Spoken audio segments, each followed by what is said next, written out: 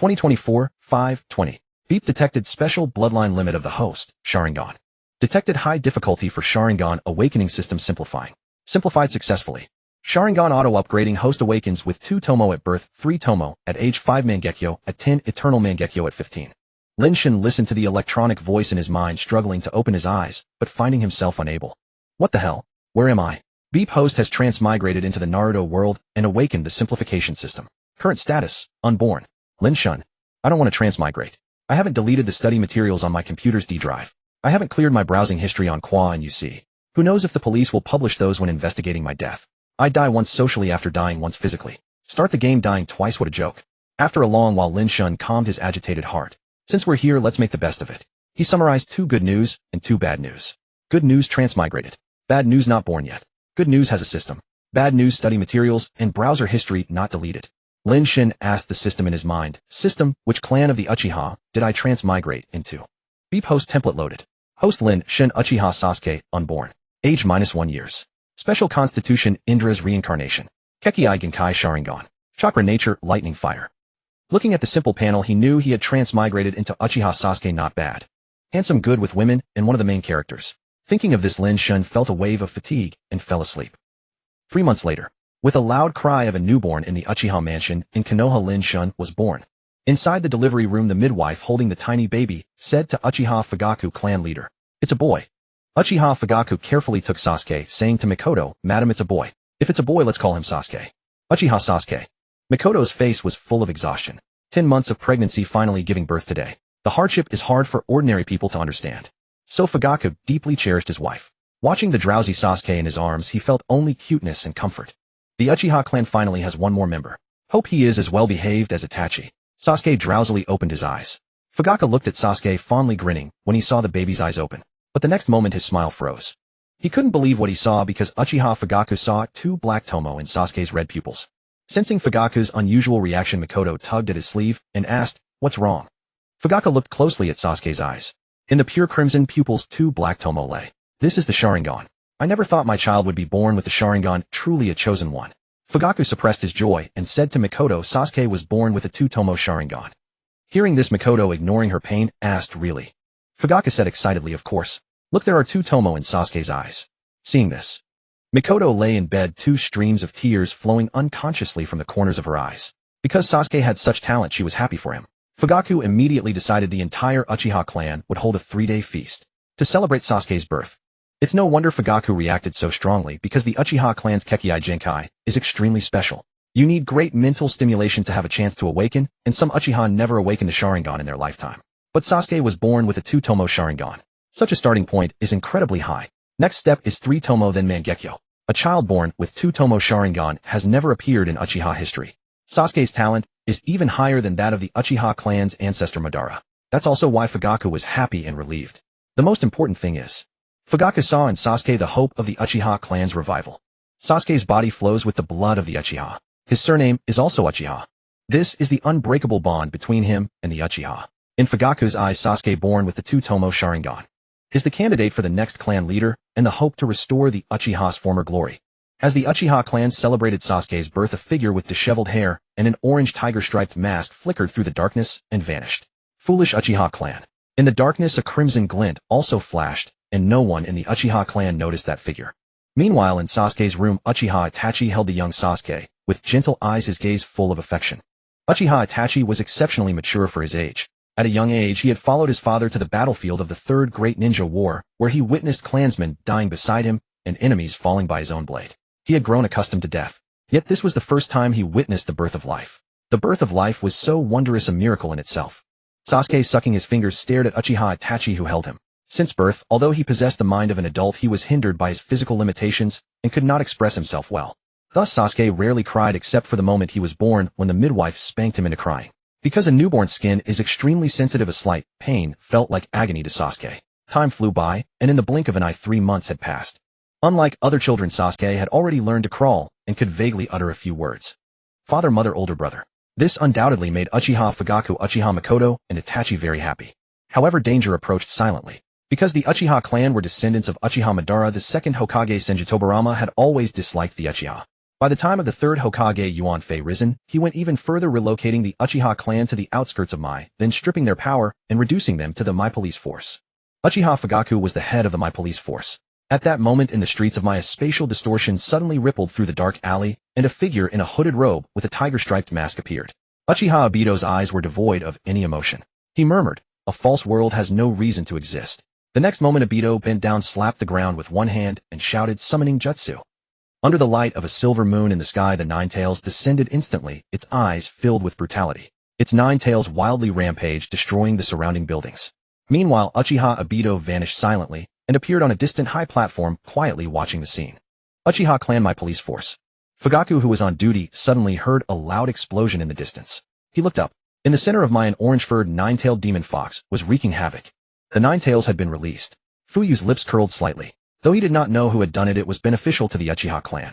It would be best if the village fell into chaos so that the Uchiha clan would continue to be valued. Fugaku immediately organized his men. Uchiha clansmen, first-class officers, second-class officers, follow me. Yes, clan leader. The Uchiha members followed behind Fugaku, rushing toward the nine-tailed fox. On the way, Uchiha Fugaku said to his clansmen, "Do not attack the Nine Tails, as that will provoke its wrath. Everyone just needs to protect those who cannot fight." "But clan leader." Uchiha Fugaku gave him a cold stare. "No, but that's an order." Meanwhile, the Nine Tails was actually heading toward the Uchiha clan's direction, destroying everything in its path. Itachi, who was at the Uchiha home, saw the Nine Tails slowly moving toward them. He picked up Sasuke and left the Uchiha compound. Then he followed the civilians of Mai toward the shelter. Uchiha Itachi said to Sasuke, "Don't be afraid, Sasuke. Big brother will protect you." However, at that moment, the third Hokage Yuan Fei risen appeared. He slapped the ground with one hand and summoned his summoning beast Enma. Enma transformed into a large staff. Yuan Fei risen said, "I'm counting on you, old friend." The next moment, the giant staff in Risen's hand extended infinitely, directly striking the Nine Tails' chest and pushing it out of my village. Yuan Fei risen shouted, "Umbu, go summon the fourth Hokage and Tuanzong."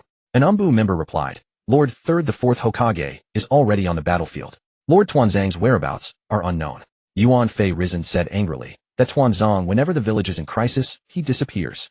In the distance, the fourth Hokage Bo Feng Shui Min appeared and summoned a giant toad, which directly pinned the Nine Tails beneath it. However, relying solely on summoning jutsu would not lead to victory. In desperation, the fourth Hokage Bo Feng Shui Min could only think of the dead demon consuming seal to perish together with the Nine Tails. The fourth Hokage formed hand seals using the dead demon consuming seal to seal his own soul and half of the Nine Tails' soul into the belly of the death god. Then, just before death, Bo Feng Shui Min used the 8 trigram seal to seal the other half of the Nine Tails into his newborn son, Xuanhua Mingren. The Nine Tails' massive claws also pierced through the bodies of Jiu-Shinai and Shui Min. Feeling their life slip away, they gazed at the newborn Naruto with tears in their eyes. Tears streamed from the corners of Shui Min's eyes. "Naruto, your father is a Hokage. Dying for the village is my duty. I hope that in the future you too can protect the village." Jiu-Shinai, on the other hand, could not bear to leave Naruto. She felt heartbroken for her child. If Naruto were to grow up without parents from birth, how sad would he be? At that moment, Yuan Fei risen also arrived before Shui Min and Jiu-Shinai. Using her last strength, Jiu-Shinai said, "Lord Third, please take care of Naruto." Yuan Fei risen vowed, "Rest assured you sacrificed yourselves for the village. Naruto is the son of the Hokage, the child of a hero. We will treat him well." Upon hearing the third Hokage's words, Shui Min and Jiu-Shinai lost their vitality. Uchiha Obito watched as Minato and Kushina died beneath the claws of the Nine Tails. It would be false to say his heart felt no ripple. Although Obito had lost hope for this world, his memories of the past still remained. Obito left this place. As long as in the world of infinite Tsukuyami, he could revive them. The Nine Tails has been sealed. The fourth Hokage, Minato Namikaze, and his wife have fallen. These two pieces of news were disseminated. Sasuke and Itachi's arms saw that the villagers did not grieve for the Hokage's sacrifice. Instead, they were simply delighted that the Nine Tails had been sealed. Because to them, whoever became Hokage was the same. The Hokage's mission was to protect the village. To them, this was taken for granted, but the Nine Tails was different. The Nine Tails had truly killed many people and destroyed their homes, causing irreversible damage. Itachi's heart was utterly calm. As one who had been on the battlefield, he knew that life would pass away, though everyone would die, only a matter of sooner or later, only a difference in the manner of death, only a difference in the value death brought. To Itachi, Minato's death had saved the village. His death was meaningful. However, there was one thing Itachi couldn't understand. That is, it wasn't only Minato who knew the dead demon-consuming seal. The third Hokage, Yuan Fei risen, also knew it. So why didn't the third Hokage choose to perish together with the Nine Tails? If it was truly for the good of the village, the loss of an old Hokage would be far less than the loss of a young Hokage. At that moment, a little girl tugged at Itachi's clothes. She was Itachi's classmate, and also a member of the Uchiha clan Uchiha Izumi. Itachi, thank you for saving me so I didn't die. Itachi nodded. It's really good that you didn't die. Uchiha Izumi noticed Sasuke. Such a beautiful child as she is sister. Uchiha Itachi said, no, it's a younger brother. Izumi asked, can I hold him? Itachi looked at Sasuke, who shook his head, thinking to himself, I don't like such a bratty little girl at all. Uchiha Izumi said disappointedly, it seems he doesn't like me. What's his name? Uchiha Itachi said Sasuke. Uchiha Sasuke. Although Uchiha Izumi was also a member of the Uchiha clan because her parents did not serve in the Konoha military police force, she did not attend Sasuke's birthday party. That was why Izumi didn't know Sasuke's name. This incident was called the Nine-Tails Rampage by the Konoha higher-ups. After the Nine-Tails Rampage at the meeting hall, the higher-ups of Konoha, including the clan heads of various families, were in a meeting. Included were the 3rd Hokage Uenfei Risen. Included were Shimura Danzo of the Root. Included were the 2 Hokage advisors Kohara Utatane and Hamura Midokado. Also included were the clan heads of the Uchiha, Aburame Nara, and other families. Shimura Danzo immediately got straight to the point. Last night's attack by the Nine-Tails caused damage to the village. Danzo pointed to a forest on the map. The Aburame clan, please move here. You have long wanted a forest. The Aburame clan had agreed. Shimura Danzo then said, the Nara clan sustained no damage, they stay where they are. The Nara clan had agreed. The Hyuga clan suffered partial damage, I'll rebuild on the same spot. The Hyuga clan had also agreed. Finally, it was the Uchiha clan. The Uchiha clan's compound was also destroyed by the Nine-Tails. Danzo pointed to a corner of the map. As for the destroyed Konoha military police force, please move here. Doesn't he even call the Uchiha clan by name? Fugaku looked at the corner of the map, unable to vent the fury in his heart. He stood up and said, Lord Danzo, the place you have allocated is too far from the Konoha city center. If an emergency occurs, we cannot respond quickly, which is detrimental to our work. Danzo said. Oh, then where were the Uchiha clan members last night during the Nine-Tails Rampage? Uchiha Fugaku said, the duty of the Konoha military police force is to protect villagers who cannot fight, not to battle the Nine-Tails. Moreover, last night, where was Lord Danzo's route? Suddenly the atmosphere in the room became tense. The 3rd Hokage Uenfei Risen said, alright. The Konoha military police force often trains at the training ground. This new land is adjacent to the training ground. The Uchiha clan will move here according to Danzo's intention. Hearing the 3rd Hokage's words, Uchiha Fugaku knew that no matter what he said, it would be meaningless. The Hokage and Danzo were simply aiming to weaken the Uchiha clan once again. Danzo said, if an emergency occurs in the village, the Umbu will be deployed. The Konoha military police force only needs to mind its own duties. The Konoha military police force will move, and the Uchiha clan members will also move here together. Fugaku lowered his head and said nothing. As they were leaving, the head of a small clan said to Uchiha Fugaku, I apologize, Uchiha clan head. Lord Danzo has allocated our clan to rebuild on the original site of the Uchiha clan. Uchiha Fugaku clenched his fists and said to him, stay away from me. Three-Tomoe appeared in Uchiha Fugaku's eyes, and his powerful aura forced the small clan head back. The small clan head said, how fierce, Uchiha clan head, but that doesn't change the facts. Back at the Uchiha clan, Uchiha Fugaku's expression was extremely grim. On the way, he happened to meet Shisui. Fugaku said to Shisui, summon all adult males of the Uchiha clan to the clan hall for a meeting. And also Itachi. Yes, clan head. The Uchiha clan meeting was exceptionally heavy with tension. Uchiha Itachi and Uchiha Shisui sat in the last row, and Itachi observed the unease on the faces of the surrounding clansmen. Uchiha Fugaku spoke. The Nine-Tails incident, the 4th Hokage sacrificed himself, and the 3rd Hokage has resumed the position of Hokage. Fugaku brought out a map, pointed to a corner, and said to the clansmen, the village's higher-ups have ordered our Uchiha clan to relocate our clan grounds here. Hearing this, the Uchiha clan erupted. What? To this godforsaken place? After the 2nd Hokage, our Uchiha clan has been on the outskirts of the village. Now they're pushing us out of the village entirely. Damn it, I won't agree. We've always been treated unfairly, and now it's so blatant. Ridiculous. If it weren't for our Uchiha clan joining forces with the Senju clan, Konoha wouldn't even exist. Now they're targeting us like this. There are rumors in the village that the Nine-Tails was controlled by our Uchiha clan. Moving us here is to restrict our movements in the village. That bastard 3rd Hokage is suspicious of us. Clan leader, we can't just sit back. The Uchiha adults were all opposed. The Uchiha clan had already been suppressed in Konoha, and now they were being pushed into a corner.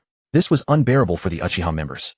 Fugaku said, I know you're all right, but we have no choice because we lack strength, so we must submit to others. Instead of complaining, we should improve ourselves. Let our Uchiha clan endure hardships. If we persevere, and another genius comparable to our ancestor Uchiha Madara emerges, our clan will return to its rightful path. Hearing Fugaku's words, the Uchiha clansmen agreed. But how long would they have to wait? Fugaku, envisioning Sasuke's image in his mind, comforted the clan. Everyone that day is not far off. However, we cannot tolerate such humiliation. I will continue to negotiate with the 3rd Hokage. Time passed swiftly. 6 months later, the new Uchiha clan grounds were completed.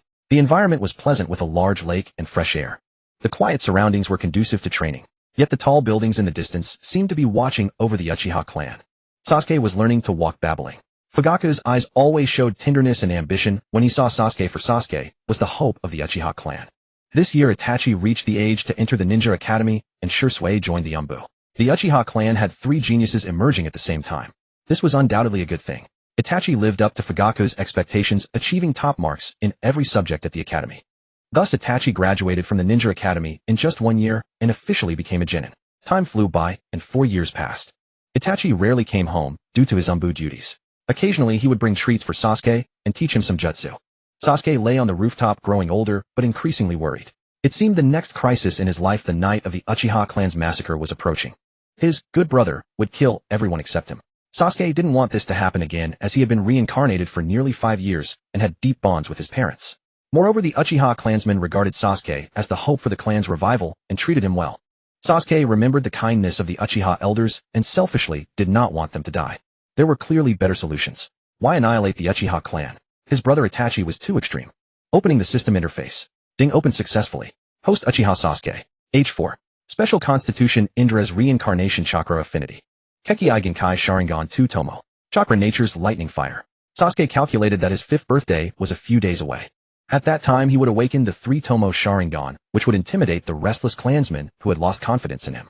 Sasuke, come, I'll teach you a jutsu. Suddenly Fugaku, wearing the Konoha military police uniform, called out to Sasuke on the rooftop. Coming, father. Sasuke jumped down and followed Fugaku to the lakeside. Fugaku said, after your birthday in a few days you'll enter the Ninja Academy, so I'll teach you a jutsu. This is our Uchiha clan's ancestral technique, fire-style fireball jutsu. Your brother Itachi learned it after I taught him twice. The next moment Fugaku's fingers moved swiftly through hand seals, and he exhaled a massive fireball. In Sasuke's eyes the technique seemed so simple. Sasuke imitated his father's hand seals, and with a whoosh he unleashed a huge orange-red fireball even larger than Fugaku's. Sasuke felt a mysterious force within him being stirred. This must be chakra. As a member of the Uchiha clan, it was natural to possess a vast amount of chakra. Seeing Sasuke master the fireball jutsu in one try, Fugaku laughed heartily. Ha ha ha. The Uchiha clan in a time of peace had 3 geniuses emerging at the same time. This was truly a blessing for the Uchiha clan. Back in his room, Sasuke felt the chakra in his body surging uncontrollably after using the fireball jutsu. Sasuke regulated his breathing to calm the chakra. Gradually he noticed that with each specific breath pattern his chakra grew slightly. Ding, congratulations host for mastering the chakra breathing method. Each specific breath pattern increases your chakra. Meanwhile Itachi took on a mission. During this mission he encountered a mysterious masked man. Obito killed Itachi's 2 companions. In his grief Itachi awakened the Double-Tomoe Mangekyō Sharingan. Upon returning home Itachi remained silent throughout. It was Fugaku who, learning of Itachi's awakened Double-Tomoe Mangekyō, praised him joyfully. Itachi, well done. Itachi's heart churned with turmoil. He said to his father, but father, my companions are dead. Uchiha Fugaku replied coldly, so what? As a ninja one must be prepared to die at any moment. Moreover, their deaths granted you the Mangekyō Sharingan. That is the value of their lives. Uchiha Itachi's chest heaved violently. He felt his heart growing weary. Despite being merely 10 years old, why did he have to face so much? His father's expectations, his clan's ambitions. All of this weighed heavily on Itachi, especially after his mission where 2 newly made friends died right before his eyes. Yet his father showed no concern for their deaths, only for the Double-Tomoe he had awakened. At just 10 years old, having opened the Double-Tomoe Sharingan, his companions had perished, and his father cared only for those eyes. Is this what it means to be a ninja? Is this what a clan is? In this moment Itachi felt an overwhelming sense of despair towards such a father, such ninja, and such a clan. In his eyes the 2 Tomoe spun and split, transforming into 3. However, Itachi chose not to inform Fugaku of this, feeling it unnecessary. Back in his room Itachi forced a smile for Sasuke. Sasuke, brother is tired. I won't play with you for now. Sasuke replied, did brother's companions die? Itachi froze, then said, their deaths allowed me to awaken the Three-Tomoe Sharingan. Their deaths had value. But Sasuke said, that is not how it is. They were your friends, brother. When they died they must have been so afraid, so in pain. Sasuke's words left Itachi stunned. He had always harbored a question: what was the true purpose of gaining such power? His father said it was to restore the Uchiha to the village center and reclaim their political power. Shisui said power existed to protect the village's peace. Yet Itachi had never known why he sought power. Indeed, when they died they must have been afraid, filled with terror. Their lives had only just begun. They had hopes of becoming formidable ninja, yet they were gone. Shouldn't I have gained power to protect them? The dead are gone, but the living should be cherished. I must grow stronger, strong enough to defeat that masked man so my friends won't die. I must become strong enough to protect my younger brother. Itachi's heart cleared. He told Sasuke, let us go Sasuke. Brother will take you to find Shisui. He promised to teach you the body flicker technique. The body flicker technique was Shisui's signature ability. During the Second and Third Shinobi World Wars, Konoha had 3 ninja, so powerful they struck fear into enemy villages. The White Fang of Konoha Tsukumo Hatake, Body Flicker Shisui, and the Yellow Flash Minato Namikaze. Among them, the Yellow Flash Minato Namikaze died, sealing the Nine Tails, making him Konoha's hero. But Tsukumo Hatake died in rather disgraceful circumstances, crushed by the village public opinion. Uchiha Training Ground. Shisui had already been waiting for quite some time. Seeing Itachi arrive with Sasuke, Shisui smiled and said, Itachi, you are here. And Sasuke, long time no see. You have grown so tall. Itachi said, Sasuke, Shisui talent surpasses even mine. The body flicker shadow clone jutsu is a forbidden technique of the Uchiha clan. Even I have not mastered it. Moreover, Shisui already possesses the Mangekyō at this age. Shisui chuckled and said, ha ha ha, come then. I will teach you the body flicker technique. Any ninjutsu or taijutsu that allows instantaneous movement can be called the body flicker technique. However, our Uchiha clan body flicker is different. It is called body flicker shadow clone, a space-time ninjutsu that combines the body flicker technique with the shadow clone jutsu. Shisui brought his hands together, Three-Tomoe appearing in his eyes. Then 4 or 5 clones appeared beside Shisui. He said the body flicker shadow clone jutsu can summon several shadow clones to attack alongside you. Moreover, these clones are of high quality and will not be destroyed instantly. You can also swap positions between your main body and the shadow clones. Finishing his explanation, one of Shisui's shadow clones departed running 10 meters away. Then the 4 shadow clones before Sasuke and Itachi instantly dissolved into smoke. Shisui's main body appeared 10 meters away. Shisui said this is the body flicker shadow clone. Although the shadow clones can launch attacks, their power is far inferior to the main body. Sasuke, did you understand? Double Tomo appeared in Sasuke's eyes. An electronic voice echoed in his mind. Beep, host, is cultivating the body flicker shadow clone jutsu detected. Simplify. Simplification successful. Body flicker shadow clone jutsu cultivation method walking. Sasuke walking can cultivate the body flicker shadow clone. How does this cultivation method make me seem like a fool? Increase chakra through breathing. Cultivating body flicker shadow clone while walking.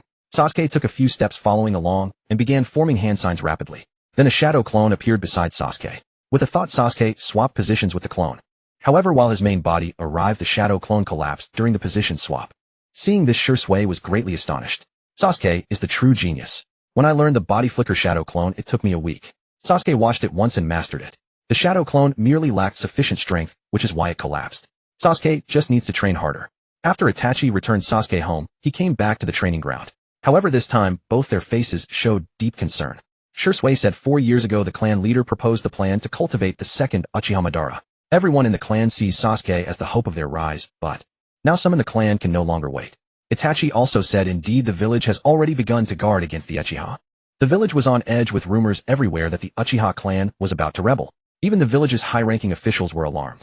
Meanwhile, at the Uchiha clan meeting, the high-ranking members grew restless. Clan leader, the village is filled with rumors that we are about to rebel. Yes, clan leader, we may have this thought, but why? Exactly, clan leader Sasuke is only 5 years old. I think the village is going too far. Should we fight them? Shisui and Itachi at the very back of the crowd wore worried expressions. Could the conflict between the village and the Uchiha really not be resolved? Fugaka said, I understand everyone's feelings, but please calm down. I will negotiate with the village's high-ranking officials. That evening in the Hokage's office. On the top floor in a secret room, the 4 high-ranking officials of the village gathered: the 3rd Hokage Yuan, Fei Risen Roots Tuan Song, and the Hokage advisors Zhuanxin Xiaochun and Shuehu Minyan. At this moment, an ANBU member wearing a Karasu Tengu mask entered the room. The Karasu Tengu masked ANBU knelt on one knee silent. Until Yuan Fei Risen said, Shisui, take off your mask. This figure was none other than Uchiha Shisui. Shisui was also a double agent for both the village and the Uchiha clan, always using his own methods to maintain peace between the two sides. Shisui respectfully said, 3rd Hokage-sama, the Uchiha clan currently has no intention of rebellion. It's just that the recent rumors in the village have made them nervous. Tuan Song spoke coldly. How do I know you're telling the truth?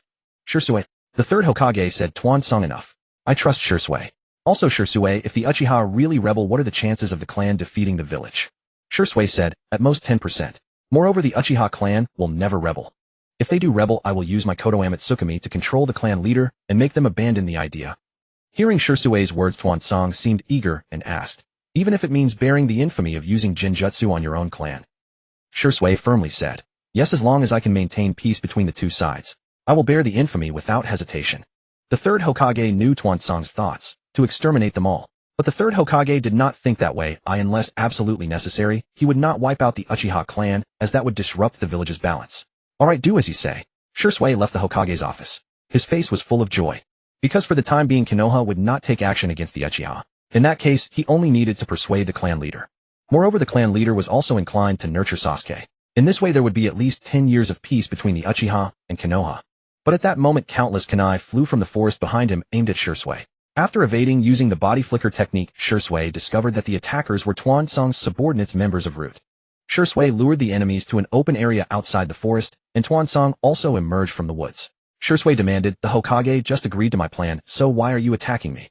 Tuansong replied, "Your Koto Amatsukami would be wasted on merely stopping the Uchiha rebellion. Besides, a suspicious person like me would never trust you.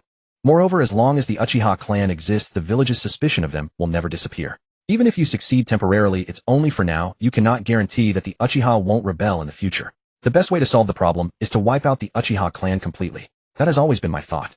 Tuansong approached Shisui and said slowly, "Besides, I'm not sure whether you will use Koto Amatsukami on me, so I'll take those eyes of yours." In an instant Tuansong reached out to grab Shisui's eyes. Shisui used the most basic Jinjutsu to subdue Tuansong and said to the Root members, "This is just a simple illusion. He'll wake up soon.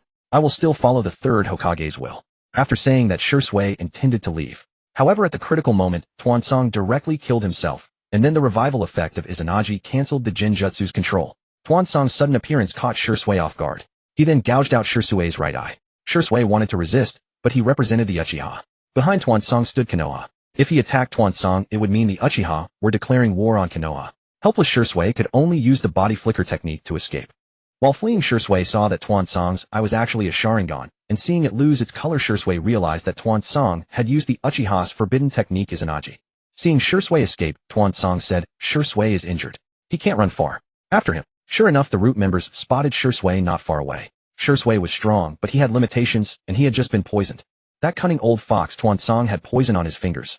Shisui felt a wave of fatigue in his nerves. In an instant dozens of kunai flew towards Shisui.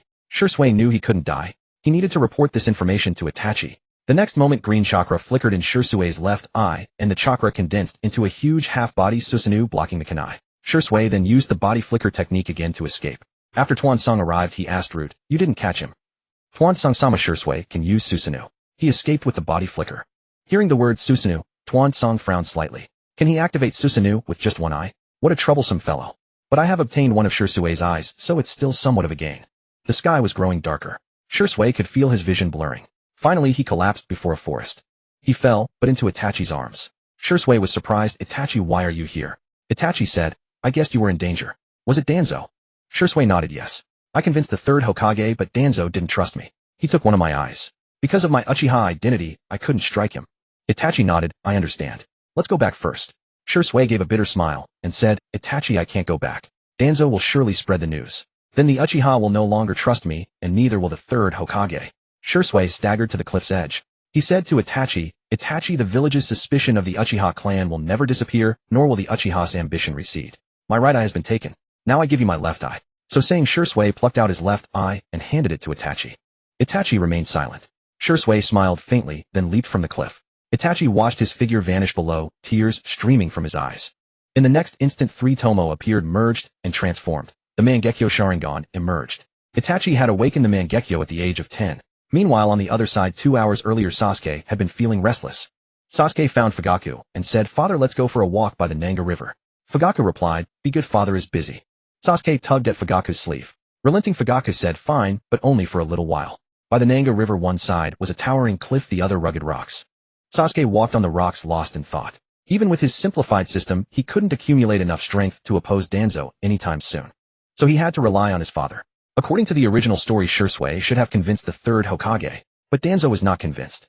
It was because of Danzo that Shisui would commit suicide. Shisui, whose talent surpassed even Itachi's, dying like that. It was truly a pity. Thus Sasuke wanted to save Shisui by the Nanga River with Fugaku. Sasuke's heart beat very fast, foretelling trouble. The Uchiha's intuition was keen.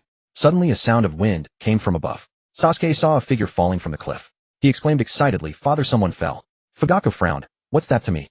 Sasuke said, "It's brother Shisui." Fugaku was shocked. "What?" He looked closely and saw it was indeed Shisui. Shisui was falling from the cliff. Fugaku's brow furrowed, and Three-Tomoe appeared in his eyes, transforming into the Mangekyō.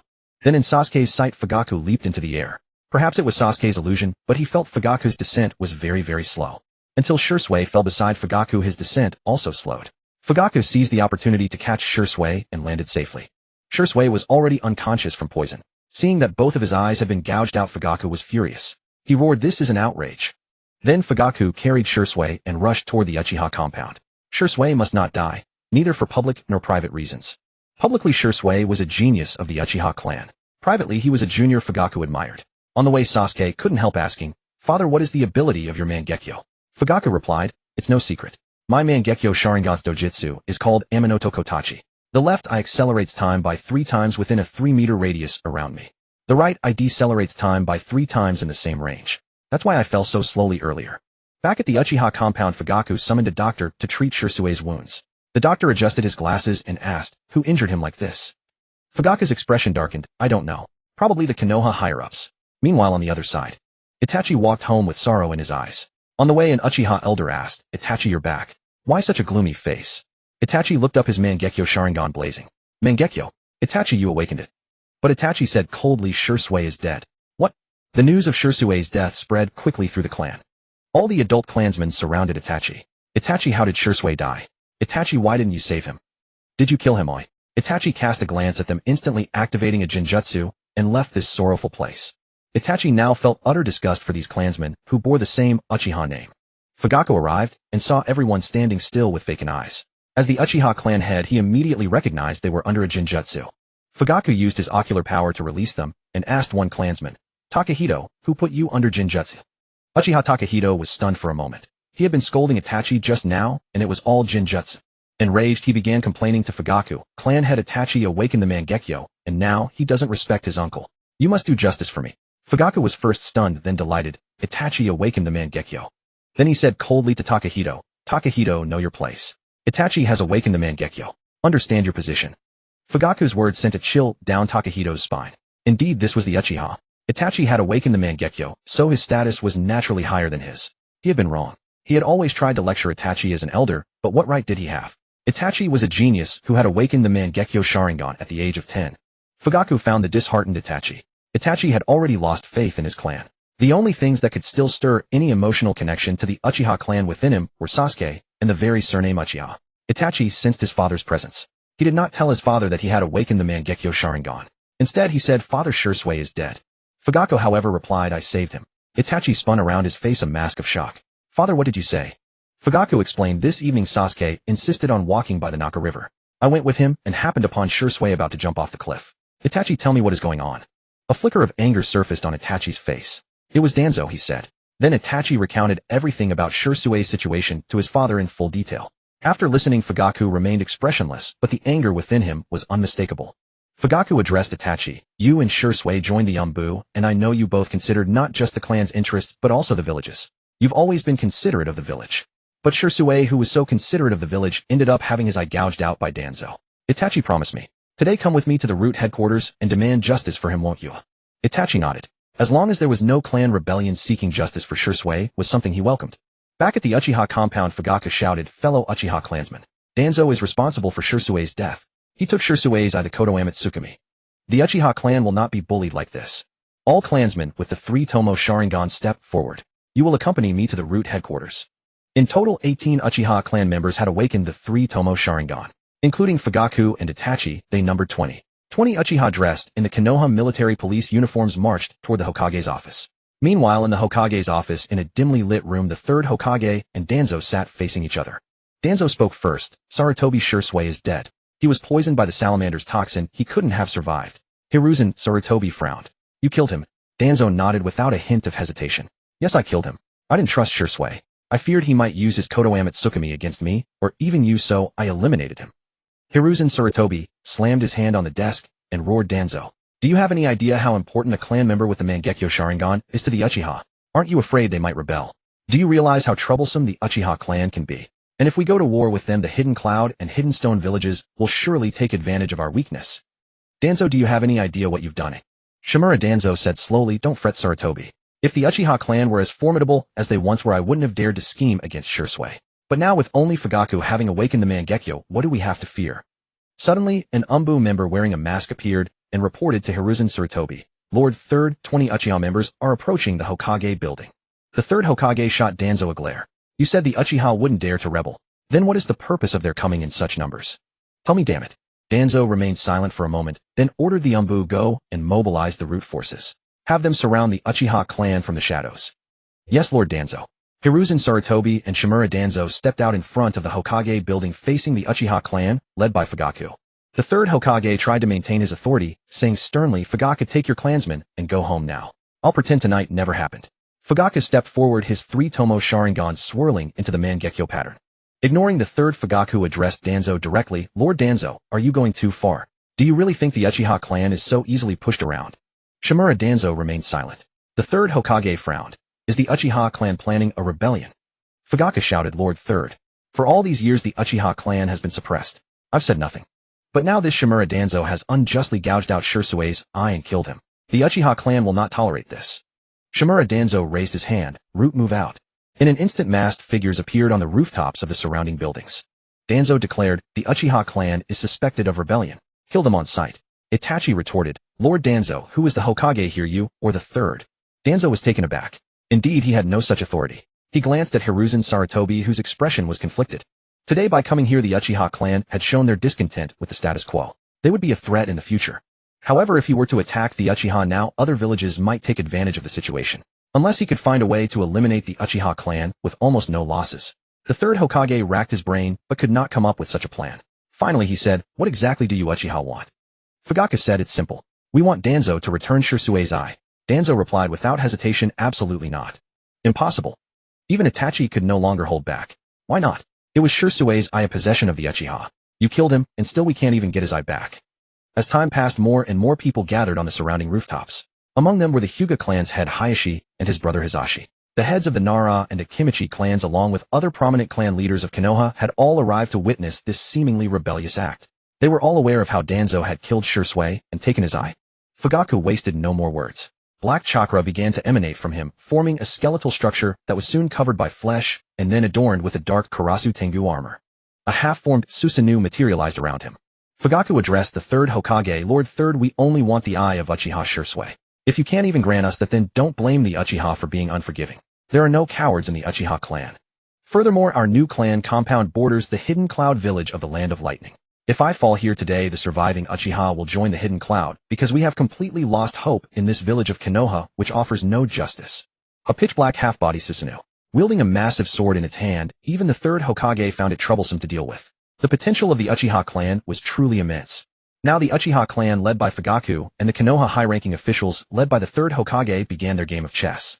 Both sides knew deep down that the Uchiha clan harbored resentment due to their suppression. Danzo's actions were merely the fuse.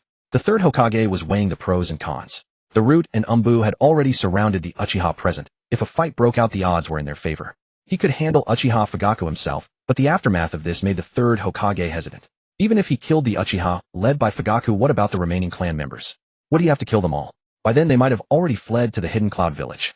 Just then, Hyuga Hizashi spoke. Lord Third, Danzo's act of stealing another clan's bloodline limit is far too sinister. Please, Lord Danzo, return Shirsue's eyes to the Uchiha. At that moment, the Hyuga clan was the largest family in Konoha. As the clan leader's younger brother Hyuga Hizashi's words carried weight. What the Hyuga clan despised most was others coveting their Byakugan. Thus they could empathize with the theft of Shirsue's eyes. The Hyuga clan's stance fostered goodwill from the Uchiha clan. Hearing the Hyuga clan's words, the third Hokage frowned. If he killed the Uchiha now, the Hyuga might lose faith in Konoha. Weighing the consequences, the third Hokage said, Danzo, hand over Shirsue's eyes. Return them to the Uchiha. He could not bear the fallout of starting a war with the Uchiha under these circumstances. The third Hokage had grown old, losing the sharpness of his youth. Danzo looked at him incredulously. Monkey, are you asking me to tear out my own eyes in public and give them back to the Uchiha? Danzo seethed with rage. He had just obtained Shirsue's eyes. He could not yet use the Kotoame Tsukumi technique. Otherwise, he would have altered the third Hokage's mind and ordered the annihilation of the Uchiha clan. Fugaku shouted, these are Shirsue's eyes. When did they become yours? Danzo knew there was no turning back. He unwrapped the bandages from his right eye and dug out an eye with Three-Tomoe. Tossing it far to Fugaku, Fugaku dispelled the Susanoo, caught Shirsue's eye, and said, this is indeed Shirsue's eye. Lord Third, Lord Danzo, we of the Uchiha clan and the Konoha military police will take our leave. The Uchiha clan departed in a grand procession. This was the first direct confrontation between the Uchiha and Konoha, and the Uchiha had won. Fugaku, who usually sought compromise, had stood firm before Konoha's high-ranking officials for the first time. This was the confidence brought by strength. Back at the Uchiha compound, the doctor found Fugaku and said clan leader Shursui is awake, but I have not removed the poison from his body. Fugaku frowned. Why? The Uchiha doctor replied, I consulted the records. The poison Shursui was afflicted with is that of the salamander. In all of the ninja world, only 3 people can handle salamander venom. Orochimaru, who specializes in human modification but has defected. Tsunade, whose summoning beast is the slug. And the Akatsuki organization of the Hidden Rain Village. After hearing the doctor, Fugaku looked troubled, for he could not find any of them. The Akatsuki was a notorious rogue ninja organization. Why would they help the Konoha Uchiha? Orochimaru had defected, and Tsunade's whereabouts were unknown. The doctor continued, Shursui's chakra is abundant, which can delay the poison's invasion, but this is not a long-term solution. Clan leader, we must find a way. Fugaku and Itachi went to Shursui's bedside. Shursui was awake, but he could not see anything around him. Itachi handed Shursui's eyes to him. Shursui, your eyes. Shursui smiled and said, you keep them. Sometimes you can see more clearly without eyes. Itachi said nothing and put the eyes away. Fugaku asked, Shursui, what do you plan to do next? Shursui replied, I am utterly disappointed with Konoha's high-ranking officials. Danzo only seeks to consolidate his power, always wanting to seize the Hokage's seat, and the 3rd Hokage has lost the sharpness of a Kage. Then will you stay with the Uchiha? Shursui answered without hesitation, I am also deeply disappointed with the Uchiha. The clan members only think about reclaiming their power. What is the point of living in such a family? Fugaku was silent. He told Shursui about the salamander venom. To cure the poison, he would have to go to the Akatsuki in the Hidden Rain Village. With Shursui's strength, even without Kotoame Tsukumi, joining the Akatsuki would be easy. Fugaku said, since you are utterly disappointed with both the clan and the village, then join the Akatsuki and become a rogue ninja. Itachi looked at Fugaku in disbelief, unable to understand why his father, as he remembered, would allow Shursui to join the Akatsuki.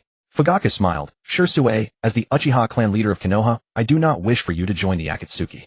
But as your elder, I would rather you not die. Shursui joined the Akatsuki and witnessed the conflict between the Uchiha and Konoha as an observer. This will let you see clearly who is right and who is wrong. Fugaku's words completely changed Itachi's impression of him. Originally, Itachi had only seen Fugaku as an Uchiha clan leader who would stop at nothing for power. But now Itachi felt a sense of family affection from Fugaku. It turned out that Fugaku was not just a clan leader, but also an elder who cared for his juniors. The next day, Shursui, with black silk bandages over his eyes, left the Uchiha compound. Meanwhile, elsewhere, Sasuke was sleeping when he felt a warm sensation in his eyes. He opened his eyes, and the Two-Tomoe in his eyes spun, transforming into Three-Tomoe. At 5 years old, Sasuke had awakened the Three-Tomoe Sharingan. In the dead of night, Sasuke lay on his bed, feeling the abundant chakra surging within his body and the warmth radiating from his eyes. He felt a surge of excitement. System, open the host template. Ding, opened successfully. Host Uchiha Sasuke. Age 5 years old. Special physique, reincarnation of Indra Chakra affinity. Bloodline limit Sharingan, Three-Tomoe. Chakra attributes lightning fire. With Uchiha Shursui becoming a missing nin, Itachi also left the Konoha Enbu. He became a first-class officer in the Konoha security force. In the blink of an eye, 2 months had passed. Sasuke had also reached the age to enroll in the academy. Itachi brought Sasuke to the Ninja Academy. Today was enrollment day, and outside the academy many parents had brought their children to register. Itachi said to Sasuke, Sasuke, don't be nervous. You are excellent, and among your peers you will surely be first because you bear the Uchiha name. Sasuke nodded. His gaze swept across the crowd until he spotted a little girl swinging alone in the corner.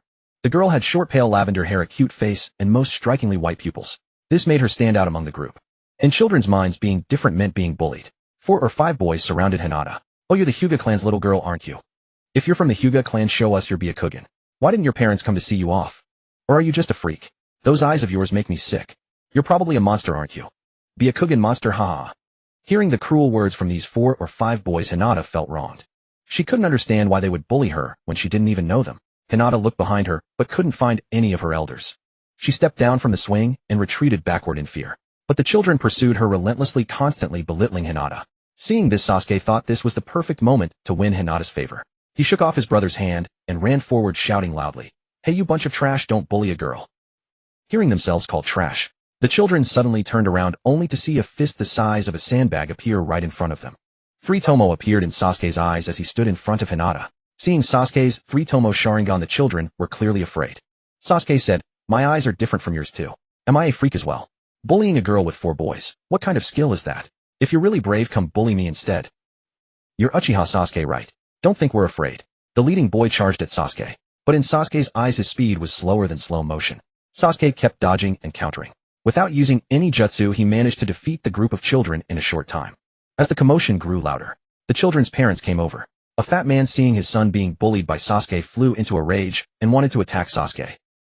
Sasuke secretly formed hand seals, eyeing the fat man in front of him. He had no impression of him, so he must not be someone important in Konoha. If he used the instant shadow clone technique, he should be able to defeat him easily. But at that moment, a figure in a green vest blocked Sasuke's path. Three-Tomoe in Itachi's eyes transformed into the Mangekyō Sharingan. Itachi said, "He is my younger brother Uchiha Sasuke. Is there something you need? If you want to bully the weak, don't blame me for intervening. Believe me, you're no match for me, and even all of you together wouldn't stand a chance." Itachi's domineering words directly scared off the people in front of him. They left while muttering curses. Itachi only glanced at Sasuke and Hinata, then said no more. Hinata whispered, "Thank you for saving me." Sasuke smiled and held out his hand. "Hello, I'm Uchiha Sasuke. What's your name? Can we be friends?" Hinata looked at Sasuke's handsome face and her cheeks instantly turned red. She held Sasuke's hand and whispered, "I'm Hyuga Hinata." Sasuke immediately said, "Hinata, from now on we're friends. If anyone bullies you again, come find me. Because Hinata is a lovely girl and I want to protect you." Hinata was introverted and had never been favored by her family since childhood. Suddenly someone was so enthusiastic. And it was Sasuke, such a handsome boy. Hinata's heart raced and she felt dizzy, about to faint. Sasuke quickly caught Hinata in his arms and asked, "What's wrong? Are you not feeling well?" Hinata was too nervous to speak. Just then Hyuga Neji, who had been secretly protecting Hinata, appeared. Ever since Neji was branded with the caged bird seal by the clan, he had felt the injustice of the family. That's when he began to dislike Hinata. Originally, he was also Hinata's older brother and a genius of the Hyuga clan. However, because of the main house and branch house division, the weak Hinata of the main house was full of expectations. Neji, the genius of the branch house, was forcibly branded with the caged bird seal, restricting his Byakugan. All these injustices made Neji become taciturn and aloof, and he also grew distant from Hinata. Neji was a student one grade above Sasuke and Hinata. Seeing Neji, Hinata broke free from Sasuke's embrace and happily said to him, "Oni-chan."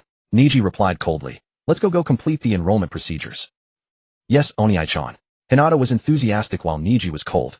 Sasuke said to Neji, "As Hinata's older brother, I don't understand why you stood by and watched from afar when she was being bullied just now." Neji stopped and looked at Sasuke.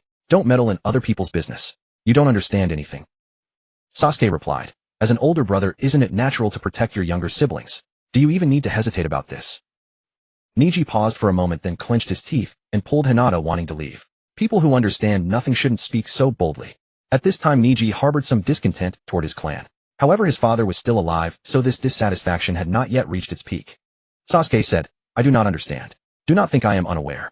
You suffered unfair treatment from the clan, yet you dare not vent your anger upon the clan leader or your father. Instead, you only dare to unleash your frustrations upon your sister, who receives different treatment." Neji turned to look at Sasuke. What Sasuke said was the truth, though it was something Neji did not wish to hear.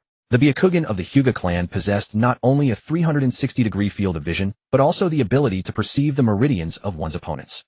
Originally, Neji was a prodigy of the Hyuga clan. However, it was precisely because of the division between the main and branch families. Neji, the genius, had the caged bird seal implanted within him. This curse mark damaged Neji's brain, nerves, preventing him from achieving a full 360-degree field of vision and rendering him unable to completely perceive his opponent's meridians and chakra acupoints. Yet despite all this, Neji relied on his own efforts to master the techniques of the main family, Kekkei, and the 8 trigrams 64 palms. However, whenever Neji saw how frail Hinata was, his heart ached with pain. If the heir apparent of the main family had been a genius, Neji would have borne no complaints. But Hinata was so weak. This made Neji feel the injustice deeply. Neji's thoughts returned to the present. Looking at Sasuke before him, he said directly, "Do you wish to be beaten?" Sasuke, showing no fear whatsoever, retorted, "Do you wish to be beaten?" Neji smiled and said, "As a member of the Uchiha clan, you possess a Kekkei Genkai just like I do, but that is no reason for your arrogance." Neji brushed Hinata aside and assumed a fighting stance, declaring, "I will make you understand what cruel reality is. This is not your Uchiha clan, nor is it your cradle." Three-Tomoe appeared in Sasuke's eyes. Neji shouted, "Byakugan." In the next moment, fine veins appeared around his eyes and Sasuke's physical condition became visible within Neji's sight. This shocked Neji greatly. When Neji activated his Byakugan, the bodies of others appeared as countless chakra acupoints connected by chakra meridians, forming the structure of a human body. And at the center of this human form burned the flame of the soul. The strength of this soul flame determined the quantity of chakra one possessed. Normally, Neji observed the soul flames of his peers to be quite feeble. Yet Sasuke's soul flame burned fiercely. In terms of chakra quantity alone, the chakra contained within Sasuke had already surpassed that of the Hyuga clan leader. Hinata watched the two with some tension, as she did not wish for her brother to be injured, nor did she wish for Sasuke to come to harm. Itachi said to Hinata, "Do not worry, Sasuke will prevail." Sasuke gathered chakra with both hands, then expelled a massive orange fireball. Fire-style Great Fireball Jutsu. Niji circulated chakra with both hands, and the chakra swirled around him, creating a whirlwind that devoured the fireball. Niji swiftly closed the distance to Sasuke and attempted to strike his pressure points. However, as Sasuke formed hand signs, 5 additional copies of himself appeared around him. Instant shadow clone. The shadow clone jutsu. That cannot escape my eyes. Niji confidently surveyed the clones around him, but discovered that each clone possessed complete meridians and a soul flame. Niji could not distinguish which one was the original, until one of the clones appeared behind Niji, pressing a kunai against his neck. Sasuke said, "You have lost." The remaining clones burst into white mist and dispersed. "I lost," Niji said dejectedly. He had never imagined that he, a genius of the Hyuga clan, could be defeated by a child 2 years his junior. Even though his opponent was from the Uchiha clan, an indescribable sense of defeat weighed Niji down. Sasuke paid no heed to the crestfallen Niji. Yet he needed that very sense of defeat. Sasuke turned to Hinata and said, "Hinata, let's go handle the enrollment procedures together." Suddenly, he felt a gaze spying on him from the shadows. Sasuke looked over and saw in a corner of the crowd a boy with yellow hair wearing tattered clothes, his face dirty. It was Naruto. Meeting Sasuke's gaze, Naruto quickly lowered his head in shame. He was a fox demon spurned by the villagers since childhood. The villagers told him that a monster like him deserved to die. It was only out of kindness that the 3rd Hokage had taken him in. Naruto had no parents. There was no Uzumaki surname in the village. Naruto had no home, either. He lived in a dilapidated old street. He had no money. The most delicious thing he had ever eaten was an unexpired piece of bread. Originally shinobi like Gunma Shirinui and Reito Namishi, who had served as guards for the 4th Hokage Minato Namikaze, wanted to take care of his son. But this behavior was warned against by Danzo. Naruto has a fox demon inside him. The villagers hate the fox demon, so we must give them an outlet. Naruto. But Lord Danzo, Naruto is the 4th Hokage's child. The 4th died protecting the village. It's all Kushina's fault for failing to guard the 9 tails. Dying because of the 9 tails was their own mistake. They are not heroes, they merely fulfilled their duty. Also, do not tell Naruto about his identity, or he will become discontent with his current life. After Danzo's warning, the former guards of the 4th Hokage Minato Namikaze dared not help Naruto openly. During enrollment, Itachi helped Sasuke and Hinata with the paperwork. The other children all had parents accompanying them, but Naruto did not. The enrollment officer asked, "Name?" "Uzumaki Naruto." The officer pushed up his glasses and said in surprise, "You're the fox demon." Hearing this, Naruto lowered his head in shame. Sasuke tugged at Itachi's sleeve. Itachi understood and said, "I will vouch for Naruto. If he causes any damage at school, I will compensate." The officer said, "According to regulations, since you have no relation to Naruto, you cannot be his guarantor." Itachi said coldly, "Have you forgotten who Naruto's father is?" At Itachi's words, sweat beaded on the officer's forehead. He coughed and said, "Ahem, but since you are an Uchiha, an exception can be made." Sasuke, Naruto, and Hinata were all assigned to the same class in the first year of the Ninja Academy. Sasuke glanced around and saw many familiar faces. Tenten Sakura Rock, Lee Kiba, Inuzuka. These were all children of the same era as Sasuke. After entering the classroom, Sasuke took a seat in the last row. Hinata hesitated for a moment, then sat beside Sasuke. Naruto also sat next to Sasuke. Naruto whispered, "Why did you help me?" Sasuke said, "Hello, I'm Uchiha Sasuke. From now on we are friends." Naruto was stunned and his nose tingled. Because from childhood, whenever strangers learned of his fox demon identity, they would throw cabbage leaves and rotten eggs at him. This was the first time someone had wanted to befriend him. Naruto's face was dirty dust covering the 3 whisker marks on his cheeks. He smiled and said, "I'm Uzumaki Naruto. From now on we are friends." Naruto was overjoyed and cherished this new friend. A ninja in a green Konoha vest walked into the classroom. "Hello everyone, I am your teacher Irika, a chunin of Konoha. Barring any unforeseen circumstances, I will be your teacher for the next 3 years. Until you become genuine ninja. Before that, let me tell you about the origins of the Ninja Academy. Our Konoha Ninja Academy was founded by the 2nd Hokage Tobirama Senju to ensure the stability of education and the efficiency of talent cultivation. The academy's system has been imitated by other ninja villages, but ours was the first. The curriculum over these 3 years covers theoretical knowledge, physical training, personal insights, Konoha's history, and practical ninjutsu until you graduate as Genin. Then you can advance to Chunin Jonin and even Special Jonin. It's all possible. Irika tirelessly lectured, but the knowledge made Sasuke drowsy. As a child of a major clan, Sasuke had already learned the clan's techniques and knew much about the shinobi world before enrolling. For Sasuke, joining the Ninja Academy was merely a formality to enjoy his youth. If he wanted, he could even surpass his brother and complete the 3-year curriculum in half a year, graduating early. But Sasuke chose not to. He planned to graduate normally and be placed on a team with Hinata. That evening after school let out, Itachi was waiting early to pick up Sasuke. Naruto had no family. Hinata looked around, but no one came for her, leaving her a little disappointed. Sasuke said to Itachi, "Oni-chan, go on ahead. I'll play with Hinata and Naruto for a while. Be careful." Itachi said, and left, trusting Sasuke as long as he wasn't in danger. Sasuke bought a box of 3 colored dumplings, a sweet treat. The box contained 3 skewers. Sasuke handed one each to Naruto and Hinata. Naruto's eyes lit up for me. Then I won't be polite. Hinata wanted to eat too, but her father forbade too many sweets. However, seeing Sasuke's expectant gaze, she took a bite. Delicious. At that moment, Sasuke saw a middle-aged man with pale eyes approaching. The man walked straight toward him and Hinata. Hinata quickly hid the 3-colored dumplings behind her back and murmured, "Father." Hayashi Hyuga ignored her and spoke to Sasuke. "Young Uchiha, I heard you defeated Neji today." Sasuke replied, "It was merely luck." Hayashi said, "No, it wasn't luck. With the Byakugan, Neji would never give you a chance out of luck. You defeated him through strength. I heard you mastered Shirsue's body flicker technique." Sasuke nodded. Hayashi lamented, "What a pity. Shirsue of the body flicker, once a promising shinobi, became a rogue ninja. All because of Danzo." Then Hayashi turned to Hinata and said, "Hinata, come back with me. And no sweets." He struck the half-eaten 3-colored dumplings from her hand. He took her hand and led her toward the Hyuga compound. Hinata's eyes glistened as she looked at the fallen dumplings. She was not crying over the dumplings as she wept because her father didn't understand her. After Hinata left, Sasuke said to Naruto, "Naruto, have you ever eaten Ichiraku ramen?" Naruto replied, "No, I don't have enough money. But after my birthday this time I'll have saved enough." Sasuke said, "No need to wait. From now on, whenever you want to eat, just put it on my tab." Naruto's eyes lit up. "Really? Can I?" Sasuke nodded. "Of course. The Uchiha clan has plenty of money. Winning Naruto's favor with ramen was an incredibly good deal." They arrived at Ichiraku ramen. Sasuke ordered 2 bowls of teriyaki tonkatsu ramen. Tasting the famous Ichiraku ramen, he found it merely average, similar to the instant noodles from his past life, only with fresher ingredients. Naruto took a bite and his eyes widened. He said to Sasuke, "Thank you, Sasuke. This is the most delicious thing I've ever eaten." That night Naruto said goodbye to Sasuke and felt an overwhelming emptiness. Returning home, he pushed open the cold door and looked at the empty room. The room was messy with a faint sour smell. On the table stood a glass of milk left from morning, already expired, supplies from the Konoha Medical Clinic. Though expired, it was still edible. Lying in bed, Naruto covered his eyes with his arm as 2 streams of tears silently rolled down. Then came sobs which turned into loud crying. After all, Naruto was only a 5-year-old child living alone since he could remember. Konoha had gaslighted him, saying he was a fox demon, that he had destroyed half the village at birth, and that his life was a penance. The whisker marks on his face were the so-called proof. But Naruto remembered nothing, seeing others with fathers, mothers, and brothers. He felt an unbearable ache. A faint crimson chakra began to seep from his body, unnoticed by him. In the rain village, the Akatsuki headquarters, the ceaseless rain fell without pause. Shirsue, wearing the Akatsuki's red cloud cloak, walked along the path. Though he had lost his eyes, his inner vision had become clearer. The Akatsuki's goal was to achieve world peace through force. Having experienced war, they knew its cruelty. The rift between villages was inevitable, so the Akatsuki sought to gather the tailed beasts. Like Hashirama Senju and Madara Uchiha during the Warring States period, they aimed to force peace upon the shinobi world. Initially, Shirsue despised this rogue ninja organization.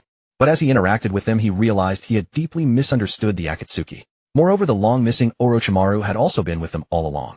Shirsue touched the ring on his finger, the ring of Suzaku, and felt a pang of hesitation. Suddenly, he sensed a presence before him. Shirsue paused, recognizing the chakra signature of his partner, Orochimaru. "Orochimaru, did the leader summon you too?" Orochimaru licked his lips and grinned. "Hee, Shirsue, I want to know where your eyes are." Shirsue replied, "Danzo took my eyes." "Haven't I told you this before?" Orochimaru countered. "Then why did Danzo order me to kill you?" Shirsue tensed. "You're colluding with Danzo?" Orochimaru laughed sinisterly. "Colluding? The Akatsuki is a mercenary organization of rogue ninjas driven by profit. Danzo offered me an irresistible deal: kill you, bring him one of your eyes, and leave your body to me. So, forgive me." Swarming yellow-brown snakes densely surrounded Shirsue. Frowning, he quickly formed hand seals, and 7 shadow clones appeared beside him. Seeing this, Orochimaru chuckled.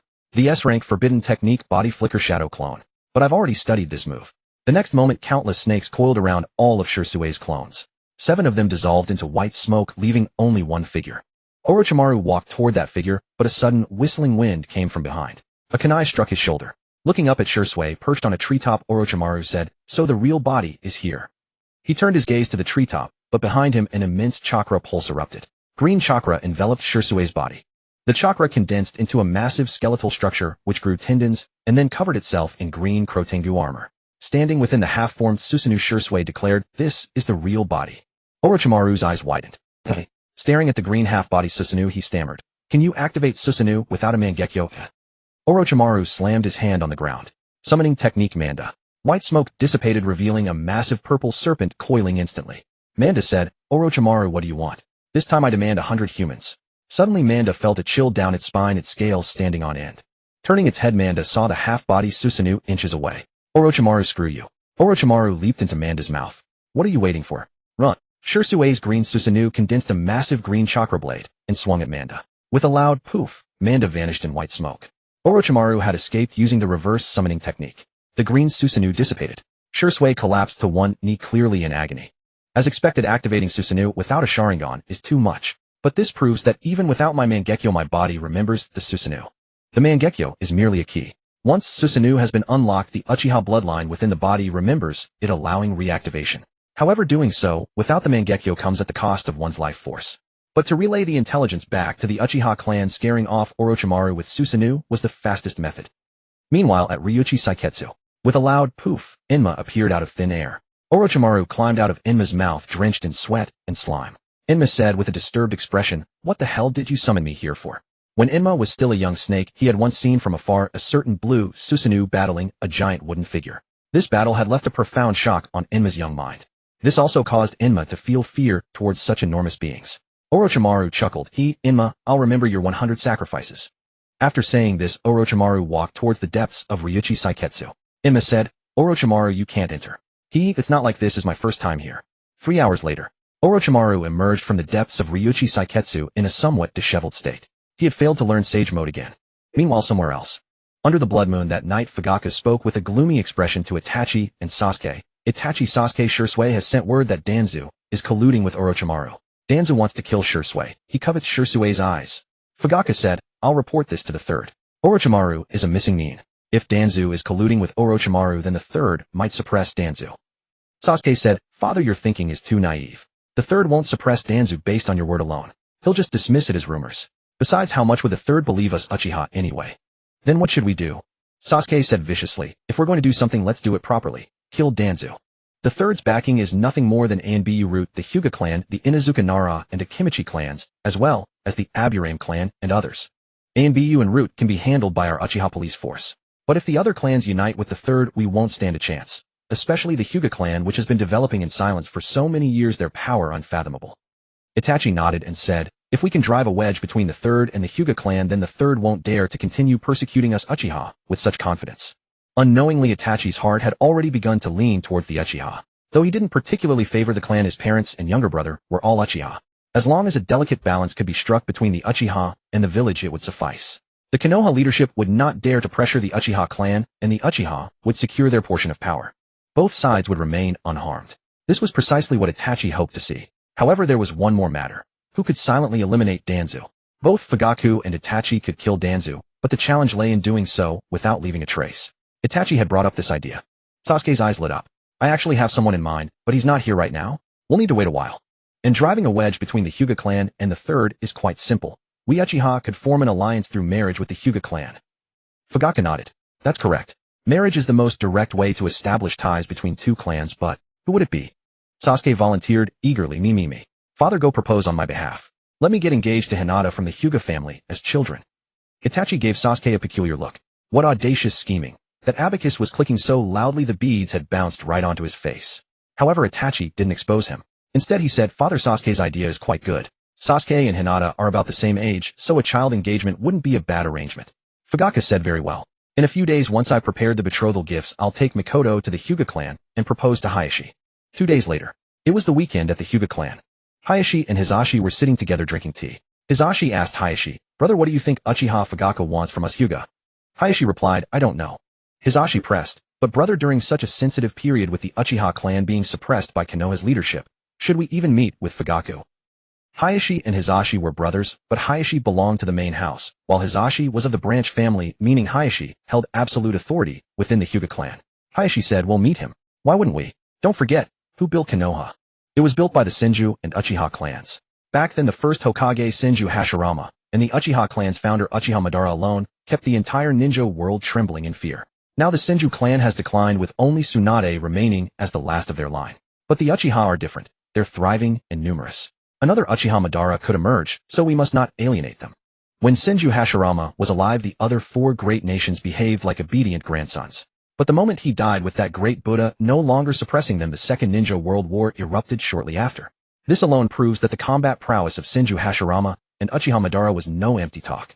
The two of them ended the Warring States period and ushered in the era of the 5 great ninja villages.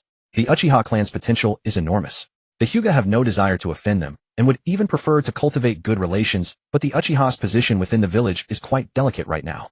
A moment later, Uchiha Fugaku arrived at the Hyuga clan with Mikoto and Sasuke. Fugaku had not brought Itachi, because at this critical juncture the Uchiha clan had to keep a Sharingan wielder behind to guard the clan. Sasuke stood obediently beside Fugaku. Sasuke glanced at Fugaku, who nodded, signaling him to speak. Sasuke got straight to the point. Hyuga clan head, you should be aware that our Uchiha clan has long been suppressed by Konoha's leadership. That's why we hope to gain the Hyuga clan's assistance. Hayashi was somewhat surprised that a 5-year-old child was speaking, and even more astonished that Sasuke was bringing the clan's conflict with the village out into the open. Nevertheless, Hayashi replied, "Why should I help the Uchiha clan?" Sasuke said, "It's simple. The third seeks absolute power because we Uchiha threaten his position, so he begins suppressing us. Right now the third still needs the Hyuga clan's support. But if the third eliminates the Uchiha soon, clan head Hyuga, consider whether your clan might become the next Uchiha." Hyuga Hayashi's mood grew heavy. Indeed, if the Uchiha clan were to be wiped out, the Hyuga clan would be the most powerful remaining in Konoha. In his youth, Hayashi had trusted the third Hokage. But now the third had grown old, and his sharpness and the will of fire had been slowly corroded by the power of the Hokage. Hayashi no longer trusted the current third Hokage. He was deeply concerned that the Hyuga clan might become the next Uchiha. Hyuga Hayashi sighed and said, "Young one of the Uchiha clan, you speak truly. I do worry that the Hyuga might become the next Uchiha, but how can I trust you, Uchiha?" Upon hearing Hyuga Hayashi's words, Sasuke knew it was done. It was secured. He replied, "It is simple. The most reliable bond between two clans is through marriage." Fugaku drew 3 scrolls from his robe and said to Hayashi, "Elder Hyuga, these 3 S-rank forbidden techniques were collected by our Uchiha clan. We offer them as betrothal gifts to the Hyuga, for I wish to propose a marriage between Sasuke and your daughter." Hayashi was taken aback. "Huh, Sasuke, that 5-year-old child." Fugaku felt somewhat awkward as well. After all, proposing marriage for a 5-year-old brat and arranging a betrothal with the princess of the Hyuga clan was something difficult to utter. However, Fugaku shared Sasuke's talent with Hayashi, a prodigy born with a double Tomoe Sharingan who had already awakened the Three-Tomoe Sharingan at the age of 5. Such talent astonished even Hayashi. Moreover, through his Byakugan, Hayashi observed that Sasuke's spiritual flame and chakra reserves actually exceeded his own. Hayashi was certain that the 5-year-old boy before him would one day far surpass them all. Without delay, Hyuga Hayashi and Uchiha Fugaku finalized the betrothal between the two children. Tragically, Hayashi never even consulted Hinata on the matter. To him, securing a match between his timid daughter and the gifted Sasuke was an unbeatable proposition. Back in the Uchiha district, Sasuke's face was alight with excitement. Almost immediately his plans would come to fruition. The Uchiha clan would soon be freed from the threat of annihilation. Moreover, he had secured Hinata as his future bride along with the Hyuga clan's support. It was truly a foolproof arrangement. Meanwhile, elsewhere, in the Root division, a masked figure suddenly appeared before Danzo. "Danzo-sama, Orochimaru has failed. He did not kill Shisui." Danzo glanced at the wall and said coldly, "Very well. Where's Orochimaru now?" "Orochimaru has gone missing." As the roots of the village, Danzo handled the shadow operations that the third Hokage could not be made aware of. Danzo preferred to use mercenary organizations for such tasks. But this time Orochimaru had failed. Therefore, Danzo wanted to kill Orochimaru to completely erase the secret of his dealings with him. However, Orochimaru had disappeared. During his time in Konoha, Orochimaru had maintained close ties with Danzo, and knowing Danzo's nature, he was likely hiding from him now. Danzo sighed helplessly. Alas, he still viewed the Uchiha clan as a thorn in his side. Since Orochimaru could not eliminate Shisui, then he would deal with the Uchiha clan himself. Danzo possessed another secret weapon. After driving the Uchiha from their district, he had once visited the Uchiha compound. Deep within the district stood a stone monument, whose inscriptions Danzo could not decipher, not even with his Three-Tomoe Sharingan. Yet that day Danzo encountered a man wearing a yellow tiger skin mask. His power filled Danzo with dread. He called himself Uchiha Madara, but as a disciple of the second Hokage, Danzo naturally knew that Uchiha Madara had long perished. Thus Danzo assumed the man was merely a fanatic worshipping Madara's legacy. The mysterious masked man revealed to Danzo that he too sought the destruction of the Uchiha clan. For one, as a fellow Uchiha, Obito harbored deep fear of the Uchiha's Mangekyō Sharingan. On another level, Obito feared the Uchiha might disrupt his grand design. In short, to Obito, the Uchiha were a wretched clan whose existence held no meaning in this hopeless world. In the world of infinite Tsukuyomi, he could simply create another Uchiha. Danzo recalled the mysterious masked man who claimed to be Uchiha Madara. With the man's aid, perhaps he could eliminate the troublesome Uchiha. From the moment Danzo had struck against Shisui, his fate with the Uchiha was sealed in blood. Danzo could not reach the masked man for now. However, he intended to pressure Itachi, the third's mole embedded within the Uchiha clan. To the third, Itachi was utterly loyal to the village and served as his spy among the Uchiha. To the Uchiha, Itachi had likewise been planted within the Umbu. Years of living as a double agent had begun to blur Itachi's sense of self. It was only recently through Fugaku that Itachi had felt the warmth of family bonds and truly understood the ties that bind the Uchiha. He harbored deep hatred for Danzo. That night, Danzo dispatched a root ninja to summon Itachi to the Hokage's office. In the Uchiha district, Itachi stood upon a rooftop regarding the root ninja who had come for him. You say Danzo wants me at the Hokage tower. Then why did Umbu not come to inform me? The root ninja replied, I do not know. I merely deliver messages. Itachi's eyes glowed red as he raced toward the Hokage tower. At present, a gap in intelligence existed between the Uchiha clan and Konoha's upper echelons. The village leadership remained unaware of where Shirsue's Kotoame Tsukumi lay. Furthermore, while Konoha's leadership knew Itachi had awakened the Mangekyō, they were ignorant of its specific power. Lastly, the Hyuga clan, the third's most powerful ally, had been sown with discord by the Uchiha. With the Uchiha now possessing leverage against Konoha's leadership, Itachi saw no need to continue his double life as a spy. For a spy who serves too long risks forgetting his true allegiance. Konoha Hokage building. Danzo sat in the Hokage's chair looking at Itachi across from him. Itachi asked, what do you want to see me for? Danzo chuckled. Itachi, judging by your tone you seem to have quite a grudge against me. Itachi remained silent. Danzo continued, that's understandable. If I were in your position with my own brother killed, and his eyes gouged out, I would also harbor resentment. But you must understand. Everything I do is for the village. Your Uchiha clan is a restless one. I have great concern for you, Uchiha. Itachi said, if there's nothing else I'm leaving. Also, you're not the Hokage. You have no right to sit in this seat. Danzo's expression stiffened, then he said, Alright, let's get to the point. Itachi, if the village and the Uchiha were to go to war, what are the Uchiha's chances of victory? Itachi replied modestly, if Shisui were still alive, 20%. Danzo murmured, and now? A spatial ripple appeared beside Itachi, and a figure wearing a tiger skin mask materialized at his side. In his eyes, one Mangekyō Sharingan glowed crimson. Itachi's eyes widened. Itachi had encountered this masked man before and knew his strength. His mind began to race. The Uchiha will surely lose now. Danzo asked, then between the village and the Uchiha, which will you choose? A look of turmoil crossed Itachi's face as he replied, the village. Danzo's eyes gleamed with excitement. Good. I'll give you two choices now. First, you return to the Uchiha clan and fight alongside them to the death, and then we'll slaughter every last one of them. Second, you and Uchiha Madara take matters into your own hands. In that case, I'll spare Sasuke's life and let your younger brother live. Itachi struggled to speak. Has it really come to this? Danzo nodded. Exactly. I've already made peace with the Uchiha impossible. Itachi asked, does the third know? Danzo countered, why do you think I arranged to meet you here? Danzo pressed relentlessly. Now make your choice quickly. After a long internal struggle, Itachi slowly said, I choose the second option. If the Uchiha clan and the village truly go to war, the other ninja villages will surely take advantage of our weakness. I don't want to see another great ninja war erupt, so I choose the second option. Danzo smiled. Then the mysterious masked man vanished into the darkness. Itachi's figure also slowly dissolved into a flock of crows. One of the crows flew off in an unknown direction.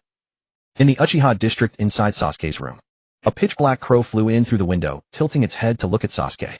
Sasuke was startled. This seemed to be Itachi's summon. This crow's eyes were crimson red, bearing two Mangekyō Sharingan. They belonged to Shisui. The next moment, Sasuke fell under a Jinjutsu, and within that illusionary world, Itachi revealed Danzo's plan to him. Make sure father is prepared. After processing the information brought by the crow, Sasuke's mood was extremely agitated, because his own plan was about to be realized. At night, the Uchiha clan was unusually quiet. A red moon hung high in the sky. Sasuke walked to the entrance of the Konoha guard post, where a beautiful older sister was on duty tonight. Sasuke recognized her too. It was Uchiha Izumi. She had always harbored feelings for Itachi, and she had awakened her Three-Tomoe Sharingan at just 12 or 13 years old, making her something of a prodigy. Izumi was somewhat surprised to see Sasuke. Isn't this Itachi's younger brother Sasuke? Why are you here? Sasuke whispered, Sister Izumi, my brother sent a summoning beast to deliver a message. He said someone plans to attack the Uchiha clan tonight. I've already warned father, and he's positioned defenses in secret. Sister Izumi, you must be careful too. The person coming is very strong. After hearing Sasuke's words, a grave expression appeared on Izumi's face. She nodded and said, Don't worry, Sasuke. I'll be careful. Time ticked by minute after minute. Sasuke felt no sleepiness at all. He was extremely excited.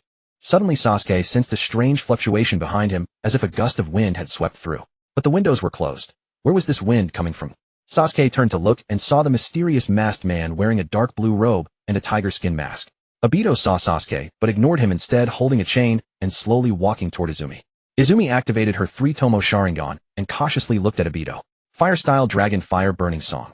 She quickly formed hand seals and spat flames that transformed into dragon heads, shooting toward Obito. However, the flame dragon heads passed through Obito's body without causing him any harm. Obito said coldly, foolish. Obito raised his chain and charged at Izumi. She grabbed a kunai and thrust it toward Obito's body, but her kunai passed through him while the chain wrapped around Izumi. Damn it! Izumi cried out. The next moment black flames engulfed the connection point between Obito's wrist and the chain. The black flames burned the chain until it melted. Izumi broke free. But when the flames spread toward Obito, they slowly dissipated as if they couldn't burn him at all. Itachi, wearing a green vest, descended from the sky. He shielded Izumi and Sasuke behind him and said to Obito, "I'm sorry, but I can't let you hurt my friends." Obito sneered, "That's not within our agreement. I only promised not to harm Sasuke." Itachi slowly said, "I've changed my mind."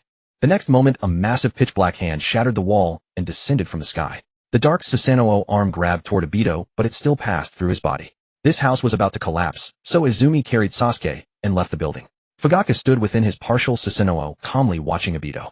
"You're also an Uchiha clan member, so why are you attacking us who are also Uchiha?" Obito said disdainfully, "A false world has no value to exist. Even without Itachi, I can still annihilate the Uchiha." Daitu's tone was calm, yet arrogant. In fact, the most correct decision for him at this moment would be to use his intangibility and leave directly.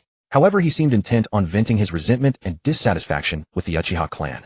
The chains on Daitu's wrists were burned through by Amaterasu. He retrieved a scythe and a large war fan from the Divine Might space. They were precisely Uchiha Band's Uchiha War Fan and the 7-star scythe. Seeing the war fan, Fuyu's pupils contracted. Uchiha War Fan. Wasn't this fan taken away by Band back then? Daitu did not answer Fuyu. Instead, he held the war fan and walked straight toward Fuyu. Under Fuyu's shocked gaze, Daitu slowly passed through the pitch-black Susanoo. Seeing that his Susanoo was useless against Daitu, Fuyu simply dismissed it and gripped the kunai, staring at Daitu. Fire-style Great Fireball Technique. Fuyu formed hand seals, spewing a massive fireball that passed straight through Daitu's body. Daitu swung his scythe, slashing directly at Fuyu. Fuyu raised his kunai to block, but the scythe also passed through the kunai about to strike Fuyu's head. At the critical moment, the Mangekyō in Fuyu's eyes flashed red and Daitu's movements seemed to slow down. Fuyu instantly escaped. Daitu looked at Fuyu in slight astonishment. A time-affecting dojutsu. Fuyu remained silent, feeling extremely wary of Daitu. Susanoo was ineffective against Daitu. Moreover, his own attacks could not harm Daitu, and he was unsure whether Daitu's attacks could harm him. Looking at the pattern in Daitu's eyes, this type of Mangekyō had never appeared in Uchiha's records. Fuyu said to you, let's attack together." Yu's body dissipated into crows. Then he appeared behind Daitu, blood streaming from his eyes as pitch-black flames focused on Daitu. Amaterasu. Daitu instantly turned back, using the war fan to absorb all the Amaterasu. Then he swung the fan toward Fuyu. Uchiha Reflection. The pitch-black flames instantly enveloped Fuyu. Greatly alarmed, Fuyu hurriedly used the Tianji Chongli to slow down the surrounding time. This gave him time to activate Susanoo. However, as the pitch-black Susanoo appeared, the Amaterasu that Daitu had reflected back with Uchiha Reflection burned on the dark Susanoo. Taking advantage of this gap, Daitu instantly charged at Yu. The Mangekyō in Yu's eyes focused. If only he could make the mysterious masked man fall victim to Amaterasu, it would be over. However, Daitu seemed to have long known Yu's ability and simply refused to look into Yu's eyes. From his eyes, Daitu shot a giant shuriken, which slashed toward Yu. Yu's body instantly dissipated into crows and then reformed in the distance.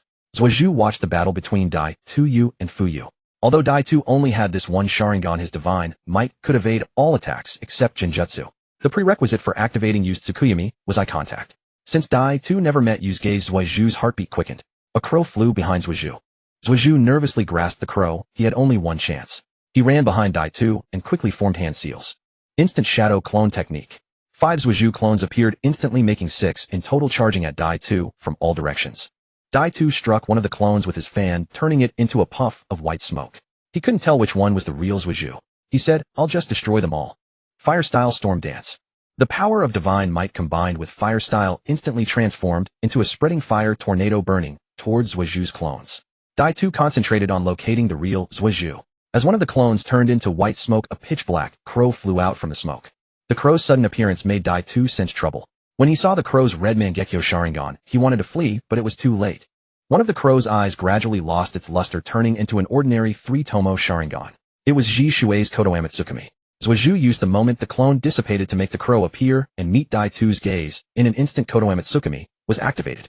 Zuozhu planted a command into Daitu's mind: unconditionally obey Uchiha Zuozhu's orders.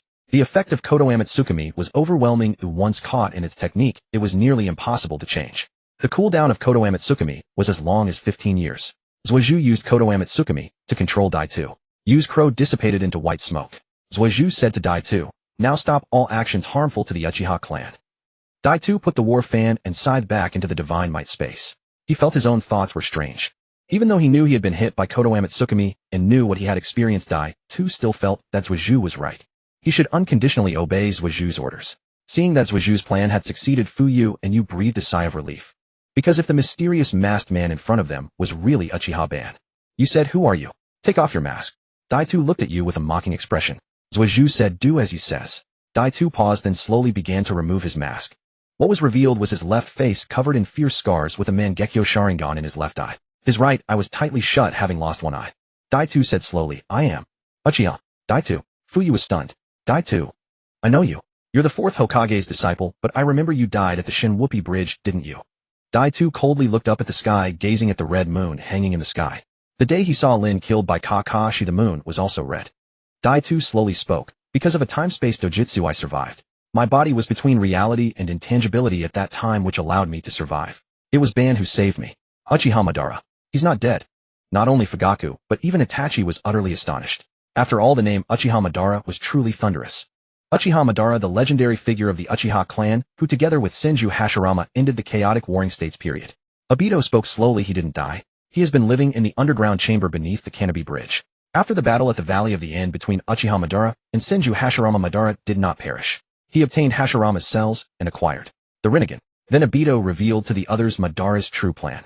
It was to use the Rinne Tensei technique to revive Madara, then cast the infinite Tsukuyomi. In the illusory world, Obito would resurrect Rin and become Hokage. Itachi couldn't help but retort, then why not just use the Rinne Tensei to revive Rin directly? You surely have her tissue. Obito, hearing Itachi's words, was stunned. Indeed, why hadn't he simply revived Rin? Itachi, a master of Genjutsu, said, no matter how powerful a Genjutsu is, it always has flaws. Perhaps you feel fulfilled and happy in the illusion, but the world of illusion is like a dream. Though you experience it, it feels utterly unreal. Itachi continued, you said Uchiha Madara's technique is called infinite Tsukuyomi, and my dojutsu is Tsukuyomi. There must be a connection. In the Tsukuyomi world, I can control time perception and all factors. Yet no matter how realistic the illusion I construct, it always has a flaw. Once you seize that flaw, the illusion collapses and vanishes. What Itachi did not say was that all Genjutsu had flaws except for Shursue's Kotoame Tsukumi. This illusion, which altered others' thoughts, had no flaw. If one had to point out a flaw, it was the 15-year cooldown. Obito's heart was filled with bitterness. Yes, he had thought of reviving Rin, but Obito had always been too afraid to face his own inferiority. That was even if Rin were revived.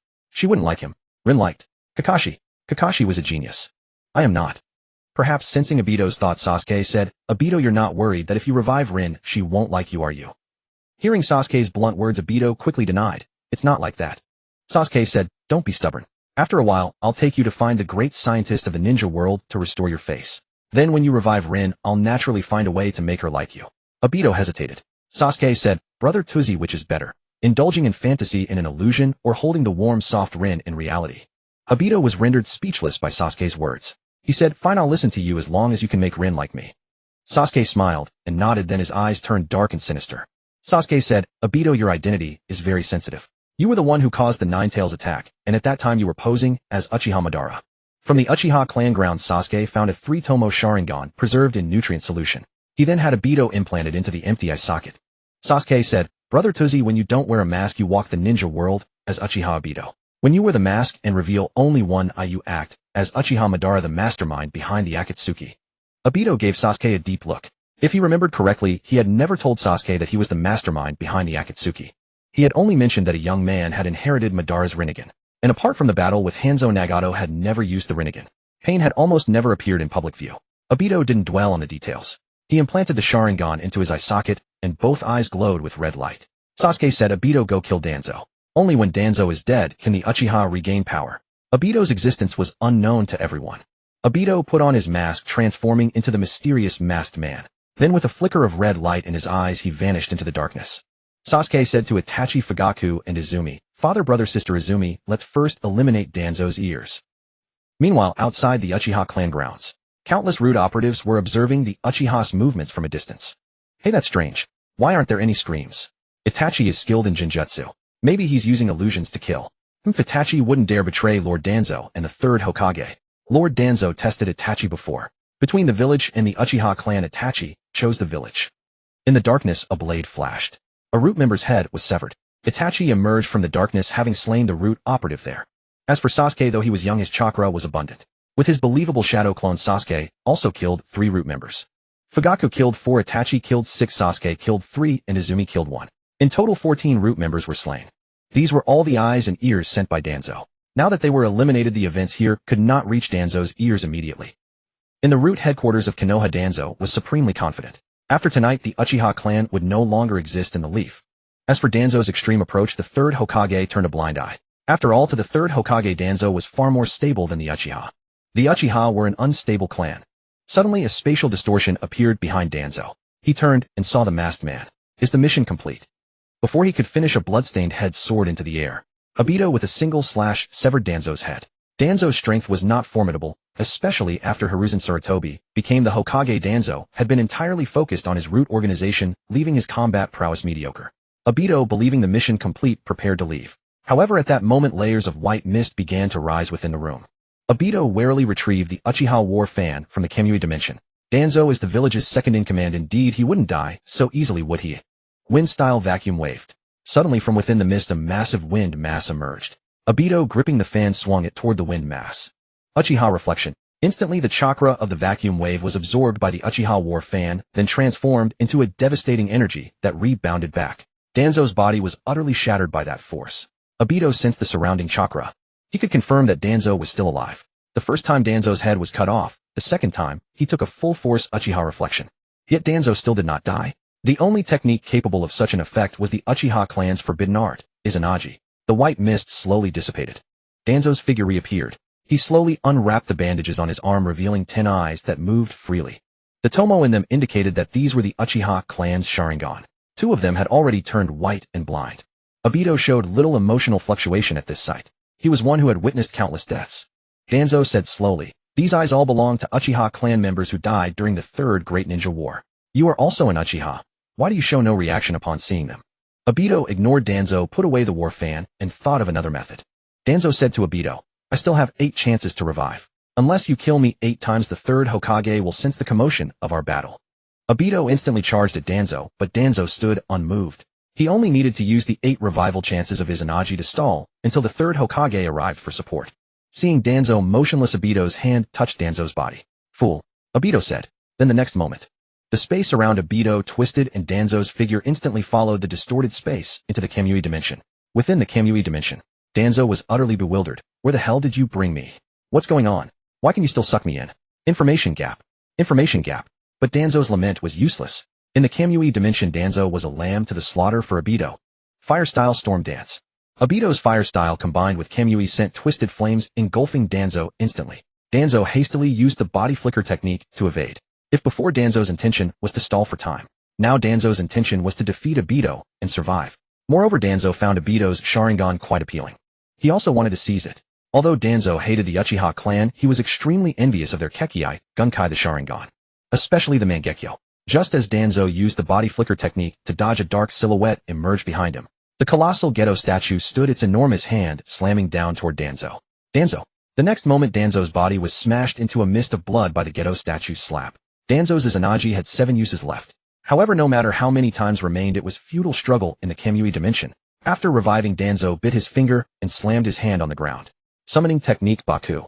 A summoning beast resembling an elephant instantly appeared in the Kamui dimension. Then it opened its enormous mouth, unleashing a tremendous suction force. The surrounding cubic blocks slowly shifted under that suction. Obito looked at the Baku summoned by Danzo and said, "It's easy to summon a summoning beast, but it won't be easy to send it back." Obito was puzzled.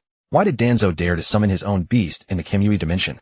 The summoning technique was a space-time ninjutsu similar to Flying Thunder God, allowing cross-dimensional summoning. However, if he killed Danzo while the summoning beast was still present, the beast would not be able to return.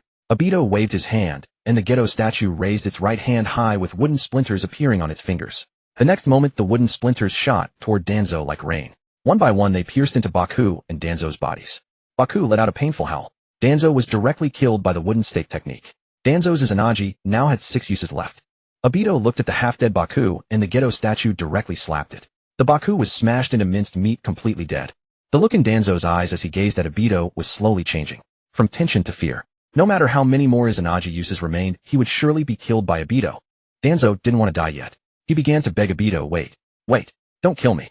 I can give you any reward you desire. Do you want power? I can make you the leader of Root. If you wish, I can grant you a legitimate identity. After the third Hokage dies, I will support you to become the 5th Hokage. As for so-called honor, I can fabricate those for you. Do you desire wealth? I have embezzled a fortune over the years. If you want it, I'll give it all to you. Do you want my life? I have already given you so many of them. Oh, just leave me one. Beauty, honor, power, wealth. Everything you desire, I can give you with all my might. Don't forget, I am the second in command of Konoha. Power. Obito did not need it. The younger version of himself had once dreamed of becoming Hokage, but that Obito had already perished. Wealth. Even the entire Konoha combined could not rival the riches of Jiao Du's personal treasury. Women. Do not dare challenge Lin's place in my heart with such trifles. Danzo had nothing to bribe Obito with, so Danzo had to die today. Outside, hearing the commotion, 4 root members wearing animal masks rushed over. Lord Danzo. Lord Danzo. Something's wrong. There are signs of a fight. Lord Danzo is missing. Report to the 3rd Hokage at once. The blood-red moon hung high in the sky. Originally tonight was meant to be the night of the Uchiha clan's extermination, but due to Sasuke's appearance and Shirsue's Kotoe Mitsukami, it had become Danzo's death anniversary. As the noise from Root and Umbu grew louder, the lights of the entire Konoha village flickered on. 3rd Hokage Hiruzen Sarutobi, Hokage advisors Kohar Utatane and Hamura Mitokado, the clan heads of the Hyuga, Aburame, Nara, and Yamanaka clans. They arrived at the Hokage's office one after another. The 3rd Hokage said with a grim expression, Danzo has vanished. There is blood belonging to Danzo, and signs of a struggle at Root. His chakra is nowhere to be found in the village, and the barrier detected no intruder. It must be someone from within. Which clan has not yet arrived? An Umbu member replied, the representative of the Uchiha clan has not yet appeared. Hearing the name Uchiha, the 3rd Hokage's face darkened considerably. Uchiha, you are indeed restless. The 3rd Hokage sat uneasily. He knew of Danzo's plan, and had not stopped him, for the Uchiha were truly a threat. But could it be that Danzo had failed? Had he not claimed that the success rate of this plan was as high as 99.9? Was it that mere 0.1 that caused Danzo's downfall? Suddenly a root member announced, the Uchiha clan has arrived. Uchiha Fuyue followed by Yu and Zuiju, and behind them 13 elite members of the Uchiha clan. At that moment their faces were brimming with arrogance. Standing opposite the 3rd Hokage, Fuyue addressed him, 3rd Hokage, my apologies. Because our Uchiha clan resides at the edge of Konoha, we were somewhat delayed in arriving. I hear Lord Danzo is missing. I offer my condolences. Fuyue's expression was exceedingly insolent, for he was certain of his victory. The 3rd Hokage gritted his teeth and demanded, Fuyue, does the Uchiha clan have anything to do with Danzo's disappearance? Fuyue replied, Old 3rd, you won't even address me as captain of the security force. That makes it very difficult for me to answer your question. Suppressing his anger, the 3rd Hokage said, Captain Fuyue, does the Uchiha clan have anything to do with Danzo's disappearance? Fuyue answered, it does not. The 3rd Hokage clenched his fists and declared, I don't believe you. I want to see the access records of every Uchiha member tonight. Until Danzo has found you, and you are to be confined. Fuyue laughed coldly. The 3rd Hokage, on what grounds do you confine me, and you? Simply because you suspect the Uchiha clan. The 3rd Hokage raised his voice, of course. Originally tonight. He stopped abruptly. Words like extermination were something he dared not utter, as it would wound the hearts of the other clans. The 3rd Hokage had intended to feign ignorance. He was utterly disillusioned. He spoke, 3rd Hokage, what was Danzo planning to do tonight? With your permission, he intended to wipe out the Uchiha clan, didn't he, eh? Because of your suspicion, you would massacre the Uchiha clan, who have rendered great service to Konoha, is that right? Don't forget, Konoha still owes the Uchiha a Hokage. The 3rd Hokage trembled with fury at Yu's words. He screamed hysterically, are you Uchiha planning a coup tonight? You said the Uchiha clan will not stage a coup. We do not wish to conflict with Konoha. Konoha shinobi should not kill Konoha shinobi. We simply want to reclaim the rights that rightfully belong to us. The next moment crimson chakra surged around you, forming a half-body Susanoo. Fuyue's body manifested a jet-black half-body Susanoo. Standing before the 2 Susanuos, Zuiju addressed the 3rd Hokage. 3rd Hokage, today the Uchiha clan comes to negotiate with Konoha's leadership. First, return the Uchiha clan grounds. We will move back to the center of Konoha. Second, the Konoha military police force will resume responsibility for village security. Third, the Uchiha clan is permitted to establish its own intelligence organization, similar to Umbu. Hearing Zuiju's words, the 3rd Hokage shook with rage. Then why not let the Uchiha clan be Hokage instead? Zuiju replied, fine. After all, Konoha already owes us a Hokage. Seeing the deadlock between the Uchiha and the 3rd Hokage, Nara Lujio stepped in to mediate. He did not wish for internal conflict to erupt in Konoha at this time. Nara Lujio said, how about this, let's both make concessions. 3rd Hokage returned the Uchiha clan grounds to them. It was originally their land after all. Fuyue, as for the 2nd and 3rd demands, let's drop them. The internal security of Konoha is now handled by Umbu, and establishing your own intelligence organization would be inappropriate.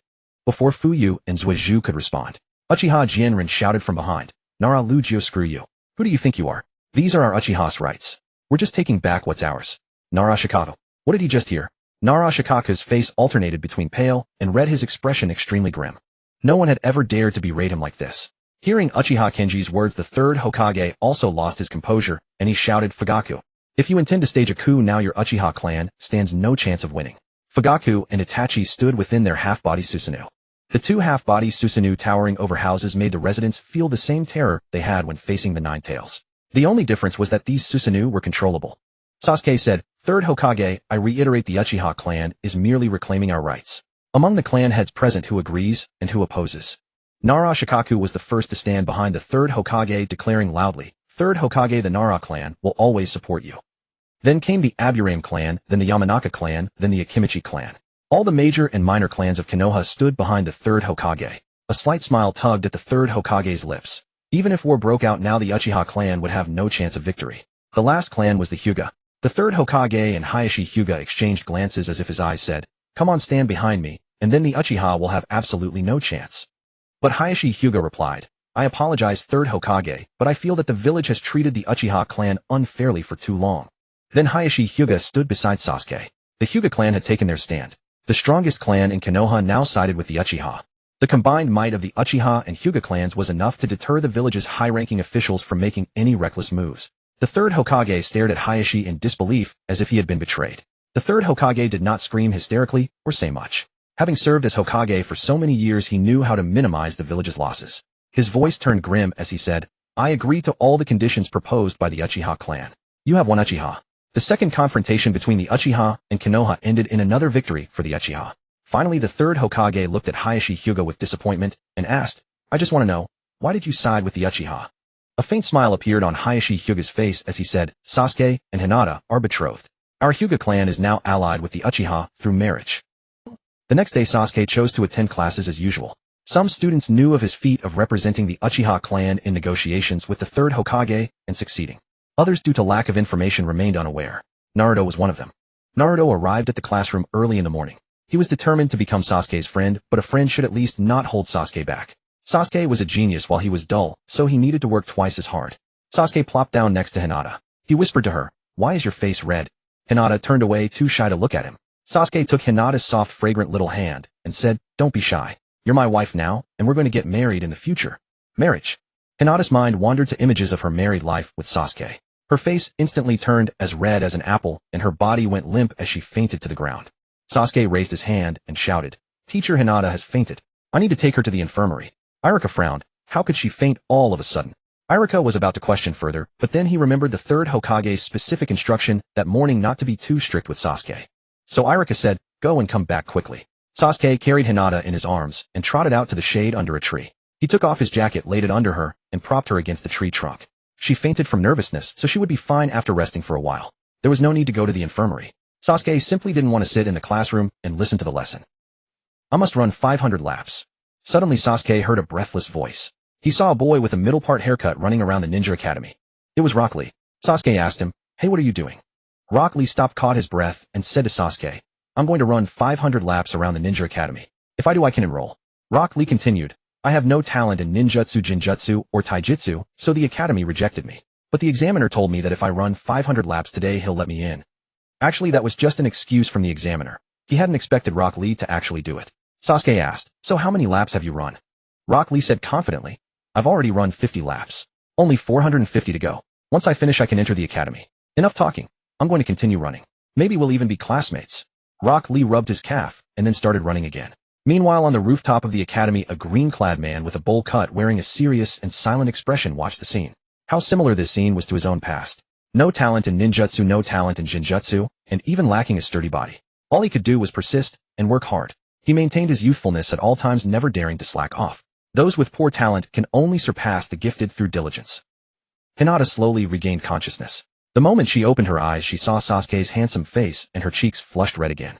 Hinata whispered, Sasuke-kun, please don't be so close to me. My face feels hot and my heart is racing. Sasuke, racing heart. I'll just watch silently. Sasuke was just talking big, he didn't actually touch her. Sneaking a few touches at home on his future wife was one thing, but if he were seen in public, he'd be labeled a pervert. Sasuke never returned to class. For him, the Ninja Academy was merely a formality, not a necessity. Inside the Ninja Academy, teachers would indoctrinate children from a young age with phrases like loyalty to the Hokage, loyalty to Konoha loyalty to the clan. Sasuke didn't need to listen at all. In the evening after escorting Hinata back to the Hyuga clan, he bid farewell to Hayashi Hyuga. Goodbye Uncle Hyuga. Goodbye Sasuke. Hayashi Hyuga was very kind to Sasuke. Geniuses are always favored by elders no matter the time. Especially a once-in-a-generation genius like Sasuke. Passing by the Ninja Academy, Sasuke saw Rock Lee still running. He asked, "How many laps have you run?" Rock Lee running and crying bitterly. His legs had no strength left, the only thing keeping him going was sheer willpower. Rock Lee said tearfully, "We won't be classmates anymore. I've run 300 laps now, but even if I run as fast as I can't finish 500 laps before sunset." Sasuke said to him, "Then why do you keep running knowing you can't finish the task?" Rock Lee replied, "I want to give it my all. I want to join the Ninja Academy too." Sasuke said to Rock Lee, "My name is Uchiha Sasuke. I admire your perseverance. If you can't get into the Ninja Academy, I'll have my father vouch for you tomorrow." Rock Lee shouted, "Thank you Sasuke-kun. My name is Rock Lee. I'll join the Ninja Academy through my own efforts." On the rooftop, a green-clad bowl-cut Shinibu figure was still watching Rock Lee run. The corner of his mouth curled upward. Rock Lee, like himself, had no talent but worked hard. Even knowing he couldn't complete the task, he still did his utmost to try. Such an attitude filled Guy with great gratification. A figure wearing a fox mask appeared beside Guy without warning and said, "Guy, you've been standing here all day." Guy said, "I see my own reflection in this little guy." Then Might Guy leaped into the air, executed a magnificent 720-degree backflip, and landed on the ground right in front of Rock Lee. Rock Lee didn't stop. He ran around Might Guy and continued. Might Guy jogged alongside him and gave a thumbs up. "Little one, your perseverance has earned my recognition. Starting tomorrow, you can join the second year of the Ninja Academy." Rock Lee stopped panting heavily and looked at Might Guy in disbelief. "Are you serious?" Might Guy said, "Absolutely. But I haven't even been to first year." "No problem, I'll be your guarantor. You'll go straight to second year." Rock Lee, moved to tears, hugged Might Guy's leg. "Thank you, you're such a good person." But Might Guy said, "Don't cry. Keep moving. Those of us without talent can only catch up to geniuses through hard work. Come on, keep exercising with me. Hard work never betrays us. Youth lies in exercise. The sweat we shed is the glory of youth." In the evening, Sasuke returned home. He saw the mysterious masked man standing in the center of the courtyard.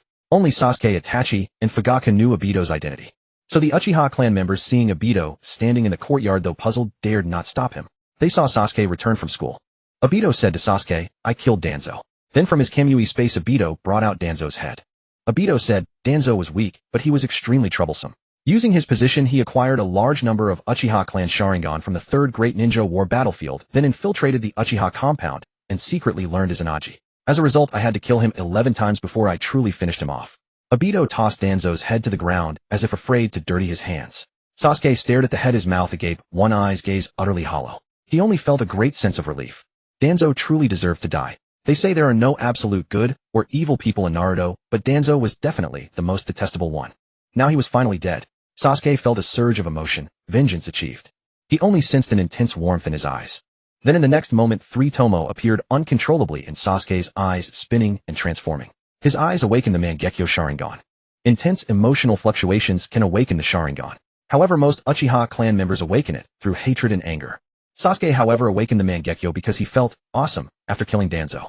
This was truly an unprecedented way to awaken the eyes. Ding sensed intense emotional fluctuation in Host's bloodline limit upgraded. Sharingan, Three-Tomoe Mangekyō Sharingan. The surrounding clan members, seeing Sasuke awaken the Mangekyō, were each more shocked than the last, each more excited than the last, as if they themselves had awakened the Mangekyō. Sasuke's eyes are the Mangekyō. Ha ha ha, our Uchiha clan has indeed produced a genius. I knew Sasuke was no ordinary person. Awakening the Mangekyō at 6, even Uchiha Madara couldn't do that back then. Such terrifying talent. Sasuke touched his own eyes. Besides feeling warm and comfortable, he sensed a powerful force within his eyes ready to burst forth. Host Uchiha Sasuke. Age 6 years old. Special Constitution Indra's Reincarnation Chakra Affinity. Bloodline Limit Sharingan Mangekyō. Chakra Nature's Lightning Fire. Sasuke was somewhat surprised. If he had now accidentally awakened the Mangekyō, then by age 10 wouldn't he automatically evolve into the Eternal Mangekyō? This was an unexpected delight. The next day, Sasuke arrived at the Hyuga residence to pick up Hinata for school. Hayashi Hyuga waved his hand at Sasuke and said, "You two kids don't run too fast on the way." Sasuke turned to Hayashi and said, "Senior Hyuga, my eyes have been feeling a bit itchy. What could be the reason?" Hayashi Hyuga was taken aback. The eyes were the most precious asset of the Uchiha clan. They must never be damaged. "Come, let me take a look," he said. A Three-Tomoe Sharingan emerged in Sasuke's eyes, then transformed into the Mangekyō Sharingan. Hayashi's expression hardened, then broke into a broad laugh. "Ha ha, Sasuke, you're truly a prodigy. To have awakened the Mangekyō Sharingan at such a tender age, earlier than your brother ever did." Hayashi's eyes were filled with delight. Had Sasuke remained unconnected to the Hyuga clan, he would have been a grave threat to Hayashi. But now with the marriage alliance between Sasuke and the Hyuga, everything had changed. The stronger Sasuke grew, the stronger the Hyuga would become. Hayashi patted Sasuke's shoulder, a look of deep satisfaction on his face. Arriving at the entrance of the Ninja Academy, Sasuke held Hinata's hand when he suddenly spotted Rock Lee. "Lee, you've joined the Ninja Academy." Lee said excitedly. "Yes, Sasuke-kun. Thanks to Master Guy who took me as his disciple. I'm now in the second-year division." Sasuke nodded. This made perfect sense since Rock Lee was indeed a grade above him. Upon entering the classroom, Sasuke accidentally bumped into a girl. She was beautiful with cherry blossom pink hair. "Sorry, Sakura," Sasuke said. Hearing his voice, Sakura's face flushed red. She harbored deep feelings for him, but never dared to express them due to their different statuses. Sakura's parents were ordinary people, not even ninja, whereas Sasuke's father was the renowned head of the Uchiha clan. Hinata's father was the head of the Hyuga clan. The two were naturally well-matched, destined for each other. So although Sakura also liked Sasuke, she never dared to confess. She kept thinking to herself, "Sasuke-kun. So handsome. So handsome. So handsome." After class began, Irika ran into the classroom. With evident excitement, he announced to everyone, "Next week, we'll be sparring with the second-year students. I'll be selecting a few of you to represent the first year. Who'll volunteer?" Sasuke immediately raised his hand. Me. As a teacher, Irika actually disliked students like Sasuke, who skipped class, caused trouble, and dated. Such behavior could corrupt the class atmosphere, but what could he do when the student belonged to the Uchiha clan? "That's one for Sasuke. We need two more. Who wants to compete? If no one volunteers, we'll draw lots." Seeing Sasuke volunteer, Naruto also raised his hand. "Teacher, I want to represent the first year too." Irika glanced at Naruto and asked, "Are you sure?" Naruto nodded firmly. "I'm sure." Irika sighed. "All right, the second representative will be Naruto." "Who's the third?" No one stepped forward. Hinata had wanted to join Sasuke, but he feared she might get hurt and didn't encourage her to raise her hand. Since no one volunteered, they decided to draw lots. The selected student was Haruno Sakura. The first-year representatives would be Uchiha Sasuke, Uzumaki Naruto, and Haruno Sakura. The second-year representatives were Hyuga Neji, Rock Lee, and Tintin. In the second-year class, Xiao Li had already changed his middle-parted hairstyle to a bowl cut. He donned a tight green tracksuit for this was youth. But Xiao Li had just enrolled. He looked at the teacher in disbelief. "Kai-sensei me. Represent the second-year class in battle." Mike Guy said helplessly, "Lee, it's a lottery draw, there's no other way." Neji leaned against the corner, gazing into the distance. "I wonder if this time against the first years I'll encounter Sasuke. If I do, will I lose again? Sasuke is a genius, so what? I'll surpass Sasuke through my own hard work." Neji clenched his fist, secretly hoping to win in this spar between the two grades. Time passed quickly, and a week soon went by. At the training ground, many people gathered because today was the friendly spar between the first and second years of the Ninja Academy. People around were discussing, "Hey, do you think the first years or the second years will win this time?" "Probably the second years, since they win every year. Actually, these intergrade spars are just to take down the cocky newcomers." "But I heard the second son of the Uchiha clan is in the first-year class." "So what? No matter how strong the Uchiha's second son is, he's just one person. Anyway, I think the second years will win." The match order was also decided by lottery. 1-on-1, 2-on-2, 3-on-3. Sasuke put his hand into the box, fumbled out a slip, and on it was written the number 3. Neji saw this. Using his Byakugan, he saw that Sasuke had drawn 3. Neji drew first, and using his Byakugan, also drew 3. He wanted a fair 1-on-1 battle with Sasuke again. The draw results came out: first match Tintin vs. Sakura. Second match Rock Lee vs. Naruto. Third match Neji vs. Sasuke. The spar was best of 3, and the grade-winning 2 matches would receive a mysterious grand prize. The first match began. On the training ground, Sakura was very nervous while Tintin was relaxed and at ease. Tintin waved her hand and said, "Come on, I won't hold back." Sakura also said, "Me neither, I'll do anything to win." Though Sakura hadn't systematically learned ninjutsu, she was born with monstrous strength. With a single punch, she could shatter rocks. Meanwhile, Tintin took a scroll from her waist and opened it, revealing many characters on it. Tintin bit her finger and pressed it on the character's sword. A puff of white smoke appeared, and 3 giant shuriken flew towards Sakura. Sakura dodged just in time. Then Tintin pressed on the character blade, and 5 flying knives shot at Sakura. Then Tintin pressed, explode, and the next moment a violent explosion occurred, the blast sending Sakura flying 5 or 6 meters. Tintin was a long-range fighter. Sakura had no way to get close to Tintin. Thus her monstrous strength couldn't be used. After a while, Sakura was covered in wounds, yet she still hadn't gotten near Tintin. The difference was clear. The first match, Tintin won. The second-year class earned a point. Score 1-0. The second match, Naruto vs. Rock Lee. As soon as Naruto stepped onto the field, the crowd jeered. "TCH, isn't that the Fox Demon? Since when can a Fox Demon represent the first years?" The bowl cut in green beat the Fox Demon. Instantly, Naruto's cheerful mood vanished. He looked at the crowd with resentful eyes, and something inside him seemed to stir. At that moment, 3 Uchiha clansmen wearing green vests from the Konoha military police surrounded the two who had just been gossiping. Uchiha Kensei said, "Come with us. The Uchiha suspect you two are spies from Kumogakure. Villagers. When did I become a Kumogakure spy? I'm a good person. Uchiha Kensei squinted and said, would a good villager slander the son of the fourth Hokage? I say you're a spy, so you're a spy. The Konoha military police has law enforcement authority. With that, Uchiha Kensei took away the two foul-mouthed villagers. Before leaving, Uchiha Kensei nodded at Sasuke in a friendly gesture. No one bothered Naruto anymore. Naruto began to observe Rock Lee. A lean body, a green tight outfit, and a bowl haircut. Naruto said to Rock Lee, hello, I'm Uzumaki Naruto. Rock Lee also said, oh, I'm Rock Lee. Let's start now. Rock Lee began running rapidly around Naruto. Years of physical training gave him excellent physical conditioning. He kept attacking Naruto, who only defended and dodged. Suddenly Rock Lee unwound the bandages wrapped around his arm. He sprinted, and the bandages wrapped around Naruto, binding him. Naruto fell to the ground struggling. Inside the bandages, Naruto thought, I'm really a failure. I'm so weak, so why did I come out to show off? I've lost. But I don't want to lose. I don't want to hold Sasuke-kun back. Just as the referee was about to raise Rock Lee's right hand, an orange-red light suddenly flickered from within the bandages. The next moment, the orange-red light burst out, shattering Rock Lee's bandages. Everyone saw that Naruto's body was covered in orange-red chakra. Behind him, even a faint tail appeared. I don't want to lose. Naruto charged at Rock Lee, and the powerful orange-red chakra sent Rock Lee flying. Rock Lee was knocked unconscious. The orange-red chakra on Naruto's body dissipated. Naruto said in a daze, did I do that? The orange-red chakra Naruto displayed made even the referee dare not speak. He could only calm Naruto down, for the referee didn't want another Nine-Tails incident. Last time Minato sealed the Nine-Tails, but who would do it this time? The referee announced, Uzumaki Naruto wins. The first-year class earns a point. Score 1-1. Next came the decisive match. Neji versus Sasuke. One was the celebrated genius of the Uchiha clan, the other the former prodigy of the Hyuga clan. Neji said to Sasuke, Sasuke, I will definitely defeat you. But Sasuke arrogantly replied, you have not the slightest chance of winning. Neji gritted his teeth and said, don't be so arrogant.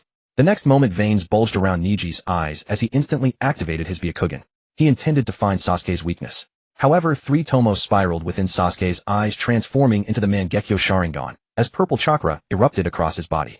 A purple skeletal frame materialized, muscles wrapping around the bones before the form of the Uchiha's half-body Susanoo emerged, towering before Neji. Neji's courage shattered as he gazed at the colossal Susanoo. How am I supposed to fight this? He lamented, knowing there was not the slightest hope against such overwhelming power. At that moment, Neji's stout heart collapsed. The gap between them would only widen, and he realized he would never surpass Sasuke. A bitter taste filled Neji's heart. It hadn't been long, yet he was already far behind Sasuke. He truly was a genius, unmatched in a century. No wonder his father and uncle favored him. Neji's defeated voice rang out, I concede. As the purple chakra around Sasuke condensed, the half-body Susanoo dissolved into violet dust. Sasuke turned to Neji and said, Neji, you're a genius, but against me you're still somewhat lacking. Then he departed the training ground. Neji stood frozen in place. Sasuke called him a genius. He understood many things now. Compared to others, he did possess some talent, but against Sasuke he was nothing but a fool. Light returned to Neji's eyes. If he stopped seeing Sasuke as an opponent, and instead viewed him as the goal he pursued, then there would be no inner conflict. Sasuke was never meant to be his rival. Why had he been so stubborn when Sasuke could be his goal all along? Once more brightness flickered in Neji's gaze. After leaving the arena, Sasuke approached Naruto. Naruto, well done. Naruto scratched the back of his head sheepishly. I don't know what happened either, but this powerful energy suddenly surged through my body. Sasuke said, you should try not to suppress this power, but rather embrace it. Watching them talk so warmly together, Sakura felt a pang of jealousy. She had fought alongside them and was injured, yet Sasuke showed no concern for her. Disheartened, she crouched by the roadside, head bowed. Sasuke approached and gently patted Sakura's head. Sakura, you were remarkable today as well. Since you're injured, you should go to the medical bay right away. A member of the Uchiha clan in a green vest appeared and escorted Sakura to the medical bay. Moments later, 4 masked figures materialized surrounding Naruto. Naruto regarded the figures with apprehension. Sasuke stepped in front of him, addressing the ANBU operatives. What do you want? The fox-masked ANBU member spoke. We've received intelligence that the Nine-Tails power within Naruto is stirring. We need to take him to the Hokage Tower for resealing. Sasuke narrowed his eyes. The Nine-Tails' safety concerns the security of Konoha. Even if it were to awaken, that's our guard division's jurisdiction. What business is this of yours? ANBU operated as the covert arm, executing the Hokage's directives, primarily targeting threats from other villages. Meanwhile, the Konoha Guard Division maintained internal security. The fox-masked figure urged, please young Sasuke, don't make this difficult for us. Sasuke remained silent and snapped his fingers. Space behind Sasuke warped and a masked figure wielding a katana emerged from the distortion. The mere presence of this mysterious warrior radiated overwhelming pressure. This was a true powerhouse forged through countless battles. Though Sasuke was powerful now, he was still a child and lacked the intimidating aura. The masked man was different. Upon seeing him, the 4 Yinbyu operatives tensed as if facing a supreme enemy, beads of sweat trickling down beneath their masks. Bound by their orders, they dared not act rashly. Then a voice echoed, "All 4 of you stand down." In the next moment, Hokage advisor Mibura Monin appeared. He warned Sasuke, "I hope you understand the consequences of the Nine-Tails revival. You were but a child during the last attack, so you may not remember, but the devastation will be far worse than you can imagine. If you don't reinforce the seal, I hope you won't regret it." Sasuke retorted, "Hokage advisor, I also hope you won't interfere with the Konoha Guard Division's affairs. Village security is our responsibility." Mibura Monin was about to lecture Sasuke, as an elder would. But when he caught sight of Obito standing behind the boy, his words caught in his throat, and he swallowed them back. "I hope you'll think carefully." Mibura Monin departed. Sasuke felt an immense sense of satisfaction. This feeling of not needing to fear the Konoha elders was exhilarating. Thanks to the Uchiha's own strength plus Itachi no longer defecting and the alliance with the Hyuga clan. The referee for the exhibition match was Sharingan. Having served as the 4th Hokage's bodyguard, Sharingan's gaze sharpened upon seeing Obito, a palpable killing intent threatening to escape. Others might not know, but as Minato Namake's protector, Sharingan knew exactly who was responsible for the Nine-Tails attack that year. It was this masked man before him. As expected, he was a member of the Uchiha clan. The events of that year were orchestrated by the Uchiha as well. However, he knew he couldn't defeat him. The pressure from Sasuke's purple Susanoo had nearly overwhelmed Sharingan. Sharingan took a deep breath and smiled. "First-year division, you've defeated the second-year division. Meet here tomorrow morning, and I'll take you to meet a veteran from the ninja world." Sasuke was also curious about who the senior shinobi was that Sharingan mentioned. Given his mysterious manner, it couldn't be Orochimaru, could it? Sharingan led Sasuke and the other 2 to a forest. Among the trees, he addressed a white-haired figure behind a tree. "Lord Jiraiya, I have brought the winners of this round." After speaking, Sharingan used the body flicker technique to leave. Jiraiya, grinning widely, jumped out from behind the big tree. "Tada! Before you stands the legendary Toad Sage of the Leaf Village, one of the 3 ninja warriors, Lord Jiraiya." Jiraiya expected to see the 3 kids' surprised expressions upon meeting their idol. However, Sasuke and the others all looked indifferent. Jiraiya said somewhat sorrowfully, "Do you 3 mean to say you've never heard of my name?" Sasuke shook his head. "I've heard of you, but they say Lord Jiraiya is a pervert who likes to peep into women's bathhouses." Naruto and Sakura both shook their heads, indicating they hadn't heard of him. Jiraiya was deeply pained and said, "This is the greatest slander. But haven't you read my books, Make Out Paradise, and The Tale of the Gutsy Shinobi?" Sasuke said, "My father told me it's a dirty book and forbade me from reading it." Jiraiya felt immensely disappointed. "Nowadays kids don't even know my name anymore. It seems I'll have to write more books in the future." Sasuke looked seriously at Jiraiya before him. His white hair was lush, and he wore a headband with the character Oil You on it. Under his eyes were long red marks of face paint. His entire physique was very robust. Jiraiya coughed, then revealed his true purpose. "Ahem, actually I want to take one of you 3 as my disciple." Hearing this, Naruto immediately said, "Lord Jiraiya, please take Sasuke as your disciple. He is truly a genius." Sasuke shook his head and said, "Lord Jiraiya is powerful, but his legacy does not suit me. The Uchiha have our own legacy." As soon as Sasuke finished speaking, he used the body flicker technique to leave. Jiraiya chuckled, "How what a proud young man. Very well, I will choose my disciple from the 2 of you." Sasuke leaped and moved continuously through the forest.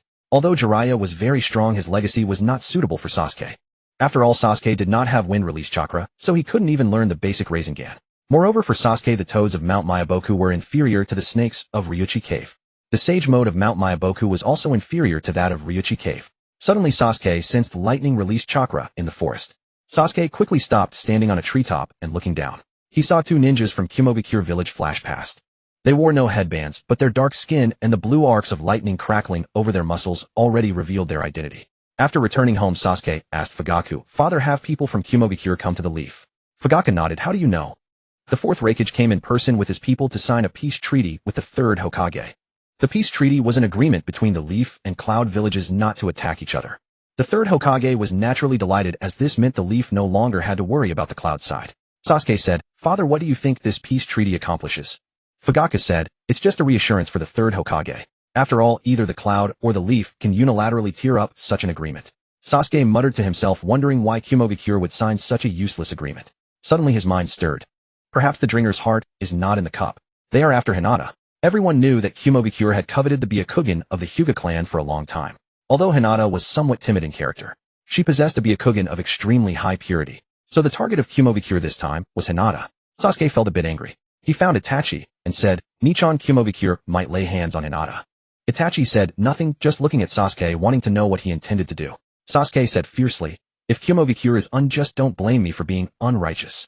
Since Kumogakure covets Hinata's Byakugan, don't blame me for taking one of their tailed beasts.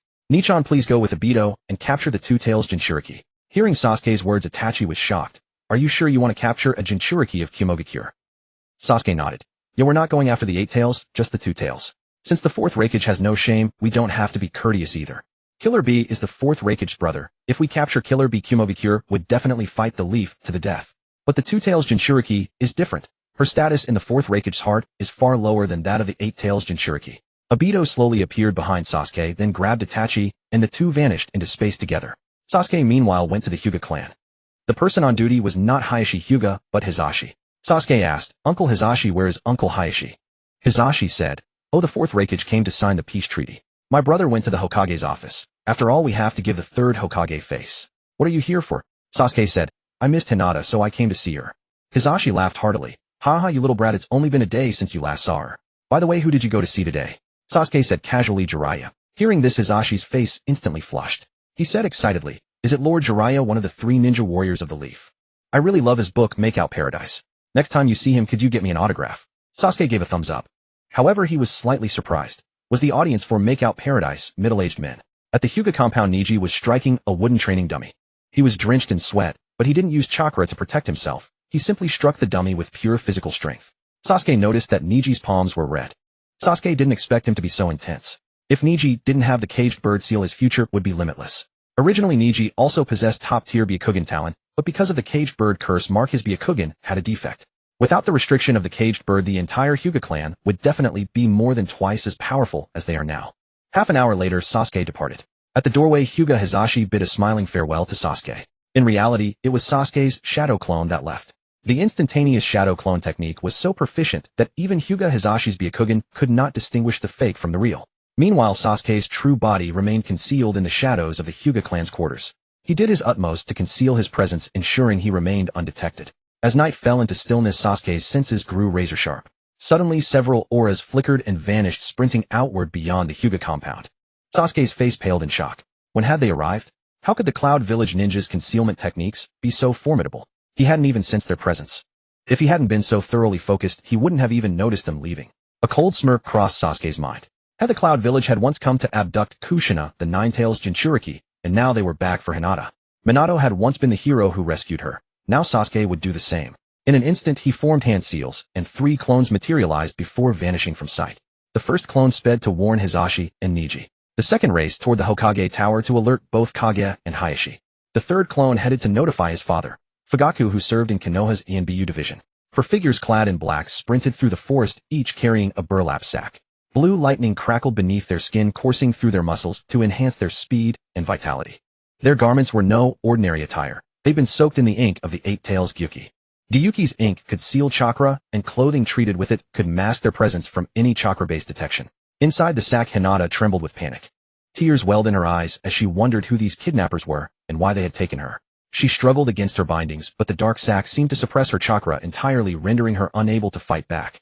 They were nearly at Konoha's border. 2 Cloud Ninja had already cracked the barrier seal, but only for a fleeting moment. They needed to seize that brief opening to escape the village, and at least deliver the white-eyed girl to the Cloud. Sasuke pursued relentlessly, but he couldn't close the distance. Mimicking the Cloud's technique, Sasuke channeled his own lightning release chakra through his body. The electrical surge lightened his frame, and he shot forward with blinding speed. This was the lightning release chakra body enhancement technique, the Cloud's closely guarded secret. The 4 AMBU operatives spotted the barrier ahead, merely 500 meters away. They were about to break through when a flash of lightning struck. The burlap sack on the AMBU's shoulder vanished. Sasuke pulled Hinata from the sack and held her close. Don't worry. I'm here. The 4 AMBU exchanged glances and nodded in unison. All 4 launched themselves at Sasuke in a blur. His Sharingan evolved into the Mangekyō, and black flames erupted, instantly reducing the 4 Cloud ENBU to ashes in a single moment. Sasuke cradled Hinata gently. Don't be afraid. I'll always be here. Her cheeks flushed crimson, and she nodded softly. She pressed a fleeting kiss to his lips, so brief it was almost imperceptible. Meanwhile, Sasuke's Amaterasu had already reduced the 4 Cloud ENBU to ash. But 2 more Cloud Ninja remained at the barrier, attempting to flee. Sasuke's gaze intensified, and black flames materialized beneath their feet, severing their legs in an instant. As the flames died down, the 2 ninja collapsed in despair. They exchanged a final glance before taking their own lives. They couldn't let their identities be exposed. Moments later, a bolt of lightning announced the arrival of the 4th Raikage, who bellowed, "Who did this? Who kidnapped the Hyuga clan's daughter?" Sasuke turned to face the Reikage. His upper body was bare, revealing powerful muscles crackling with lightning as immense chakra radiated from him. I killed them. They're nothing but ash, Sasuke replied. The Reikage's expression tightened, but he said, well done.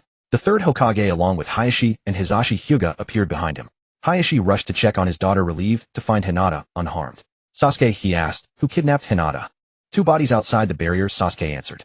Hiashi approached and examined them. Stripping away their clothing, he revealed the Mist Village headbands on their foreheads. It's the Mist Village, Hiashi declared. But Sasuke countered, Uncle, those headbands could be forged. The Reikage glared at Sasuke. Brat, what do you mean? Are you implying the Cloud Village was behind this? Sasuke replied calmly, I never said that. But the electrical arcs pulsing on those kidnappers' bodies matched yours exactly, Lord Reikage. The Reikage advanced step by step, his killing intent pressing down on Sasuke. Boy, you can eat whatever you want, but watch your tongue. Are you certain? Sasuke's eyes shifted from the Tomoe Sharingan to the Mangekyō, his gaze unwavering as he stared down the Reikage. A purple skeletal frame materialized, followed by sinews and the Uchiha Tengu armor. Sasuke, cradling Hinata within his partial Susanoo, addressed the Reikage. Lord Reikage, are you threatening a child? Fugaku appeared beside Sasuke. Lord Reikage, the identity of those in black is still under investigation. However, you frightened Sasuke. The Reikage glared at Sasuke within his Susanoo. This child showed no signs of fear. Moreover, the boy had awakened the Mangekyō Sharingan at such a young age. This would become a serious threat in the future. The fourth Reikage's lightning release body enhancement technique could accelerate his cells to speed Sasuke might not be able to react to, which is why he activated Susanoo preemptively as a defensive measure. But with Fugaku by his side, Sasuke had nothing to fear. Fugaku's heavenly stance was precisely the counter to the Reikage's speed. No matter how fast the Reikage was, once he approached Fugaku, his speed would be reduced to a third of its original value. This time Sasuke was the one who had taken lives.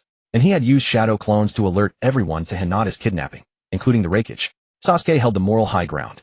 Killing 2 kidnappers shouldn't upset the Reikage, unless of course they were his own agents. Either way, the Reikage would have to swallow his rage. He couldn't retaliate on the spot after Sasuke had eliminated those 6 figures in black. However, the Reikage's plan had failed. Yet on the Cloud Village's end, Sasuke's scheme had succeeded. In Yunin Village, at Yunlei Gorge. This is where the Jinchuriki train.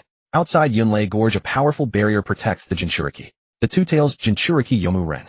The 8-tails Jinchuriki Chi-La Bai. Chi-La Bai found a corner to engage in his singing, dancing, and rapping. Yomu Ren was training in the martial arts field. Suddenly the space in Yunlei Gorge tore and twisted, and 2 figures emerged. The 2 figures wore the red cloud robes of the Akatsuki organization. One figure wore a tiger-striped mask, and the other had 2 deep tear streaks on his face. It was Daitu and Yu. They wore the Akatsuki clothes to disguise their identities. The 2-tails Yomu Run looked at the 2 figures and sensed their hostile intentions. The next moment, black-blue flames ignited on the 2-tails Yomu Ren's body, covering her entirely in an instant. Yomu Run, like a cat, crouched on the ground staring at Daitu and Yu. Yomu Ren opened her mouth and black, red, and blue chakra converged, forming a chakra sphere. It was the tailed beast ball. Boom. The tailed beast ball shot out, but it passed through the bodies of Daitu and Yu. Boom. The powerful tailed beast ball instantly shattered the distant mountain peak.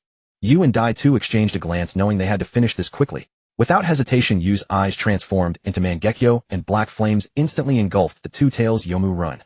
Amaterasu. The black flames of Amaterasu burned on Yomu Ren, causing her unbearable pain. Daitu instantly appeared behind Yomu Run, not dodging the black flames, and directly grabbed her body. The next moment, Yomu Ren along with the black flames vanished from the spot. Daitu came to Yu's side, and then the 2 disappeared without a trace. If not for the battle traces, there would be no sign that they had ever been there. Inside the Kemui space, Yu looked at the black flames burning on Daitu's right hand. Just as he was about to say something, Daitu grabbed his right arm with his left hand and forcefully tore off the entire right hand. There was a hint of surprise in Yu's eyes. Daitu said slowly, "This hand is fake. Or rather, half of me is fake." The black flames on Yomu Run were about to extinguish because the black blue-tailed beast chakra cloak on the 2-tails Yomu Run had been completely burned away by Amaterasu. Yomu Ren now lay in the Kemui space, barely alive. Daitu and Yu returned to my satisfied. Inside the Uchiha clan grounds, Zhuju thought for a long time, then said to Fuyue, "Father, I want to become a Jinchuriki." Uchiha Fuyu immediately said, "No, becoming a Jinchuriki is too dangerous. Moreover, it's the 2-tails which we have never dealt with before. We don't know its temperament." Zhuju said, "Father, I believe I can tame the 2-tails. After all, it only has 2 tails." Fuyu still would not let Zhuju take the risk, for as long as Zhuju developed steadily, his future achievements would be boundless. However, Zhuju wanted to become stronger by any means. Among the tailed beasts, the 2-tails was not the strongest, but its coolness was impeccable. The black-blue flames were very cool. Although Fuyu disagreed with Zhuju taking the risk, once Zhuju set his mind on something, he would definitely see it through. Actually, Zhuju was confident in taming the 2-tails. First, he possessed the Mangekyō Sharingan, Although his dojutsu was not specialized in genjutsu, his genjutsu skill was not weak. Second, with the deterrence of Dai 2's Gedo statue and Dai 2 and you aiding him, Zuizhu could not think of a reason to fail. Dai 2 appeared behind Zuizhu and brought him to the Kamui space. There the withered Gedo statue opened one eye and spat out a purple chain from its mouth. It directly pierced into Yomu Ren's body. This chain seemed to target only tailed beasts. Zuizhu saw that as the chain pulled. The large cat, burning with black-blue flames, was being slowly extracted from Yomu Ren's body, until the two tails was completely separated from Yomu Ren's body. Only then did Zuizhu see a real tailed beast for the first time. The two tails was enormous, its entire body ablaze with black-blue flames. When Zuizhu looked at it, the two tails seemed to be made of condensed chakra with so much chakra inside that it was almost overflowing. However, the two tails was now in a very sorry state. A chain was stuck in its neck, and it was being pulled step by step into the mouth of the Gedo statue. When the two tails saw the Gedo statue, this thing had a natural suppression over tailed beasts. Its eyes were full of terror. Zuizhu said to the two tails, "ULV, I give you two choices. First, become my tailed beast. Second, die." When the two tails heard Zuizhu call its name, it was startled, and its favorability towards Zuizhu instantly maxed out. Tailed beasts hoped to be recognized by people. It did not want to be called Two Tails, a war machine. It also needed others to call it by its name. ULV. Although it did not know how this brat knew its name, the fear of the Gedo statue was genuine for the two tails, so it chose to become Zuizhu's Jinchuriki. The two tails turned into a mass of black-blue flames and rushed into Zuizhu's body. The next moment, overwhelmingly powerful chakra overflowed from Zuizhu's body, and his surroundings were filled with black-blue chakra. As Zuizhu absorbed the black-blue chakra into his body, he became the two tails Jinchuriki. Zuizhu felt the immensely powerful two tails inside him. So this is a tailed beast. The chakra it contains is so vast. If even the two tails is like this, how powerful must the nine tails be? Zuizhu's consciousness entered his inner world, and he looked at the two tails. He said to it, "ULV, I know your name. I indeed coveted your power, which is why I wanted to become your Jinchuriki. But I will not force you like a machine. We are equal friends." With that, Zuizhu left the inner world. ULV was stunned. Perhaps it was when Zuizhu called out its name that ULV began to feel fondness for him. It had gotten along well with Yomu Ren, but now that she was killed, why did it not feel any sadness? Perhaps the two tails had seen too many people die, and Yomu Ren was just one of them. Or perhaps, proud as a tailed beast, the two tails had never regarded Yomu Ren highly from the start, after all she called it. Two tails. In its long life, the two tails had seen eyes like Zuizhu's. If it remembered correctly, these were the eyes of the Uchiha clan. He said it was not a weapon of war, but a friend. The two tails did not believe the words of humans. But the two tails held a sliver of hope. For Zuizhu, perhaps he was truly different from the others. Thinking of this, the two tails obediently laid down on the ground. As a tailed beast, it would eventually be captured and used as a weapon. Rather than that, it might as well trust this child. Becoming a Jinchuriki was entirely beneficial for Sasuke, with no downsides. In this society and environment as a tailed beast, it was inevitable that it would eventually become a Jinchuriki. It was better for him to take that role than someone else. Sasuke accepted this with peace of mind. Meanwhile, in Kimogakure, at the Cloud Lightning Gorge, the fourth Reikage stood atop the gorge with a darkened expression, silent. The Yanbiyu around him, seeing his anger, dared not utter a single word. Killer Bee seemed to have just been beaten, squatting on the ground like a quail, silent. He muttered curses under his breath at the fourth Reikage. Until the fourth Reikage could no longer contain his fury, he grabbed Killer Bee by the collar and roared, "Killer Bee, are you telling me that two people infiltrated the Cloud Lightning Gorge without you noticing? And in a very short time, they captured Ujito?" Killer Bee nodded. "Yes, yo. Idiot brother, jerk brother." The fourth Reikage. Then he punched Killer Bee flying and said to those around, "Investigate thoroughly. Find out who captured Ujito." Kimogakure cannot lose a tailed beast for no reason. Meanwhile, elsewhere, in the forests of Konoha, Sasuke was practicing Shuriken Shadow Clone Jutsu. He attempted to coat his shuriken with fire or lightning release chakra before throwing them. He even covered them with Amaterasu, which would reduce his ocular power consumption, as he wouldn't need to focus his gaze, sparing his eyes. Sasuke produced 3 shuriken in his hand, coated them with black-blue flames, and threw them instantly. The next moment, a large tree was burned to ash. Sasuke felt this technique was decent.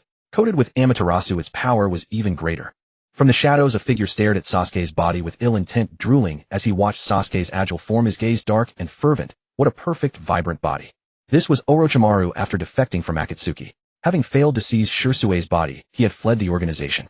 Lurking in Otogakure, Orochimaru's current body was on the verge of collapse, so he set his sights on Sasuke.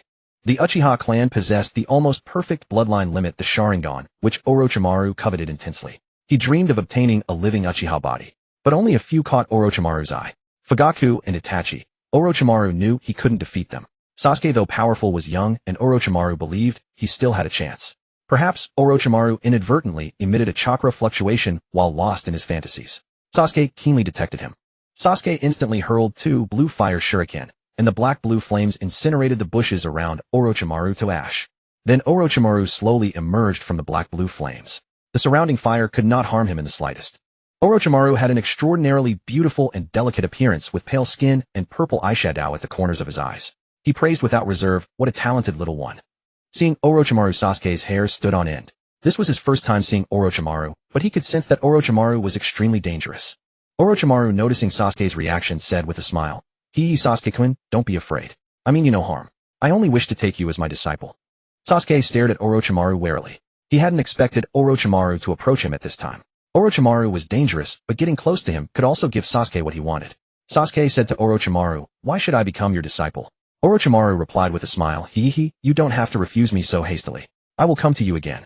With that, Orochimaru dissolved into a puddle of water and vanished before Sasuke.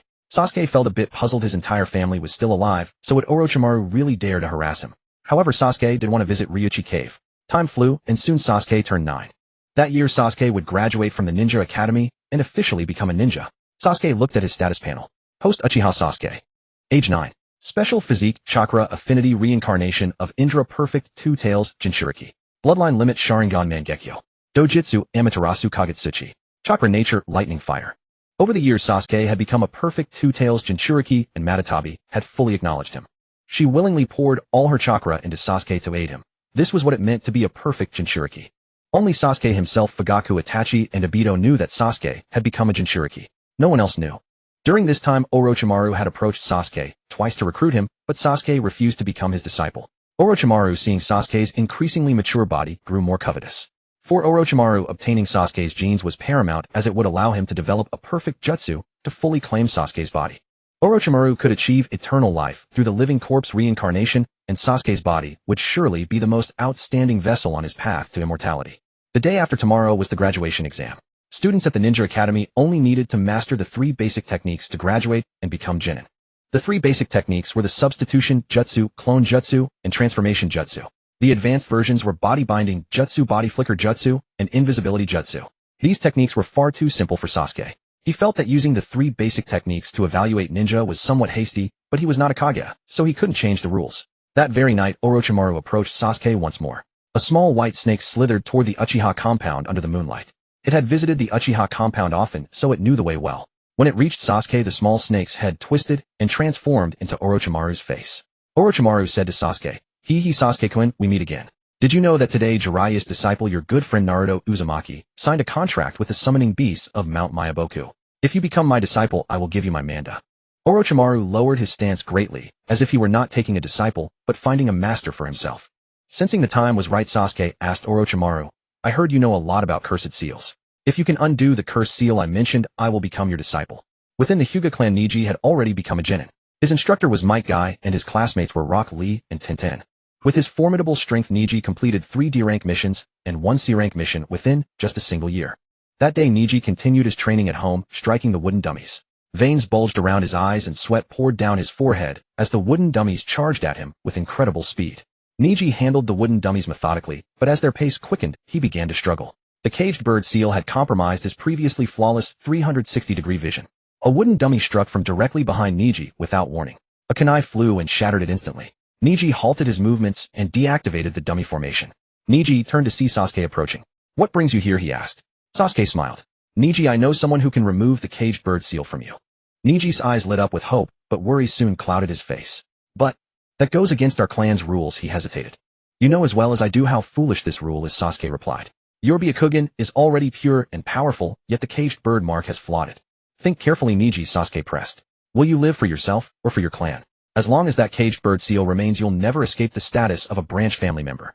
And the seal will be branded onto your children and grandchildren as well."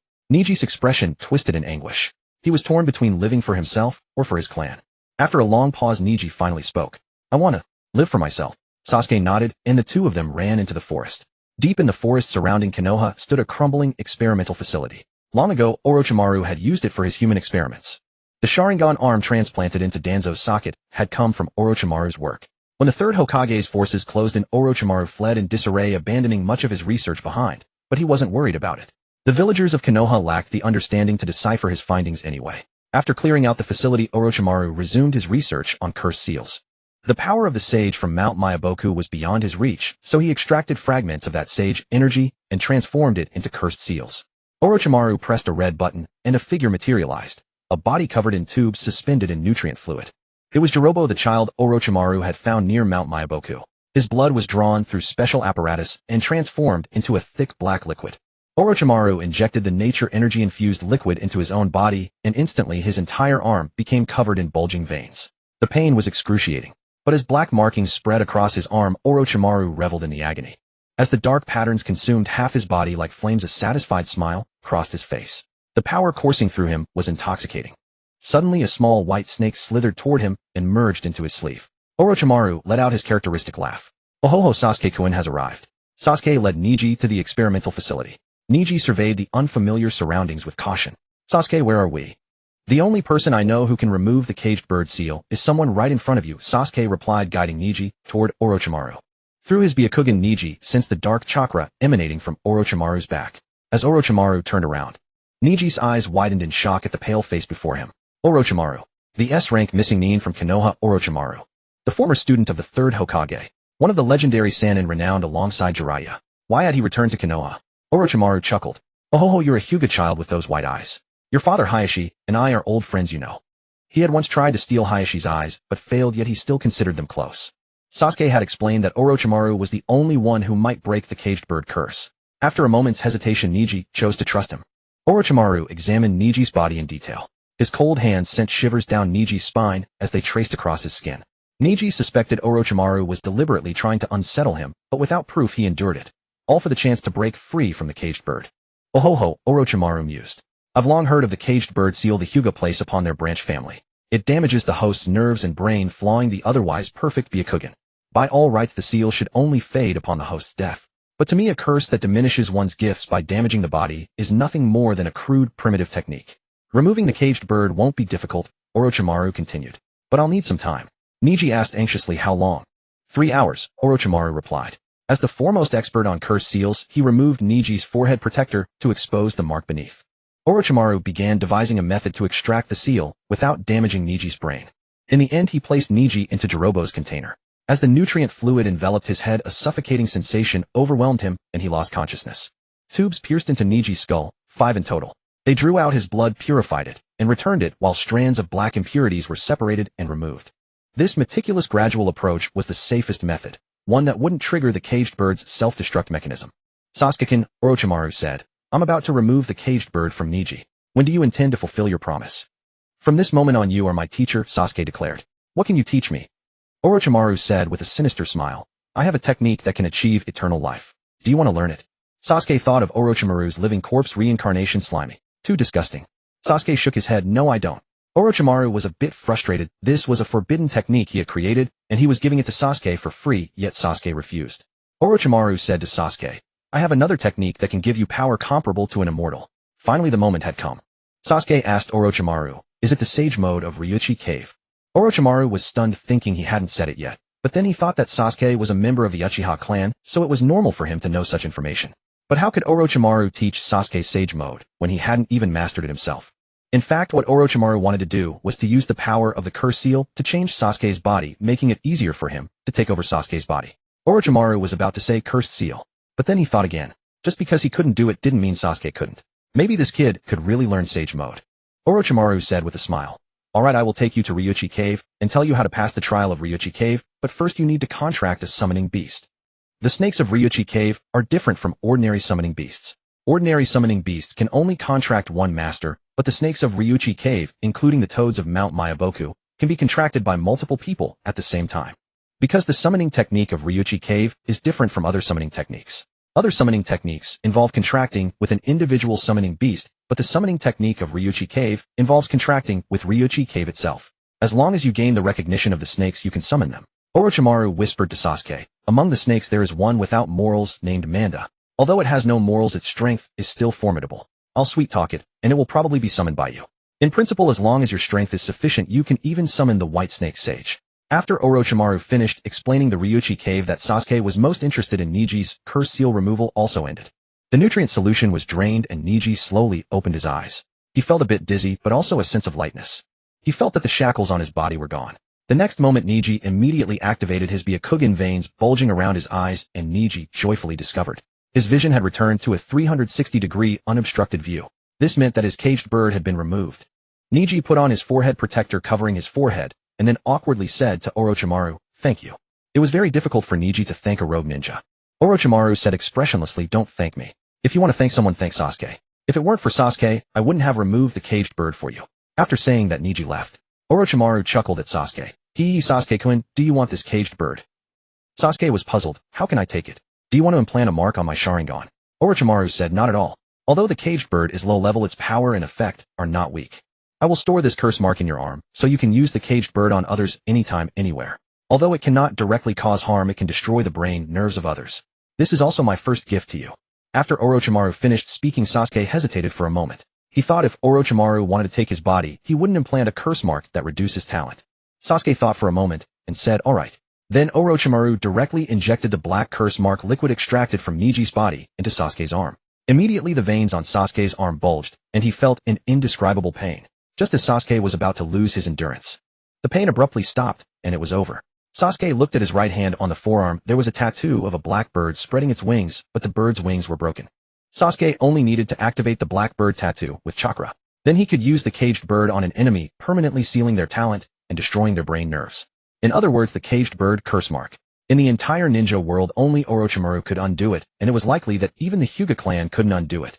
The caged bird curse mark, although low level, was very insidious. Orochimaru asked Sasuke, Sasuke-kun, when do you want to go to Ryuchi Cave?" Sasuke hesitated for a moment, and said now. Orochimaru nodded, then led Sasuke into the forest, bit his finger, and drew a symbol on his palm, summoning technique. The next moment the colossal Manda appeared before Sasuke.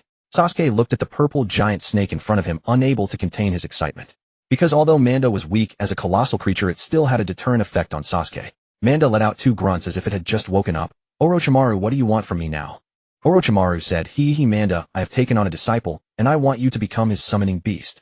Manda said arrogantly, Let me become this brat's summoning beast."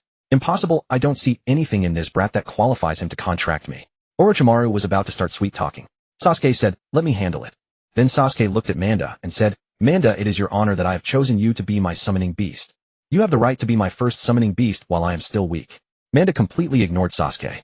Sasuke was amused. As expected, I shouldn't have wasted so many words on a cheap snake like you. The next moment purple chakra emerged around Sasuke, forming a massive skeleton. On the skeleton, chakra veins and muscles manifested, and finally the Tengu armor. The half-body Susanoo appeared. Sasuke's half-body Susanoo didn't waste words. A chakra materialized into a giant bow. Sasuke drew the bow and knocked an arrow, and the immensely powerful chakra converged into an arrow ready to fire. "Manda, you can also use a giant mecha. Why didn't you say so earlier?" "This is all a misunderstanding." Seeing Susanoo drawing the bow and knocking an arrow, Manda's scales stood on end. If that arrow struck, he would be either dead or severely injured. "No need." Manda immediately said, Wait, let's talk. Isn't it just becoming your summoning beast? That's easy. Finally, under Sasuke's tyranny, Manda and Sasuke signed the summoning contract. Originally, Sasuke wanted to go to Ryuchi Cave, but suddenly Obito appeared beside Sasuke. "Akatsuki has arrived at Konoha." Akatsuki has arrived in Konoha. After speaking, Obito's figure dissolved into the dimension and vanished. Orochimaru watched the Obito who had just appeared, every hair on his body standing on end. His intuition told him that he was absolutely no match for the person before him. Furthermore, Orochimaru detected a trace of familiarity from him. Obito's presence made Orochimaru dare not act rashly. After a long pause, Orochimaru asked Sasuke, Sasuke-kun, who was that person just now?" Sasuke casually replied, "He's my subordinate." Then Sasuke left, leaving Orochimaru bewildered on the spot. He felt uneasy now, because if that masked man could conceal himself in the void, Orochimaru had no idea whether the mysterious masked man was by Sasuke's side at this very moment. Then it seemed Orochimaru could not see Sasuke's body. Orochimaru felt that everything he had done might come to nothing. Obito's existence dealt Orochimaru a harsh blow. It compelled Orochimaru to begin more meticulously planning his future scheme to seize Sasuke's body. Because one slip and it would all fail. 2 members of Akatsuki had arrived in Konoha village. Both wore enormous bamboo hats that concealed their faces. One was tall and carried a massive weapon wrapped in bandages on his back. The other was relatively slender, Uchiha Shursui and Kisame. Shursui could not see the path, but relying on memory, he asked Kisame, "Isn't there a dango shop ahead?" Kisame replied, "Yes, Shursui-sama." Originally, Kisame had been deeply dissatisfied that the organization had assigned him a disabled partner. You could say he was missing a hand or an eye, but he had lost both eyes. He could not see anything at all. Kisame had tried to give Shisui a lesson, but facing that emerald green chakra, he had still yielded. He remembered what Ao had once said. Among the powerful enemies I have faced, that touch of green chakra is something I can never forget. Only then did Kisame remember that Shisui's nickname was Body Flicker Shisui. Afterwards, Kisame came to deeply respect Shisui. Shisui bought 2 boxes of 3-colored dango, Itachi's favorite dessert. At that moment, another person was also buying dango. It was a beautiful girl. Uchiha Izumi said to the vendor, "Boss, 2 boxes of 3-colored dango, extra sugar." While purchasing the dango, Uchiha Izumi was also scrutinizing the 2 figures. Black robes adorned with red clouds. People she had never seen before. But why did these figures seem somewhat familiar? As if sensing Izumi's gaze, Kisame was somewhat displeased. Shisui said to Kisame, "Kisame, do not make a move and draw the attention of Konoha's higher-ups." Kisame nodded. Hearing Shisui's voice, Izumi's mouth opened in surprise. "Brother Shisui." Shisui frowned slightly. He found Izumi's voice somewhat familiar, but could not recall who she was. "Who are you?" Izumi excitedly said, "Brother Shisui, it's me, Izumi. Uchiha Izumi." As a member of the Uchiha clan who had awakened the Three-Tomoe Sharingan, Shisui naturally remembered this name. But what truly made Shisui remember Izumi was her ambiguous relationship with Itachi. Uchiha Shisui smiled and said, "Izumi, I never expected to run into you at a time like this. How is the Uchiha clan faring in the village now?" Speaking of which, Izumi felt like crying. The current prosperity of the Uchiha clan in the village was inseparable from Shisui's sacrifice. For the sake of the village and his clan, Danzo had gouged out his eyes, and he had been poisoned by the Sanzo fish. Even the Uchiha clan's first victory in their conflict with the village was because of Shisui's eyes. Izumi said, "Brother Shisui, the clan is doing well now. The elders are being obedient, and the clan has reached a peace agreement with the village leadership. The clan members have obtained what they desired. But Brother Shisui, are you coming back?" Shisui smiled faintly and said, "I cannot return. I am a missing nin. The scratch on my forehead protector can never be erased. Besides, Akatsuki is a fitting destination for me." This time Shisui had come to Konoha with Kisame. There were 2 missions. The first mission was for Shisui to return and observe the current situation of the Uchiha clan, and he also wanted to see whether Itachi without him around was still keeping everything locked inside, without speaking out. The second matter was to investigate the tailed beasts. The 2 tails Jinchuriki had disappeared 3 years ago, and there had been no word since. Nagato needed to know where the 2 tails had gone. Although Obito knew that Sasuke was now the 2 tails Jinchuriki, he had not told Nagato. So Nagato was unaware of the 2 tails' whereabouts. Nagato had sent Kisame and Shisui specifically to investigate whether the 2 tails was in Konoha or not. Youth is about exercise. The sweat you shed is the radiance of youth. Just at that moment, 2 green figures sprinted past at great speed. They were Mato Guy and Rock Lee doing their daily run around Konoha for exercise. The dust kicked up by their rapid running swept onto Kisame, dirtying his clothes, which made him very angry. But Mato Guy and Rock Lee at this moment actually ran back in reverse the entire way. Mato Guy, while marching in place, narrowed his eyes and looked at Shisui and Kisame. Mato Guy looked at Shisui. "You seem somewhat familiar." Mato Guy then turned his gaze to Kisame. "You eat my kick first." Hidden Leaf Strong Fist Whirlwind. Mato Guy suddenly kicked at Kisame, and the tremendous impact directly knocked the hat off Kisame's head, revealing the scratched forehead protector mark of a missing nin. Mato Guy said excitedly, "As I suspected, you are no good person after all. You are indeed a missing nin."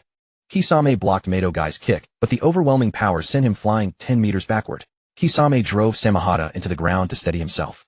Kisame looked at this green melon-headed man and could not believe such a slender body could unleash such astonishing power. He complained inwardly. Why was he and Mr. Shisui wearing the same clothes, yet this green melon head only attacked him? Mato Guy kicked at Kisame again. With no chakra fluctuation whatsoever, merely the raw power contained within his body, a single strong fist whirlwind sent Kisame flying once more. Seeing that his 2 kicks had not caused any obvious damage, Mato Guy said, "I did not expect you to be quite formidable, but it ends here." Kisame gripped Samahata, and the scales on the sword instantly spread open the bandages, then swung toward Mato Guy. Kisame grinned sinisterly. "Hehehe, Melonhead, you have picked the wrong person to mess with. Remember this, I am Hoshigaki Kisame." Underneath the green tights, Mato Guy's physique didn't appear robust, but the moment he exerted force, his taut muscles bulged instantly, nearly bursting the green tights. Guai Jiao chuckled, swinging his massive jiaoji toward Meitokai. The immense force sent Meitokai flying. Meitokai felt a surge of excitement. He hadn't expected Guai Jiao, despite his unremarkable appearance, to possess such formidable strength. Weight, appearance, and strength seemed unrelated after all. No more overthinking. The green beast of Mai was about to be unleashed. Every cell in Meitokai's body danced with joy, craving a battle. Meitokai assumed a stance. 8 gates gate, a view open. Immediately green steam enveloped his body. Sensing danger, Guai Jiao leaped into the nearby river, stepping on the water surface and rapidly forming hand seals. Water release, water dragon bullet technique. The river converged into a dragon's head, hurling toward Meitokai. Meitokai felt his blood boil with exhilaration. He then rapidly punched the air, the friction between his fists and the atmosphere, generating flames that flew toward the water dragon bullet. Water and fire collided, instantly transforming into a cloud of steam. Within the steam, Jiaoji, sniffing Meitokai's Chikila, located his position. However, a green figure burst through the steam, landing a kick on Guijiao. Youth never fades. Unable to form hand seals in time, Guijiao was struck in the chest and sent flying backward. Yet Guijiao was unharmed. After tumbling twice in the water, Jiaoji clamped onto Meitokai's leg. Guijiao continuously formed hand seals. Water release, water, thousand sharks technique. The river transformed into a swarm of ferocious sharks lunging at Meitokai. But just at that moment, a figure wearing a fox mask descended from the sky, drawing a short blade from his back and swiftly cleaving the water release sharks into vapor. The short blade then plunged into the gaps of Jiaoji. Wincing in pain, Jiaoji released Meitokai and swam back to Guijiao. Meitokai said, "Kakaxi, you've come." Kakaxi nodded. "Leave this to me.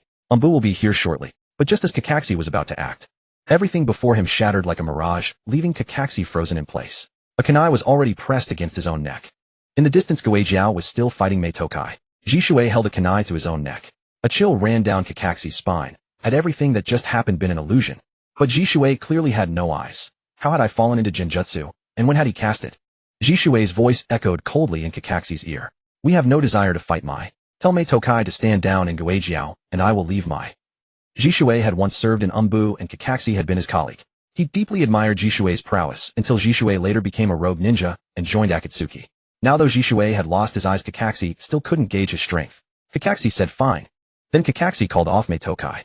Jishui also said to Guijiao, "Guijiao, that's enough. We've already drawn Mai's attention. Let's leave." Guijiao replied matter-of-factly, "Was my fight with the green watermelon head too noisy?"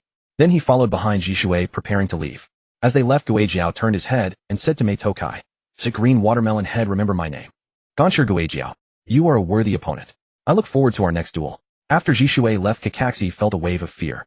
If Jishui had truly intended to kill him just now, he would already be dead. Jishui had defected 3.5 years ago. In those 3.5 years, Kakaxi had no idea how much that prodigious youth had grown. In the forest outside, Maya figure flickered repeatedly until he spotted two silhouettes in black robes adorned with red clouds. Jishui's ears twitched, as if sensing a familiar presence. "You've come," Jishui said. You jumped down from a tree, his eyes complex as he gazed at his former close friend. Guijiao chuckled, "Hey, mister. Jishui's younger brother." He then raised Jiaoji and swung it at you. A red light flickered in Yu's eyes as he drew a kunai and engaged Guijiao. You said to Jishui, "Jishui, are you really not coming back?" Jishui replied, "No. Akatsuki suits me well, and I now believe their philosophy is correct. In this world, this shinobi world, as long as nations exist and the ninja system persists, conflict and war will never cease. Akatsuki's goal is to collect the nine-tailed beast, seize the most formidable power in the shinobi world, and then use force to prevent war. Just like Uchiha Madara and Senju Hashirama in the past, using power to deter the entire shinobi world." You merely nodded. His thoughts were not yet as advanced as Jishui's. For now, you only wanted to maintain peace and balance between the village and his clan. The shinobi world was beyond his consideration. You and Jishui were close friends. The fact that you awakened his Mangekyō Sharingan for Jishui alone spoke volumes about their bond. You said to Jishui, "Jishui, you still have one eye left." Jishui smiled. "Use it for what you believe is right. I may be blind now, but I see more clearly in my heart than before." You and Jishui conversed. Meanwhile, Guijiao was incessantly punching the air and releasing jutsu at nothing. Hearing Guijiao's antics, Jishui said, "You stop teasing, Guijiao. Release the Genjutsu." You said, "No, you release it. Farewell." Then you vanished. Jishui shook his head helplessly. He was always like this, insisting on a little spar with him no matter the occasion. Jishui stepped forward, and within 5 meters of Guijiao, the Genjutsu on Guijiao automatically dissolved. For Jishui, casting Genjutsu didn't necessarily require eyes. Sometimes Chikila alone sufficed. Guijiao's eyes snapped back to clarity. He asked in confusion, "Mr. Jishui, your younger brother has disappeared." Jishui said helplessly, "Guijiao, you fell under Yu's Genjutsu. The Yu now surpasses me in illusionary arts." For Jishui lacked both eyes, while you possessed the Genjutsu Dojutsu, second only to Kotoame Tsukuyami. At the Ninja Academy, graduation was imminent. Hinata, however, felt a pang of anxiety, for upon graduation, students were organized into teams of 3, each guided by a Jonin sensei. Hinata worried that she might not be placed on the same team as Sasuke. According to intelligence obtained by her clan, Hinata was likely to be assigned to a search specialization squad, with Aburame Shino and Inazuka Kiba utilizing Hinata's Byakugan Kiba's dogs and Shino's insects. As a princess of the Hyuga clan, having access to such information channels was only natural. It was said that the third Hokage himself had personally planned this squad to focus on developing their tracking abilities, hence the designation Search Specialization Squad. Yet Hinata yearned to be on the same team as Sasuke. Sasuke gave Hinata an okay sign. Don't worry, he said, we'll definitely be in the same squad. Now the Uchiha clan wielded power comparable to the village's top brass. Sasuke only needed to exert a little indulgence of authority to arrange for Hinata to join his squad. Thus Sasuke harbored no concerns whatsoever. The day of the academy graduation exam arrived. As expected, Sasuke graduated with the highest marks. In last place was Naruto. Naruto's proficiency with the 3 basic jutsu was abysmal. Despite his extensive training with Jiraiya, these techniques were never his forte. In combat, Naruto could rely on the Rinnegan. He could even summon Gamabunta to fight. However, the exam's focus on the 3 basic jutsu was indeed not his strength. Nevertheless, Naruto managed to graduate. That evening in the academy's training ground, a stoic man with white hair, a forehead protector covering one eye, and a mask sat on a chair. Moments later, an elderly man in the Hokage's robes sat beside Kakashi, handing him a drink. Kakashi, you don't resent me for pulling you out of A&B, do you? Kakashi replied, no, third Hokage-sama. The third Hokage, Hiruzen Sarutobi, spoke slowly. With your abilities, guiding students will better utilize your talents. Furthermore, I intend to assign Uchiha Sasuke and Uzumaki Naruto to your squad for you to instruct. Sasuke is a prodigy of the Uchiha clan, while Naruto is the 4th Hokage's son and the Nine-Tails Jinchuriki. Kakashi was taken aback, unable to comprehend why 2 shinobi with such immense potential would be placed in a single squad. The 3rd Hokage said, Sasuke is the genius, Naruto is the dead last. Haha, isn't this exactly like the old Minato squad? However, Naruto needs to suppress the Nine-Tails, so naturally he's somewhat weaker. That's why the gifted youth Sasuke has been placed with Naruto. Initially, I planned to place Haruno Sakura in your squad. But Fugaku approached me and asked for a favor, to put Hinata in the same squad as Sasuke. Nowadays, shinobi operate collectively. So I organized squads with diverse specializations. Last year's team guy was the Taijutsu Specialization Squad. This year I intended to form the Search Specialization Squad led by Kurenai Yuhi and the Tactical Specialization Squad led by Asuma. With that, the 3rd Hokage stood up and said to Kakashi, Kakashi, I'm counting on you. Kakashi remained silent. Later that night, Kakashi returned home, lay on his bed, and stared at the ceiling without a word. As an ANBU executing missions, Kakashi was meticulous. But he had never been a teacher before. Kakashi felt a sense of trepidation, fearing he might not be an adequate instructor. He recalled his own days in the Minato squad. That was also Team 7 then. He had been aloof and prideful with scarcely any friends. Obito was boisterous, yet also the dead last. However, Obito, the dead last, could train obsessively for the sake of the girl he loved, Rin. Humans are complex and ninja are multifaceted. Successfully guiding ninja and nurturing them to reach their potential is a challenging task. Moonlight streamed through the window, illuminating a blade upon the desk. It was a short sword, but also a broken one. It was his late father's Tsukumo Hataki's blade. The sole memento his father had left him. Kakashi thought of his father's death. He thought of his comrade dying before his eyes, his own powerlessness. Gazing at the bells at his waist, Kakashi clenched his fist. He could not allow the tragedies he had endured to repeat for these children. The 3rd Hokage entrusted these children to him because he believed in him. To trust one's students and to protect them, that is the way of a teacher. The next morning, early, the graduating class assembled in the classroom. A burly, cocky-looking man with a cigarette dangling from his mouth strolled in. I am Asuma Sarutobi, the instructor for Team 10. When I call your name, step forward. Smack. A red-haired woman slapped her hand across Asuma's mouth, knocking the cigarette to the floor. Kurenai Yuhi said, her face dark. Asuma, how many times have I told you not to smoke in front of the children, lest you teach them bad habits? Asuma grumbled, honestly, couldn't you at least spare my dignity in front of the kids? Kurenai shot him a glare, and a cold sweat ran down Asuma's forehead as he nodded. All right. Asuma then announced, Nara Shikamaru Akimichi, Choji Yamanaka Ino, from today you 3 are my students. Together we form Team 10, the Tactical Specialization Squad. After Asuma left, Kurenai called out 3 names.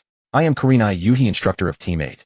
Aburame Shino, Inazuka Kiba, and Haruno Sakura. We will form the Search Specialization Squad. Sakura was bewildered. Search Specialization. Mie. Her forte was monstrous strength. How was that related to tracking abilities? Speaking of tracking, wouldn't Hinata's Byakugan be a better fit? Why was she Sakura placed in this Search Specialization Squad? Despite her dissatisfaction, Sakura followed Kurenai out. There was no choice.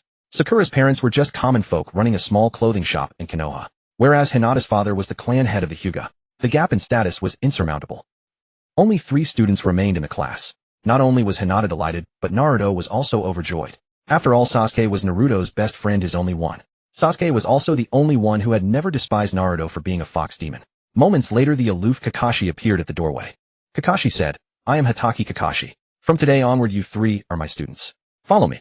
At the training ground, Kakashi took a bell from his waist and said to Sasuke, Naruto, and the others, your first test is to snatch the bell. You may use any means to take it from me. The moment Kakashi finished speaking, he sensed something amiss. Sasuke rapidly formed hand seals, and multiple shadow clones charged toward Kakashi. Kakashi's eyes darted, trying to locate the real Sasuke, but in his vision every single one appeared to be the genuine article.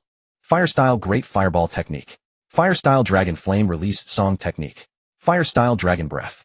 Fire Style Phoenix Sage Fire Technique. Lightning Style Lightning Spear. Lightning Style Lightning Flash. Kakashi stared in disbelief at Sasuke's clones. Clones capable of using ninjutsu. This was no ordinary clone technique. It was Shirsue's signature move, the instant body shadow clone. Kakashi slammed the ground. Earth Style Earth Flow Wall. Instantly 4 walls rose around Kakashi, each bearing a dog head emblem, enclosing him completely. Sasuke's 10 ninjutsu strikes hit the walls, which shattered with a thunderous crash. Yet within the debris, Kakashi was nowhere to be found. Kakashi had already used the Earth Style technique to escape, hiding behind a tree not far away. He felt a headache coming on. It seemed the bell-snatching test was far too easy for Sasuke. Sasuke's eyes shifted as his Three-Tomoe Sharingan activated. Sasuke sensed Kakashi's presence. Then lightning-style chakra surged through his body, activating his cellular activity. Sasuke's form transformed into a bolt of lightning. It flashed and vanished. The bell at Kakashi's waist disappeared without a trace. Kakashi was speechless. Watching Sasuke, whose body crackled with arcs of lightning, he helplessly stepped out from behind the tree. He said to Sasuke, "You win." Even though Naruto and Hinata didn't contribute, Sasuke alone is strong enough, and that's sufficient. However, the second test that follows has nothing to do with strength. It's about unity. Sasuke was tied to a post by Kakashi. Kakashi tossed a lunchbox in front of Hinata and Naruto each. He said to them, "The task is simple, do not feed Sasuke, or you will be disqualified from becoming ninjas." With that, Kakashi left. But he hid behind a distant tree watching the scene. Hinata looked at the lunchbox before her. Opening it, she found shrimp rice. The aroma of shrimp filled the air, and without hesitation, she picked up a shrimp and offered it to Sasuke. Sasuke unceremoniously swallowed it in one bite. He said, "Good girl, Hinata."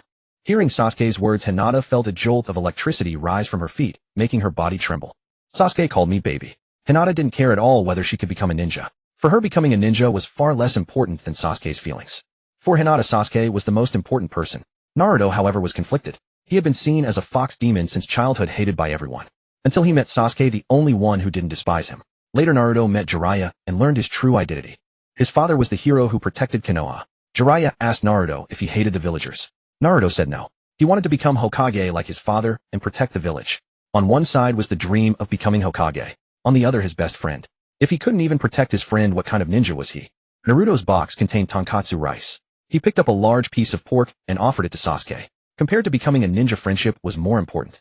Witnessing this, Kakashi's eyes grew distant. It felt as if someone had pushed him from behind, thrusting him from the shadows of the tree into the sunlight.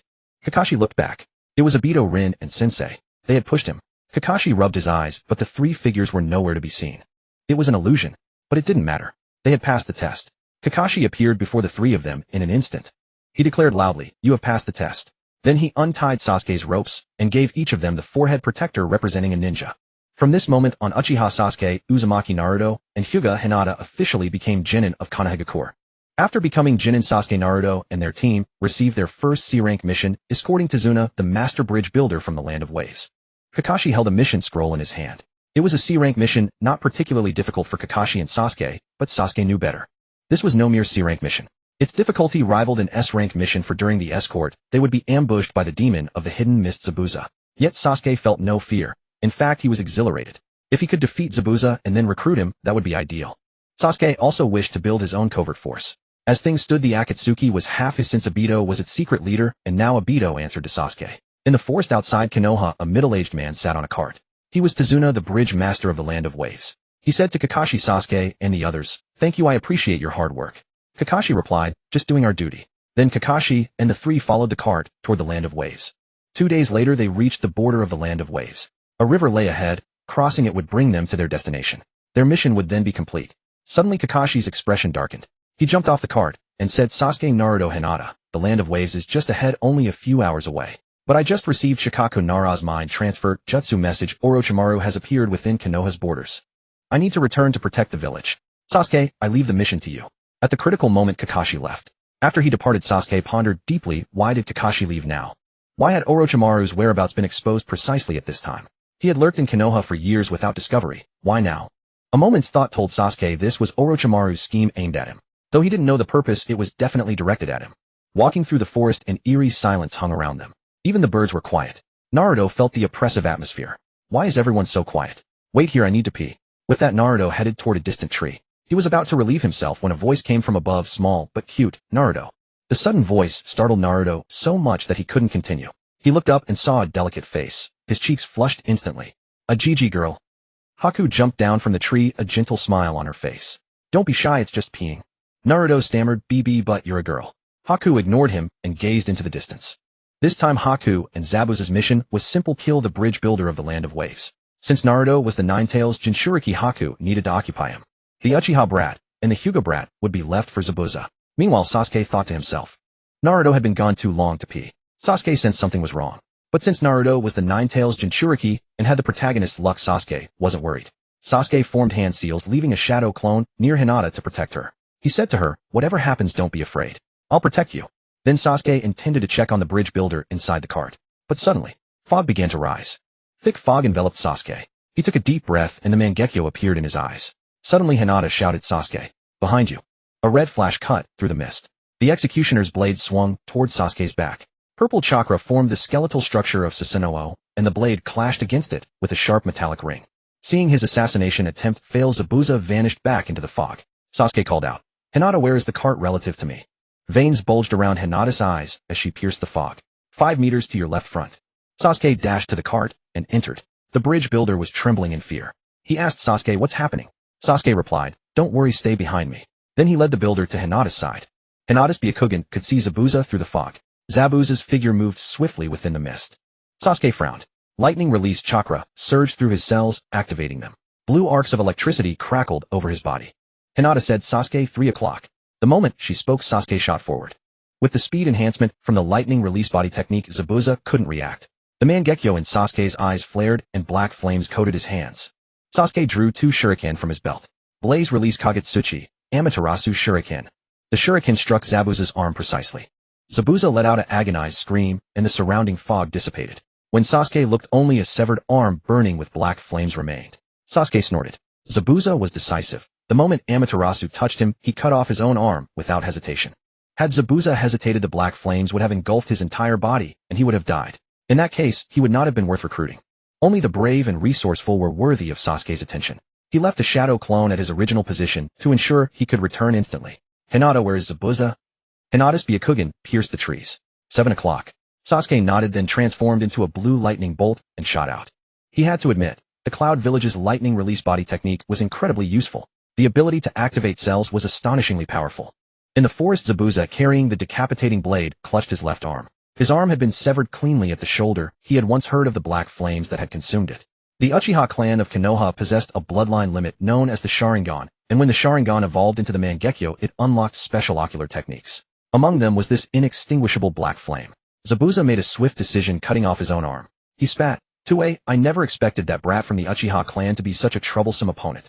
Sasuke, his body crackling with blue arcs of lightning, instantly appeared behind Zabuza. Zabuza, relying on instinct, swung his blade at Sasuke, but a purple skeletal structure materialized around Sasuke, deflecting the strike. Sasuke said to Zabuza, Zabuza, you are no match for me. Zabuza was silent for a moment, then replied, I know I am not afraid of death. But if you think you can kill me easily, you are mistaken. Sasuke felt somewhat helpless. At this distance, he had many ways to kill Zabuza. For instance, his Mangekyō could focus directly on Zabuza and ignite him with Amaterasu. But Sasuke did not want to kill Zabuza. After all, Zabuza was an S-rank missing mean, a formidable combatant. Sasuke said to Zabuza, I do not wish to kill you. I want to hire you. I can offer you a substantial amount of money. Zabuza. Zabuza himself was a mercenary. Though he had no organization, the title of Demon of the Hidden Mist made him renowned in the mercenary world. Most importantly, Zabuza had a reputation for a perfect mission completion rate. Zabuza hesitated. He knew he could not complete this mission, which would shatter his perfect record. Zabuza asked Sasuke, the Uchiha need to hire a rogue ninja like me. Sasuke replied, being a rogue ninja is no issue. Our clan has its own, and I admire you. Sasuke continued, how much was the bounty for this mission? Zabuza said the head of the bridge builder was worth 100 ryo. Sasuke smiled, simple. Be hired by the Uchiha on a long-term basis. I'll give you 500 ryo per month. After Sasuke finished, Zabuza was very tempted. 50,000 ryo a month was an incredible deal. Zabuza gladly accepted Sasuke's offer. Zabuza asked Sasuke, how should I contact you? Sasuke replied, don't worry, someone will reach out to you. For now, just go and do what you should do. With that, the Sasuke in front of Zabuza dissolved into white mist. The real Sasuke reappeared beside Hinata. Sasuke teased, your head is worth 100 ryo. The bridge builder was indignant. Only 100 ryo. That's an insult. Sasuke said dryly, but we're escorting you for only 500 ryo split 4 ways. The bridge builder was speechless. In the forest, Naruto was chatting with Haku. Haku was gentle like an older sister, soothing Naruto's emotions and talking with him. Suddenly, as if receiving a signal from Zabuza, Haku stood up and said to Naruto, "Little one, I've enjoyed our talk, but I must go." As Haku left, he turned back with a smile and said, "Oh, and I'm a boy." Naruto was instantly petrified. A boy? How could such a beautiful person be a boy? Naruto returned dejectedly to the team. Sasuke asked, "What took you so long?" Naruto's face reddened. He couldn't very well admit he had almost developed feelings for a gentle boy. He stammered without explanation. Sasuke didn't press further. The three escorted the bridge builder back to the Land of Waves. This C-rank mission was completed successfully, though it had felt more like an S-rank mission. Elsewhere in the forest, Haku found Zabuza. Seeing his severed arm, Haku was deeply distressed. "Sir, what happened to your arm?" Zabuza said, "I am no match for that Uchiha brat. Now take me to Gato." Gato was the one who had hired Zabuza to kill the bridge builder. This time Zabuza had failed. He needed to report back to Gato. Zabuza said to Haku, "If we approach him directly, he might not agree. Tell him the mission was successful and we've brought the bridge builder's head to claim the reward." "Yes, sir." That night, in a dimly lit room, Gato met with Zabuza. Gato exclaimed excitedly, "Ha ha ha, the demon of the hidden mist lives up to his name. A perfect mission completion record." Zabuza replied, "I failed." Gato was stunned and furious. "What? You failed? Then why did you deceive me?" Zabuza said calmly, "Because I have a reputation for perfect completion in the mercenary world, and I don't want it tarnished. Since I failed, I must kill the one who hired me, you." Under Gato's terrified gaze, the decapitating blade drew closer. With a thud, a bloodstained head flew high into the air. Meanwhile, at the Konoha barrier, Kakashi saw Orochimaru. There was no one else around. Kakashi sensed danger, but the Orochimaru before him was undeniably real. Orochimaru said to Kakashi, "Not even a greeting for your former superior. Kakashi, you are most discourteous." Kakashi replied, "Former not present. Why did you lure me here?" Orochimaru chuckled hoarsely. "The Yamanaka clan's mind-body switch technique is not difficult to learn. I have your chakra signature, so I drew you here. Let me tell you a story. During the Third Shinobi World War, the 7th team was trapped at the Kanobi Bridge while their instructor Minato Namikaze was elsewhere on a mission. This led to 2 deaths and 1 injury among the students. What about the current 7th team?" Hearing Orochimaru's words, a chill ran down Kakashi's spine. He immediately dashed toward the Land of Waves. The story Orochimaru told was about Kakashi's own team. At that time, Minato was on another mission, and at Kanobi Bridge, Obito died, Rin died, and only Kakashi survived. Kakashi did not want the tragedy to repeat. Though he didn't know why Orochimaru targeted his students, the purpose of luring him away must be Sasuke and the others. Kakashi ran desperately. He must not let his students come to harm. He had to be a worthy teacher. Orochimaru watched Kakashi's retreating figure, a slight smile curling at the corner of his mouth. Kakashi had passed his test.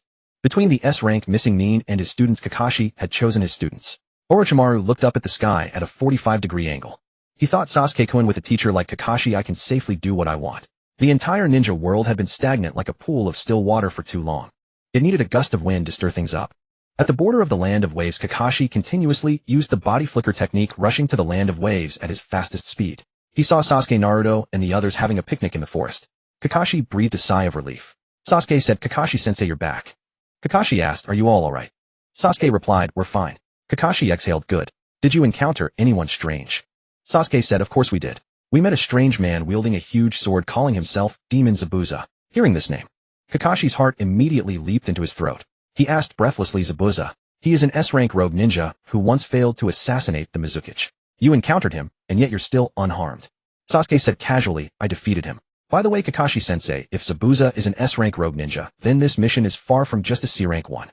Kakashi nodded and said, "Don't worry, I'll upgrade this mission to S-rank when I return." Kakashi sighed in relief, gave a thumbs up to Sasuke, Hinata, and Naruto, and said, "You did great. You've brilliantly completed an S-rank mission. This is the first time a genin has accomplished an S-rank mission." 2 days later, inside a dark fortress outside the hidden mist village, Zabuza was polishing his decapitating carving knife. Suddenly the space twisted. Obito appeared in the fortress. Sensing the spatial disturbance, Zabuza grabbed his sword and swung it at Obito. But the blade merely passed through Obito's body, as if cutting through air. Zabuza eyed him warily. "Uchiha." Obito spoke slowly, "Zabuza, follow me." Zabuza said, "Wait, I'll call Haku." Then Obito led Zabuza and Haku, and they vanished from the fortress. At the Uchiha clan compound in Konoha, Uchiha Fugaku stared at the bewildered Zabuza and Haku. Fugaku looked at Sasuke incredulously. "You mean our Uchiha intelligence and assassination organization is to recruit a rogue ninja?" Fugaku still held traditional views. The Uchiha clan's intelligence and assassination organization was called the Hawk Organization, a name Sasuke had chosen. Fugaku thought the name was excellent, symbolizing the keen observation of a hawk. But Sasuke just thought it sounded cool. The true first member of the Hawk Organization was Obito, who had flawlessly executed the assassination of Danzo and disposed of his body perfectly. Originally Uchiha Kinji also wanted to join, but Sasuke didn't approve. Sasuke's principle was to keep the organization elite, like the Akatsuki, with no compromises. Members must at least be S-rank rogue ninja level. Obito's strength far exceeded that. Zabuza's strength reached S-rank rogue ninja level. Although he had been killed by Kakashi in the original story, if Kakashi had defected, he would have been at least S-rank as well. Thus the Hawk organization gained its second member demon, Momochi Zabuza. Sasuke looked at Zabuza's tattered clothes and teased, "Zabuza, if you keep wearing such ragged clothes will Haku ever like you?" Zabuza glanced at Haku involuntarily, then gripped his sword tightly, and said, "Say that again, and I'll kill you." Sasuke chuckled. Zabuza's heartbeat had clearly quickened, his icy exterior betraying his nervousness. Indeed, although Haku was a boy, he was exceptionally beautiful. It was understandable that Zabuza might harbor some special feelings.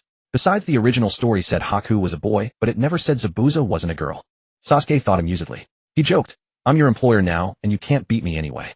Then Sasuke found a suitable dark blue robe for Zabuza. When Zabuza changed into it, he actually looked somewhat handsome, though the back of the robe bore the Uchiha clan crest. Seeing Zabuza's empty sleeve, Sasuke asked, "You're used to fighting with both hands. Can you manage with one? Do you need me to find someone to attach a new arm for you?" Zabuza replied coldly, "No need. One hand is enough." Then he turned to leave. Sasuke asked, "Hey, where are you going? Leaving the Uchiha compound like that? You're practically asking to be spotted by the Umbu." Zabuza looked a bit awkward. Sasuke said, "You and Haku stay here in the Uchiha compound.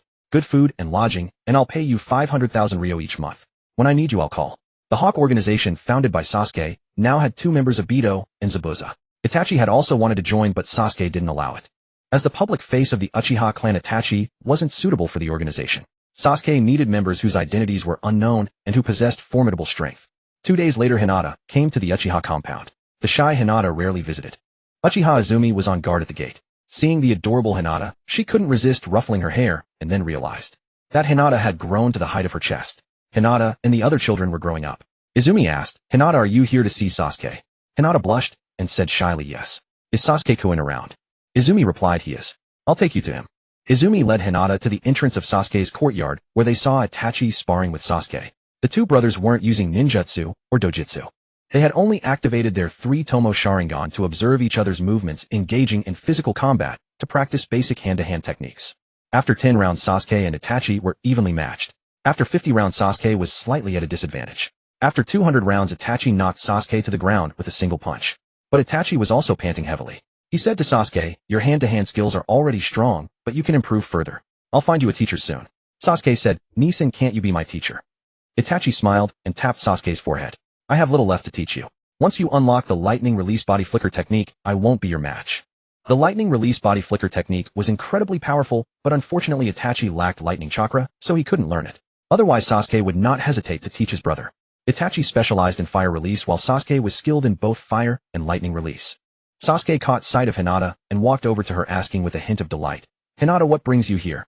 I don't recall you ever visiting the Uchiha compound." Hinata blushed and replied, "Well, the genin from our class and the previous one are planning a trip to the Land of Springs. Would you like to join us, Sasuke-kun?" The Land of Springs, renowned for its numerous hot springs due to its unique geography, had become a tourist destination. It also bordered the Land of Fire. Small nations like the Land of Springs had no daimyo or kage, only a leader. Sasuke said, "If Hinata is going, then of course I'll come." Hinata nodded. "Good." The group heading to the Land of Springs included Sasuke, Naruto, Hinata, Kakashi, Sakura, Kiba, Inuzuka, Shino, Kurenai, Yuhi, Choji, Akimichi, Shikamaru, Ino, Asuma, Tenin, Rock Lee, Niji, and Might Guy. The 12 young shinobi of Konoha, along with their 4 mentors, made a total of 16 people traveling together to the Land of Springs for a vacation. After a day of travel exhaustion, inside the hot springs of the Land of Springs, Shino Aburame hesitated to get into the water. Naruto, lying at the edge, called out, "Shino, come on down." Shino blushed. I think I'll pass." Naruto took him by surprise and pulled him straight into the water. Immediately the water around Shino turned black. Naruto scooped up a handful and asked, "Why is the water black?" Looking closely, he saw countless black insects swimming densely in the water. Naruto, "Oh, bugs?" Naruto let out a loud cry and ran off. Shino looked apologetic and said, "Sorry, my bugs love water. But don't worry, I'll try to keep them from spreading." Sasuke asked curiously, "You can talk to your bugs?" Shino replied, "They understand me, and I understand them." Even when submerged in the water, Kakashi refused to take off his mask. Might Guy quietly crept up behind him and shoved his head underwater. Asuma, leaning against the edge smoking, watched the scene and said, "You too, behaving nothing like Jonin." Sakura was in low spirits. She had been happy just moments ago, but now she wasn't. Sasuke climbed out of the hot spring and decided to take a walk outside for some fresh air. Dressed, Sasuke walked through the streets of the Land of Springs. The nation wasn't large, but it was filled with ninjas from various countries.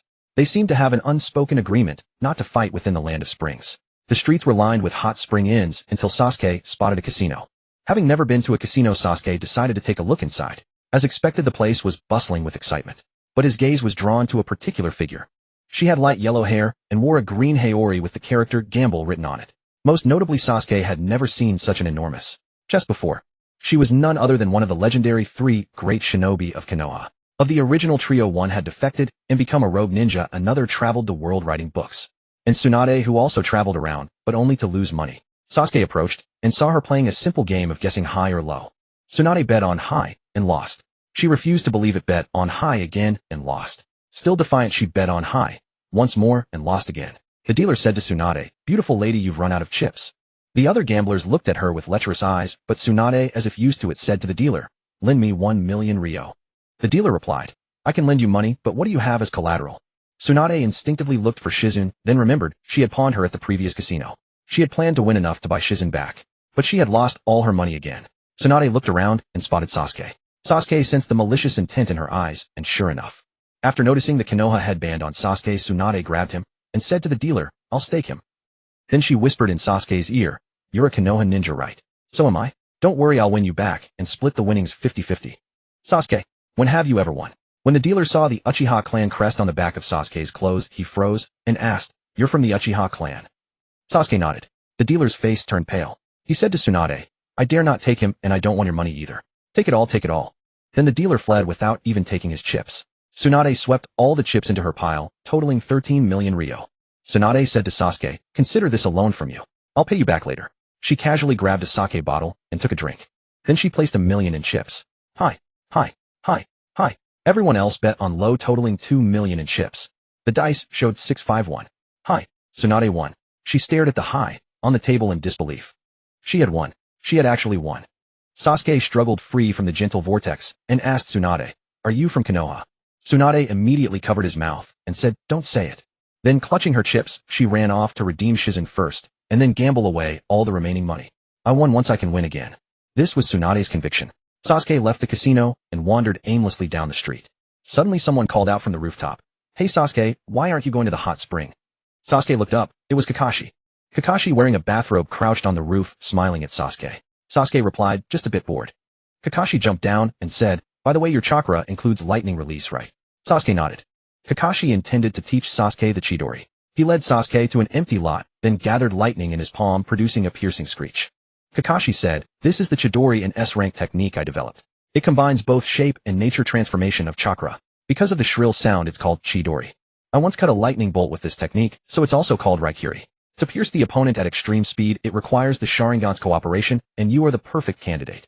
Sasuke watched Kakashi use the Chidori a few times. He quickly learned it, activating his cells with lightning release body enhancement, and then using the Chidori to charge forward.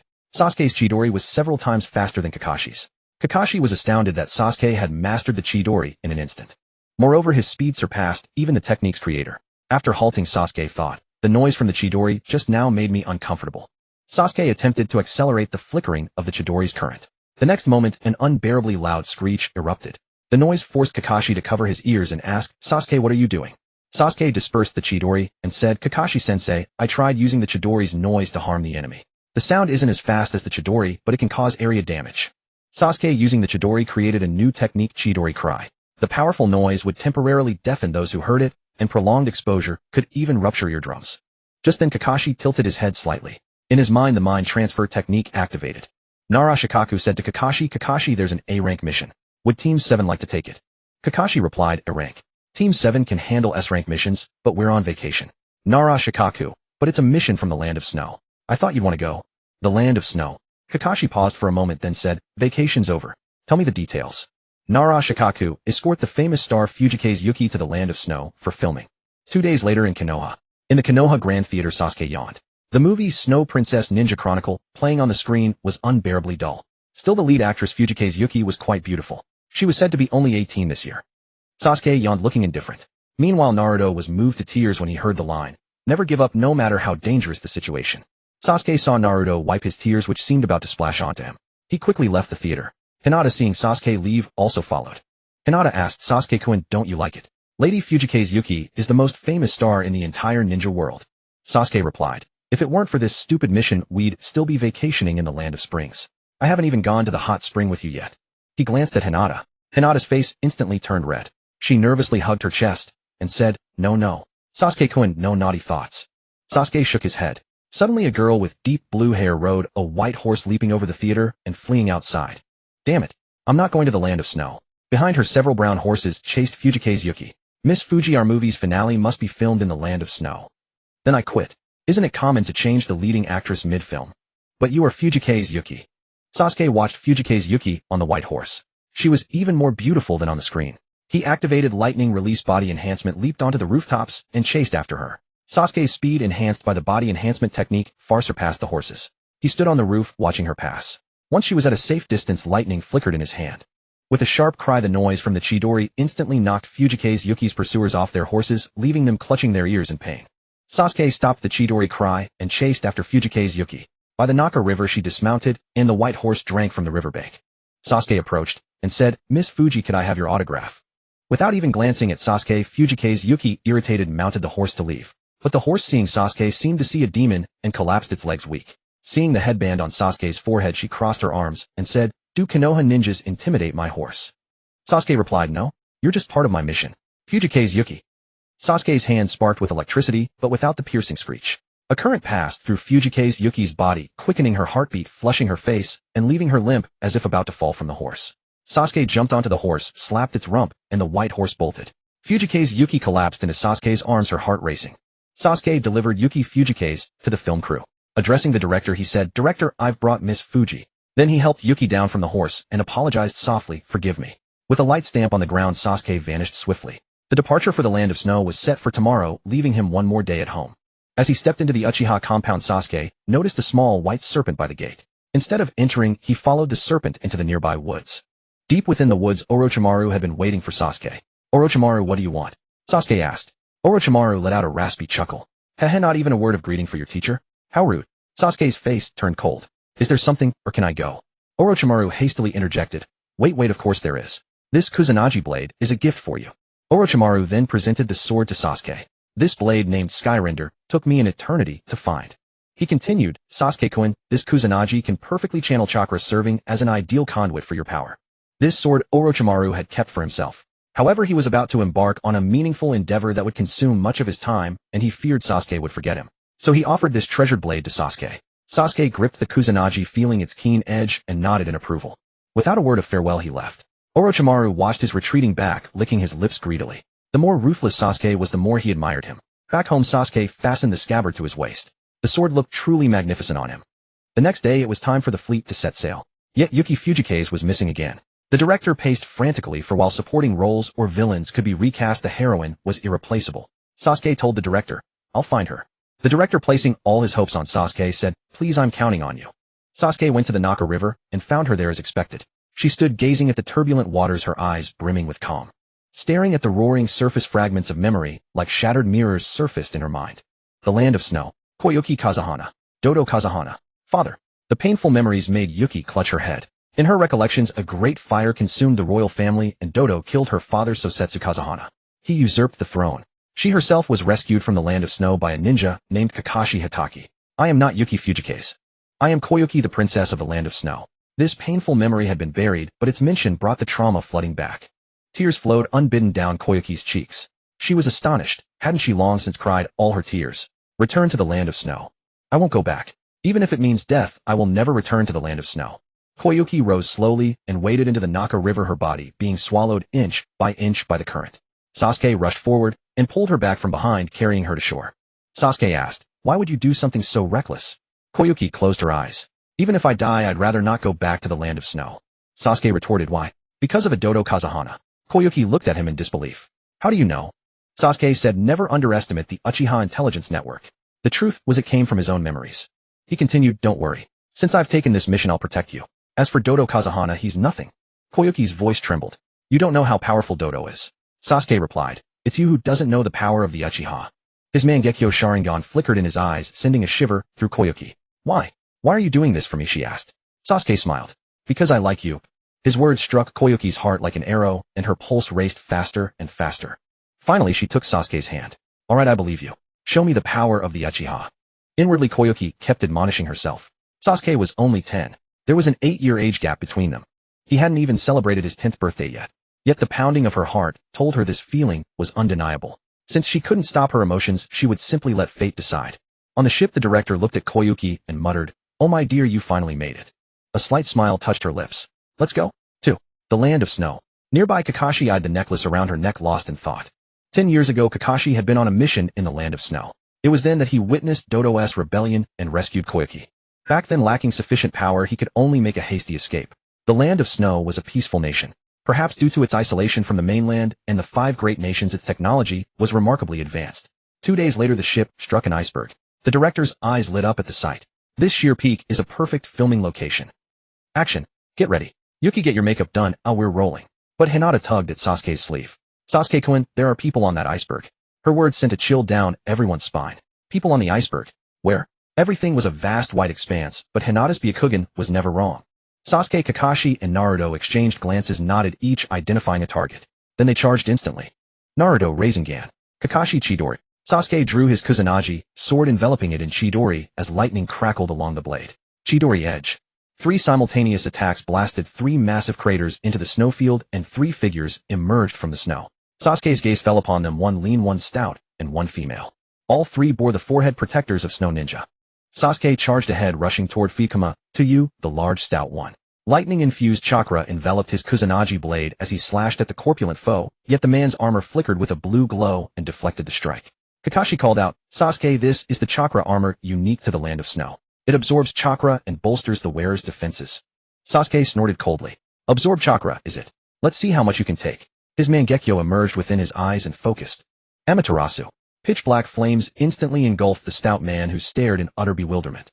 Wait, an ultimate technique right from the start. Despite Three-Tomoe's sheer confusion, the heat of Amaterasu scorched the chakra armor relentlessly. Then in the next instant, a sharp, crisp crack. The chakra armor shattered with a resounding snap. Jet-black flames consumed Three-Tomoe, the searing heat causing his fat to sizzle audibly. Moments later, he was reduced to nothing but ash. Though he had performed poorly against Sasuke, Three-Tomoe was nevertheless one of the 3 strongest snow ninja in the Land of Snow. Kakashi's opponent was Rinnegan, while Naruto's was naturally Kakyoku Fubuki. The director watched, eyes gleaming with excitement. Keep filming. This is absolutely perfect battle footage. The 2 remaining snow ninja, witnessing Three-Tomoe's death at Sasuke's hands, felt a heavy weight settle over their hearts. However, Sasuke showed no intention of aiding the others. Naruto, facing the female ninja, fought timidly and found himself outmatched. Kakyoku Fubuki's chakra armor shot forth 2 silken threads, binding Naruto tightly, and then she flew away with him. Hinata watched this and cried, "Sasuke-kun, go save Naruto." But Sasuke replied, "If we follow Naruto, won't we reach the enemy's stronghold directly? Besides, with the 9 tails sealed within him, Naruto wouldn't die no matter what." Though the 9 tails was universally reviled every time Naruto turned the tide, it was through the power of that beast. Meanwhile, over by Kakashi. Rinnegan sneered at Kakashi. "I wonder if you're still the same coward who only knows how to flee in disgrace." Without wasting words, Kakashi swiftly formed hand seals. Water release water dragon missile. The sea behind Kakashi coalesced into a massive water dragon that surged toward Rinnegan. With the ocean at his back, employing water techniques was the most expedient choice, far more efficient than conjuring water from chakra alone. Rinnegan rapidly formed seals as well. Ice release tiger biting ice dragon. Ice crystallized into a snarling, clawing tiger that tore the water dragon apart before charging at Kakashi. Kakashi slammed his palm against the ground. Earth flow wall. A wall engraved with a dog's head rose to block the ice tiger. But Rinnegan formed seals once more. Ice release single-horned white whale. From the sea, the water transformed into a colossal whale that leaped skyward, crashing down toward Kakashi and the ship. Kakashi lifted his headband, revealing his Sharingan. Ice release single-horned white whale. Kakashi unleashed the same technique, conjuring a massive white whale that collided head-on with Rinnegan's, sending both ice leviathans plunging into the sea and raising towering waves. Sasuke fixed his gaze upon Rinnegan. Electric arcs enveloped his body as lightning release chakra surged. Blaze release Kagutsuchi. Amaterasu shrouded the Kusanagi blade, and Sasuke transformed into a streak of lightning darting forward. The blade, wreathed in black flames, sliced through the chakra armor's defenses and severed Rinnegan's head clean off. Kakashi's eyes bulged in disbelief at the 2 halves of Rinnegan's body being consumed by the black flames. A foe he regarded as a formidable adversary, and Sasuke had decapitated him with a single strike. It was almost too astonishing to comprehend. An involuntary thought crossed Kakashi's mind. Sasuke was only 10 years old, and his strength had already surpassed Kakashi's own. Absolutely terrifying. Kakashi couldn't help but shudder at the chilling implication. Had the Uchiha clan been annihilated under Danzo's plan during their attempted coup, the Uchiha would have protected Sasuke at all costs. Years later, Sasuke would surely surpass Uchiha Madara. Yet Konoha would never see a second Hashirama Senju. Amidst the creeping dread, however, came a growing sense of relief. Fortunately, the Uchiha had now reached a balance with the village. In fact, Kakashi even harbored a bold notion. Perhaps it wouldn't be so bad if the Uchiha gained even more power. If one were purely devoted to the village, and Uchiha, becoming Hokage, given their decisive nature, could hardly leave Konoha in the current state of humiliation. Just then Kakashi turned to Sasuke and said, "Sasuke, come with me to rescue Naruto." Kazahana Koyuki interjected, "I'm coming too." Kakashi retorted, "And what do you think you'll do out there? You stay here." Kazahana Koyuki declared, "I am the princess of the land of snow." With that, Kazahana Koyuki removed a hexagonal pendant from her neck, the emblem of the Snow Princess. Kakashi nodded in acknowledgement. Kazahana Koyuki said, "Follow the railway. At its end lies Kazahana Dutu's stronghold." The land of snow had long possessed railways, for it was isolated from the mainland and far from the ravages of war. Konoha could build railways too, of course, but situated at the heart of the continent, they had to remain vigilant against other nations. Following the railway, Sasuke and the others arrived at a massive, sinister palace. This was Kazahana Dutu's lair. What was once a sun-bathed palace had been transformed into this grim edifice. Kazahana Koyuki clenched her fists, her heart seething with resentment. She glanced toward Sasuke, her eyes brimming with hope. Meanwhile, elsewhere, inside the palace, Kazahana Dutu addressed Kakeyoku Fubuki with a stony expression. "So you're the only one who made it back alive."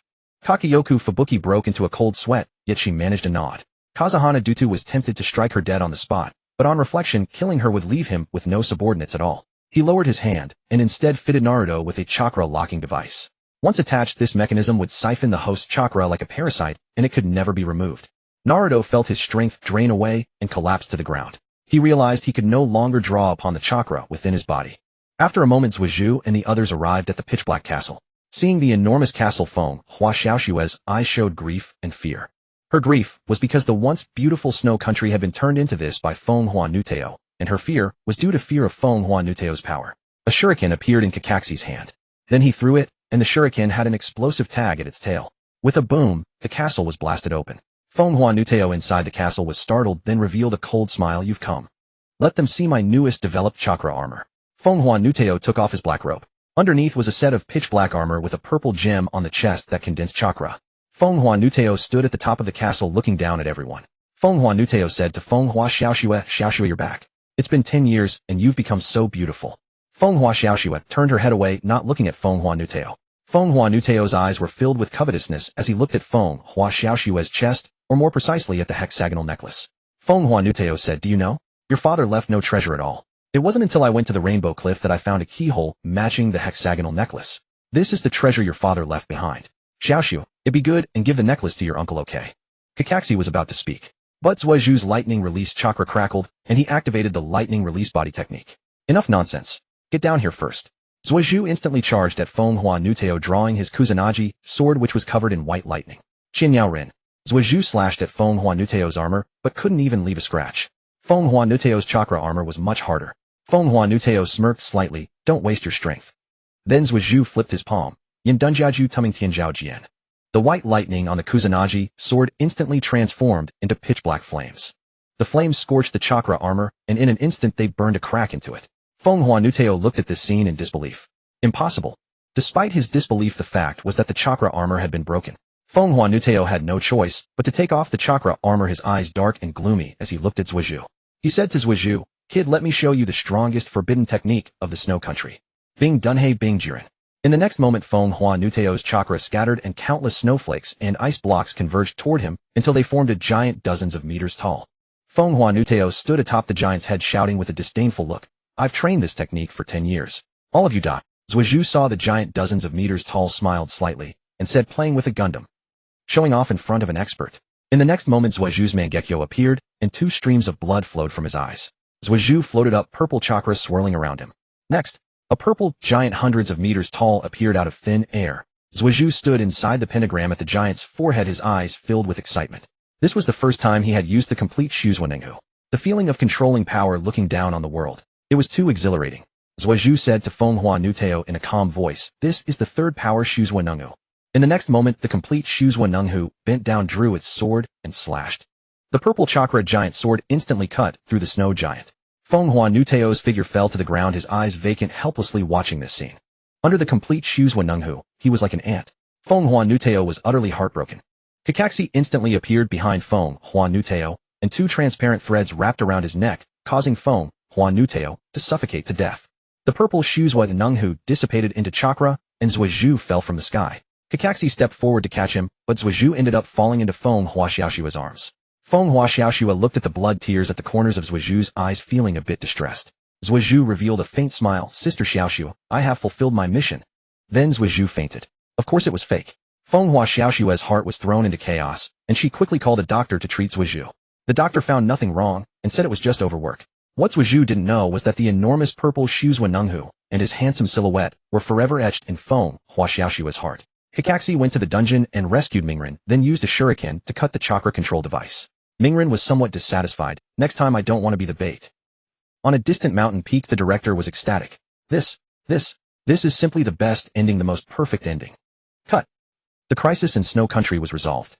Fenghua Xiaoshua became the queen of Snow Country. The next day after Zuizhu woke up, Fenghua Xiaoshua took Zuizhu to the Rainbow Cliff. Fenghua Xiaoshua said, my father said that after spring arrives a rainbow will appear here. But the Snow Country has no spring. Fenghua Xiaoshua found the keyhole and inserted the hexagonal necklace. But she discovered the ground was shaking. The ice and snow were melting. Fenghua Xiaoshua exclaimed in surprise, it's a geothermal generator. The geothermal generator would melt the ice and snow of the Snow Country, turning winter into spring. Back at the Snow Country Palace, half of the entire Snow Country had turned into spring. It was all because of the geothermal generator.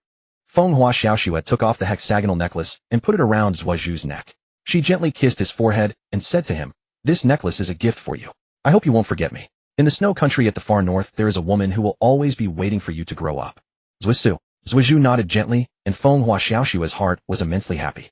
Of Fenghua Nuteo's 3 guards, only one remained alive. After seeing the complete Shuzwa Nunghu, she had completely lost her will to fight, and pledged her loyalty to Fenghua Xiaoshua. Since Snow Country was short of people, Fenghua Xiaoshua kept this expert. In the blink of an eye, it was time for Zuizhu and the others to leave. Fenghua Xiaoshua was reluctant to part. Mingren got the autograph of Fushi Shuhui. Kekkei sighed. Miss Fenghua, it's really a pity that you're retiring at the peak of your popularity. Fushi Shuhui said. Who said I'm retiring? I am not only a queen, but also an actress. My next film is going to be based on the book written by Senior Zilai Chinra Tiandang. Kekkei. He was a die-hard fan of Chinra Tiandang. Kekkei's eyes lit up as he said, then Miss Fenghua, have you found a male lead? What do you think of me?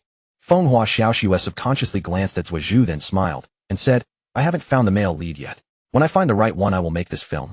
3 days later. It would be Sasuke's 10th birthday, and the entire Uchiha clan was overjoyed. Because Sasuke had displayed extraordinary talent, the entire Uchiha clan regarded him as the next Uchiha Madara. But Sasuke knew that even without any external aid, he would one day surpass Uchiha Madara. His thoughts drifted to the future. He was the reincarnation of Indra, and Naruto was the reincarnation of Ashura. If Naruto was a stat monster, then he was a mechanic monster. As long as one played the mechanics well, a stat monster could never defeat a mechanic monster. Just the Ameno Tajikura of the 6-Tomoe Rinnegan made Sasuke's heart envious. The mechanism of Ameno Tajikura was simply too powerful. It could be said to be an even stronger technique than Kimui. Sasuke thought to himself, if he awakened the eternal Mangekyō Sharingan in 3 days, then he could awaken the Rinnegan at age 15 and obtain Ameno Tajikura. However, he wondered what kind of dojutsu he would acquire after awakening the eternal Mangekyō Sharingan. Sasuke opened his status panel. Host Uchiha Sasuke. Age 9 years old. Special Constitution Indra's Reincarnation Chakra Affinity Two-Tailed Jinchuriki. Kekkei Genkai Sharingan Mangekyō. Dojutsu Amaterasu Kagutsuchi. Chakra Nature's Fire Lightning. Time flew by, and today was Sasuke's 10th birthday. He watched the clock on the wall, the seconds ticking one by one until 12 o'clock. Sasuke suddenly felt a warm current surge into his eyes. Immediately his Mangekyō Sharingan emerged, and then the Mangekyō transformed again, each eye gaining 3 Tomoe-shaped patterns. Ding! Congratulations to the host for awakening the eternal Mangekyō Sharingan at age 10. Ding! Congratulations to the host for obtaining the dojutsu Amenoto Kotachi. Amenoto Kotachi left eye within a radius of 5 meters centered on the host. The flow of time is slowed by 3 times. The host is unaffected, but Ding! Congratulations to the host for obtaining the dojutsu Blood Moon. Blood Moon, right eye control blood. Sasuke listened to the electronic voice in his mind, extremely excited. The dojutsu he had newly acquired in his left eye was the same as his father's, slowing the flow of time within a radius of 5 meters by 3 times. However, his father's radius was 3 meters while his was 5 meters. The second dojutsu was Blood Moon. Sasuke had never even heard of Blood Moon in the original story. Could it be a unique dojutsu of his own? Just 4 words: control blood. It seemed ordinary, but Sasuke knew the true value of those 4 words. It wasn't just about controlling his own blood, it could also control the blood of others. Sasuke extended his hand and droplets of blood oozed from the pores of his right hand. The blood expanded in the air, then solidified, forming a crimson longsword in Sasuke's hand. With a thought from Sasuke, the blood sword dissolved into a stream of blood flowing onto the ground. Sasuke still lacked a Genjutsu-type dojutsu. But it didn't matter. Without Genjutsu, he could still become invincible in the ninja world. Sasuke opened his host panel. Host Uchiha Sasuke. Age 10 years old. Special constitution: Indra's reincarnation chakra, affinity, two-tailed Jinchuriki. Kekkei Genkai Sharingan, eternal Mangekyō blood release. Dojutsu Amaterasu Kagutsuchi blood, moon, Aminoto Kotachi. Chakra natures: lightning, fire, water. Sasuke looked at his chakra natures in disbelief. He had gained water chakra. Why? Was it because of the blood release? Was blood release a variation of water release? But it didn't matter, it would be even better if he could acquire all chakra natures. After acquiring the eternal Mangekyō, the next step was Sage Mode. Sasuke even felt that his current combat power had already surpassed Obito's, far surpassed it. After all, no matter how functional Kimui was, Obito only had a single Mangekyō. But he himself possessed 2 eternal Mangekyō. Sasuke found Zabuza, who was reclining lazily on the bed sleeping. Previously, Zabuza had always slept under bridges. He had never lived such a comfortable life. No worries about food or drink, and he earned 5,000 Ryo every month just by lying around. Besides, he had Haku attending to him. And he no longer had to worry about being hunted by Kirigakure's ninja. Sasuke said to Zabuza, "Get up, we have work." Zabuza twisted his neck, producing cracking sounds, and asked, "What work?" Sasuke said, "Kill the Hokage advisor Mitokado Hamura." A cold glint flashed in Sasuke's eyes. If I remember correctly, Hamura had caused trouble for me before. I hold grudges very well. Now that Sasuke possessed the eternal Mangekyō Sharingan, his strength had undergone a qualitative leap, so naturally, he could begin the next phase of his plan. Gradually erode the Konoha high command and gain more power. Zabuza nodded, shouldered the executioner's blade, and prepared to leave. Sasuke said, "Wait, take off the Uchiha clan's clothes. They have the clan crest." After Zabuza took off the clothes, he was about to leave. He walked out of the Uchiha compound. Outside, a red moon hung in the sky. Zabuza sighed, pulled up his bandages to cover his mouth, and prepared to leave. The red moon in the sky seemed to foretell that someone would die tonight. On the other side, Mitokado Hamura, the Hokage advisor, tossed and turned, unable to sleep. He didn't know what was wrong today. He just couldn't fall asleep. Hamura had originally been a disciple of Tobarama Senju, but he was not skilled in combat, so he became the Hokage advisor. At that moment, with a creak, the window was blown open by a gust of wind. Hamura shivered all over, then fumbled for his glasses and put them on, intending to close the window. "It's foggy," Hamura muttered to himself, but gradually he realized something was wrong. This fog, it was unusually thick. Hamura immediately turned around, but a red light flashed in the fog and Hamura's head flew high into the air. After decapitation, the head still retains consciousness. Hamura watched his own body growing farther away, thinking, "Did I just die like this, eh?" Then Hamura completely lost consciousness. Zabuza jumped out of the window to leave, but at that moment a shuriken flew towards Zabuza. Zabuza sensed the killing intent and blocked the shuriken with his executioner's blade. He looked over. It was Kakashi. Kakashi saw the blood on the executioner's blade and knew that Hamura was dead. Hamura was a high-ranking official of Konoha. Kakashi was furious. "Zabuza, why are you in Konoha?" Zabuza looked up at Kakashi, speaking with a tone full of disdain. "None of your concern." Then Zabuza swiftly formed hand seals and a thick fog began to rise around them. Kakashi immediately lifted his headband, then swiftly formed hand seals, causing a similar thick fog to rise. Water-style hiding and mist technique. Kakashi was not unwilling to let Zabuza go, but Zabuza's appearance in Konoha had caused many consequences. First, a rogue ninja killing a high-ranking Konoha official would surely make Konoha's people a laughingstock. Second, as a rogue ninja from Kirigakure, how could Zabuza know the method to infiltrate Konoha's barrier? There must have been someone working from within to kill Hamura Mitokado. Therefore, Zabuza must not leave. The 2 layers of fog made it impossible for Zabuza to see the direction. In his own fog he could see clearly, but in Kakashi's fog he could not. As Zabuza's jutsu activated, the thick fog gradually spread. Zabuza attempted to use this method to confuse Kakashi's senses and successfully escape. The Konoha Umbu were swift, for Umbu quickly arrived, and among them one happened to possess the Byakugan. Activating the Byakugan, the Konoha Umbu immediately knew Zabuza's location. Zabuza's red chakra stood out conspicuously in the white fog. However, within the dense fog, Zabuza's chakra vanished. The Hyuga Umbu said, "Zabuza has disappeared." Kakashi said, "Impossible." But a voice as cold as hell echoed in Kakashi's ear, "Nothing is impossible." The Hyuga Umbu shouted, "A green chakra has appeared beside Kakashi." Hearing this voice, Kakashi felt a chill run down his spine. He quickly turned his head, gripping a kunai, and stabbed at the figure. But the kunai passed through. Seeing his ability, Kakashi's pupils constricted. The culprit who once released the 9 tails leading to the death of the 4th Hokage. Also the murderer of Kakashi's teacher.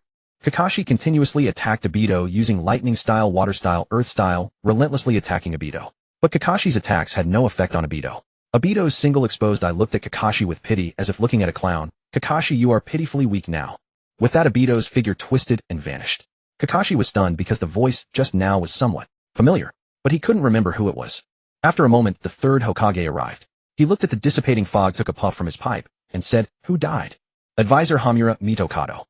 The 3rd Hokage said nothing, but the pipe in his hand crumbled into dust. Someone had boldly sneaked into Konoha and killed one of the village's high-ranking officials, the Hokage advisor.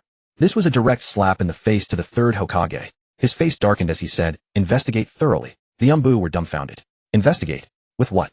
What can I investigate with? I have no information. How can I investigate? The only 2 pieces of information are that the killer is Zabuza. The person who rescued Zabuza seemed to be a member of the Uchiha clan. The Uchiha clan. Kakashi thought of something. Could it be that the Uchiha had a higher ambition? Kakashi's expression turned grim. If that was the case, Konoha might not necessarily be a match for the Uchiha. The Uchiha had Sasuke, who was only 10 years old, but already extremely powerful. They also had Fugaku Uchiha and Itachi Uchiha, both possessing the Mangekyō Sharingan. Kakashi had one of Obito's Mangekyō Sharingan. So Kakashi naturally knew the power of this eye. He even used Kamui as a trump card, and a single eye was already incredibly powerful. 2 eyes would be even more terrifying, and according to Kakashi's intelligence, although Shursui Uchiha had defected from Konoha and become a rogue ninja, he still frequently kept in contact with the Uchiha clan. And the Akatsuki organization consisted entirely of S-class rogue ninja. Each member of the Akatsuki had very little intelligence, or even none at all. After a moment, the members of the other clans also slowly arrived. After all, the death of a Hokage advisor was no small matter. Nara Shikako leaned close to the 3rd Hokage's ear and said, "Lord Hokage, I suspect it's the Uchiha. They have greater ambitions." The 3rd Hokage said nothing, quietly waiting for the Konoha military police to arrive. If possible, stripping the Konoha military police of their authority would make Hamura Mitokado's death worthwhile. The 3rd Hokage had always wanted to strip the Konoha military police of their authority. Finally, the Konoha military police arrived leisurely. Led by Fugaku, the members of the military police had slightly flushed faces as if they had been drinking. Today, the Uchiha clan was all very happy. Because it was Sasuke's 10th birthday, everyone had been drinking. The 3rd Hokage questioned Fugaku Uchiha. Fugaku, as the head of the Uchiha clan and the captain of the Konoha military police, "How could you drink so much?" Fugaku Uchiha burped and said, Lord 3rd, did something happen?" The 3rd Hokage said angrily, "Did something happen? You dare to ask? The Hokage advisor was killed, and what were your Uchiha military police doing?" Fugaku was stunned. That old dog Hamura Mitokado was killed. Who is acting on behalf of heaven? Fugaku said, "Lord Hokage, it's currently rest time." The 3rd Hokage was momentarily speechless. It was indeed rest time from midnight to 2 a.m. or a 2-hour break. And Hamura Mitokado just happened to die within those 2 hours. This was a lapse within the rules, and the 3rd Hokage really couldn't do anything about Fugaku. Just like that. Hamura Mitokado died in vain. His death did not create any value for Konoha. Of course, this was from the 3rd Hokage's perspective. But for the Uchiha, the clan had one less troublesome enemy. On the other side, within the Kamui space, Obito looked at Zabuza with a cold gaze. He said to Zabuza, "Worthless. As an assassin, you should have completed the target and then escaped, not engaged in a fight with others. Utterly foolish." Faced with Obito's reprimand, Zabuza dared not say a word, because behind Obito stood the massive demonic statue of the Outer Path. The 3rd Hokage intended to strip the Uchiha of their authority. However, his attempt failed, so he forcibly assigned the night patrol duties from midnight to 2 in the morning to the Umbu, citing the excuse that the Konoha police force would be resting during those hours. The Umbu members were dumbfounded. They inwardly cursed the 3rd Hokage for taking over the most arduous, exhausting, and sleep-inducing time slot for themselves. They were already worn out from intelligence-gathering missions. Now they had an extra patrol duty to shoulder. Yet the Umbu members could only simmer in silence, for the 3rd Hokage was their direct superior. If the 3rd Hokage expelled them from the Umbu, they would lose their income. Meanwhile, elsewhere, in a desolate woodland, Sasuke bit his finger and slammed his palm on the ground, summoning Jutsu Manda. With a loud bang of white smoke, the colossal Manda appeared and immediately began cursing. "Orochimaru, you summoned your grandfather again." But before Manda could finish, it saw Sasuke's mischievous grin. Manda felt a chill down its spine. It would rather face Orochimaru than Sasuke. Sasuke said to Manda, "Manda, take me to Ryuchi Cave." Manda muttered, "But that's against the rules." Sasuke's eternal Mangekyō Sharingan flared, and he declared, "Don't misunderstand. This is an order, not a request." Manda flinched backward. Whether it was an illusion or not, Manda felt that Sasuke had grown stronger. But how powerful could a mere child be? Manda swallowed hard and said, "Fine." But before Manda could finish, black flames flickered in Sasuke's hand. Sasuke said, "No buts. In Ryuchi Cave, the Manda's den Manda reappeared with a poof. Sasuke stepped out of Manda's mouth, its sticky saliva leaving him stinking and filthy. Sasuke complained, "Manda, when did you last brush your teeth?" Manda retorted, "I'm a snake. Why would I brush my teeth?" Among the great serpents in the den, Manda's strength was above average. Sasuke left Manda and headed toward the core of Ryuchi Cave. The surrounding snakes, catching the scent of a living human, drooled with greed. Sasuke remained indifferent to their covetous gazes. Black flames blazed around him, seemingly harmless, yet brimming with terrifying power. A green serpent could no longer resist. It lunged at Sasuke with its gaping maw. Sasuke's ocular power activated Aim no Tokatachi. Instantly, the time flow within a 5-meter radius around Sasuke slowed. As the green serpent charged near him, the time difference between its upper and lower body caused its lower half to be flung away. The serpent's head touched the black flames on Sasuke, and in moments it was reduced to ashes. Witnessing this, Manda prayed silently for the green serpent. "Little Green, why did you have to provoke this demon?" As Sasuke emerged from the den, a strikingly beautiful woman appeared, smiling sweetly. However, her lower body was that of a serpent. The serpent woman introduced herself, "Hello, human. I am the envoy of Ryuchi Cave. Pass our 3 trials and you may meet the White Snake Sage. Fail and we will devour you." Tenshin Shinji continued, "The first trial is sincerity, the second is patience, and the third is true heart." Sasuke asked, "Is there a way to see the White Snake Sage without going through the trials?" Tenshin Shinji replied, "No, there isn't. Do you want to be eaten?" Sasuke smiled faintly and said, "I think there is." Immediately, his eternal Mangekyō, Sharingan, manifested. He locked onto the largest chakra signature in all of Ryuchi Cave, then purple chakra enveloped his body. A half-body Susanoo emerged. Sasuke's Susanoo condensed chakra into an arrow aiming in the direction of the White Snake Sage. Drawing the bow, a powerful chakra storm erupted. Sasuke's arrow pierced through the walls between him and the White Snake Sage in a single shot. At the far end of the tunnel, Sasuke caught a glimpse of a massive white figure. Sasuke turned back and smiled at Tenshin Shinji. "See, Sister Snake. I've met the White Snake Sage. Farewell, Sister Snake." He walked toward the White Snake Sage. Only when he stood before her did he realize her immense size. The White Snake Sage was at least 3 times larger than Manda. She held a giant smoking pipe in her mouth, puffing out clouds of smoke. The White Snake Sage glanced sidelong at Sasuke, noticing his eyes. "An Uchiha. A little brat named Uchiha Madara once shook the ninja world." Even the White Snake Sage of Ryuchi Cave knew of Madara's legend. Sasuke declared, "I am Uchiha Sasuke. My power will surpass Madara." The White Snake Sage burst out laughing. "Ha ha, little brat, talk alone won't make you stronger." Sasuke replied, "That's why I came to Ryuchi Cave, to learn the Sage mode of Ryuchi Cave." The White Snake Sage suddenly lunged at Sasuke with her massive fangs dripping with crystalline venom. A purple skeletal frame materialized around Sasuke, blocking the bite. The White Snake Sage grinned. "Relax. The essence of Ryuchi Cave's Sage mode is adaptation. I have lived for eons and my body is saturated with natural energy. I will inject my venom into you. If you can endure it, you will awaken Sage mode. If you fail, I'll have to eat you. In all these years, only one person failed twice before me, yet walked away alive. Ryuchi Cave's Sage mode differs from Mount Myaboko's. Theirs is stable because they cultivate pure natural energy. Ours, however, absorbs all natural energy, making it far more potent, but also far more dangerous, for power and risk go hand in hand." Hearing this, Sasuke dropped his defenses. If he truly couldn't endure it, he would have to rely on Yuyutabi. Zuizhu felt the huge and sharp fangs piercing into his body, and he sensed an inexplicable energy entering him. This energy, after entering his body, began to rampantly surge within him. Zuizhu felt an indescribable pain in his heart. He collapsed to the ground, constantly struggling against the violent energy within him. Yulu's voice sounded. "Zuizhu, do you need to enter tailed beast mode?" Zuizhu said, "No need, I can withstand it." As time passed by, Zuizhu could feel that his body was gradually beginning to adapt to this energy. A purple energy also began to emerge on Zuizhu's body, forming a thin layer like mist that condensed on his surface. Zuizhu opened his eyes, which turned into vertical snake pupils. However, as he activated his Wanhuating, the snake pupils were instantly covered by the Eternal Eye. However, the purple energy on Zuizhu did not diminish at all. Instead, it began to form a layer of armor resembling snake scales on his body. These snake scales did not look disgusting, but rather imposing. With a thought, Zuizhu made the purple armor dissipate into energy. This was the perfect immortal mode. Zuizhu's body had a full 100 compatibility with natural energy. In fact, Zuizhu knew in his heart that learning the immortal mode was inevitable. Because his constitution was the reincarnation of Yinchuayo, Zuizhu was bound to master the immortal mode. Moreover, the tailed beast mode could greatly enhance his physical strength and reduce his negative states. Therefore, with the 2-tailed beast, Zuizhu had no fear of the white snake immortal playing dirty. He stood up and waved his hand, causing the purple energy to shatter like glass fragments and dissipate.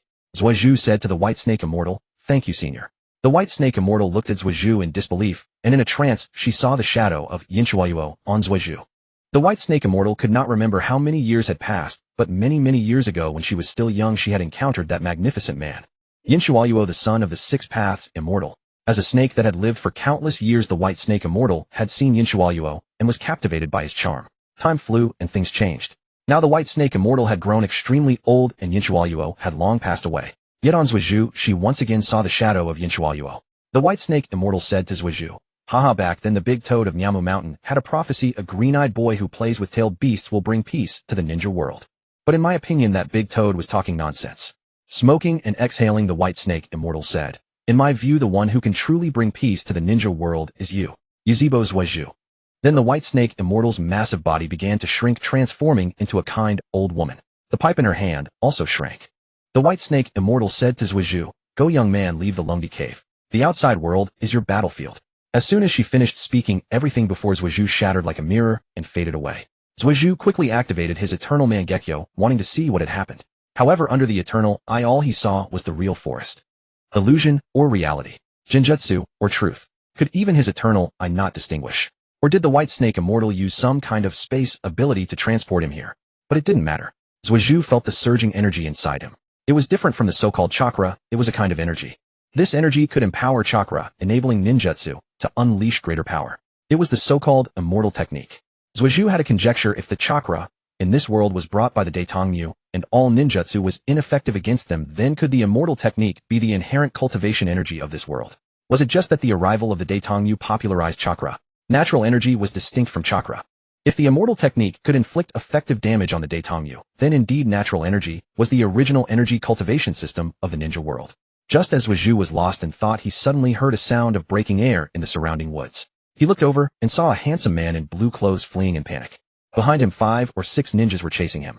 Zhuozhu sensed a violent chakra within him. He was also a tailed beast host. It was Yugao, the Six Tails host of the Wuyin village. Zhuozhu thought, "How the hell did I end up in the Wuyin village?" "Stop running, you can't escape," the Wuyin ninja said to Yugao. Yugao's face was filled with panic. Just moments ago, he had killed his own teacher. Because his teacher had tried to seize the Six Tails from him, causing him to go berserk and kill the teacher. Yugao believed he was not wrong. He was just protecting himself. Being a tailed beast host, being suspected and resented by the villagers, none of that mattered. But Yugao could not bear that his master, whom he regarded as a father, also had designs on him. Yugao's heart was about to break. He really hadn't meant to kill his master, but these Wuyin ninjas wouldn't listen. Their mission was to capture Yugao to bring the so-called rampaging tailed beast host back to the Wuyin village, and to prevent the tailed beast from falling into another village. If Yugao entered tailed beast mode, he could easily kill the ninjas pursuing him, but he didn't want to kill anymore. The people behind him were making him increasingly irritated. He turned around and pulled out a bubble blower. With a puff, colorful bubbles appeared and trapped each of the pursuing Wuyin ninjas inside. Yugao said sorry. Then he blew a huge bubble, entered it, and floated away from the Wuyin village. Seeing this, Zhuozhu shouted, "Hey, wait for me, wait for me." Yugao was startled to see another person in the grass. He quickened his pace to leave. Zhuozhu said to Yugao, "Wait for me. Take me with you too. I'm not from the Wuyin village." Hearing that Zhuozhu was not from the Wuyin village, Yugao relaxed his guard. He floated down from the air and said to Zhuozhu, "I am a tailed beast host. Aren't you afraid of me?" Zhuozhu's palm burst into blue-black flames, and he said to Yugao, "Tailed beast host. Who isn't?" As Zhuozhu's hand ignited with blue-black flames, the 6 tails inside Yugao said, "It's the 2 tails." Yugao, as if seeing a kindred spirit, grasped Zhuozhu's hand and exclaimed joyfully, "You're also a Jinchuriki." Yugao's eyes were filled with surprise. Jinchuriki, meeting Jinchuriki, they felt a sense of mutual sympathy. Zhuozhu nodded. His identity as a Jinchuriki earned him a strong favor from Yugao. Zhuozhu said to Yugao, "Take me out of the hidden mist village." Yugao's eyes were full of confusion. He had never left the village since childhood. Yugao asked Zhuozhu, "Then after leaving the mist, where should we go?" Zhuozhu said, "The world is vast. It's not just the hidden mist village." Yugao nodded. He blew a giant bubble which enveloped Zhuozhu and Yugao, then floated into the air, drifting slowly toward the mainland. Zhuozhu looked at Yugao. His eyes were full of helplessness, sadness, and confusion. This should be the universal look of Jinchuriki, except for Chi-Labai. After all, Jinchuriki were abused by the villagers since childhood, enduring their disdain. Zhuozhu wanted to recruit Yugao. As the 6 tails Jinchuriki, Yugao had a high compatibility with the 6 tails. After half-tailed beast transformation, he could instantly defeat 2 of the 6 paths of pain, the human path and the hungry ghost path, which fully demonstrated his strength. After all, such achievements were rare in the entire ninja world. To recruit Yugao, or rather to recruit any Jinchuriki, was simple: just win their hearts and give them the love they needed. After leaving the hidden mist village, Yugao landed in a forest. According to Zhuozhu's memory, this belonged to the land of fire. Zhuozhu said to Yugao, "I don't even know your name yet." "Yugao and you?" Zhuozhu invited Yugao to join his clan. But the suspicion in Yu Gao's heart did not disappear. He said to Zhuizhu, "Sorry, I prefer to be free like a bird." Having said that, Yu Gao left without looking back. The land of fire had no mist. Yu Gao lay in his bubble, breathing the forest air, listening to the stream beside him, and watching the birds soaring in the sky. Gurgle, gurgle. Yu Gao suddenly regretted why he hadn't followed Zhuizhu to his home. Because now he was hungry. As a Jinchuriki who had been caged since childhood, Yu Gao had no survival skills in the wild. Though he had to worry about hunger, it was still better than facing the villagers' disdain in the hidden mist village and bearing the crime of killing his master. At that moment, Yu Gao suddenly heard several sounds of cutting through the air. Shuriken carrying explosive tags flew toward him. Yu Gao cursed inwardly. Even after leaving the village, they won't let me go. There are so many rogue ninjas from the mist, why do they only chase me? The leader of the mist pursuit squad said, "Because you are the Six Tails Jinchuriki. You can die but leave the Six Tails behind." Helpless, Yu Gao took out his bubble blower and blew out a sky full of brilliant bubbles. He hid among the bubbles and quickly escaped. But the pursuit squad relentlessly chased him. The Six Tails inside Yu Gao said, "Yu Gao, you can't shake them off this way. Kill them all." Yu Gao shook his head and said, "I don't want to kill anymore." The Six Tails said, "But if you don't kill, they will kill you. Kindness is poison to you." Behind him, the pursuit squad began to gather ninjutsu. A shuriken grazed Yu Gao's shoulder. The shuriken was poisoned. Cold sweat broke out on Yu Gao's forehead. Water release, water dragon bullet technique. Water release, swimming dragon sword technique. Countless water techniques rushed toward Yu Gao. With no other choice, he took out his bubble blower. Countless bubbles flew in the air. Dangerous, yet beautiful. The bubbles touched the ninjutsu, dissolving them, and then one by one the bubbles enveloped the pursuit squad. These bubbles were different from before. This time Yu Gao used the power of the Six Tails, and the powerful sulfuric acid turned the bubbles pitch black. Then the bodies of the mist pursuit squad were dissolved in the bubbles by the strong acid. Yu Gao killed all the members of the pursuit squad, which signaled that he would be locked in an endless conflict with the hidden mist village. After all, the Six Tails was still inside Yu Gao. However, the poison in his body drained all his strength, his vision blurred, and he fell to the ground. At the last moment of his vision, Yu Gao caught a glimpse of a girl with yellow hair. 3 days later, when Yu Gao woke up again, he found himself lying on a bed. The bed had a faint fragrance. Yu Gao didn't know what the scent was, but it smelled very nice.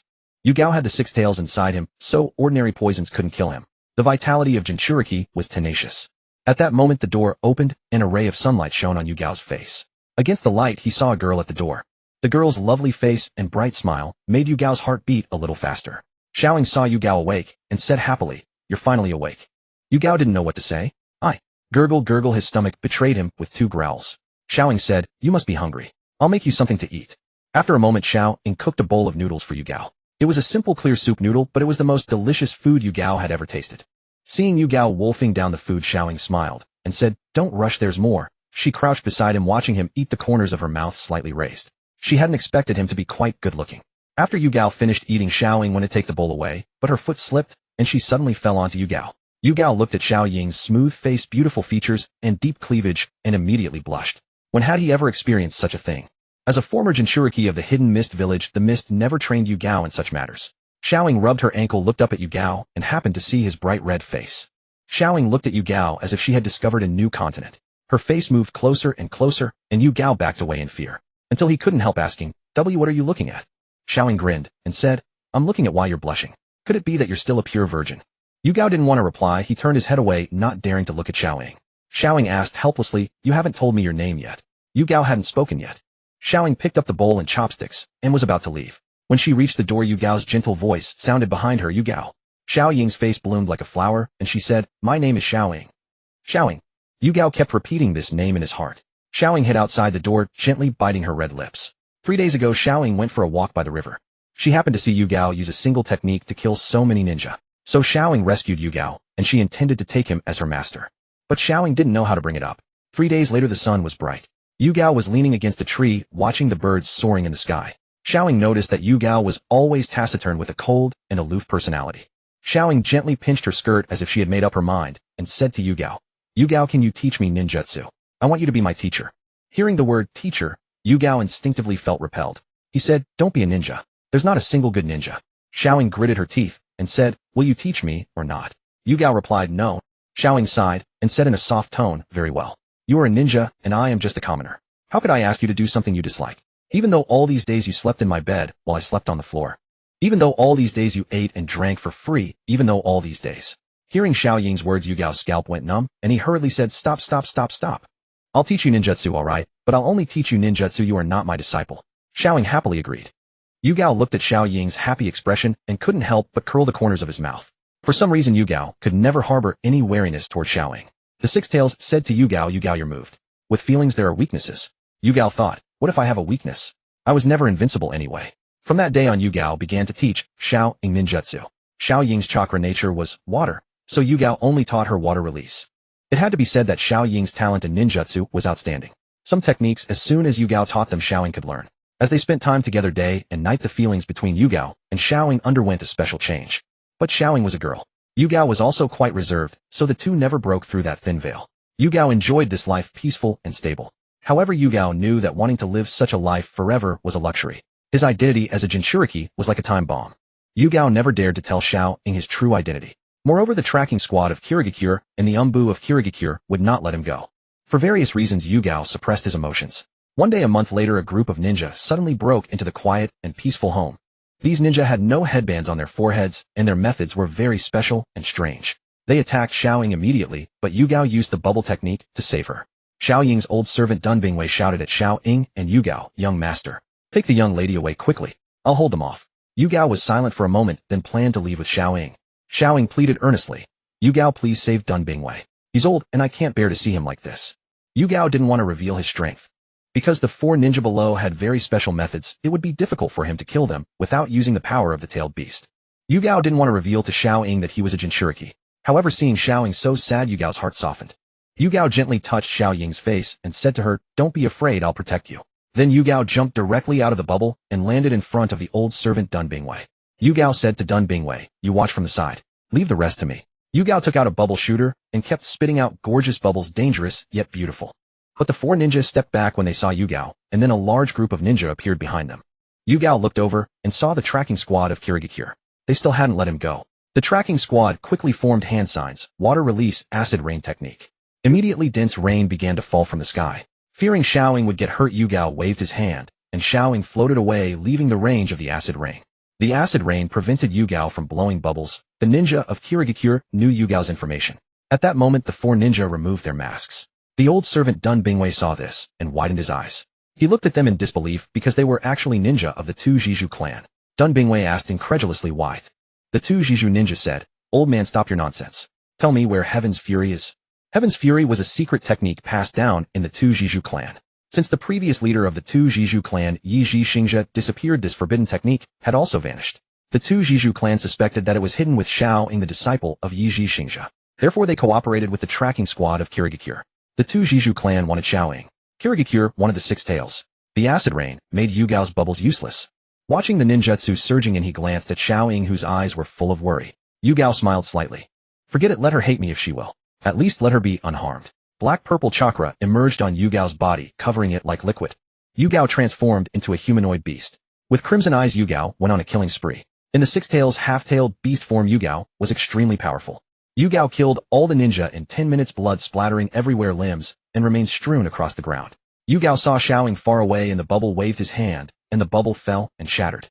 Xiao Ying, seeing Yugao covered in blood, felt heartbroken. She took a step closer to him, but Yugao stepped back. Xiao Ying grabbed his hand and hugged him tightly. The ice in Yugao's heart gradually melted. "You? Aren't you afraid of me?" Tears welled up in Xiao Ying's eyes. "You are the one I love. Why should I be afraid of you?" The ice in Yugao's heart completely melted. He also embraced Xiao Ying. The blood on Yugao stained her dress, but Xiao Ying didn't care. After a moment, Yugao said to Xiao Ying, "Ying, I can't run away anymore. I'll go to face the Kirigakure Umbu. Once I've explained things to them, I'll come back to you." Yugao leaned down and kissed Xiao Ying on the lips. Xiao Ying nodded. Xiao Ying was not a ninja, so she didn't understand the value of a tailed beast to a village. Nor did she know that a Jinchuriki would die after the tailed beast was extracted. Xiao Ying simply wanted to be with Yugao without any worries. Yugao said to Xiao Ying, "Wait for me here. Wait for me to come back." Under the moonlight, Xiao Ying, covered in blood, watched Yugao growing distant and suddenly felt a strong unease in her heart. Yugao turned around. "What's wrong?" Xiao Ying said softly, "You must come back." Not far away on a tree, a green aloe head was well hidden among the leaves. Within the aloe head was a face divided into yin and yang, black and white. The weakness of the Six Tails Jinchuriki is fear of acidic rain. In the dark forest, there was complete silence. Yugao felt somewhat uneasy. But thinking of his happy life with Xiao Ying, Yugao was filled with determination. What if he had to return the Six Tails to them? Suddenly Yugao saw a shattered mask on the ground. This was a mask from the Kirigakure Umbu. Yugao found it hard to believe. Suddenly a chilling voice echoed from the darkness beside him, "Six Tails, Jinchuriki." Yugao quickly looked over and saw six figures emerging from the shadows. Yugao instinctively took a step back. For the first time he felt fear. An oppressive presence hung in the air. Yugao had just taken out his bubble machine. Pain's heavenly path clapped his hands together. Water release rain tiger jutsu. A drizzle fell from the sky. Yugao's bubble machine was useless again. Yugao couldn't understand why everyone seemed to know his weaknesses, but it didn't matter anymore. The six figures emerged from the darkness. They wore black robes with red clouds, and their eyes swirled like onion rings, looking utterly terrifying. Black rods were embedded all over their bodies. Yugao instinctively wanted to run. Summoning Jutsu Yama King. Summoning Jutsu Chameleon.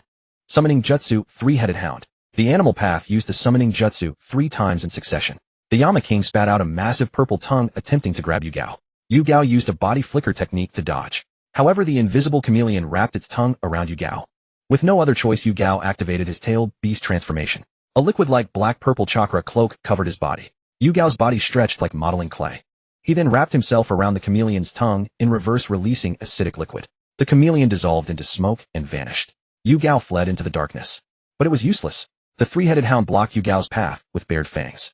Yugao's body shot forward like a bullet piercing through the hound's body. However, the three-headed hound split into 3 separate vicious dogs. Yugao realized he couldn't attack them. The more he attacked, the more the three-headed hounds multiplied. But if he didn't attack, they were utterly disgusting. I wish my bubble still worked. But life has no what-ifs.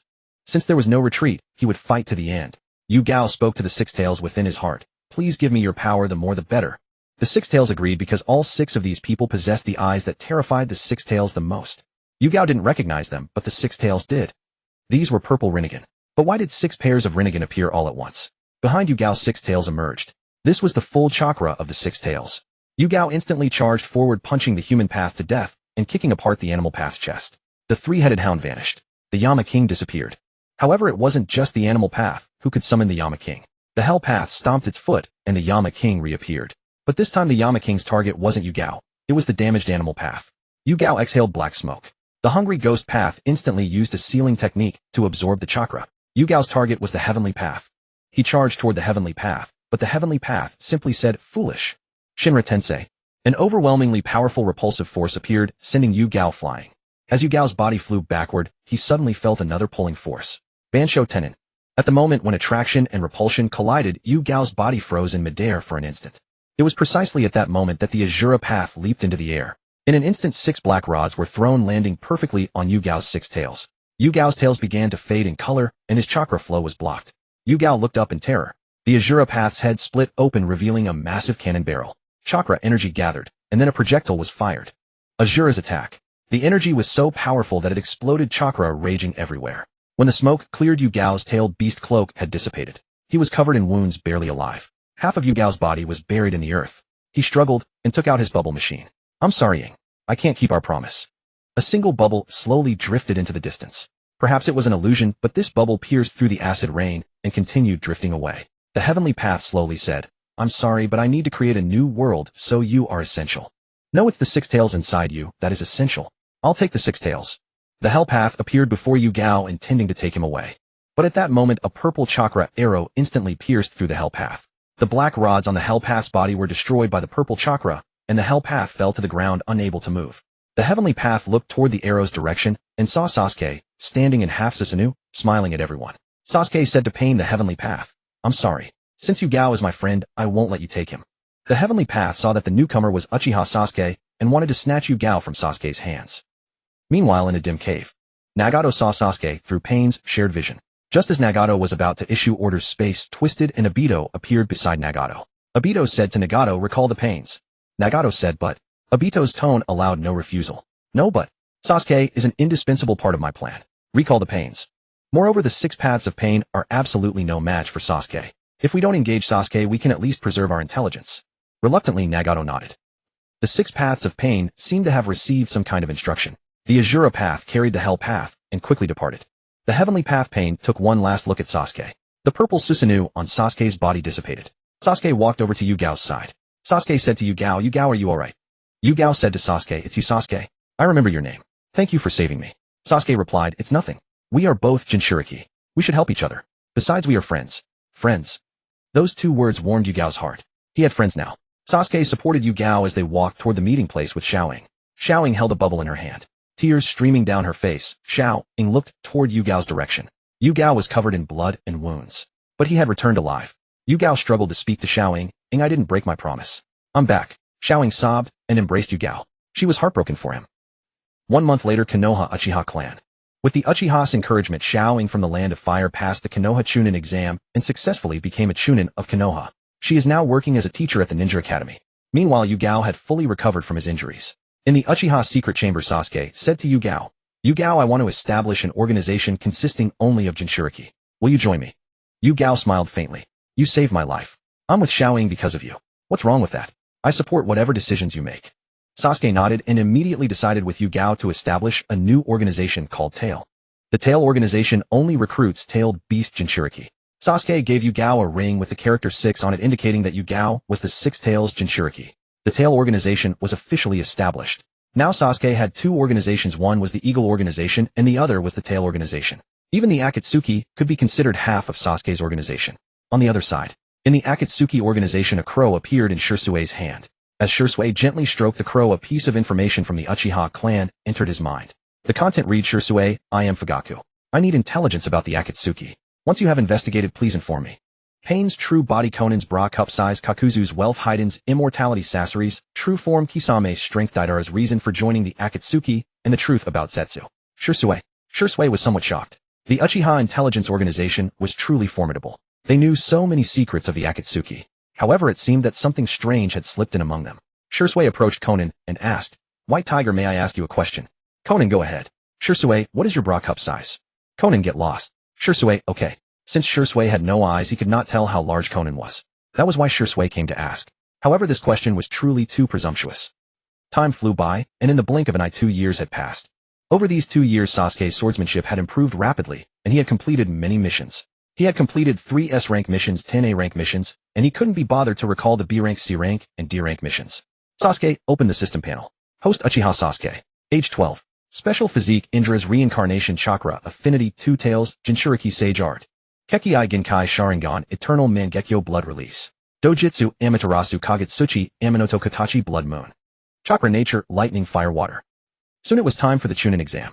Kakashi gathered the members of Team 7 and told Sasuke and the others, the Chunin exam is coming soon. It is divided into 2 stages. The first stage is a written test, and the second stage is a combat tournament. This year's Chunin exam is different from previous years. The written test remains the same, but the combat tournament is different. This year the Sand Village of the Wind Country will join us. Don't embarrass me, you 3. I'm not worried about Sasuke, but I am concerned about Naruto and Hinata. Hinata is not skilled in combat, but she doesn't have to participate. However, in our Team 7, Sasuke and Naruto must compete. Naruto, don't let me down. Naruto replied, okay. The written test began soon. In the examination hall, the proctor was Ing. Although Ing was only a Chunin, she was diligent and responsible. After completing a few more missions and improving her record, she would be able to be promoted to Jonin. Sasuke looked at the test questions and felt his head ache. If you want me to fight someone, I can guarantee victory. But you want me to solve problems. I can't do that. In his past life, he was always solving problems. Now that he was reborn, did he still have to solve problems? However, Sasuke thought again, this was the ninja world, a world of shinobi. What use was theoretical knowledge? The written test was not necessarily about the knowledge accumulated in one's mind. It could also be about observational ability. Sasuke activated his Sharingan and blatantly copied. Sasuke copied from Shikamaru, as Shikamaru performed well in written tests. Meanwhile, on the other side, in the Wind Country, the Sand Village, Orochimaru said to Raza, the 4th Kazekage, do you agree with my plan? Raza replied, as what identity do you negotiate with me? Orochimaru chuckled and said, as the Kage of the Sound Village, not as Orochimaru. Orochimaru was highly capable. In just a few years he had established the Sound Village in a barren land. This time Orochimaru came as the Sound Kage to cooperate with Raza. Although the Sound Village was just a small nation, Orochimaru's reputation was widespread. Raza thought, by using the pretext of this Chunin exam to go to Konoha, Raza could let Orochimaru deplete Konoha's strength. This was what Raza wanted to see. Orochimaru told Raza that he would disguise himself as a Sand Village guard, infiltrate Konoha, and then have no further connection with the Sand Village. In return, the entire Sound Village would be given to Raza. Raza was naturally very willing. However, Raza did not trust Orochimaru. But tempted by the benefits, Raza still chose to cooperate with Orochimaru. The Sand Village's team marched toward Konoha and Gaara's eyes were filled with emptiness. Raza was Gaara's father, but Gaara had almost never called him father. Gaara could sense that his father had changed at some point. Raza's aura was completely different from before. But Gaara didn't care. Whoever it was, it didn't matter. No one would love him. The word on his forehead constantly warned him to love only himself. Orochimaru killed Raza while Raza was defenseless. Raza underestimated Orochimaru's strength and overestimated his own. Using a forbidden technique, Orochimaru killed Raza from behind with a single strike. After Raza's death, the Sound Ninja disguised themselves as Sand Village Ninja. Orochimaru disguised himself as the Kazekage Raza. Ironically, not a single ninja in the entire Sand Village. Noticed that their Kage had been replaced except for Gaara. Konoha. Sasuke scored full marks on the written test. He tied with Ino for first place. Kakashi was astonished when he saw it. Sasuke, when did you ever study? How did you get a perfect score? Sasuke replied, since I am a ninja, I should have meticulous observational skills. I observed Nara Shikamaru's handwriting and copied his answers. Upon hearing Sasuke's blatant cheating, the proctor dared not say a word because Sasuke's surname was Uchiha. Sasuke was also one of the few Uchiha with a Mangekyō Sharingan. The village was unaware that Sasuke had awakened the eternal Mangekyō. Shikamaru's father Nara Shikaku detested this method of cheating. Although the village had not explicitly prohibited it, everyone had an unwritten rule not to copy. Sasuke's blatant copying, especially copying from Shikamaru, angered Nara Shikaku. He intended to lecture Sasuke from the position of an elder. Nara Shikaku said to Sasuke, Uchiha Sasuke, wait a moment. I have something to say to you. Just as Shikaku was about to lecture, Uchiha Kinto came to pick up Sasuke after school. Seeing Kinto, Nara Shikaku's heart skipped a beat. Why him? Damn. Am I going to be scolded again? Kinto asked Sasuke, young master, how did you do on the exam? Sasuke replied, Shikamaru and I tied for first place. But Kinto and I wait a moment. Nara Shikaku-senpai wants to lecture me. Upon hearing this, Uchiha Kinto became agitated and immediately began to curse, Nara Shikaku, what the hell are you? Who do you think you are to lecture the young master of the Uchiha clan? I'm telling you, you don't have the right. Don't think that just because you've been the third Hokage strategist for a couple of years you have any authority. If I wanted to, I could slap you right now, and even the third Hokage wouldn't dare come to the Uchiha compound to find me. I'm sick of the sight of you. Get lost. Nara Shikaku was furious, but Uchiha Kinto was blunt and outspoken, and he couldn't engage in a street quarrel with him. Nara Shikaku flicked his sleeve and left. Why did I have to seek trouble? Sigh. Nara Shikaku was helpless. The Uchiha clan was lawless. Naruto Lugio was secretly calculating in his mind that after the Chunin exam ended, he would assist the third Hokage in gradually weakening the Uchiha's power. Now the Uchiha had become far too arrogant. A mere Uchiha Jinrin had dared to insult him repeatedly, which made Naruto Lugio extremely displeased. Now in Konoha, the root had been merged into the Umbu, all under the unified command of the Hokage. Meanwhile, the captain of the Konoha police force was also the Uchiha clan leader Fuyue, and the Konoha police force was responsible for the village's security. Moreover, the current Konoha police force had been divided into many squads by Fuyue. For instance, the squad leader of the first squad was Yuzeboyu. The squad leader of the second squad was Jinrin. In any case, Naruto Lugio could never have imagined that the third Hokage would not survive this Chunin exam. At the Hokage building, the ninja squad from Cheyenne Village had arrived at my village in full force. Kazekage Luo Sha and the third Hokage Yuan Fei Risen walked up to the Hokage building. The moment Luo Sha removed his hat, the third Hokage was startled. Luo Sha said with a smile, hee, what's wrong, third Hokage-sama? Yuan Fei Risen was taken aback and replied, nothing, you just seem somewhat familiar. Luo Sha said, hee, Lord third Hokage, I am the Kazekage, it's only natural that I seem familiar to you. Your Konoha should have my portrait. Luo Sha said, that's true. Every country has spies from other nations. It's an unspoken fact. But when Luo Sha stated it so bluntly, the third Hokage felt rather embarrassed. Luo Sha and the third Hokage set the time for the Chunin exam to be the morning 3 days later. Meanwhile, elsewhere, Wa'ilua with a gauze scarf covering his head walked along the street. The people around him pointed and whispered, seemingly mocking his lack of eyebrows and his deep dark circles under his eyes. Wa'ilua tightened his grip on the scarf. Anger stirred in his heart. He wanted to kill these sharp-tongued villagers. But this was my not shine. Wa'ilua couldn't understand. Why did these strangers bear him such malice? Suddenly the villagers scattered in all directions. As if they had seen someone terrifying, Wa'ilua looked over and saw two men wearing vests. On their shoulders was the emblem of a flame fan. A mark Wa'ilua recognized. They were members of the Yuzebo clan. The villagers who were strangers to him hurled abuse at him. Yet the members of the Yuzebo clan acted arrogantly, and the villagers dared not say a word. Wa'ilua's worldview began to waver. Suddenly a voice came from behind him. Hey, you're Wa'ilua, aren't you? Wa'ilua turned to look back. It was Zuizhu. Zuizhu's handsome appearance instinctively made Wa'ilua feel inferior, all because of Luo Sha's misguided upbringing. Wa'ilua said, get lost. He trusted no one. But Zuizhu grabbed his wrist. Wait, where are you going? Wa'ilua's mood became agitated as his wrist was held. The sand gourd on his back began to leak sand. Behind Zuizhu, two members of the Yuzebo police force shouted, protect the young master. Zuizhu cursed at them, scram. Do I need your protection? Who do you think you're looking down on? The guards could only smile helplessly. Indeed, the young master didn't need their protection. Wa'ilua could feel that his sand seemed to be moving slower. No, it was his own speed that had slowed even his thoughts. Because he dared not sleep, Wa'ilua was very sensitive to time. He clearly felt that time had slowed. Zuizhu smiled and said to him, We're both Jinchuriki. We could have been friends. Wailoa was stunned. The unfamiliar word friend reached his ears, a word he had never heard before, yet it held an endless allure. Wailoa looked directly at Zhuozhu and took a deep breath. You are also a Jinchuriki. How can you prove it? Black-blue flames flickered around Zhuozhu's body, and the voice of the two tails ULV also echoed in Wailoa's mind. Stinky, Tanuki, long time no see. Dead blue cat. What are you doing here? One tail show, he replied to the two tails. The two-tailed beasts chatted like old friends reunited after years, but Wailoa's arm instantly underwent tailed beast transformation, reaching out to strangle Zhuozhu. A Susanoo skeleton materialized around Zhuozhu, blocking the giant sand claw. The two tails angrily demanded of Shohei, Stinky Tanuki, what do you mean by that?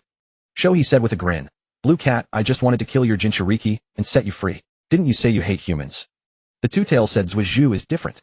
Shohei retorted angrily, what's different? Ninjas are all the same. They all covet our power and want to turn us into weapons of war. Zhuozhu rubbed his nose and said, One tail Shohei, are you looking down on me? Don't you feel fear when you see my eyes? Zhuozhu's eyes instantly transformed into Mangekyō. Wailoa looked into Zhuozhu's eyes, and Shohei inside him also saw those eyes. This undoubtedly reminded Shohei of the most unwilling scene in his life. Countless years ago, Shohei lived happily in the sands of Sharingan village, until one day a man who called himself Yuzhibo-ban found him. Without a word, he beat Shohei soundly. Shohei was about to submit to this strong man, but Yuzhibo-ban said with a look of disdain, Your power is too weak. Shohei was instantly crestfallen. Later he heard that this man who called himself Yuzhibo-ban had formed a contract with the Nine Tails. At that moment he felt deeply resentful. What a joke. I'm no worse than the Nine Tails, okay? Besides that Yuzhibo-ban was really putting on airs a show, he never intended to submit. Later another man came to the desert. He called himself Chinsho Zhujian. Ever since being abandoned by Yuzhibo-ban, he harbored a grudge against humans. So when he saw Chinsho Zhujian, he condensed his true form. A colossal Sansho, he stood before Chinsho Zhujian. But what left Shohei dumbfounded was that the next moment Chinsho Zhujian clapped his hands together, and a great Buddha, 10 times taller than Shohei, rose from the ground. Chinsho Zhujian stood atop the Buddha's head, clapping and shouting that Shohei's power was far too great. Shohei was left speechless. Later he was assigned to Sharingan village, and once again he felt the sting of being abandoned. Thus his hatred for humans grew deep. Shohei became one of the most troublesome tailed beasts. Whenever he had the chance, he would torment his host. Ever since Wailoa became a Jinchuriki, he had hardly slept. Because if Wailoa fell asleep, he would seize control of his body.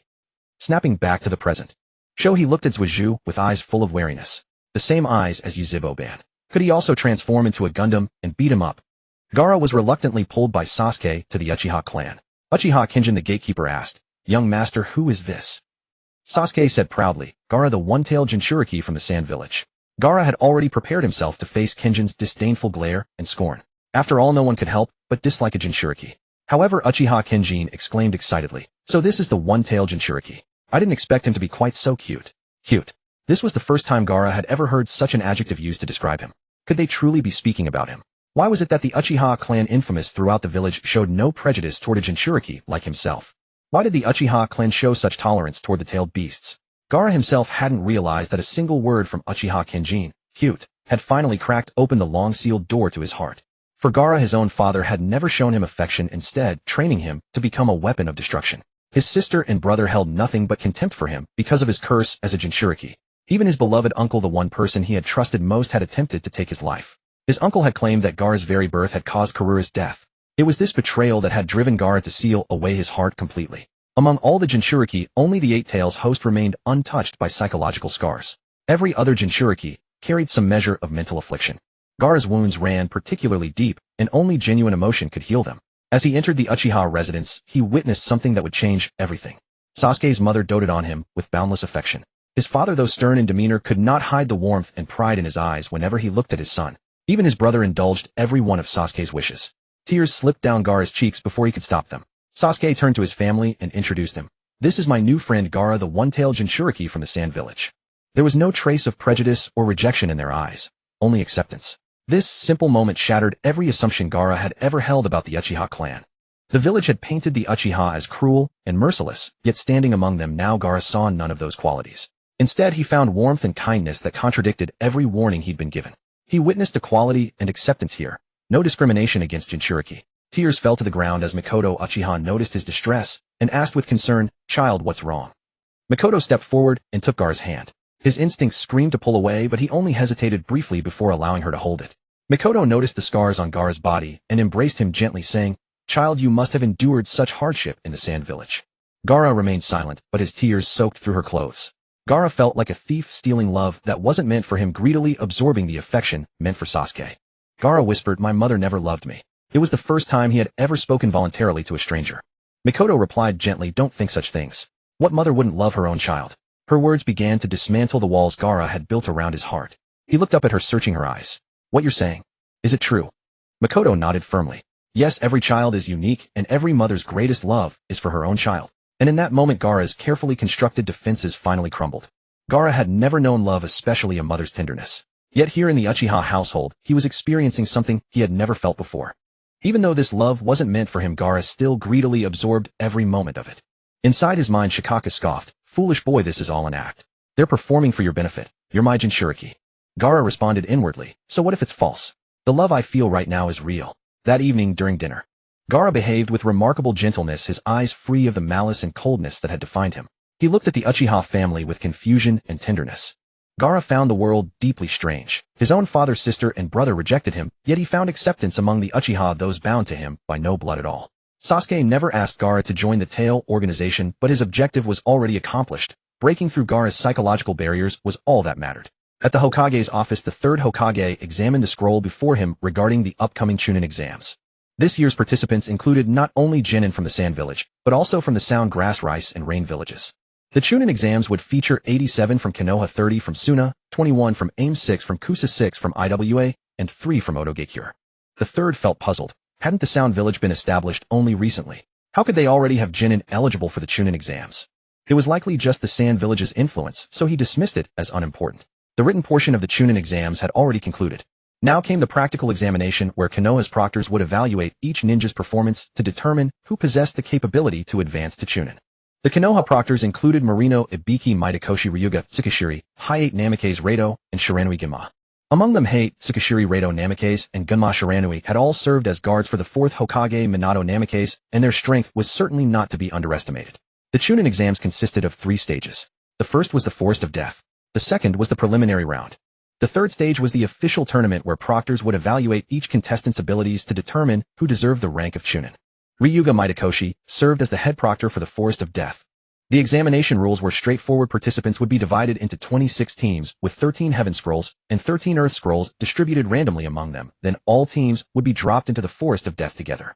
Teams needed to obtain one of each scroll type within 5 days to advance. With only 13 matching pairs possible among 26 teams, most would fail, and no team could know what scrolls their opponents held. You might fight another team only to discover you'd both been given the same type of scroll. Konoha had designated a vast expanse of forest as the venue for the Chunin exams. Sasuke, Naruto, and Hinata were still assigned to the same team. Anko Mitarashi handed Sasuke a Heaven Scroll, whispering softly, "The Hidden Sand Village and the Hidden Sound Village both hold Earth Scrolls." Anko Mitarashi was also a disciple of Orochimaru. In principle, Sasuke should have called her senior sister, yet virtually no one knew of Anko's connection to Orochimaru. Anko had great faith in Sasuke's abilities. She merely informed him who possessed the Earth Scrolls, as she didn't simply hand him one, for she knew that Sasuke could seize one from anyone regardless. To prevent teams from immediately engaging in chaotic battles upon entering, a 10-minute interval was enforced between each team's entry into the Forest of Death. Sasuke's team boasted extraordinary talents. In combat, they had Sasuke and Naruto, the Nine-Tails Jinchuriki. For reconnaissance, they had Hinata's Byakugan. Naruto exclaimed cheerfully, "Soon we'll be Chunin." "Hey Sasuke, which scroll do we have?" Sasuke replied, "The Heaven Scroll." Naruto nodded. "Right, we need to find an Earth Scroll quickly." Sasuke added, "We still have 5 days. What's the rush?" Along the path through the Forest of Death, obstacles were set up by Konoha and other villages. Ninjas stationed to block passage. One had to pass these ninjas' trials to truly traverse the forest, though these challenges were always tailored to the examinee's strength. As the trio moved swiftly through the forest, Hinata suddenly halted, saying to Sasuke and Naruto, "Sasuke, there's a chakra fluctuation behind that large tree ahead." Sasuke drew the Kusanagi, sword lightning crackling along its edge, and charged toward the tree. Behind the tree was a Konoha ninja, a member of the Aburame clan. He was stationed within the forest to create minor trouble for the examinees. However, upon recognizing Team 7 of Konoha Aburame, Toryun decided to hide behind the tree and pretend he saw nothing. After all, Sasuke's strength was nothing short of fearsome. Poking his head out, Aburame, Toryun saw Sasuke storming toward him with sword drawn, and a wave of dread washed over him. He quickly raised his hands. Wait, Sasuke. Don't be rash. Don't be rash." Sasuke halted, asking, a member of the Aburame clan, "What are you doing here?" Aburame, Toryun stammered, I'm just taking a stroll here." Sasuke's sword crackled with lightning. You'd better tell the truth, or I'll have reason to suspect you're planning to ambush me. Toryun nearly wept. He was just a mere jonin, nowhere near a match for an Uchiha. Alright. The third Hokage stationed me here to create a little trouble for the participants. But when I saw it was you, I knew I'd be overreaching to try anything. I never imagined you'd still find me. The Byakugan of the Hyuga clan truly lives up to its reputation. Sasuke sheathed his Kusanagi sword and pressed forward. Night fell as twilight enveloped the sky. Leaning against a tree trunk, Sasuke sat by the crackling campfire gazing at the stars above. Hinata obediently lay down beside him, nestling gently into his embrace, and whispered, Sasuke, and my father said that once I turn 16 he will marry me to you. Sasuke quickly replied, no, it has to be 18. Hinata looked puzzled and asked why. Sasuke sighed and said, otherwise we'd be in trouble with the law. Though Hinata didn't quite grasp his meaning, she nodded nonetheless. Naruto watched the couple with a helpless expression. Really, there was a third person right here, and they were so openly affectionate. Watching them, Naruto felt a pang of envy. Naruto's heart belonged to Sakura. Though they weren't on the same team, his feelings for her had remained steadfast since their days at the Ninja Academy. Witnessing Sasuke and Hinata's intimacy, Naruto couldn't help but daydream of a blissful future with Sakura. Himself becoming the Hokage, revered and beloved by all. Sakura loving him in return. At the thought, a silly hee-hee smile spread across Naruto's face. Suddenly, a sharp whistle pierced the air, and a shuriken struck Naruto's skin with unerring accuracy. Oh no! Naruto yelped in pain, tumbling from the tree. Who attacked me? Sasuke and Hinata also witnessed Naruto's ambush. Hinata activated her Byakugan, scanning the surroundings. Sasuke drew the Kusanagi sword ready for battle. Concealed within the underbrush were three ninjas, shinobi of the grass village, comprising one of its two participating teams. The team consisted of Hoff, Huashan, and Karen. Hoff and Huashan were genuine genin, but Karen was different. Despite wearing the grass village headband, she received none of the treatment befitting a ninja of their village. Hoff and Huashan brought Karen along to serve as a medical ninja, for her unique lineage granted her blood remarkable healing properties. A single sip could instantly mend minor wounds, and even severe injuries would heal with astonishing speed. Spotting the campfire ahead, Hoff and Huashan noticed Naruto perched in the tree. Hoff asked, brother, there's someone in that tree ahead, looks like a Konoha shinobi. Should we take their scroll? Huashan replied, take it. Why not? With that, Hoff launched a shuriken, which struck Naruto's rear with pinpoint precision. Hinata activated her Byakugan, beginning her reconnaissance. She quickly detected 3 chakra signatures, one of which radiated immense power. This must be a formidable adversary. Hinata warned Sasuke they're in the bushes at 4 o'clock. Just as Sasuke was about to advance, Naruto interjected, Sasuke, leave these 3 to me. A crimson chakra began to seep from Naruto's body as the Nine-Tails influence started spiraling out of control, a testament to the depth of his fury. Naruto charged toward the underbrush at full speed. You dare harm my behind. I'll make you pay. Multiple shadow clone technique. Naruto swiftly weaved hand signs, and dozens of clones materialized, surging toward the bushes. Seeing this, Hoff and Huashan stopped hiding. They exchanged a glance and shouted attack. Hoff then turned to Karen, don't move. You'll heal us later. At the mention of healing, Karen trembled in fear. Terror filled her eyes. Huashan caught her gaze and snarled, bitch, stop looking at me like that. It's not my damn fault your mother was bitten to death. Sasuke witnessed this from afar, the eternal Mangekyō, Sharingan manifesting in his eyes. Then he focused, clenched his fist, blood moon. Huashan and Huafu's expressions went blank, and then red bumps appeared all over their bodies, wriggling beneath their skin, as if alive. The next moment, countless red blood spikes erupted from within, piercing both men through and through like sieves. Naruto was stunned upon witnessing this. What is happening? How did they die? Naruto grew increasingly panicked, for the Chunin exam was meant to be a contest of skill, not lethal combat. The blood from the 2 bodies splattered across Karen's face. Karen watched her enemies perish before her eyes, tears forming in her eyes, yet fear dominated her expression. As long as the land of grass did not fall, Karen's nightmare would never end. Sasuke stepped forward, extending his hand to Karen and declaring, from this moment on no one will ever harm you. His words carried such conviction that Karen found herself believing them. Karen grasped Sasuke's hand and followed behind him with a vacant stare. Naruto remarked, Sasuke, she's from the land of grass. Sasuke drew the Kusanagi sword and severed Karen's headband with a single stroke, stating, there. Now she isn't. Karen's eyes welled up involuntarily. She stayed close behind Sasuke. Sasuke, concerned that Hinata might grow jealous, explained to her, Hinata, do you notice her distinctive red hair? She's a member of the Uzumaki clan.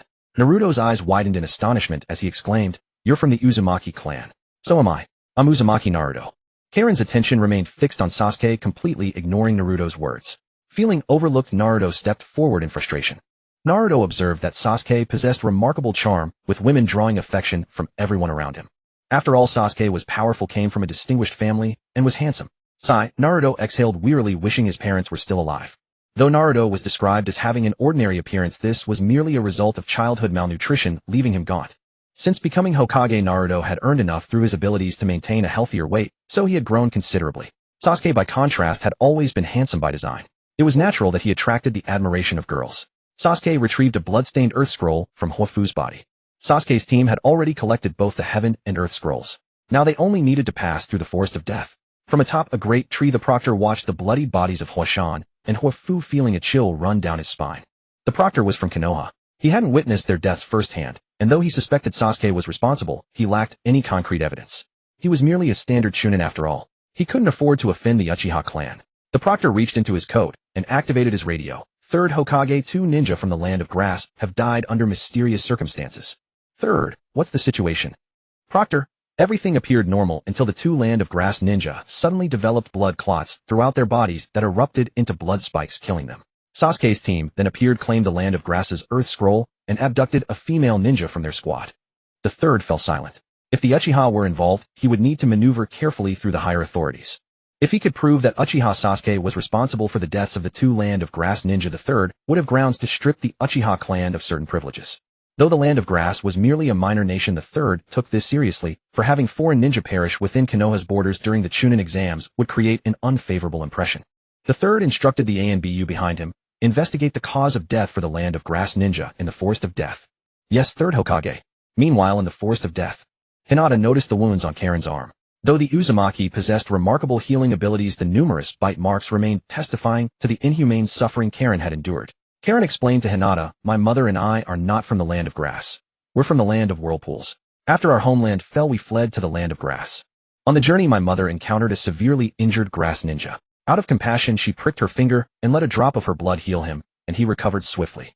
But instead of gratitude, he harbored malicious intent and captured my mother and me, for our blood possessed extraordinary healing properties. Thus my mother and I were forced to serve as medical ninja for the grass ninja. My mother protected me by preventing them from biting me, but she ultimately died from excessive blood loss as they drained her life. After my mother's death, they began drawing my blood. Perhaps because I was younger, my blood wasn't as potent as hers. So they kept me alive, planning to continue feeding on my blood once I matured." Tears streamed down Karen's face as she recounted her ordeal. Hinata found it hard to believe the horrors Karen had endured. Did such cruel villages still exist in the current ninja world? As a treasured member of the Hyuga clan, Hinata had been shielded from the ninja world's darkness. Meanwhile, Sasuke calculated whether the Uchiha could exploit this opportunity to destroy the grass ninja village. To annihilate a nation, one must possess a legitimate justification. Otherwise, other villages would retaliate. Take the Uzumaki clan's Land of Whirlpools as an example. It fell because their sealing techniques were so formidable that neighboring villages grew envious and united to destroy it. Now the Land of Grass had treated Karen and her mother with such brutality. Could the Uchiha clan justify annihilating them in the name of justice? Sasuke's thinking was extreme. If he acted, he would obliterate the Land of Grass entirely and claim it as Uchiha territory. He would use the banner of heavenly justice. Other villages would either accept it or pose no real threat. Konoha was on the verge of upheaval. The third Hokage's death was imminent, and Tsunade would likely succeed him as the fifth. 1. Tsunade commanded great respect. 2. Her lineage was pure. As for Fugaku being selected as fifth Hokage, that was impossible. No clan in the village would accept him. Even the Hyuga clan, allied with the Uchiha, would not consent to Fugaku Uchiha becoming Hokage. Thus the task of becoming Hokage must be left to the future Sasuke. One day later, Sasuke's team cleared the Forest of Death. They were the only team to do so within a single day. Anko Mitarashi verified Sasuke's scrolls, the Heaven Scroll and the Earth Scroll taken from the Grass Village's first team. She asked Sasuke, "Why is the girl from the Grass Village following you?" Sasuke smiled and said, "From now on she is a person of Konoha." Anko frowned. "Sasuke, don't be unreasonable. A person's village registration cannot be changed by your word alone." "What about me?" At that moment, a powerful voice sounded behind Anko. She turned to see Fugaku Uchiha and Hayashi Hyuga. The glory of the Uchiha clan within Konoha was known to all, and the Hyuga clan was their ally. Anko said, "If it's you, the captain of the security force, changing a girl's village registration would be easy." She had no desire to offend the Uchiha clan. "But what about the Grass Village?" Fugaku said, "No need to worry about the Grass Village. If they dare to speak loudly to me, that would be bold of them. Power is absolute authority." Because the Uchiha were now strong enough, Fugaku had such confidence and conviction. Hayashi said to Hinata, "Hinata, you've worked hard. Come home with me. The second exam begins in 5 days." With that, Hayashi took Hinata's hand and left. Fugaku asked Sasuke, "Sasuke, your decisions have never failed since childhood. Tell me, who is this girl?" Sasuke said, "Father, there are only a few famous clans in the ninja world. Our Uchiha clan, the Hyuga, the Senju, and the Uzumaki of the Land of Whirlpools. These are clans that were, or are supremely glorious. The Senju have withered, and so have the Uzumaki. And she is a member of the Uzumaki clan." Karen, though of Uzumaki blood, did not know it, as she had never even heard of the Uzumaki. Although Naruto carried Uzumaki blood, he was not a pure-blooded Uzumaki. Thus Naruto inherited the Uzumaki's vast chakra and resilience, but not the healing properties of their blood. Nor did he inherit the signature red hair of the Uzumaki. In contrast, Karen was a pure-blooded Uzumaki.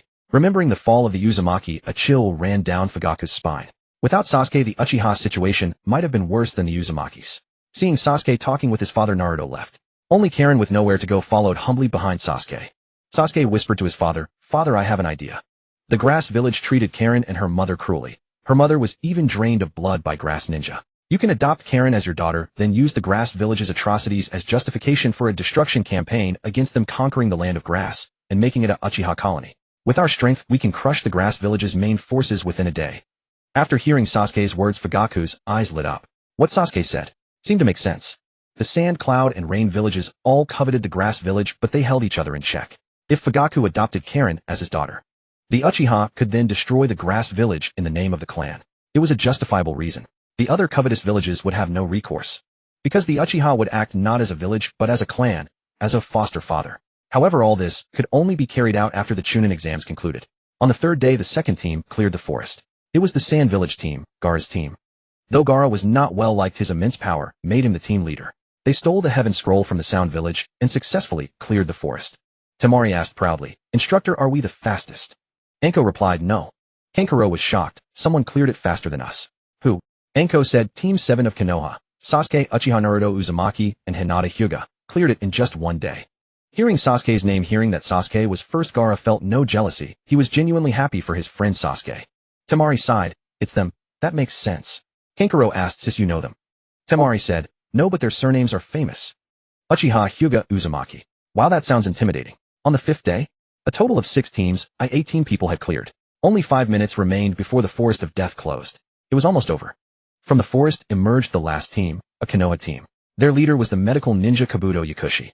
Covered in wounds, Kabuto walked out of the dark forest and said to Anko, "Instructor, I'm not late, am I?" Anko's mouth twitched, thinking this guy was really putting on an act.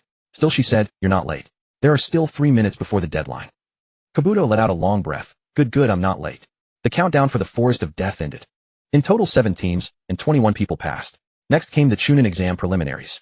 They would fight in pairs with winners advancing. Of course, the examiners would also judge one's performance to decide eligibility for the final round.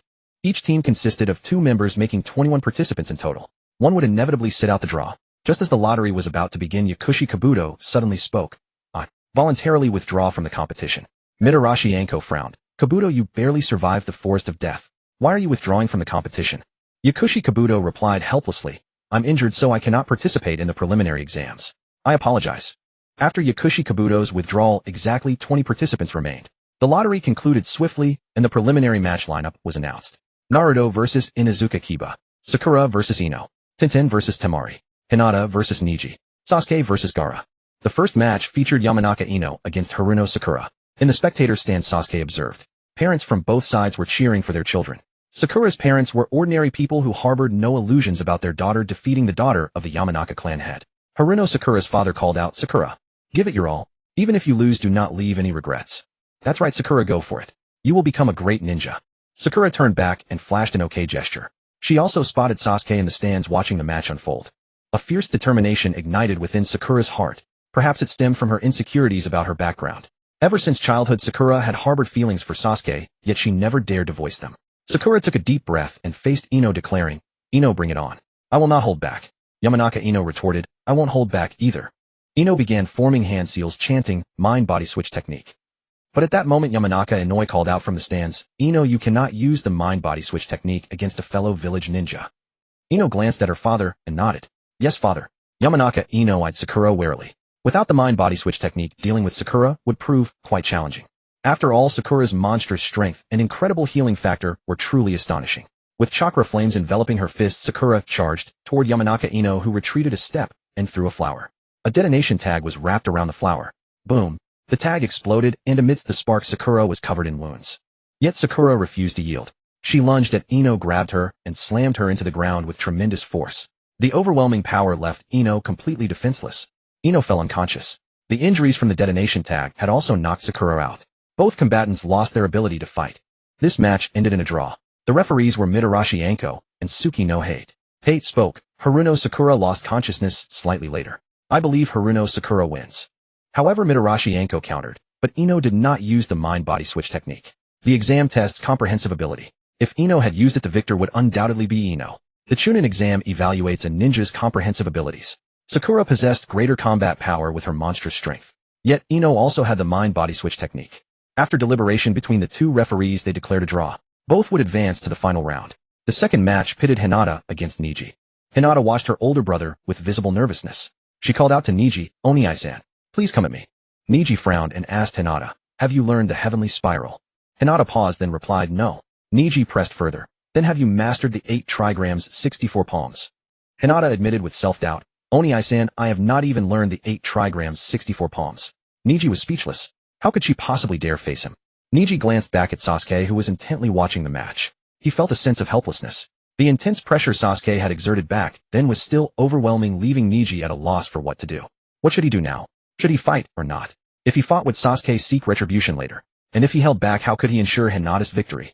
Moreover, he still owed Sasuke a tremendous favor. With no other choice, Niji declared, "I forfeit." Suki no Hate was bewildered. This was supposed to be Niji's guaranteed victory. But since the participant had already forfeited, Hate had nothing more to say. Hate announced, "This round's winner is Hyuga Hinata." Although Hyuga Hinata was declared the winner of this match based on Niji's consistent efforts and past performance, Niji also earned qualification for the next round. To Hate, Niji was not losing because he could not defeat Hinata, but because of their familial bond. Since Hinata was his younger sister, Niji had always shown her restraint. But Hinata shouted, "Oni-san." Niji stopped in his tracks as she cried out, "Ni-san, you do not need to forfeit for my sake. I know my strength. I am not qualified to become a Chunin. Oni-san, I refuse to remain forever in the shadows cast by you and Sasuke. Hinata wants to forge her own path through hard work. This match, I forfeit. The one who should advance is not me. It is you, Niji, and I." Niji paused, turning to look at Hinata. "You do not want to become a Chunin." "I do, but I want you to become a Chunin more than anything." Tears glistened in Hinata's eyes as she smiled. Niji nodded and replied, "I will not let you down." Hate announced once more, "The winner of this bout is Hyuga Niji." Niji advances. Hinata lacked any notable achievements, and her strength was indeed insufficient to warrant the title of Chunin. Hinata would have to wait until the first half of next year to retake the Chunin exam. In the distance upon the elevated platform, the fourth Kazekage Rasha watched Sasuke's retreating figure with eyes full of greed and desire. Truly, a young, strong, and flawless body. Rasha could not resist licking his lips, a gesture the third Hokage failed to notice.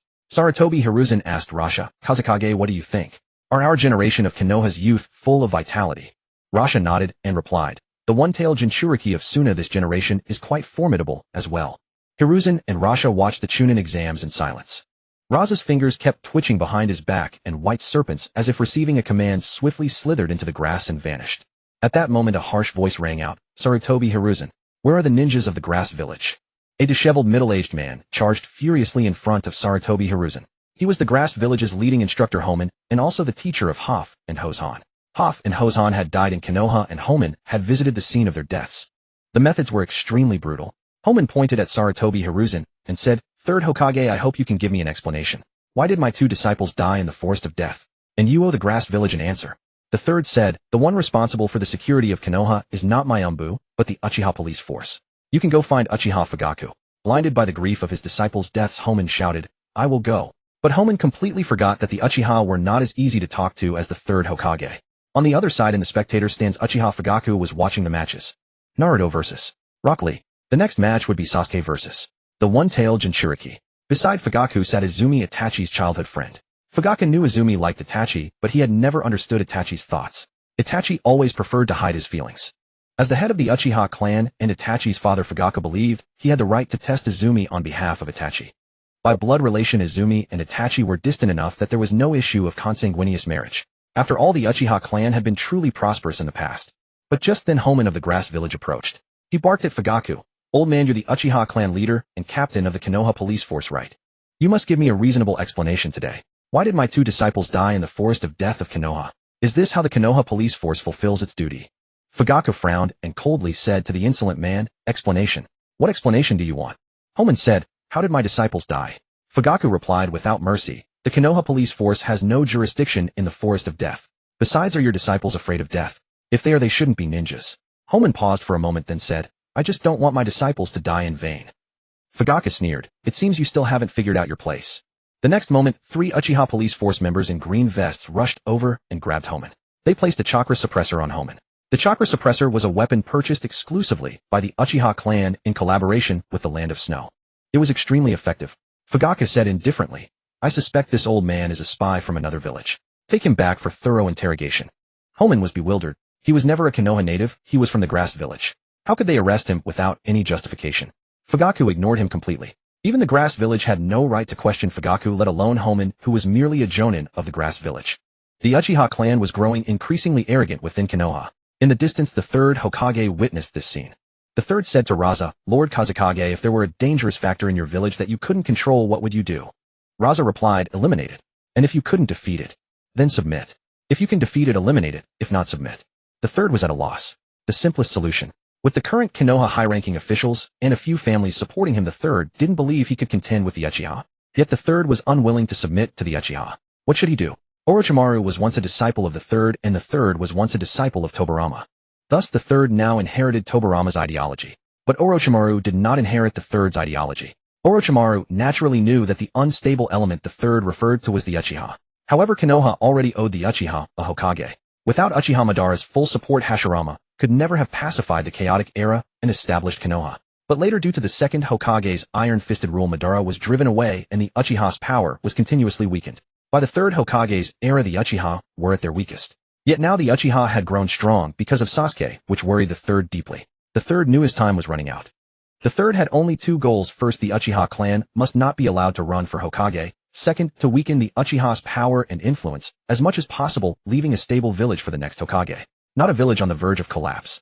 Naruto and Rock Lee's match ended with Naruto victorious. After training with Jiraiya for years, Naruto's skills had improved. However, what left a bitter taste was that Naruto didn't win through strength, but through the transformation technique. Rock Lee was such an innocent boy. Naruto used the shadow clone technique combined with the transformation technique to turn into a blonde beauty, tormenting Lee for dozens of minutes. Lee finally conceded. After all, facing such an opponent, he couldn't bring himself to fight. Yet the referee, impressed by Lee's performance, granted him a spot in the rematch.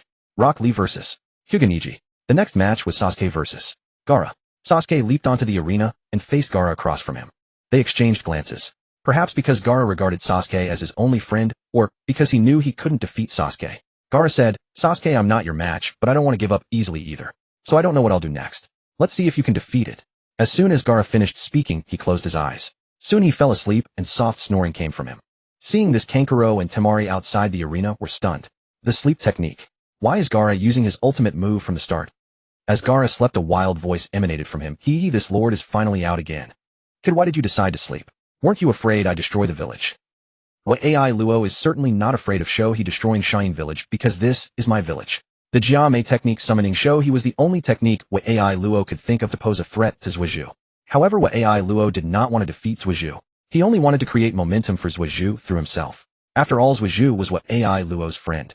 As Shohei appeared, the entire arena was filled with swirling yellow sand. On the high platform, the third Hokage was greatly shocked by this sight. Fourth Kazekage, why has the Rinju Li gone berserk now?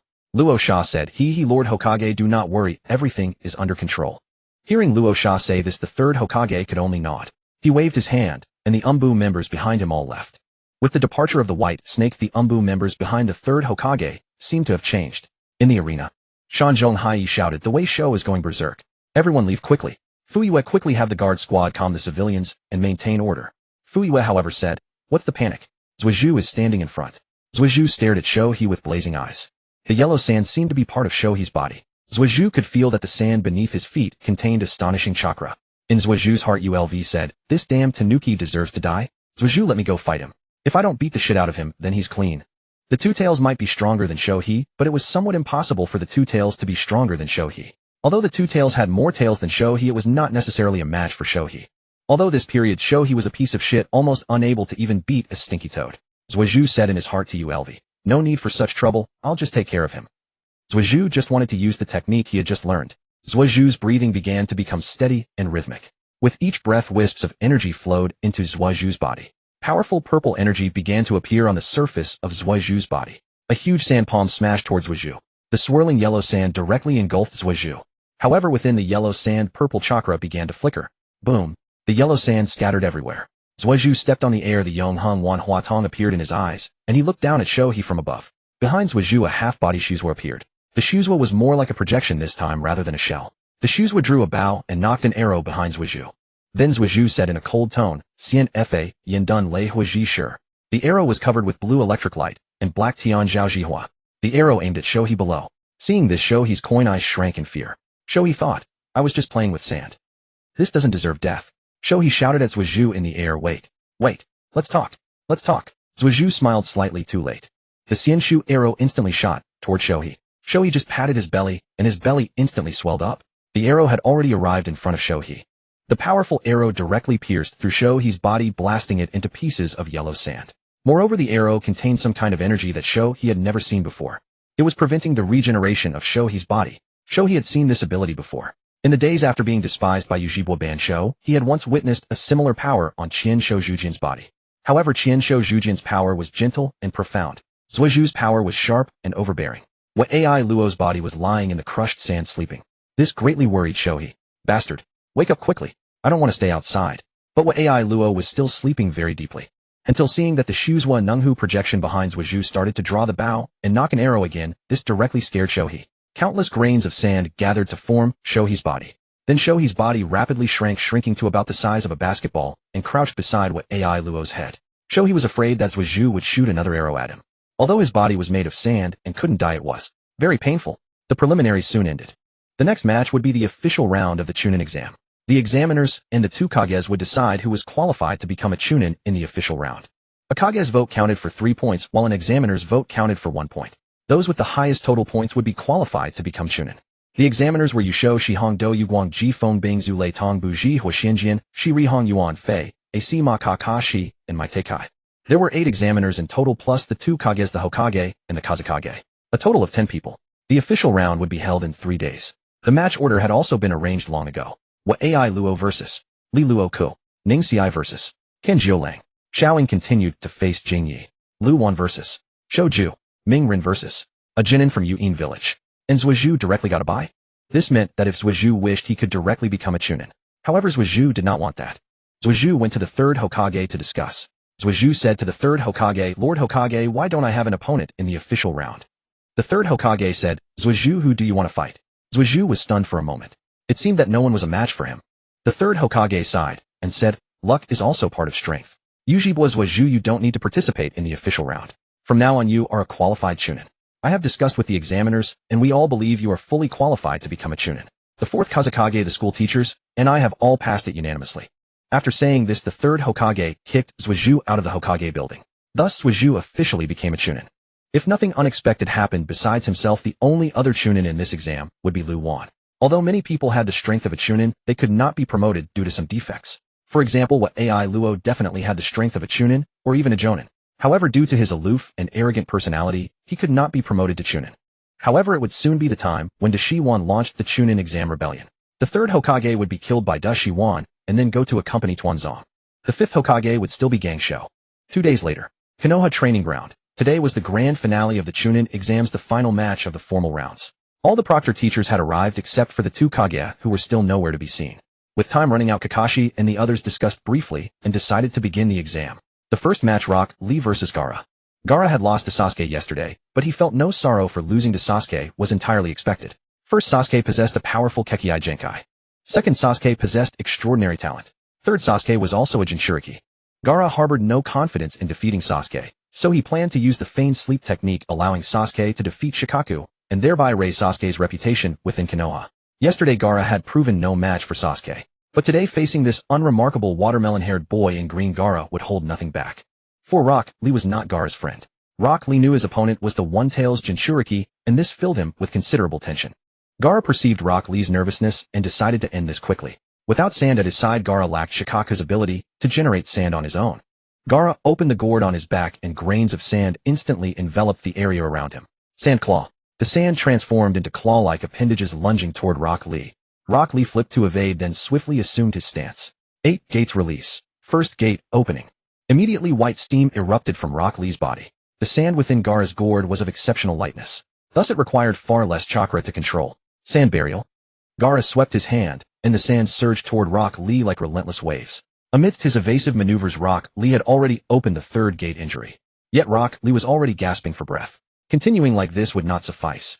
Rock Lee's limit was the 4th gate limit, but he had only successfully opened it once before. He could not keep dodging. He had to attack. Rock Lee leaped onto a stone pillar, then silently removed his shoes and unbound the weights wrapped around his ankles.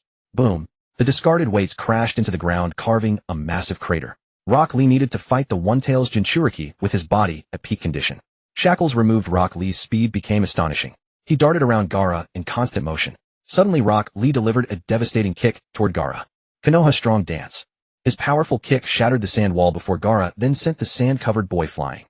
As Gaara's body soared backward through the air, Rock Lee unwrapped the bandages from his hands, then spun rapidly, wrapping Gaara within the cloth. Rock Lee gathered the bandages, leaped skyward, and spun mid-air, driving downward toward the ground. Hidden Lotus. Rock Lee and Gaara plummeted from the sky in a furious spiral, then Rock Lee slammed Gaara heavily into the earth. Moments later the dust settled. Gaara's expression twisted into a hideous grimace. His body's sand-like carapace began to extend, a partial bijou transformation. Possession form. Witnessing this, Kankuro and Temari were utterly stunned. This plain-looking watermelon-haired boy had actually forced Gaara's possession form to manifest. Truly terrifying. The possession form was the partial bijou state in which Gaara's abilities multiplied tenfold. Meanwhile, 2 hours earlier. Konoha, the Hokage's office. The third Hokage was just about to head to the training ground to personally oversee the Chunin exams. But suddenly, the third perceived a familiar chakra signature. He turned his gaze sharply and caught only a silhouette. But that silhouette was enough. It was his own disciple Orochimaru. The third hastily gave pursuit. Orochimaru, why have you appeared in Konoha? But Orochimaru ignored him entirely, simply fleeing. Until they reached the rooftop of a cluster of red buildings where the third discovered he could no longer find Orochimaru. Suddenly a gentle breeze swept past. The third sensed someone behind him. He turned around, only to find a kunai already slicing toward his neck. Fortunately the third was of short stature, a quick squat allowed him to dodge the kunai, but his face was still grazed. The third looked up and saw Arasha clad in the blue and white Kazekage robes. The third stepped back and demanded, Kazekage-dana, what do you think you are doing? Just then, Orochimaru raised his hand. For Umbu, figures materialized around the rooftop and rapidly formed hand signs. Sealing Jutsu, for purple sun formation. This was an extraordinarily powerful barrier seal. Difficult to break from the outside. The third naturally knew this jutsu. He chuckled and said, it appears I cannot leave so easily today. Orochimaru chuckled softly. It is not whether you can leave easily, sensei, but whether you can leave alive at all. The third's pupils contracted. Orochimaru slowly peeled away his disguise, revealing his true face. With a sinister expression, Orochimaru declared, Sensei, long time no see. The third's expression grew grave. He immediately shed his cumbersome Hokage cloak, revealing his dark brown battle vest beneath. Orochimaru addressed the third, Sensei, you have not fought in quite some time, have you? The third replied coldly, what do you mean by that? Orochimaru chuckled. He, Sensei, as a ninja. Indeed, as a Kage-level ninja. Your battle robes should be stained and tattered, soaked in blood and dust. Yet yours remain as pristine as the day you received them. The third fell silent. Facing his brilliant former disciple, the third dared not let his guard down. Sarutobi Hiruzen rapidly formed hand signs, preparing to unleash a ninjutsu. But Orochimaru threw a punch straight at him. Sensei, I will not let you cast your signature jutsu. Forced into close combat, the third engaged Orochimaru in hand-to-hand combat. Under pressure, the third quickly backed away and wiped the blood from his face. Summoning Jutsu Enma. A flash of white mist, and Enma appeared before the third. Hiruzen said to Enma, old friend, thank you for your trouble. Enma, seeing his opponent was Orochimaru, was also taken aback. Old partner, your opponent this time is your own disciple. The third stated grimly, I have no such disciple. Then the third rapidly formed hand signs. Earth release, Earth Dragon technique. The roof tiles transformed into mud, forming an Earth Dragon that charged toward Orochimaru.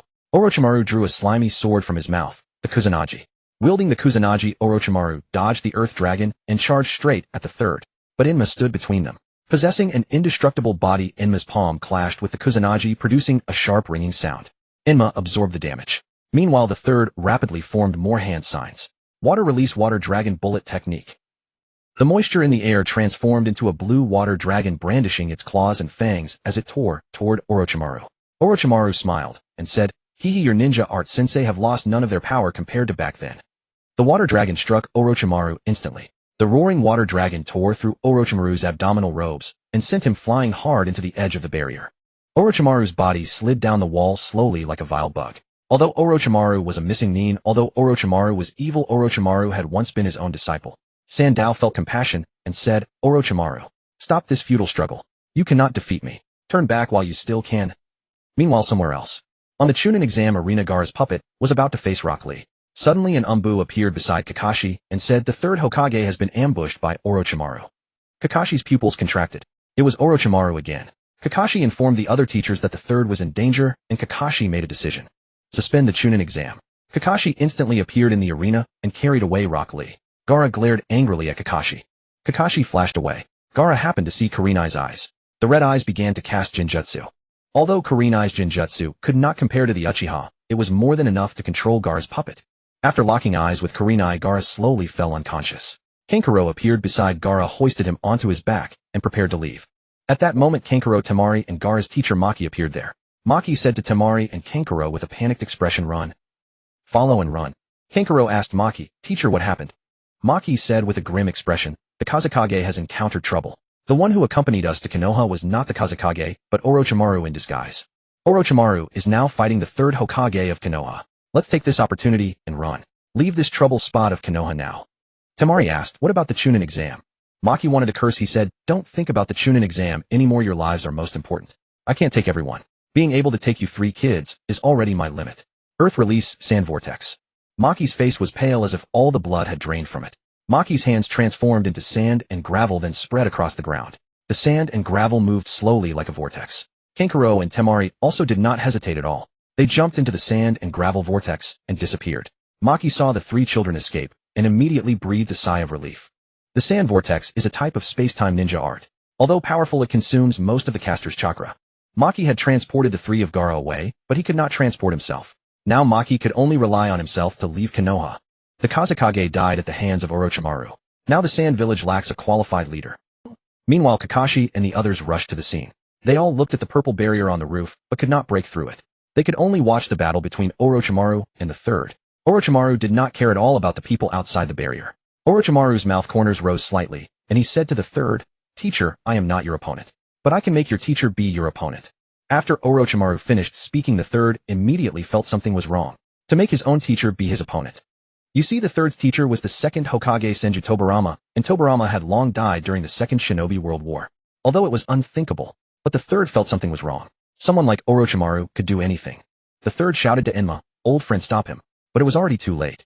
Orochimaru bit his finger, then formed hand seals and slapped the ground. A bizarre pattern appeared. Orochimaru shouted gloomily, summoning Jutsu, Edo Tensei. Right in front of Orochimaru, 2 coffins appeared. On the coffins, 1 and 2 were written respectively. A third coffin was about to appear, but Enma had already arrived in front of Orochimaru. Enma punched Orochimaru in the face, directly distorting Orochimaru's face. The third coffin also disappeared. Orochimaru did not care at all about his distorted face. Instead, Orochimaru regretted. As expected, this jutsu is not perfect enough. I could have done it better.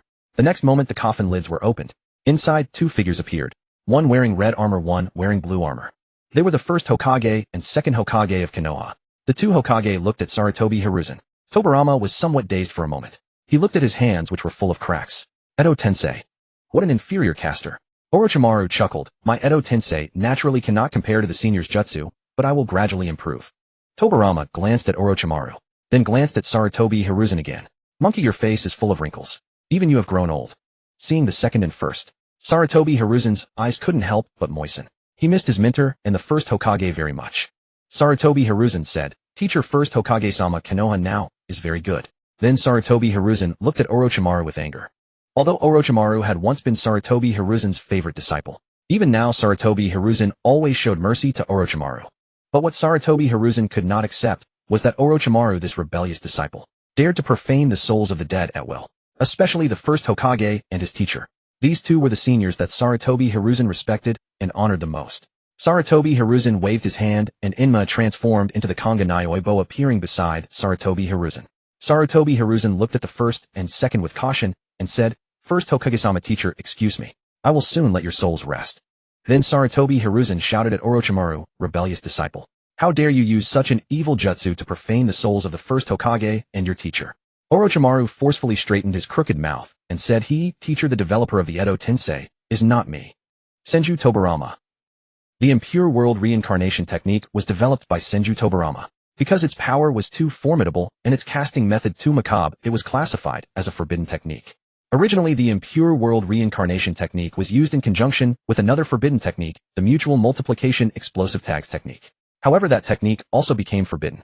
In his lifetime, aside from water style, the techniques Senju Tobirama developed were all forbidden. Orochimaru was the caster. Therefore, the first and second Hokage would not defy Orochimaru's orders. Senju Tobarama said, "Monkey, my body is out of control." He then formed hand seals, water-style water dragon bullet technique. Around Senju Tobarama, a vast surge of water appeared, instantly coalescing into a massive water dragon that lunged toward Yuan Fei Risen, tearing at him. Yuan Fei Risen was greatly shocked. To be able to use such a large-scale technique in this dry environment, truly his teacher was worthy of the title overwhelmingly powerful. The enormous water dragon roared toward Yuan Fei Risen. Without any hesitation, he quickly formed hand seals, earth-style earth flow wall technique. A massive earth wall rose up, blocking the towering waves. Tobarama and Hashirama exchanged a glance, then each brandished a kunai and charged toward Yuan Fei Risen. Hashirama said, "Monkey, be careful." Tobarama also said, "Monkey, watch your back." Orochimaru at some unknown moment had appeared behind Yuan Fei Risen, wielding the Kusanagi sword, thrusting it toward him. Yuan Mo seized Orochimaru's Kusanagi sword while Yuan Fei Risen's chest expanded, and he spat a blast of ancient fire toward Orochimaru. Fire-style fire dragon flame bullet.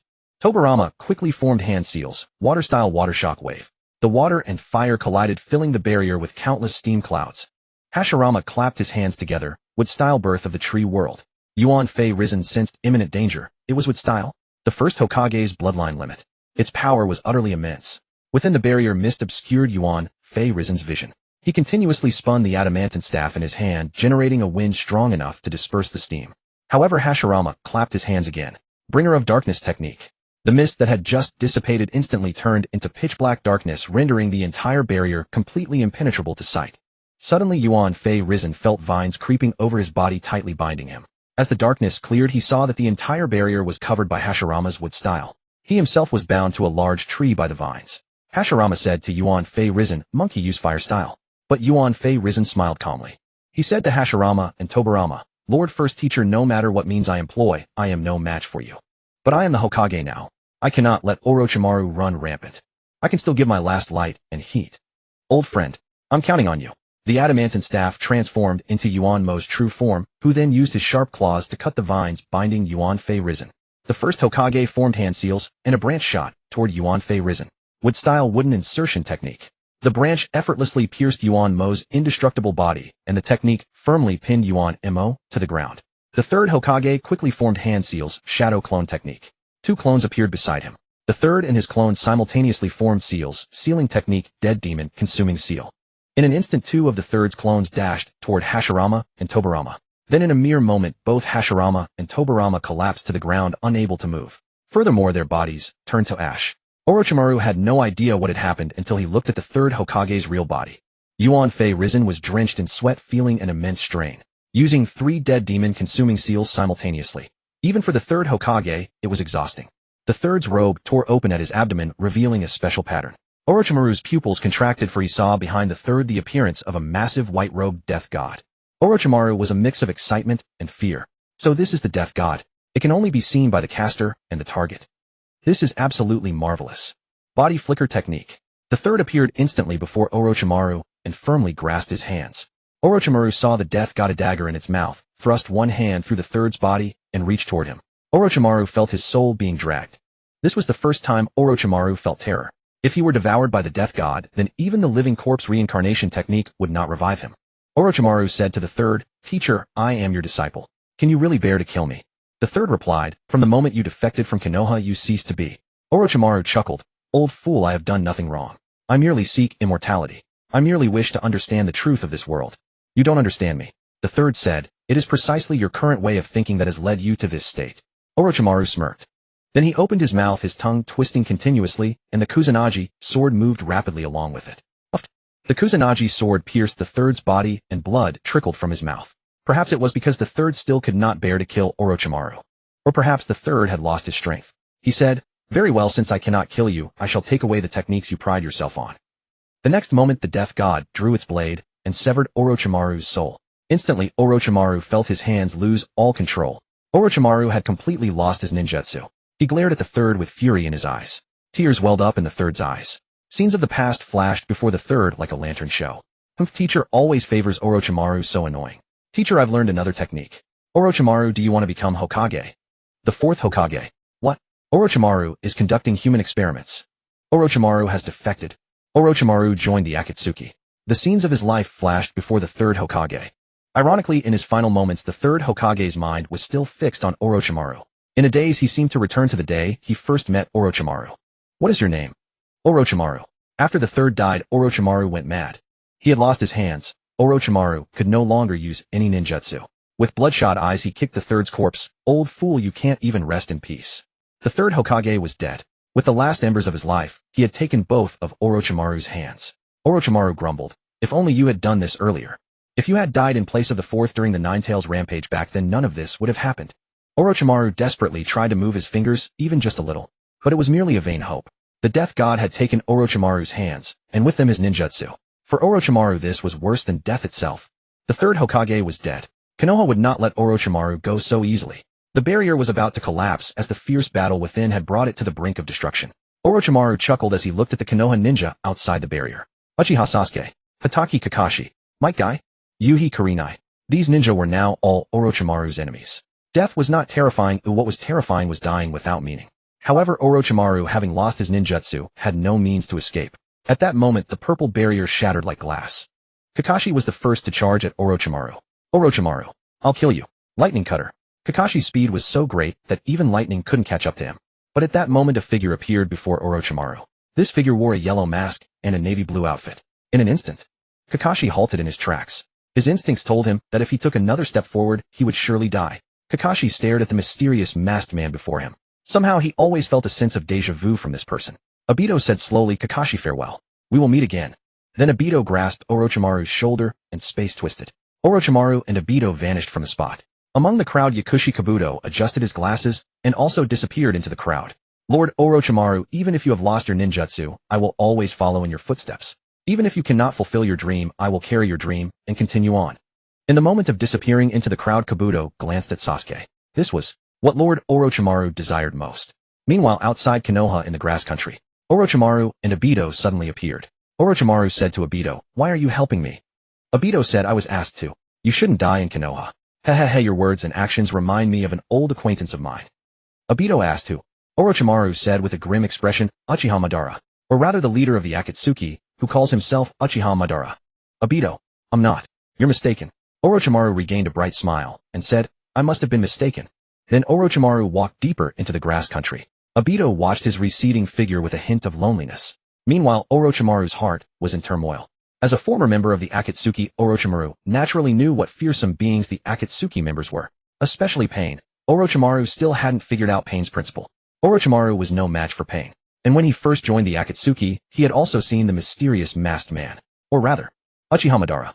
The one who could make such a group of monsters obey him was even more of a monster. So Orochimaru didn't want to linger. He had not only defected from Konoha, he had also defected from the Akatsuki. Losing ninjutsu, there was still a chance to regain it. Losing one's life, though there was also a chance to revive, that was much harder. Meanwhile on the other side, Konoha, the death of the third Hokage had prematurely ended the Chunin exams. The ninja from Yuin Village, Longin Village, and Shine Village were all escorted back. Only the 3 ninja from the Grass Country remained. The 3 Grass Country ninja were trembling. The Grass Country delegation had come with 7 people total.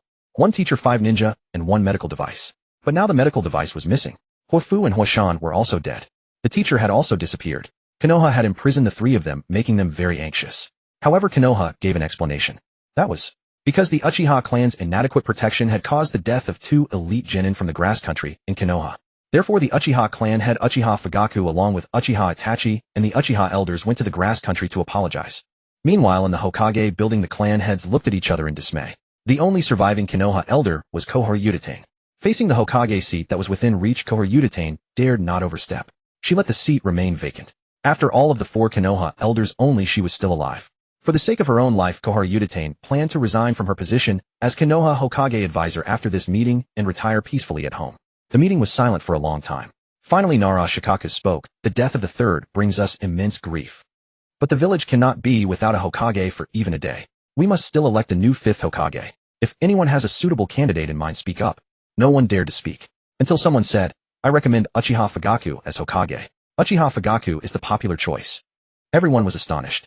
They quickly looked at the source of the voice. It was Uchiha Fugaku himself. A slight smirk on his lips, he asked, everyone, since no one is willing to be Hokage, Uchiha Fugaku can oblige. Don't forget, Konoha still owes the Uchiha a Hokage.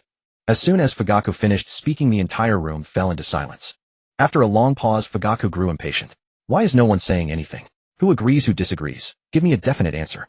Narashikaku coughed, and said, Fugaku, it's true that the Uchiha are powerful now, but Konoha belongs to everyone, not just the Uchiha. Therefore we cannot agree to you becoming Hokage. Fugaku shouted, why? In terms of strength I have the Uchiha clan behind me, and I have awakened the Mangekyō Sharingan myself. In terms of qualifications, I am the captain of the Konoha military police. For years I have been dedicated to Konoha security. In terms of contribution during the Third Shinobi World War, the Uchiha lost over 50 adults. Shikaku said, strength is not the only criterion for a Hokage. Your Uchiha clan has produced rogue ninja. This alone disqualifies you. Fugaku ground his teeth in anger. Rogue ninja. I am not a rogue ninja. But the rogue ninja bears the name Uchiha. The atmosphere instantly became tense. Everyone feared that Fugaku might suddenly attack and kill Narashikaku. After all, the Uchiha clan's strength was no joke. At that moment the door creaked open and a disheveled white-haired middle-aged man entered. He was muscular with a forehead protector bearing the character oil. It was Jiraiya. Jiraiya said, as for the candidate for Hokage, I have one in mind. Uchiha. Fugaku asked who. Jiraiya slowly said Tsunade Haim. Tsunade was the granddaughter of Hashirama Senju. Her bloodline carried not only the Senju clan's blood, but also the Uzumaki clans. Moreover, Tsunade was one of the legendary Sannin of Konoha. If they could really bring Tsunade back, then her becoming Hokage would not be impossible. Narashikaku asked Jiraiya, Jiraiya, do you know where Tsunade is? Jiraiya replied, I don't know, but I'm confident I can find her within 3 days. Fugaku still wanted to make a final struggle, even though he knew the outcome. He said, I request a vote. Those who agree to me becoming Hokage, raise your hands. Fugaku raised his hand. Then he looked around. No one else raised their hands, including Hyuga Hayashi. Hyuga Hayashi was also struggling inwardly. If he didn't support Fugaku now, there would inevitably be a rift between the Uchiha and Hyuga clans. This was something Hayashi didn't want to see. But if he raised his hand, Hayashi still raised his hand. Hayashi decided to bet on the Uchiha. The Hyuga clan chose the Uchiha between Konoha and the Uchiha. From now on, the Hyuga clan was completely bound together with the Uchiha. The two clans were now in the same boat. After all, his decision couldn't influence whether Fugaku would become Hokage. It was better to show his stance now. Fugaku saw Hayashi raise his hand and was very satisfied. Even if he couldn't become Hokage today with the Hyuga's support, no matter who the fifth Hokage was, the Uchiha would at least not fear the Hokage. With that thought, Fugaku flicked his sleeves and left. After Fugaku left, someone couldn't help but ask Hayashi, Hyuga clan head, why did you support Uchiha Fugaku to become Hokage? Hayashi said sincerely, the Uchiha clan is a greedy clan. Of course, greedy here is not a derogatory term. The Uchiha have insatiable desires. When they have no power, they crave power. When they have power, they crave to become Hokage. And when they become Hokage, their ambition will keep expanding. Their desires won't stop. After becoming Hokage, the Uchiha's goal will surely be the entire shinobi world. If the Uchiha clan could produce another figure like Uchiha Madara, unifying the shinobi world would be no problem. Yamanaka and Oichi couldn't help but say, are you inciting the fourth shinobi world war? Hayashi said, if it truly could unify the shinobi world, what does it matter if rivers of blood flow? What does it matter if the fourth shinobi world war is waged? The crime lies in the present, but the benefit extends for 1,000 years. Hayashi's words left everyone in awe. However, the Uchiha would never produce another Uchiha Madara. Absolutely not. Moreover, everyone hoped there would be no war. Meanwhile, on the other side, in the grass country inside a certain casino, Tsunade was gambling. But for some reason she was in a bad mood today. Until Shizen ran in, her eyes red, and said to Tsunade, Master, the third Hokage is dead. Tsunade was stunned and asked, what did you say? Shizen said, Lord Third has passed away. Tsunade completely broke down, tears streamed down like a bursting dam. She muttered, the old man is dead. The old man is dead. A burly man nearby saw Tsunade muttering to herself, and stepped forward to ask, are you betting or not? Suddenly Tsunade grabbed his arm, and casually pressed it down onto the table, embedding it into the wood. Tsunade said, leave me alone. Then she said to Shizen, come follow me back to Konoha. On the way, Tsunade asked Shizen, how did the old man die? Shizen said, Konoha says that Orochimaru disguised himself as the Kazekage, used the impure world reincarnation technique to revive the first and second Hokage, and they killed the third. After hearing Shizen's words, Tsunade felt a suffocating rage with nowhere to vent. This was the most humiliating way to die. Orochimaru was the third's disciple. Yet the third was killed by the first and second, summoned by Orochimaru. Most importantly for Tsunade, Hashirama was her grandfather, Tobirama her granduncle. Orochimaru was her classmate. Her classmate used her grandfather and granduncle to kill her teacher. Tsunade stomped hard on the ground. The ground instantly cracked. Suddenly, she sensed a familiar chakra signature. The Senju clan had powerful sensory abilities. It was Orochimaru. The flames of old and new grievances surged together. Tsunade immediately charged toward the figure she sensed. On the other side, Orochimaru tried to use ninjutsu without his hands, but could only manage the most basic techniques. Because powerful jutsu required hand seals. Without hands, Orochimaru couldn't form seals. Suddenly, he sensed a familiar presence. He looked up and saw a figure descending with a leg aimed at him. Orochimaru swiftly dodged. Boom. The ground was instantly smashed into a huge crater. In the crater stood Tsunade. Tsunade's eyes burned with fury. She demanded, Orochimaru, you beast, why did you kill the teacher? Orochimaru replied, he no longer deserved to be my teacher, nor to be a Hokage. The shinobi world and Konoha have been stagnant for too long. The teacher's death was needed to stir things up. Hearing such a ridiculous reason, Tsunade was furious. Bastard. At that moment a figure appeared before Orochimaru.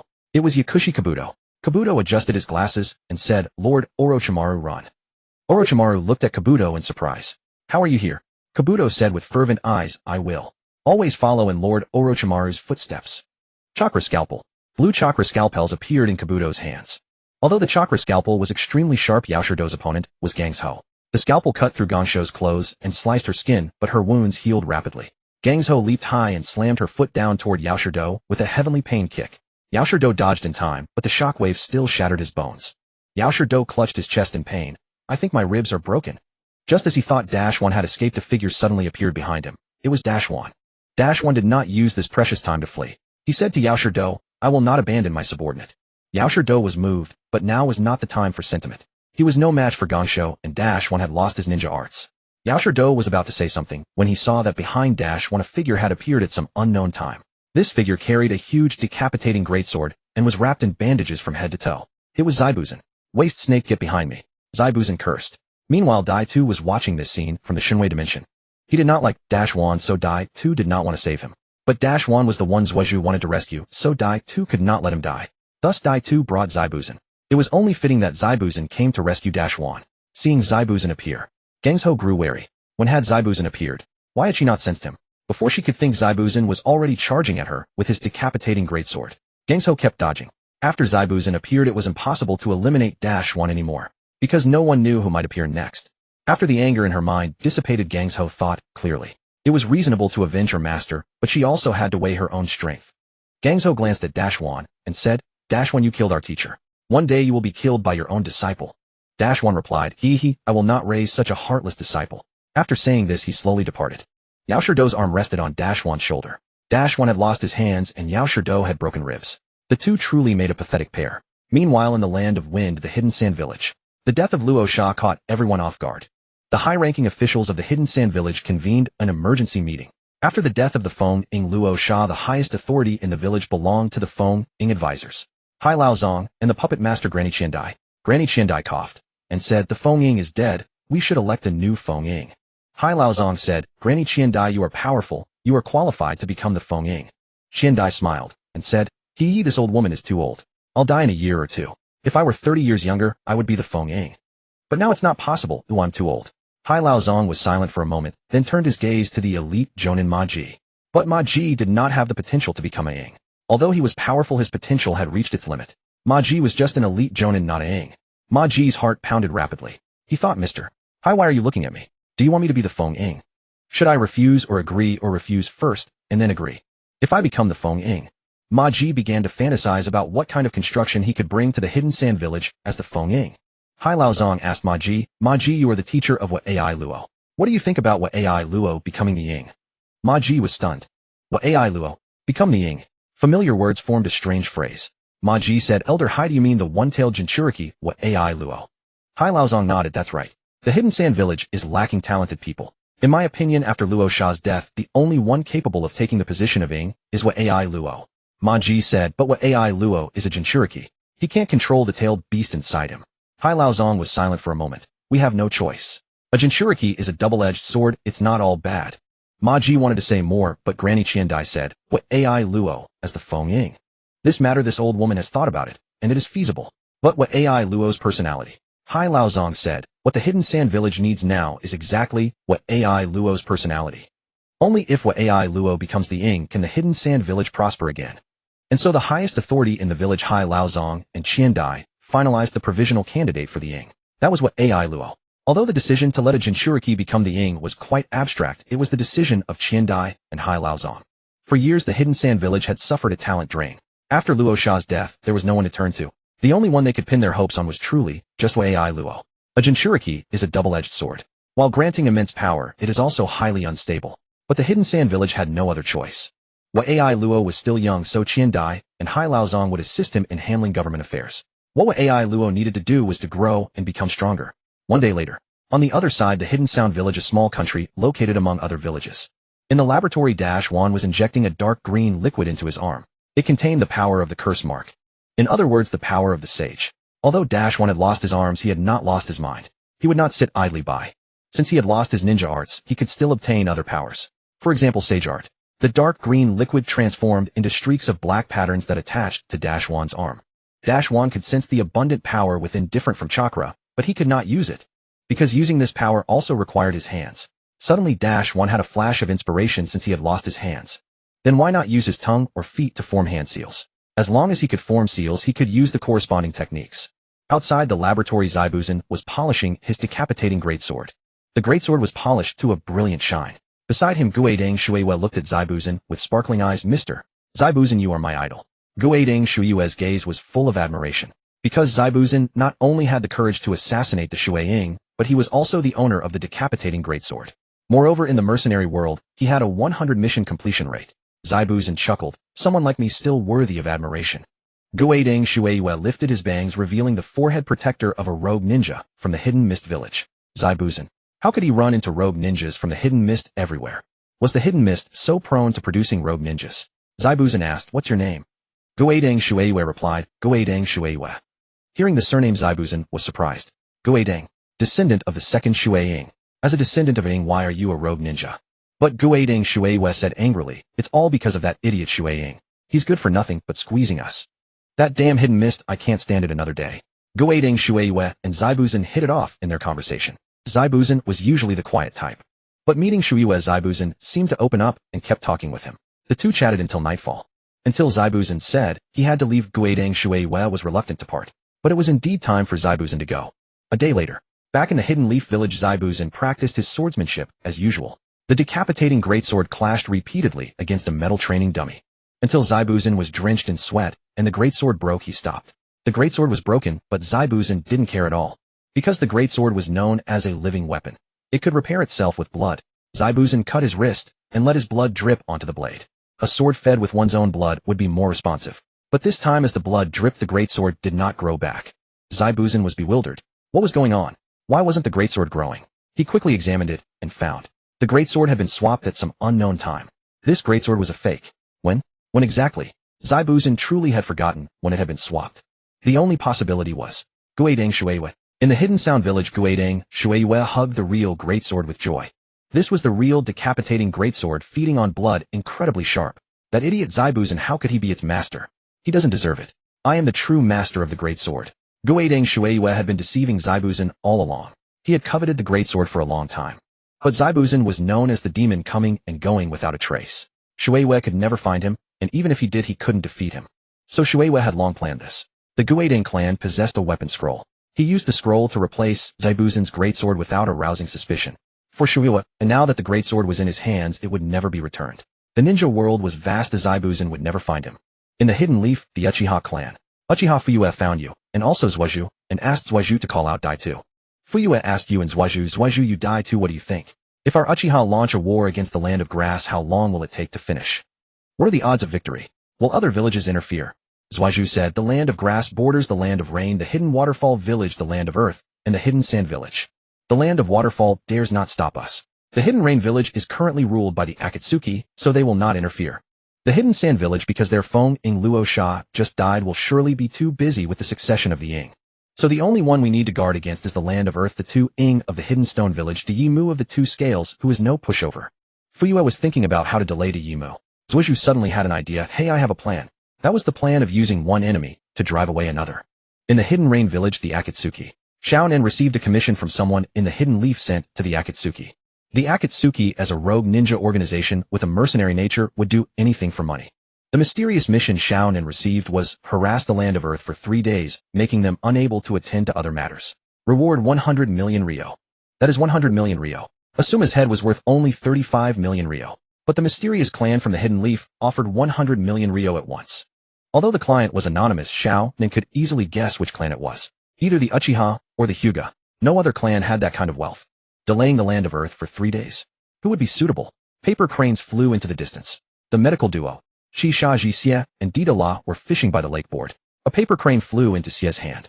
After reading it, Xie said to Dida-La, "Dida-La, the White Tiger has issued a new mission to delay the Land of Earth for 3 days. She is hesitating whether to send our team or the Jiao Du and Fei Duan team." Hearing there was a mission, Dida-La became interested. He said, "Then surely we should go." Xie said, "Aren't you from the Land of Earth?" Dida-La, "Bro, are you blind? I'm a rogue ninja. Besides, I'm familiar with the terrain, and I know where the Two-Wing likes to go. In short, our team must take this mission." Xie nodded. He hadn't participated in a mission for a long time. Moreover, the core of this mission was harassment, not kill. Dida-La's clay bombs and Xie's puppets were perfect for harassment. Just right for harassment. Dida-La excitedly bit a piece of clay, which rapidly expanded into a bird. Dida-La and Xie stood on the bird's back heading toward the Land of Earth. Thinking about bombing the Land of Earth soon, Dida-La couldn't contain his excitement. He was even trembling with excitement. Blowing up the Land of Earth, he loved it. After all, medical art is an explosion. The artistic duo held fundamentally different interpretations of art. Deidara believed that art was explosion. Beauty that vanished in a fleeting instant was the true essence of art.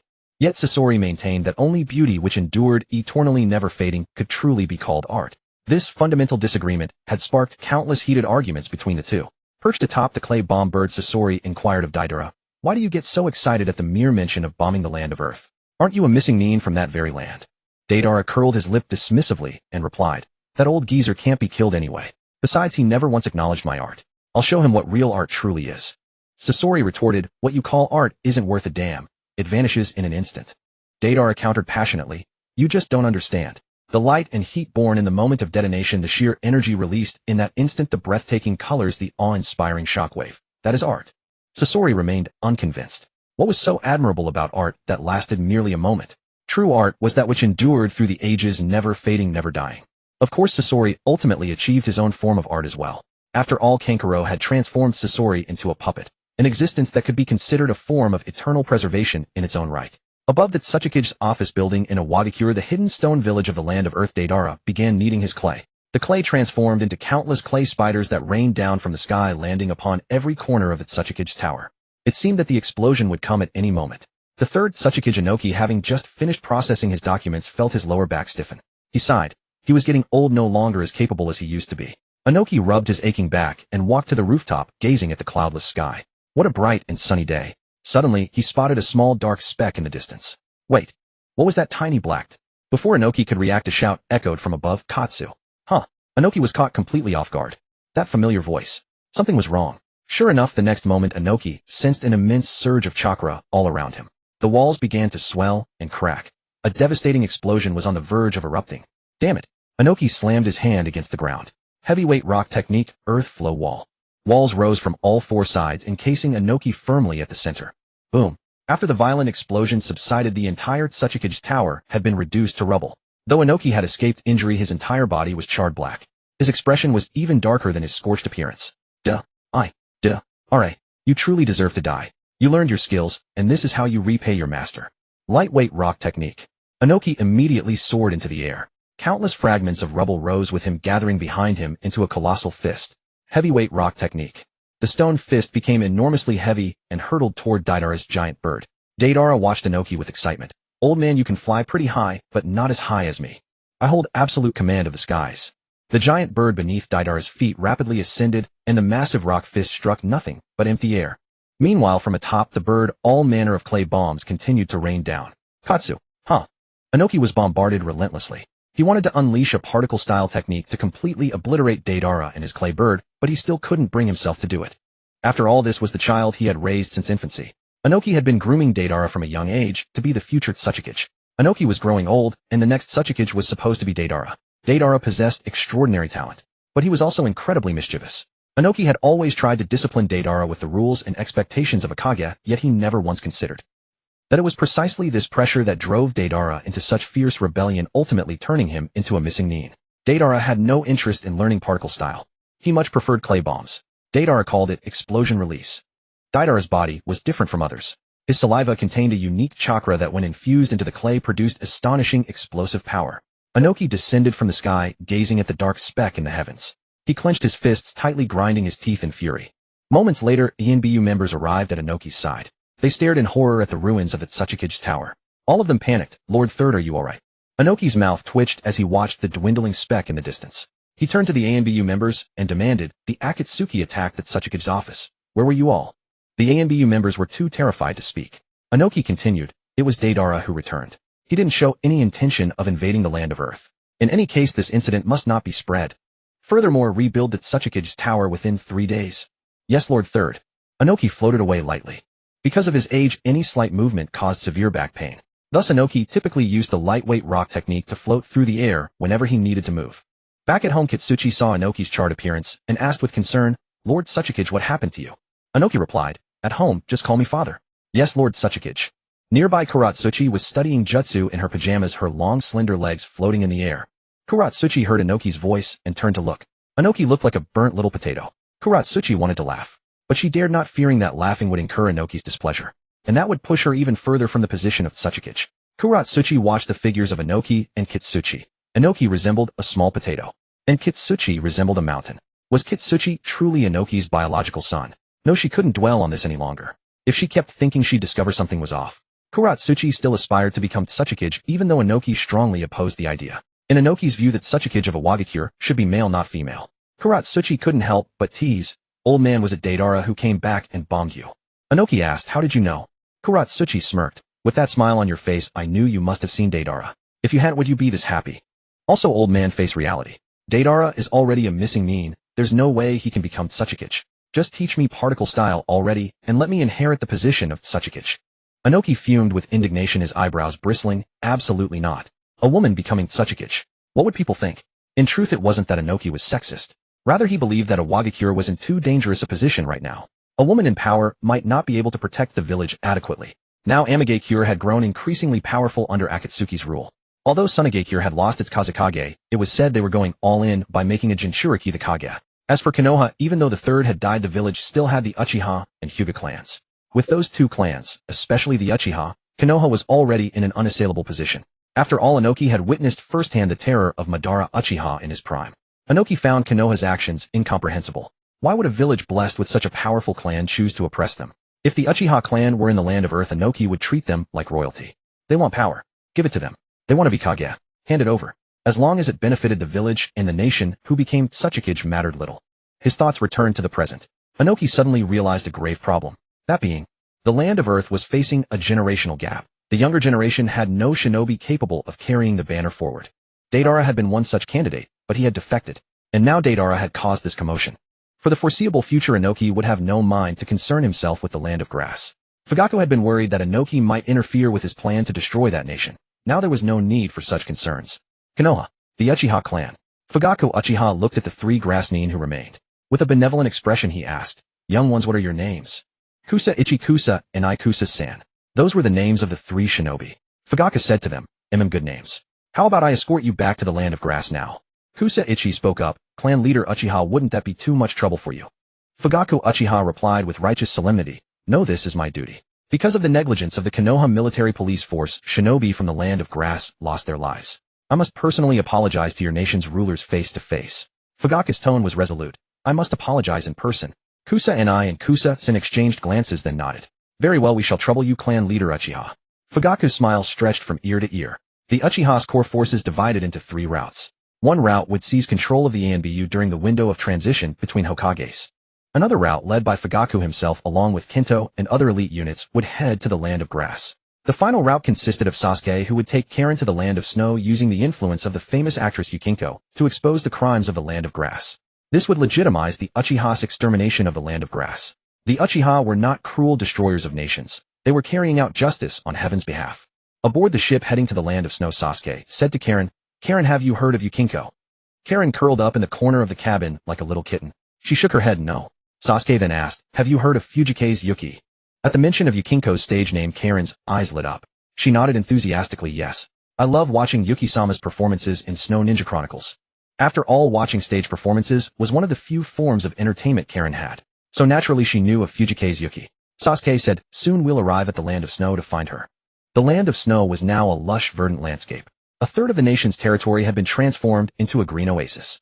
All of this was thanks to the geothermal generator. Transforming a third of the land of snow into a green paradise wasn't the generator's limit. It was the limit of the land of snow's chakra reserves. When the geothermal generator was designed, it was envisioned to melt all the ice and snow of the entire land of snow, turning it all into a green paradise. However, due to insufficient chakra stored within the geothermal generator, only a third of the land could be thawed. The ship docked at the shore. Karen's eyes sparkled with wonder at the land of snow. Sasuke-kun, this place is so strange. Why is there snow everywhere down here, but the mountaintops are all green? Sasuke explained, because the geothermal generators are up in the mountains. They arrived at the royal palace of the land of snow. When Yukiko heard that Sasuke had come, she was overjoyed. She rushed to the palace entrance and gazed at Sasuke. Her eyes were filled with longing. Though it had only been 2.5 years, Yukiko felt that Sasuke had grown so much. Yukiko, overcome with emotion, embraced Sasuke tightly in her arms. Sasuke felt the familiar softness pressing against his face, a sensation that made it hard to breathe, painful yet blissful. After a long moment, Yukiko released him and asked gently, "Sasuke, what brings you here?" Sasuke said to Yukiko, "Sister Yuki, I hope you can use your influence to make the entire shinobi world aware of the crimes of the Land of Grass." Oh. Sasuke related the story of how the Land of Grass had treated Karen. When Yukiko heard that Karen's blood could heal wounds, she was utterly astonished. When Yukiko heard that Karen's mother had been bitten to death, her eyes filled with fury and disbelief. She couldn't fathom how the shinobi of the Land of Grass could commit such atrocities. When Yukiko learned that Karen was her fan, she gave her an autograph. Karen clutched the autograph tightly, yet her gaze wavered. Yukiko noticed the scars on Karen's arm, and with a heart full of compassion pulled Karen into a warm embrace. Karen felt the warmth of the embrace. It had been so long since anyone had held her. That very day, Yukiko approached the director. Through the theater network across the entire shinobi world, they exposed the cruel acts of the Land of Grass, using living humans as medicine, biting a person to death. It was absolutely insane. Meanwhile, all the other major shinobi villages received the news of the Land of Grass's atrocities. Karen was a descendant of the Uzumaki clan. Originally, no one had any connection to Karen. But after one night of theatrical performances, everyone suddenly had connections to the Uzumaki clan. Awakens, the Land of Whirlpools, was once an ally of our Land of Earth. The Land of Grass's actions are unforgivable. Mangekyō, Kazekage Gaara, was a close friend of the Uzumaki clan. The Land of Grass's actions are inexcusable. Kumogakure, we once shared a deep friendship with Uzumaki Kushina. The Land of Grass's actions are unforgivable. Uchiha clan. Everyone, no need to argue, no need to fight. The Uchiha clan has already carried out justice on heaven's behalf and annihilated the Land of Grass. Don't worry, not a single member of the Land of Grass's leadership remains. From this moment on, the Uchiha clan will temporarily administer the Land of Grass. Everyone need not worry about its safety. From now on, the Uchiha clan will protect the Land of Grass. Due to the cruel actions of the Chao country's high-ranking officials, the Uchiha clan executed justice by eliminating them. To prevent the chaos of war from other nations scrambling for the territory, the Uchiha clan went the extra mile and took over the rule of Chao country, protecting the entire land in the process. The Uchiha clan, being thorough in their good deeds, assumed the governance of Chao country and protected it. For the commoners of Chao country who held power was irrelevant. What mattered was whether they could benefit. And benefits there were. As the Uchiha clan were high-ranking members of Konoha, Uchiha Fugaku had the authority to establish trade between Chao country and Konoha village. The barrier between Chao country and Konoha was removed, and Konoha's barrier expanded to the edge of Chao country's territory. Thus Chao country existed in name only. Meanwhile, on the other side, at the Hokage building in Konoha, during the selection day for the Hokage, Tsunade, with a 76 approval rate, became the most likely candidate for the 5th Hokage. And as long as Tsunade's approval rate reached 80, she could assume the position of Hokage. The final votes were in the hands of the Uchiha clan. Itachi said in a low voice, "I disagree with Tsunade becoming Hokage." Inoichi Yamanaka asked why. Itachi touched his nose and said, "The Hokage of Konoha can be a man, a woman, an old person, or a child, but absolutely not a gambling addict." Today's Hokage selection meeting ended inconclusively. Although Tsunade had the highest approval rate because of the Uchiha, she was unable to become Hokage. In the evening at the Uchiha compound, Jiraiya moved swiftly across the rooftops of the Uchiha clan. Itachi keenly sensed the presence of someone. Itachi's body immediately dispersed into crows and then reformed on the rooftop. Looking at Jiraiya before him, Itachi asked, "What are you doing here?" Jiraiya said, "I want to know why you refused to let Tsunade become Hokage. Was it Fugaku's instruction?" Itachi replied, "It was my own decision." Jiraiya was clear-headed, knowing that the Uchiha had ulterior motives. He said to Itachi, "Even if you Uchiha reject Tsunade as Hokage, you Uchiha cannot become Hokage either." Itachi said calmly, "I know." Itachi's calmness made Jiraiya's scalp tingle. It seemed that what the Uchiha clan wanted this time was no simple matter. Jiraiya asked Itachi, "Tell me, what does the Uchiha really want?" Itachi countered, "Can you make the decision?" Jiraiya said, "I can negotiate." Itachi stated calmly, "I want to become the head of Konoha's Umbu." Without a second thought, Jiraiya flatly refused. "Impossible, absolutely impossible. You Uchiha already have the Konoha military police force. Why do you want to reach into the Umbu as well?" Do you really intend to sideline the Hokage? Itachi said, because this will make Konoha stronger. No one is more suitable than me to be the head of the Umbu. Jiraiya gritted his teeth and said, this matter is too important. I can't decide, but I can discuss it with Tsunade. Uchiha Itachi said to Jiraiya, after I become the Umbu head, I will still answer to the Hokage, not to the Uchiha. The next day, Tsunade gained the support of the Uchiha clan. Her approval rate for becoming Hokage reached an astonishing 96. Tsunade officially became the 5th Hokage of Konoha. At the moment of becoming Hokage, Tsunade announced her first decree: the Umbu would no longer be directly commanded by the Hokage, it would become an independent division with Uchiha Itachi as its head. At the same time, on the other side in the Otogeikure village within Orochimaru's experimental base, many people looked at each other in bewilderment. Sasuke brought Karen to Orochimaru for training. Although Orochimaru is evil, he treats his subordinates well. Sasuke asked Orochimaru, hey, how many combat-ready forces do you have here? Orochimaru laughed sinisterly. Hee Sasuke-kun, don't you even call me teacher anymore. Sasuke frowned. Orochimaru, are you senile? When did I ever call you teacher? Orochimaru thought awkwardly. It seemed true, since taking Sasuke as a disciple, Sasuke had never treated him as a teacher. Instead of being a teacher, Orochimaru was more like a tool, or even Sasuke's dutiful son. Orochimaru thought for a moment. The combat forces under his command were not many. He said, Kabuto, Yakushi, Suigetsu, Kimimaro, Yugo. And 4 formidable ninja under me, Taiya, Kadamaru, Sakan, and Yukon, and Jirobo. As for those 3 slackers from Otogeikure, Orochimaru didn't even want to mention them. They pompously called themselves the Otogeikure 3. They were Tosujan Sake Deng and Jinjue. Sasuke was actually very envious of Kimimaro. Among Orochimaru's many subordinates, Kimimaro had the greatest potential. Sasuke looked at Kimimaro, who was sitting in a corner holding a bone spike and scratching something on the ground. Kimimaro was drawing a flower. This flower was very precious to Kimimaro. Although the flower had withered, love would not. Kimimaro's memory drifted back to the past. Due to the Kagaya clan's bloodline limit, Kimimaro's family was persecuted, and he was the only survivor. After enduring countless hardships, Kimimaro found a beautifully blooming flower in the ruins, and Orochimaru also found Kimimaro. For Kimimaro, the interesting thing at that moment was picking the flower. For Orochimaru, it was discovering Kimimaro. After that, Kimimaro followed Orochimaru. In fact, the ultimate purpose of Sasuke's visit this time was to help Obito resurrect Rin. This was something Sasuke had promised Obito long ago. Space around Sasuke twisted and Obito appeared beside him. Seeing Obito, Orochimaru always felt an inexplicable dread. This was a fear from the depths of his heart. Obito stopped pretending. He looked at the severed hand in the distance of the lab, which had a character Kong on its finger. Obito said to Orochimaru, if you leave the organization, you should return the ring to the Akatsuki. Orochimaru laughed. Indeed, you are the secret leader of the Akatsuki. Obito did not confirm or deny. Perhaps sensing Obito's hostility, Kimimaro directly pulled out one of his own ribs and swiftly charged at Obito. Then Kimimaro's bone spike pierced through Obito. Obito from behind grabbed Kimimaro's shoulder and said, little brat, laughable. Space twisted and Obito directly sucked Kimimaro into the Kamui dimension. Then Obito looked at Orochimaru before him. He asked Orochimaru, how confident are you in performing the impure world reincarnation? Orochimaru replied, I have 100% confidence, but I don't have my hands now, so I cannot perform the technique. Just as Obito was about to say something, Sasuke said, Brother Tobi, listen to me. Don't worry about the impure world reincarnation. You just need to have the Akatsuki capture Chiyo of Tsunageikure and convince Nagato. Sasuke's plan was simple. Orochimaru would use impure world reincarnation to revive Rin. Then Nagato would use Rinne Tensei to completely revive Rin. Finally, the human path would absorb Chiyo's soul to learn the Kyosei Tensei technique. Then find a scapegoat to transfer life force to Nagato. In this way, the Rinne Tensei could be used repeatedly, exploiting the bug, endlessly resurrecting the dead. Even in the future, after Sasuke himself learns the impure world reincarnation, he could resurrect many of the deceased, forming his own army of impure world reincarnation. Suddenly Sasuke thought of something and pointed at Orochimaru, saying, Old man, you really hid it from me. Why didn't you teach me the impure world reincarnation? Orochimaru laughed awkwardly, because the technique wasn't perfected at that time. Then Orochimaru remembered.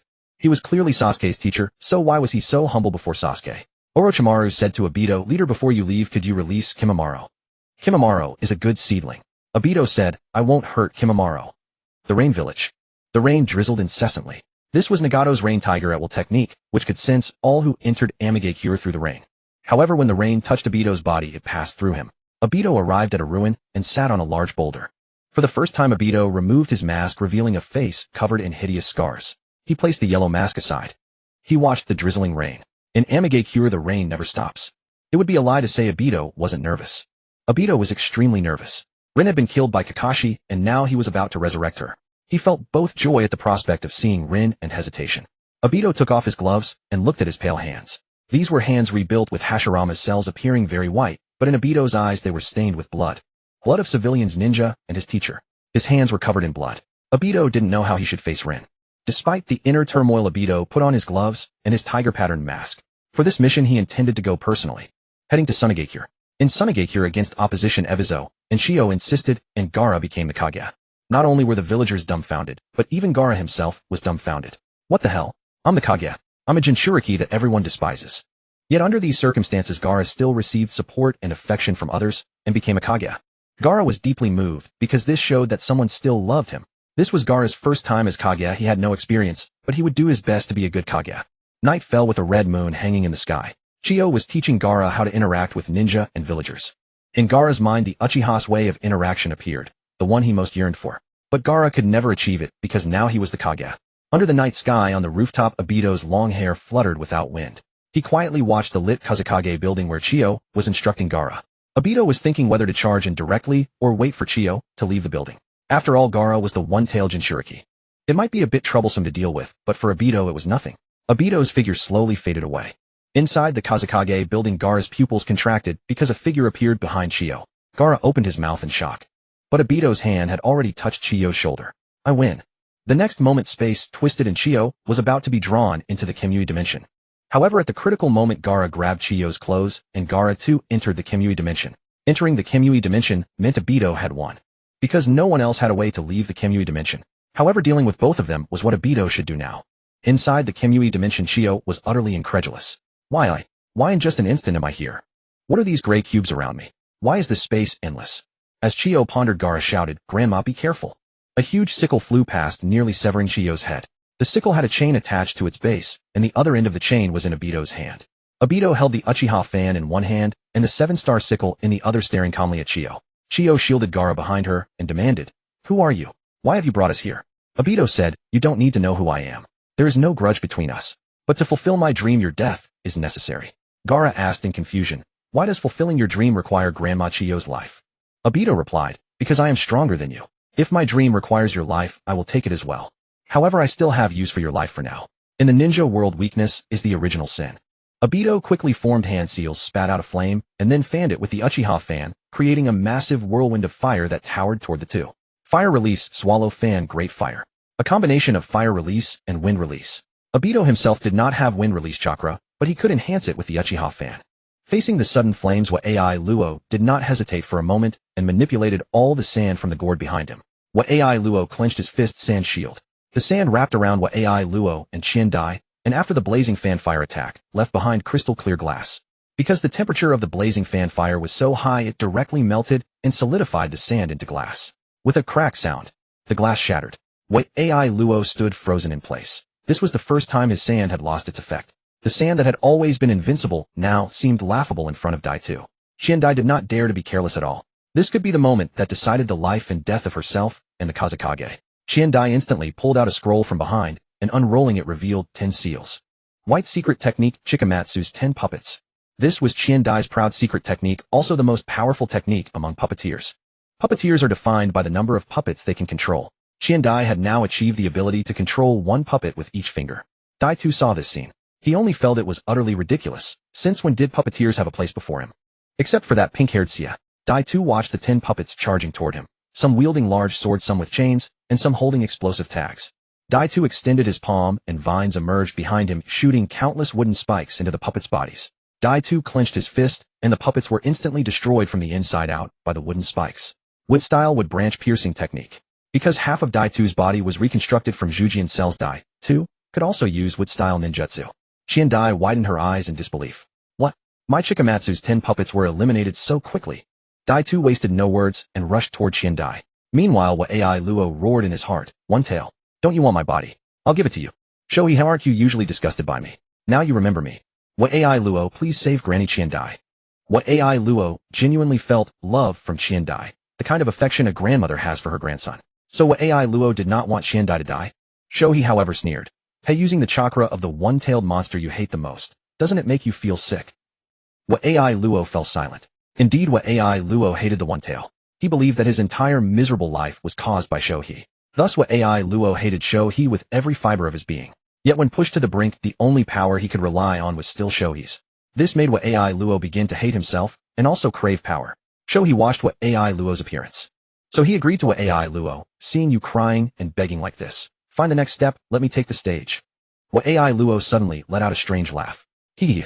Then sand appeared out of nowhere, and Wat Ai Luo's body began to grow. Chakra became violent and rampaging. Daitu saw this and said, a tailed beast. In that case your opponent is not me.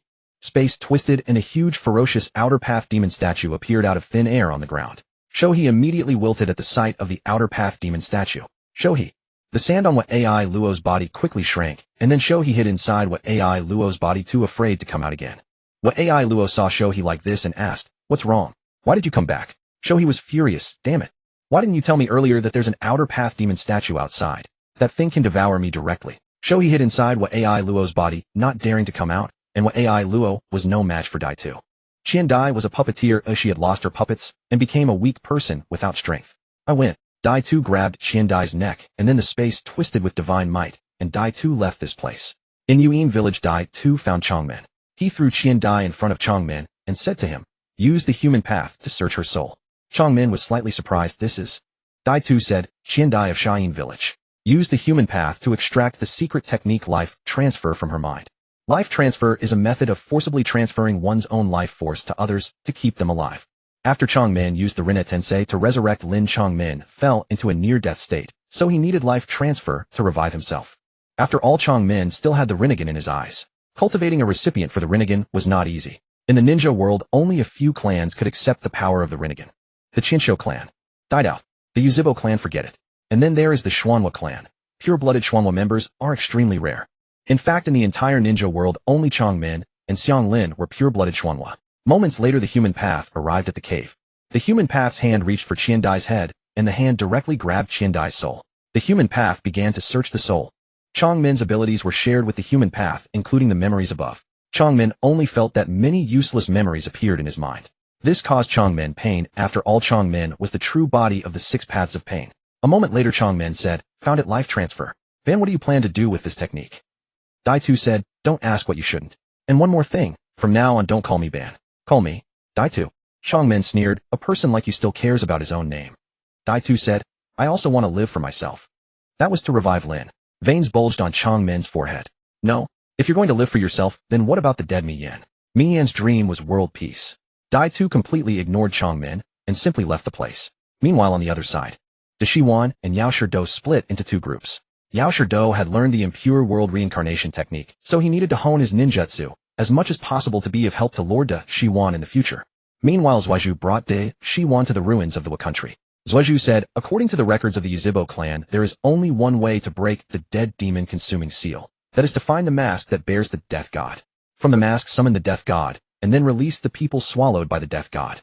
After a long time, De Shiwan finally found a hungry ghost mask in the shrine of the Wa country.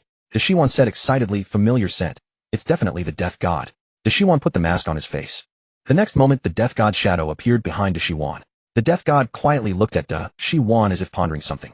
De Shiwan used the Kusanagi blade to cut his own abdomen. Blood gushed out, and the death god behind De Shiwan also cut open its own abdomen. Instantly, the souls swallowed by the death god scattered around. Those souls returned to the Pure Land, and De Shiwan's hands were restored to him. De Shiwan clenched his fists. De Shiwan had regained his hands and his ninjutsu. The 3rd Hokage died in vain. Even after the 3rd's death, the current Mai was under the management of Gangsho. De Shiwan had regained his hands. He laughed sinisterly and said, I suppose the teacher wouldn't know how I managed to regain my hands in such a short time. With his hands back, De Shiwan now had the conditions to study ninjutsu again. On the other side, Yao Shirdo had learned impure world reincarnation, and he needed to procure as many body tissues of strong individuals as possible for De Shiwan. And the village adjacent to my village happened to be Yunin village. This gave Yao Shirdo some trouble. First of all, the peace treaty between Mai and Yunin village was still valid, and it was currently in the Hokage's office building. However, for Yao Shirdo, disguise was the simplest lesson. Within half a day, Yao Shirdo could be completely transformed. Second, Yao Shirdo was not familiar with De Shiwan. He simply wanted to know which strong individuals were in Yunin village. Forget it. He might as well go to the graveyard of Kage. Taking advantage of the night, Yao Shirdo arrived at the graveyard where the past Kage were buried. The first tombstone AI. The second tombstone AI. The third tombstone still AI. Yao Shirdo's scalp tingled. Could Yunin village's anti-theft technology be so advanced? Seeing that he was about to be discovered, Yao Shirdo simply started digging from the 3rd tombstone until he reached the coffin lid. Yaoshiro opened the lid. Oh my god. Inside lay a lifelike corpse. This was the third Reikage. Without a second thought, Yaoshiro hoisted the third Reikage onto his shoulder and ran. After all, the third Reikage was a Kage with the titles of the strongest shield and the strongest spear. His strength was evident. The next day, when Lu Yi went to the Umbu, he passed by the Kage's cemetery. Suddenly, Lu Yi's vision blurred. It seems someone has broken into the cemetery. Lu Yi quickly chased after. However, he found no one, only saw a large pit, and the coffin in the pit was missing a person. Lu Yi breathed a sigh of relief. Good, no one broke in. Just as Lu Yi was about to leave, he suddenly realized something. He leaned over the pit and saw that the corpse inside had indeed disappeared. Lu Yi's scalp tingled. Who was stealing the corpse of the third Reikage of Yunin village? Was it a distortion of humanity or a collapse of morality? This was absolutely unforgivable. He needed to report to the Reikage immediately. At the Reikage's office, the fourth Reikage AI had been cultivating his mind and character these days. Previously, he was too easily angered. Now AI had gone 2 days without getting angry or scolding his subordinates. The fourth Reikage felt he had taken a step closer to a calm mind. Suddenly the door was pushed open. Lu Yi ran in panting. Lord Reikage, something terrible has happened. The fourth Reikage frowned and said, just say what it is, don't make a fuss. Always panicking. Do you look like an Umbu member at all? The fourth Reikage took a sip of tea and asked Lu Yi, alright, what's the matter? Lu Yi said anxiously, Lord Reikage, someone has been stolen. The fourth Reikage frowned. Who? Your father. The fourth Reikage. Lu Yi quickly explained, Lord Reikage, it's really your father. The third Reikage's corpse is missing. The third Reikage was known as the strongest spear and strongest shield. Even in death his body's strength remains, so his corpse does not decay. But now the third Reikage has been stolen. After hearing Lu Yi's words, the fourth Reikage instantly turned red, hot blue arcs of electricity leaping across his body. He immediately rushed out. At the Kage's cemetery, the fourth Reikage stared at his stolen father with a dark face. He trembled with rage. My father really has been stolen. 2 days later, in In village, a disheveled Yaoshiro finally returned. On his shoulder, he carried a mummy wrapped in bandages. The Shiwan asked Yaoshiro what this was. Yaoshiro directly unwrapped the bandages, revealing the third Reikage inside. The Shiwan was startled, then his expression turned to excitement. The third Reikage of all people. The strongest shield and the strongest spear. This was the perfect research body. The Shiwan praised. Yaoshiro, you did well this time. You actually managed to steal the third Reikage. The Shiwan initially had a plan to transform the third Reikage's body into a puppet, but not the kind of puppet used by puppeteers. It would be a puppet with simple self-thought, but only obeying its master. The master would not need to use chakra threads to control the puppet. A single command would be enough to control the puppet. A puppet made from the third Reikage's body would surely be many times more powerful than Xie's puppets. After all, it was the physically powerful third Reikage. Meanwhile, on the other side, in the Yuzhibo clan, the newly appointed Gangsho found Zhuozhu. Gangsho still owed Zhuozhu money. Previously, in the casino of the hot spring village, Zhuozhu had helped Gangsho, and using that money, Gangsho had redeemed Jingyin, who had been pawned to the previous boss. Seeing Zhuozhu, Gangsho said, I owe you a lot of money, but I have no money to pay you back. Zhuozhu said, let's make a bet. If you win, I'll take nothing. Gangsho said, if you win, I'll promise you one thing. Anything. Zhuozhu said, let's just bet on simple high or low. The dice rattled. Gangsho felt a sense of foreboding, but she still prayed in her heart. Zhuozhu bet on high and Gangsho bet on low. The dice lid was opened. Great. This time it said that Zhuozhu won again. Lost again. Tsunade felt dejected and got up to leave. She said the deal won't be voided. I may have lost repeatedly, but I've always been a good loser.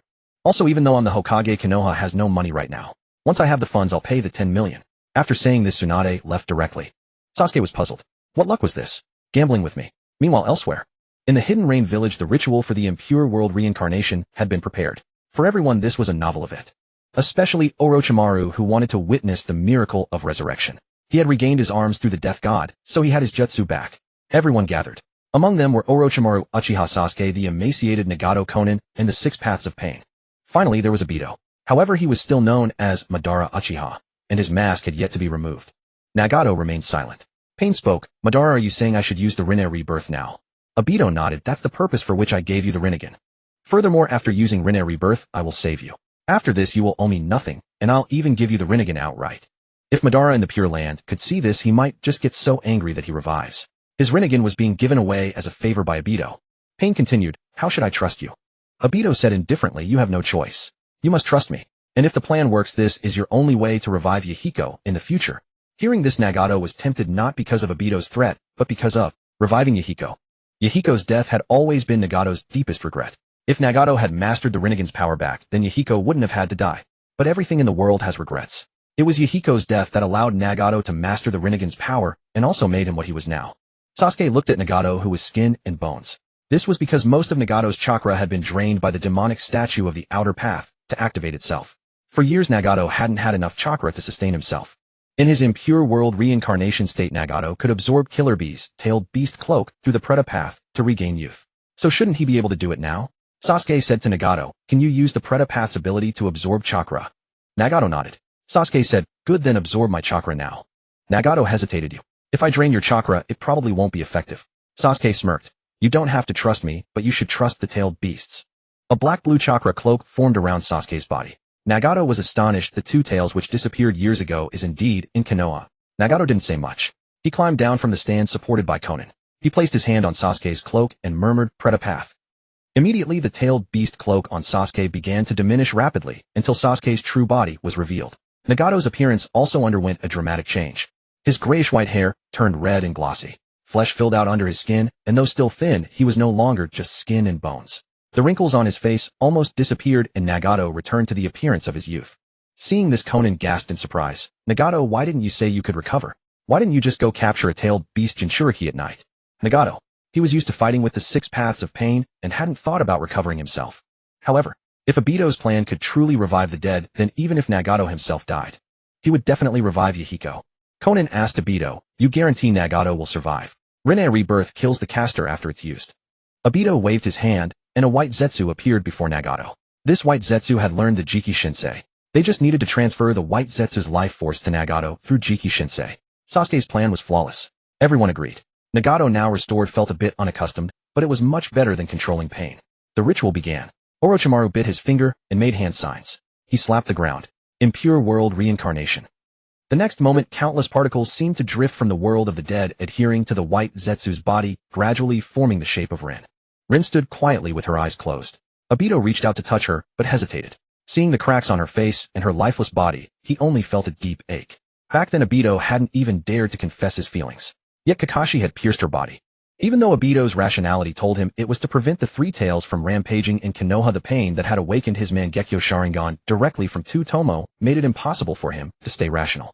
Moreover, even if Kakashi hadn't killed Rin, she would have died when the Three Tails went berserk. Obito took a deep breath. His sorrow turned into anger. Three Tails, huh? You like to go berserk, don't you? Once Rin is revived, I'll come find you myself. I want to see if you dare to go berserk in front of the demonic statue. Orochimaru found Obito's state somewhat amusing. In Orochimaru's view, Obito was full of mystery and possessed immense power. Yet this very man had emotions. Having emotions meant he had weaknesses. Obito had personally found his own weakness. Without emotions, there would be no weakness. That would be perfect. Orochimaru said, I'm about to restore Rin's consciousness. Aren't you going to take off your mask? Obito shuddered. Take off the mask. His hand touched the edge of the orange tiger-striped mask. Then he said, never mind, I'm afraid I'll scare Rin.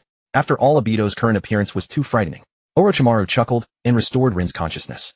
Rin slowly opened her eyes. Her eyes were full of confusion and bewilderment. I am here.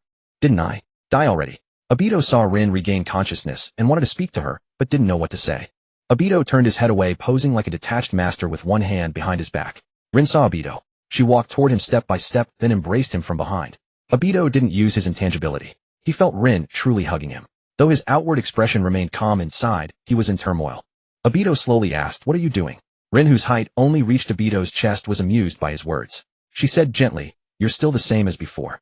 Obito's body trembled. Rin continued, Obito, I've seen everything you did. In the other world, I saw you commit many wrongs. I tried desperately to stop you, but it was all in vain. Obito's expression became dazed. Even Rin thought he had done wrong. Rin came before him and gently removed his mask. Seeing Obito's face, Rin smiled softly and said, still as handsome as before. Obito's hand reached toward Rin's face. He was afraid this was a dream. When his hand touched Rin's cracked face, that scene flashed again. Kakashi had killed Rin with his own hands.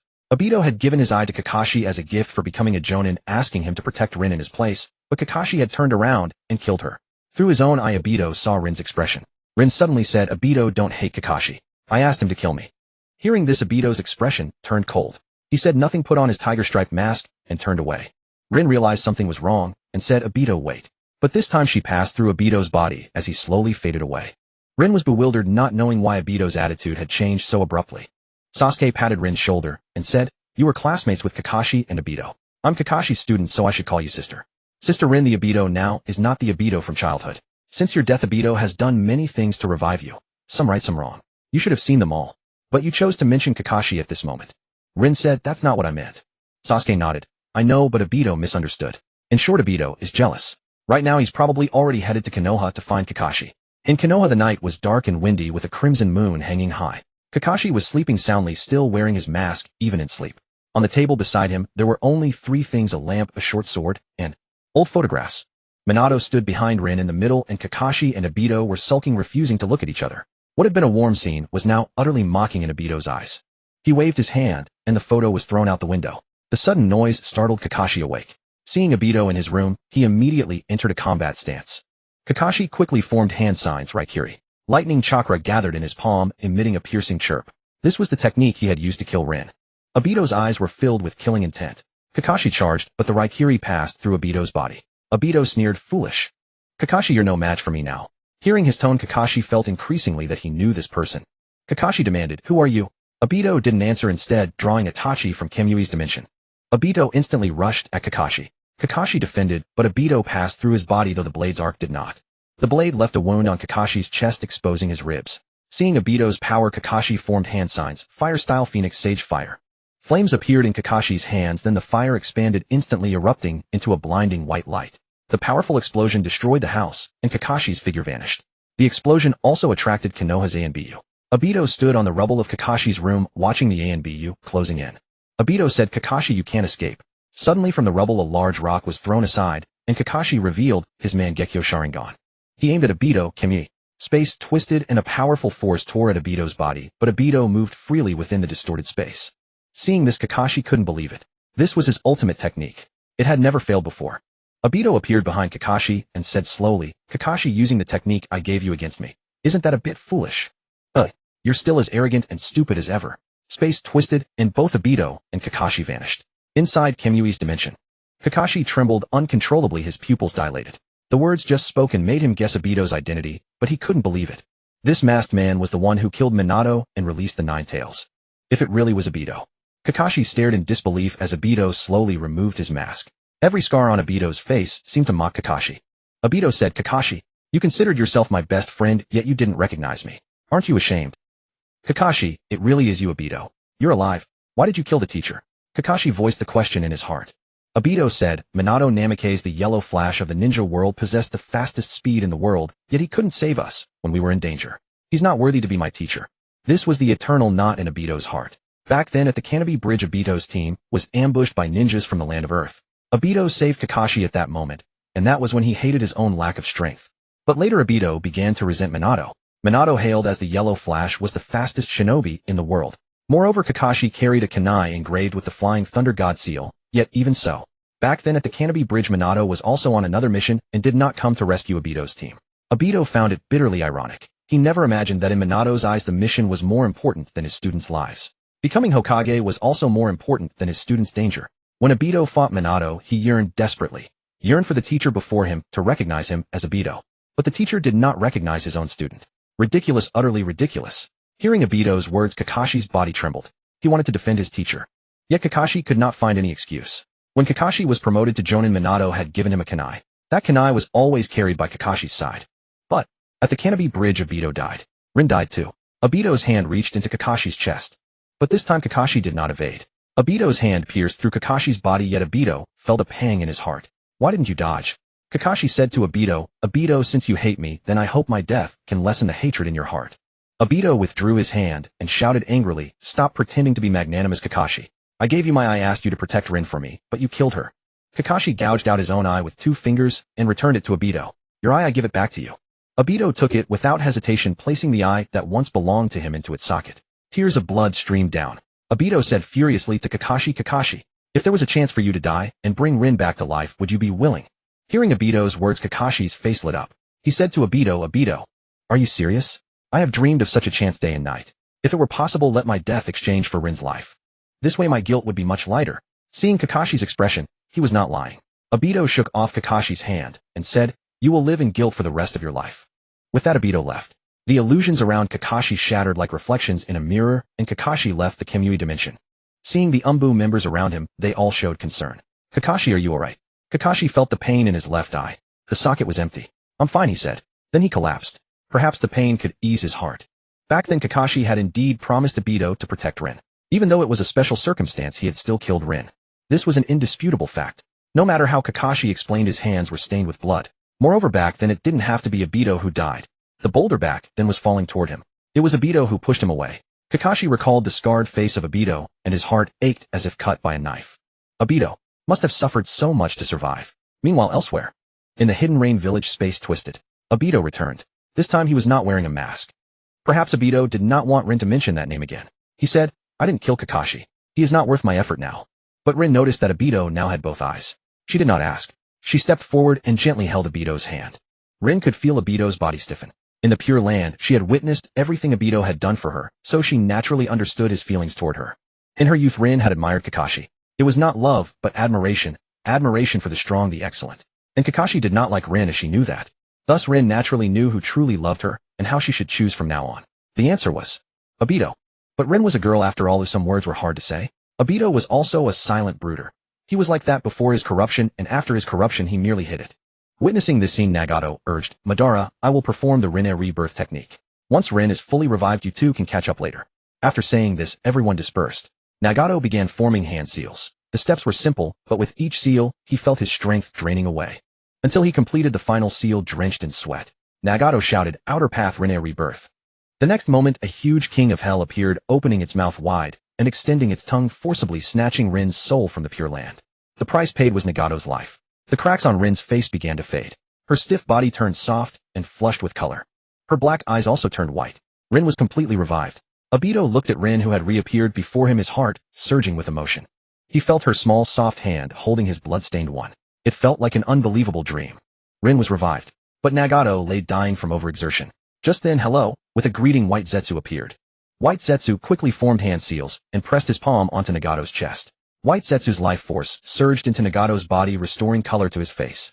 Nagato was ecstatic, not because he had escaped Obito's control, but because the Rinne rebirth technique truly worked. And he would not die. Nagato said to Konan, "Konan, Yahiko can be saved." Konan replied, "Nagato, don't get excited. Reviving Yahiko can wait." But Nagato couldn't contain himself. He formed the seals again, Outer Path Rinne Rebirth. Tears of blood flowed from his eyes. This time his voice was hoarse. Using the Rinne Rebirth twice in a row was too much even for a healthy Nagato. But to revive Yahiko, Nagato no longer cared. With the King of Hell appearing once more, Yahiko's soul was infused into the Deva Path's body. Yet there was no response for a long time. Another White Zetsu appeared and extended Nagato's life.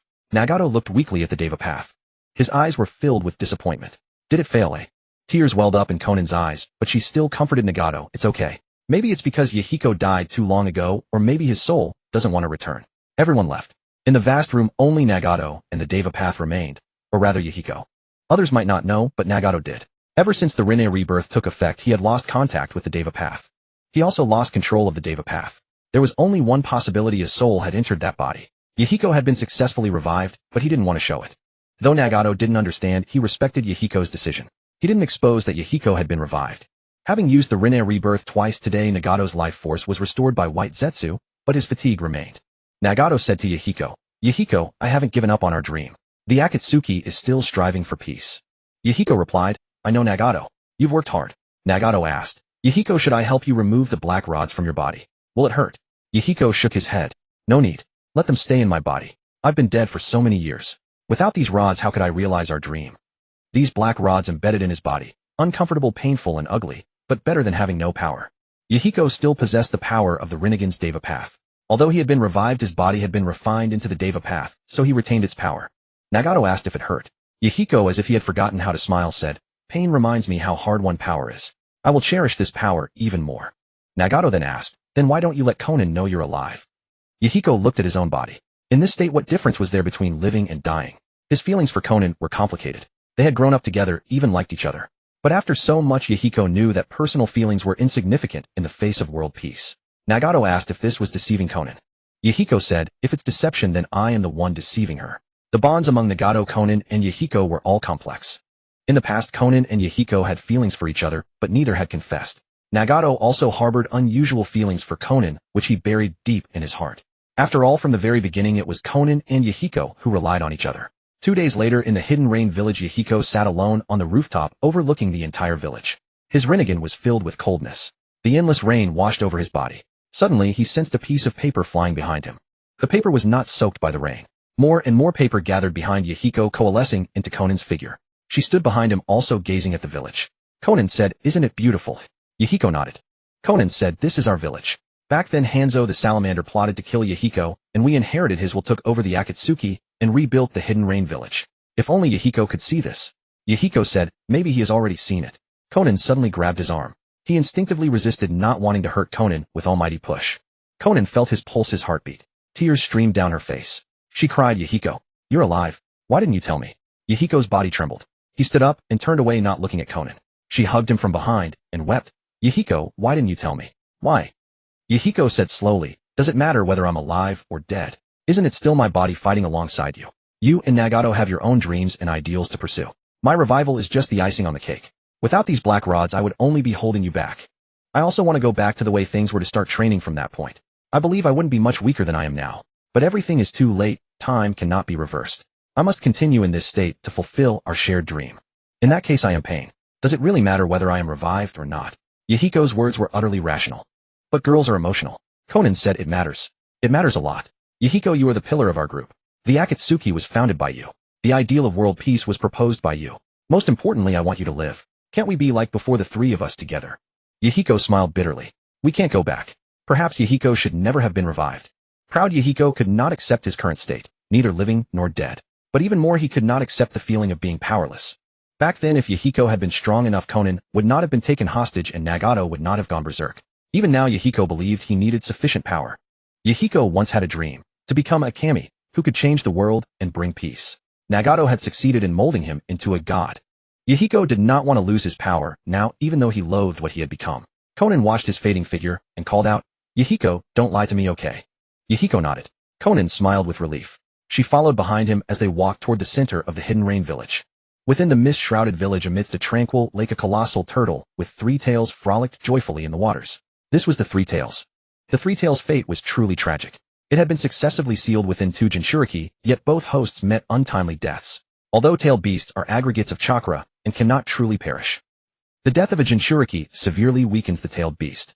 The successive unnatural deaths of its two hosts had left the Three Tails confined to this small lake, nursing its wounds. Yet this unfettered life was not without its charms. It relished this existence, having lost most of its power. It no longer feared humans coveting its strength. A life of carefree abandon, free from worry. This feeling was truly wonderful. But at that moment, upon a small islet at the lake's center, space twisted, and a man clad in a dark blue robe materialized. The man had short spiky hair, his eyes gleaming with a crimson light, and the right side of his face was marred by hideous scars. Sensing this chakra, the Three Tails' heart skipped a beat. Panic surged within the Three Tails. Oh no, could my good days be over? As fear gripped at Obito's left eye, focused, and the space around the Three Tails began to warp. The twisted space sheared off one of the Three Tails' tails. It let out a pained roar, its colossal body thrashing, disturbing the entire lake's serenity. Obito glared at the Three Tails, anger welling up within him. "You like to rampage? You dare to be insolent? Fine then, I'll let you truly rampage." Obito addressed the Three Tails. "Three Tails, don't worry. I'm not after your insignificant power. I simply find you annoying and want to beat you up." The Three Tails was stunned. What kind of reasoning was this? Yet the pain from its severed tail was no illusion. Enraged, it began gathering chakra in its mouth to form a tailed beast ball. Swoosh! A colossal tailed beast ball compressed into a beam shot forth. However, it passed straight through Obito's body, obliterating the islet beneath him into dust. Obito looked at the water where solid ground had been. An azure chakra emanated from his body, forming a skeletal structure that quickly materialized into the full-bodied Susanoo. The complete Susanoo waded into the lake, each step sending colossal waves crashing. The Three Tails watched in terror. Ancient primal fears surfaced, but Obito gave the Three Tails no chance. The complete Susanoo seized its neck and drove a fist into its head. The blow left the Three Tails dazed and reeling. Had the Three Tails not been indispensable, Obito would have killed it then and there. Obito pummeled the Three Tails for a full half hour until crimson tears of blood streamed from his eyes, and the turtle shell on its back lay shattered. Obito dispersed the complete Susanoo standing atop the Three Tails' head. He said, "You better stay out of my sight from now on. I'll beat you every time I see you." The Three Tails trembled violently. Meanwhile, in Konoha village. At the Hokage's office, the fifth Hokage Tsunade was handling paperwork when the door slid open. Nara Shikaku entered and said, "Hokage-sama, we've received a mysterious request." Tsunade sighed, "For matters like this, can't you handle it yourself? Why tell me?" Shikaku hesitated, then said, "It's a request from the descendants of the Land of Sorrow." Tsunade paused. "The Land of Sorrow?" Shikaku nodded. "Yes, a land more ancient than the warring states period preceding Konoha's founding. The king of the Land of Sorrow obtained a formidable power through a mineral called the Gurel Stone. With it they built their nation, but it crumbled overnight for unknown reasons. The client is a man named Kaya. He's currently a manager for a merchant caravan traveling between nations. However, he's under our covert surveillance as he may hold clues to the Gurel Stone. Tsunade hesitated. What does this have to do with us? Shikaku countered. With the Gurel Stone, we could finally stand up to the Uchiha. Konoha has the Nine Tails, but the Nine Tails now favors the Uchiha. At this, Tsunade's anger flared. She hadn't been in the village then, but she knew very well why Minato had died. Tsunade had left the village after Dan and Nawaki's deaths, turning to gambling. Yet despite everything she held immense respect for Minato. But she couldn't believe Minato's son had been treated so horribly by the village. She shouted, "You treated Naruto like that, and now you resent him for being close to the Uchiha. If you had shown him even a shred of compassion, he wouldn't be in this situation." Shikaka said, but the villagers' anger needed an outlet. Tsunade retorted, "Then don't expect Naruto to fight the Uchiha. Let those villagers you rely on deal with the Uchiha themselves. You should know some people aren't worth protecting. Naruto is a hero's son, and also the Nine-Tails Jinchuriki." Shikaku understood Tsunade's stance, but it was already too late. Now most of Konoha's power lay within the Uchiha clan. Uchiha Fugaku was the head of the military police force, and Uchiha Itachi was the head of the ANBU. This left the village's high council with dwindling authority. This had the Nara clan deeply worried as Shikaku had been the one devising strategies for the third Hokage during the Uchiha crackdown. The Nara feared Uchiha retribution and desperately sought to weaken their power. After a moment of thought, Tsunade said to Shikaku, "You handle this matter." Shikaku nodded. The request was a C-rank mission to find a ferret, but in truth it was more like an S-rank undertaking. The next day at the Konoha training grounds, teams 7, 8, and 10 assembled. Shikaku addressed them. "Our village has accepted a special request. This time we won't deploy teams as usual. Instead, we'll randomly select one ninja from each team to form a mixed squad fostering better inter-shinobi cooperation. From Team 7, Uzumaki Naruto. From Team 8, Haruno Sakura. From Team 10, Nara Shikamaru. And the instructor Hatake Kakashi." A new team was formed, though it would only operate for this single mission. Upon hearing his name, Shikamaru rolled his eyes. "What a drag. Dad, couldn't you have pulled some strings to keep me out?" Shikaka shot him a glare. "Shut up. The team is to prepare for departure. The mission location is the Land of Waves. Kakashi will brief you on the details." Sasuke, realizing he wasn't involved, turned and left. He took Hinata's soft, fragrant hand in his and walked away. Under the public gaze, Hinata felt a blush creep across her face, but Sasuke seemed unconcerned. Sasuke said to her, "Hinata, let's go have a picnic in the woods." Hinata nodded shyly. "Okay, what would you like to eat, Sasuke-kun? I'll make it for you." Sasuke thought for a moment. "Anything you make, I'll love." Just then he noticed a few familiar figures. They were his classmates. He didn't know their names, but he remembered they had bullied Hinata. She had gone home to prepare the food. Sasuke had no intention of letting them off. He approached the three youths, noticing the headbands they wore. They were ninjas too. He called out, "Hey you three. Long time no see." The three turned around awkwardly. Sasuke-kun, long time no see." Sasuke grinned at their headbands. "So you've become fine ninjas too? Then let's have a fair shinobi duel." The three were terrified. Wait. Sasuke-kun, we just failed a mission." This only piqued Sasuke's interest. "Failed a mission? Tell me about it, I'll point out your mistakes." As they tried to decline, Sasuke's face turned cold. "You wouldn't want your parents to be thrown in the Konoha military police prison tomorrow, would you?" The three were utterly intimidated. The Uchiha could indeed do such a thing. Any fabricated charge could land a villager in jail. And rumor had it the Uchiha had built their own prison, and it was always staffed with their clan members. Reluctantly they agreed. "Then we'll trouble you to correct our mistakes, Sasuke-kun." It wasn't that they were spineless, but the Uchiha really would do it. Like after the Nine-Tails attack, the Uchiha clan was relocated to the village's edge. Their original compound was given to another family. Later the Uchiha accused that family of environmental violations like littering, and had the entire family thrown into prison. They still haven't been released. Even the third Hokage, still alive then, didn't dare interfere much. They became the target of the Uchiha clan's pent-up frustration. Just as Sasuke was about to teach them a lesson, Kakashi suddenly called out, "Sasuke, stop bullying them." Sasuke decided to spare Kakashi's feelings and let the three go. He looked at Kakashi, whose left eye was now covered with bandages. He had returned to Bito's Mangekyō Sharingan. "It was with that eye that Kakashi had earned the moniker Copy Ninja. But now that I was gone," Sasuke asked, "Sensei, without the Sharingan, how will you fight your enemies?" Kakashi replied, "I still have my short sword. Before I got this eye, my Kenjutsu was quite formidable, but I grew overly reliant on its copying ability. Now that it's gone, I've returned to my original path. Perhaps without the Sharingan, this is who I was truly meant to be." Without the Sharingan, he might have honed his blade and become a second Konoha White Fang. Meanwhile, in the Land of Wind at Sunagakure on the northern coastline, Suna ninjas were practicing on the Golden Sand Beach.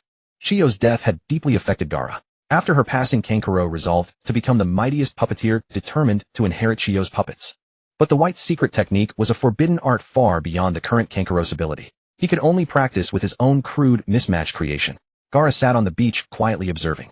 During this time, Shikaku had been silent. Gaara realized that Tanuki wasn't the fearless madman he had thought, it was afraid of something. Having witnessed Shikaku's embarrassing side, Gaara had lost his fear of it. And Shikaku had indeed been well-behaved lately, causing no trouble. It didn't even try to take over Gaara's body when he slept. Shikaku had realized that staying within the Jinchuriki was probably safer. Although Shikaku wouldn't admit it, Gaara's body was a perfect vessel. It feared it might not find a better one if it lost this, so it would ease up on Gaara to avoid pushing its host to the brink. Just then the sand on the beach began to shift and churn. From within the sand emerged countless monsters clad in armor wielding massive hammers, and they began a relentless, indiscriminate assault on the Suna ninjas.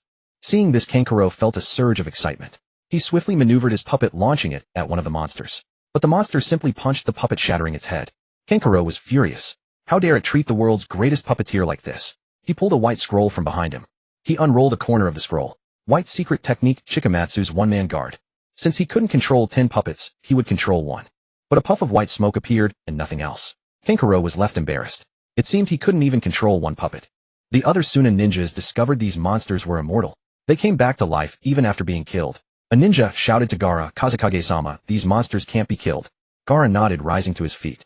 He raised both hands. Sandfall mass burial. Instantly vast amounts of sand surged forth, moving with a will of their own, weaving past the Suna ninjas and enveloping only the undying monsters. The sand grabbed the monsters and dragged them down. Gaara thought to himself, if they can't be killed, then we'll just bury them beneath the sand forever. Countless armored monsters were buried beneath the sand. Suddenly a dense mist rose over the sea. Gaara commanded 3 flares to be fired. The flares blasted the mist apart, but on the sea surface there was a massive ship never seen before. The ship opened fire on the Sunagakure ninja. Gaara raised both hands and countless grains of sand converged into a shield. The cannonballs struck the sand shield, instantly shattering it. Yet there were no casualties. Gaara watched the fleeing ship and tried to manipulate the sand beneath the sea, but he was unable to do so. Shikaku, aware of Gaara's intention, said, "If you beg me, I'll grant you my power." Gaara replied, "I don't need it." Shikaku grew angry. "You don't need it? Then I'll give it to you anyway." Suddenly Gaara felt a surge of immense chakra within him. The sand beneath the sea condensed into a giant claw under his control, instantly crushing the ship. Shikaku exclaimed excitedly, "See, this is my power." Gaara remained silent. This manner of coexistence with Shikaku was unfamiliar and unsettling for him. Meanwhile, in the land of waves, Naruto, Sakura, Shikamaru, and Kakashi were searching for a ferret. Kakashi explained the mission. Shikamaru felt a headache coming on. "What a drag. A ferret hunt requires me. Too troublesome." Just as Kakashi was about to speak, Naruto found traces of the ferret. Naruto whispered to the other Shu, "I see it. Watch me." Naruto charged toward the ferret, which seemed unafraid of humans.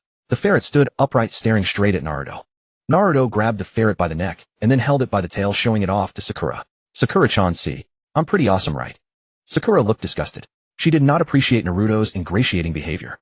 Since childhood, Sakura's mother had taught her that as a girl, even becoming a powerful kunoichi was useless. She needed to marry into a prestigious family. After meeting Sasuke, Sakura agreed with her mother. Because Sasuke was too handsome. Sakura's character design was that of the most beautiful girl. Thus her looks were her weapon to win Sasuke's heart. So it was impossible for Sakura to ever like Naruto. Shikamaru watched Naruto's antics and rolled his eyes helplessly. Kakashi, recalling Nara Shikaku's instructions, said to the 3 of them, "You handle the mission. I'll go investigate something."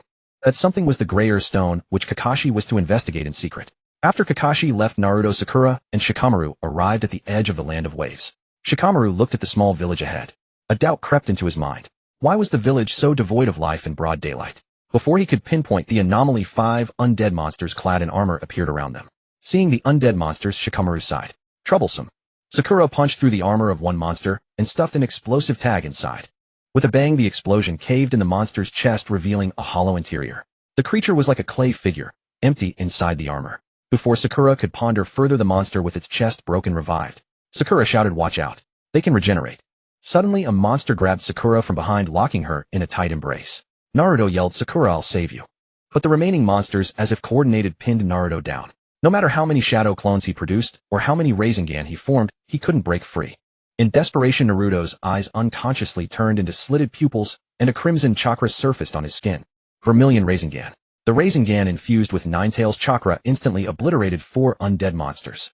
The powerful chakra fluctuations shattered them into fragments, rendering their regeneration impossible. In critical moments, Naruto relied on the power of the Ninetales to break through.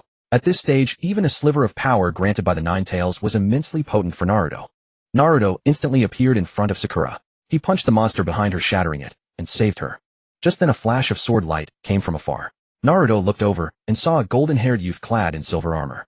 The golden-haired youth gave Naruto a thumbs down, a mocking gesture. Naruto couldn't tolerate that. Multiple shadow clone technique. A dozen shadow clones of Naruto charged at the golden-haired youth. The youth brushed his short sword across his chest, a green light flashed, and the short sword transformed into a long sword. The long sword was enveloped in a green whirlwind. Wherever the whirlwind passed, it instantly dispelled Naruto's clones.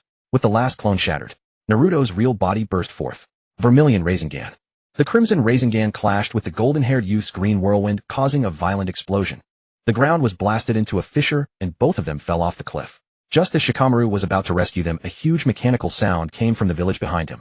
Shikamaru turned toward the sound and saw a moving castle. The enormous castle creaked as it moved. Shikamaru said to Sakura, "Sakura, go find Kakashi-sensei to rescue Naruto. I'll investigate this castle." Naruto had the nine tails inside him, so his safety wasn't a major concern. Moreover, the situation had escalated beyond what Shikamaru and Sakura could handle. If something truly dire happened, they couldn't turn the tide alone. Thus, the best choice at this moment was to find their teacher. As he did so, Shikamaru couldn't help thinking, "I hate to admit it, but if Sasuke were here, it wouldn't be this troublesome."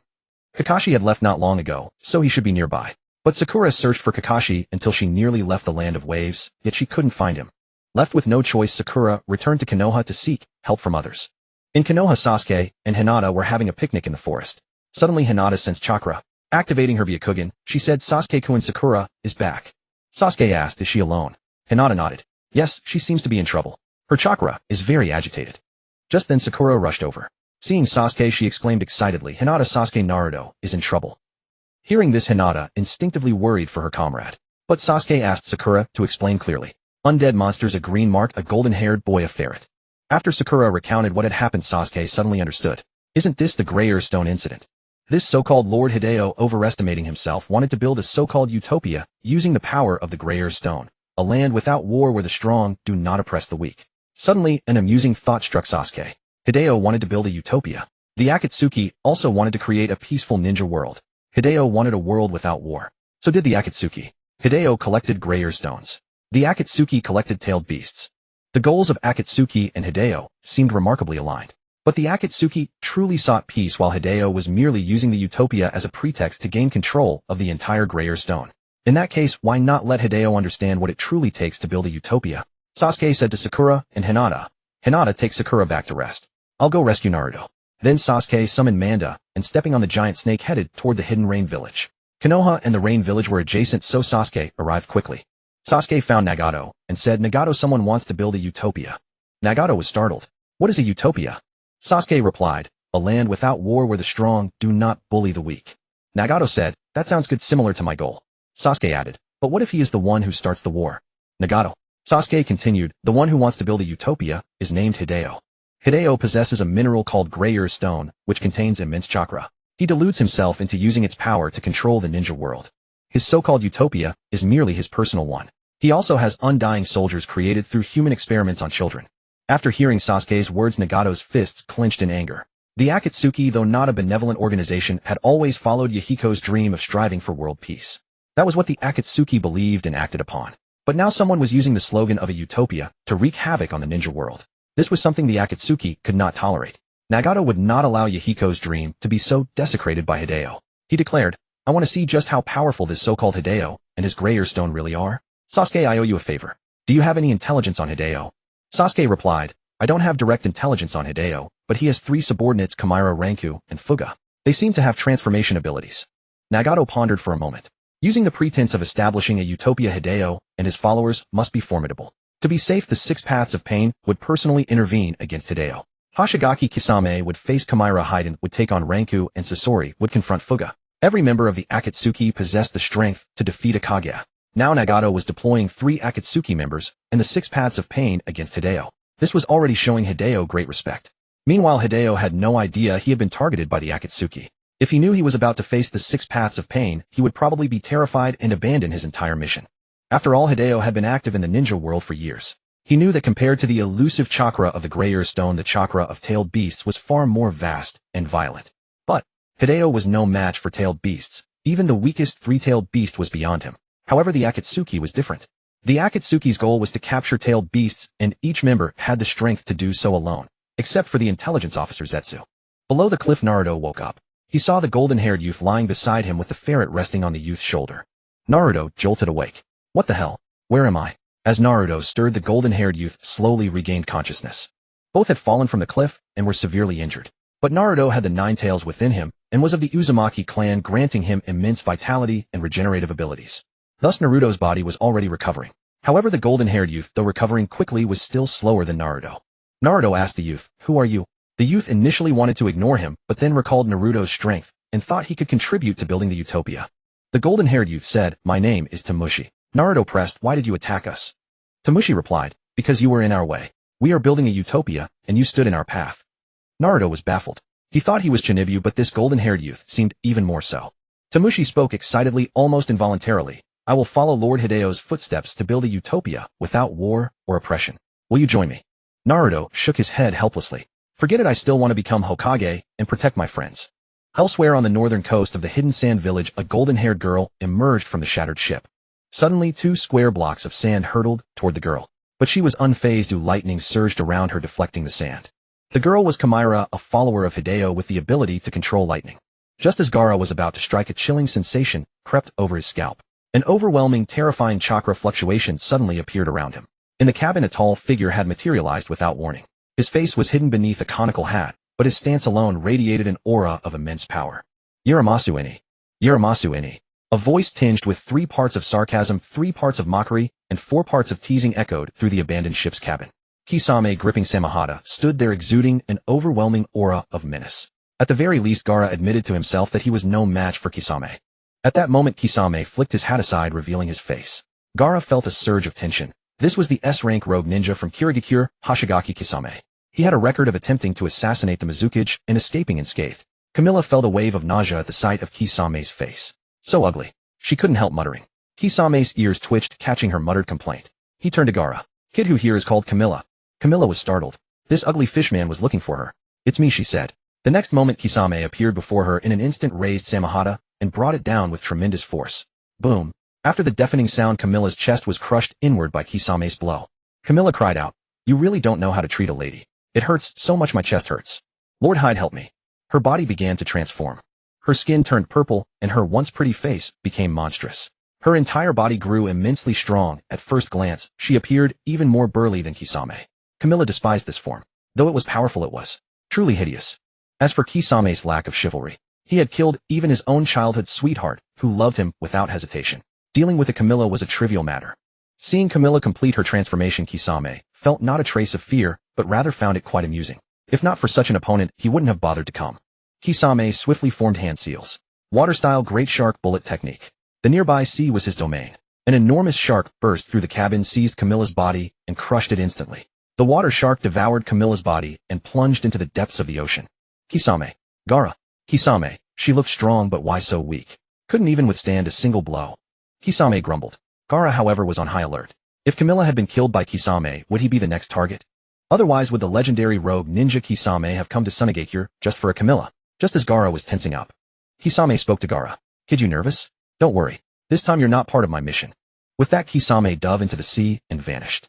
Gaara remained vigilant, uncertain if Kisame would suddenly reappear for a surprise attack. After all, he was the Jinchuriki of the One Tail. Gaara seemed to have overestimated the value of Shikaku and its appeal to others. Though it was a tailed beast, it was only the one tail. Still, it was a tailed beast. Meanwhile, on the other side, Timothy said to Naruto, "I'm an orphan. My parents died in the war. Ever since I survived, I've been following Lord Hyde." Timothy's eyes were full of admiration for Lord Hyde. Naruto was speechless. This kid, could he have been brainwashed? Seeing Naruto's expression, Timothy became indignant. "You can choose not to worship Lord Hyde, but you must not slander him." "Oh." He winced as he pulled at his wound. Naruto was bewildered. "What? When did I ever slander Hyde?" Timothy replied, "Your eyes. When I mention Lord Hyde, your eyes must show reverence." Naruto was at a loss for words. But then he asked Timothy, "By the way, since you want to build a utopia, why not capture tailed beasts? Wouldn't the power of tailed beasts be far greater?"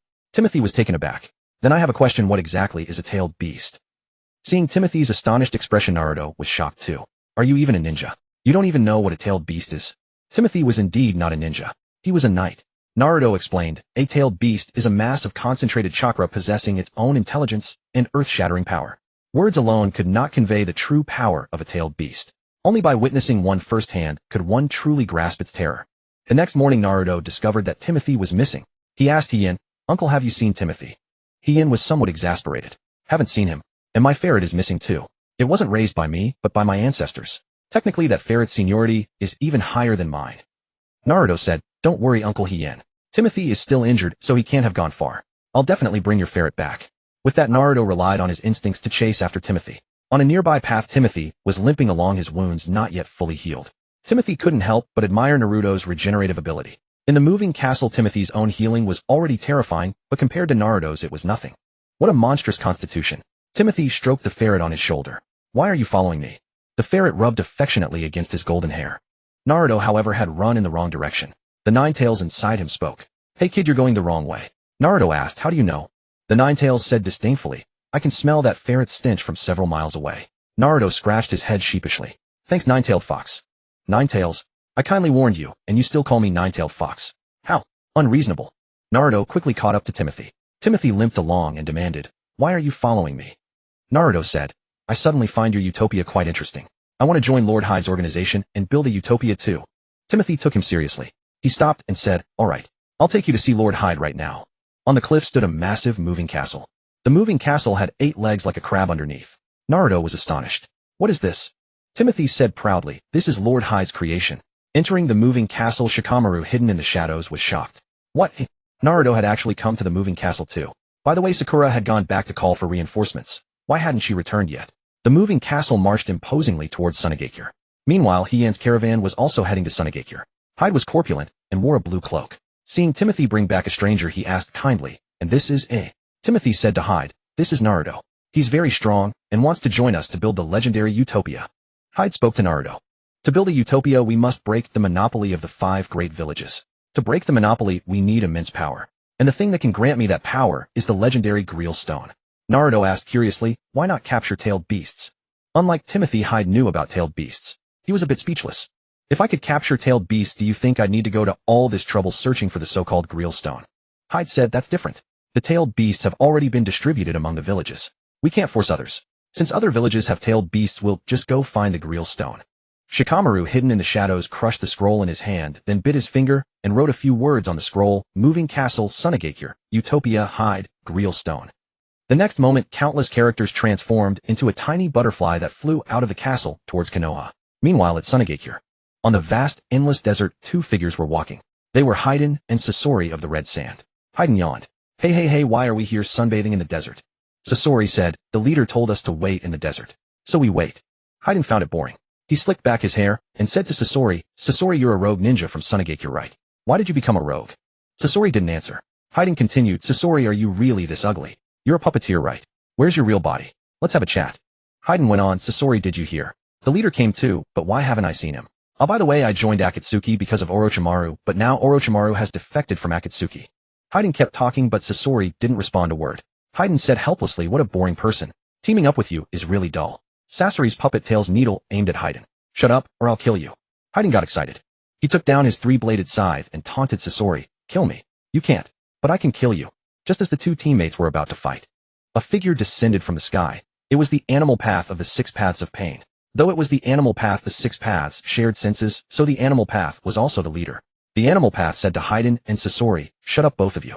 Do you know why we are here? No idea. Hyden shook his head. Pain said, long ago, before the Land of Wind was established, there was a superpower on this land called the Land of Illusions. The king of the Land of Illusions ruled the country using a stone called the Grial Stone. With the power of the Grial Stone, the Land of Illusions became unprecedentedly powerful. Children in the Land of Illusions could grow up quickly, crops could mature within a day, and the knights of the Land of Illusions were extraordinarily powerful. But no matter how powerful, it was an external force. Someone within the Land of Illusions coveted the power of the Grial Stone and launched a coup. Under internal strife and external threats, the mighty Land of Illusions collapsed within a day. The remaining survivors buried the Grial Stone forever beneath the yellow sands, the present-day Land of Wind. With the fall of the Land of Illusions, other weak nations also perished. That era of the ninja world was known as the Warring States period. Hyden couldn't help asking, leader, how do you know all this?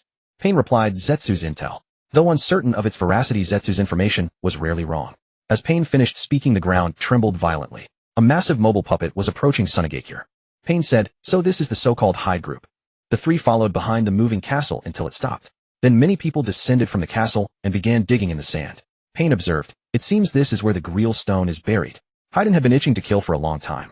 Hyden charged out excitedly, swinging his massive scythe like a top, mercilessly cutting down the undead monsters. Hee hee. As the scythe spun through the monsters, Haiden cackled maniacally, looking like a madman. He noticed that after he killed the monsters, they revived moments later. Haiden exclaimed excitedly, what?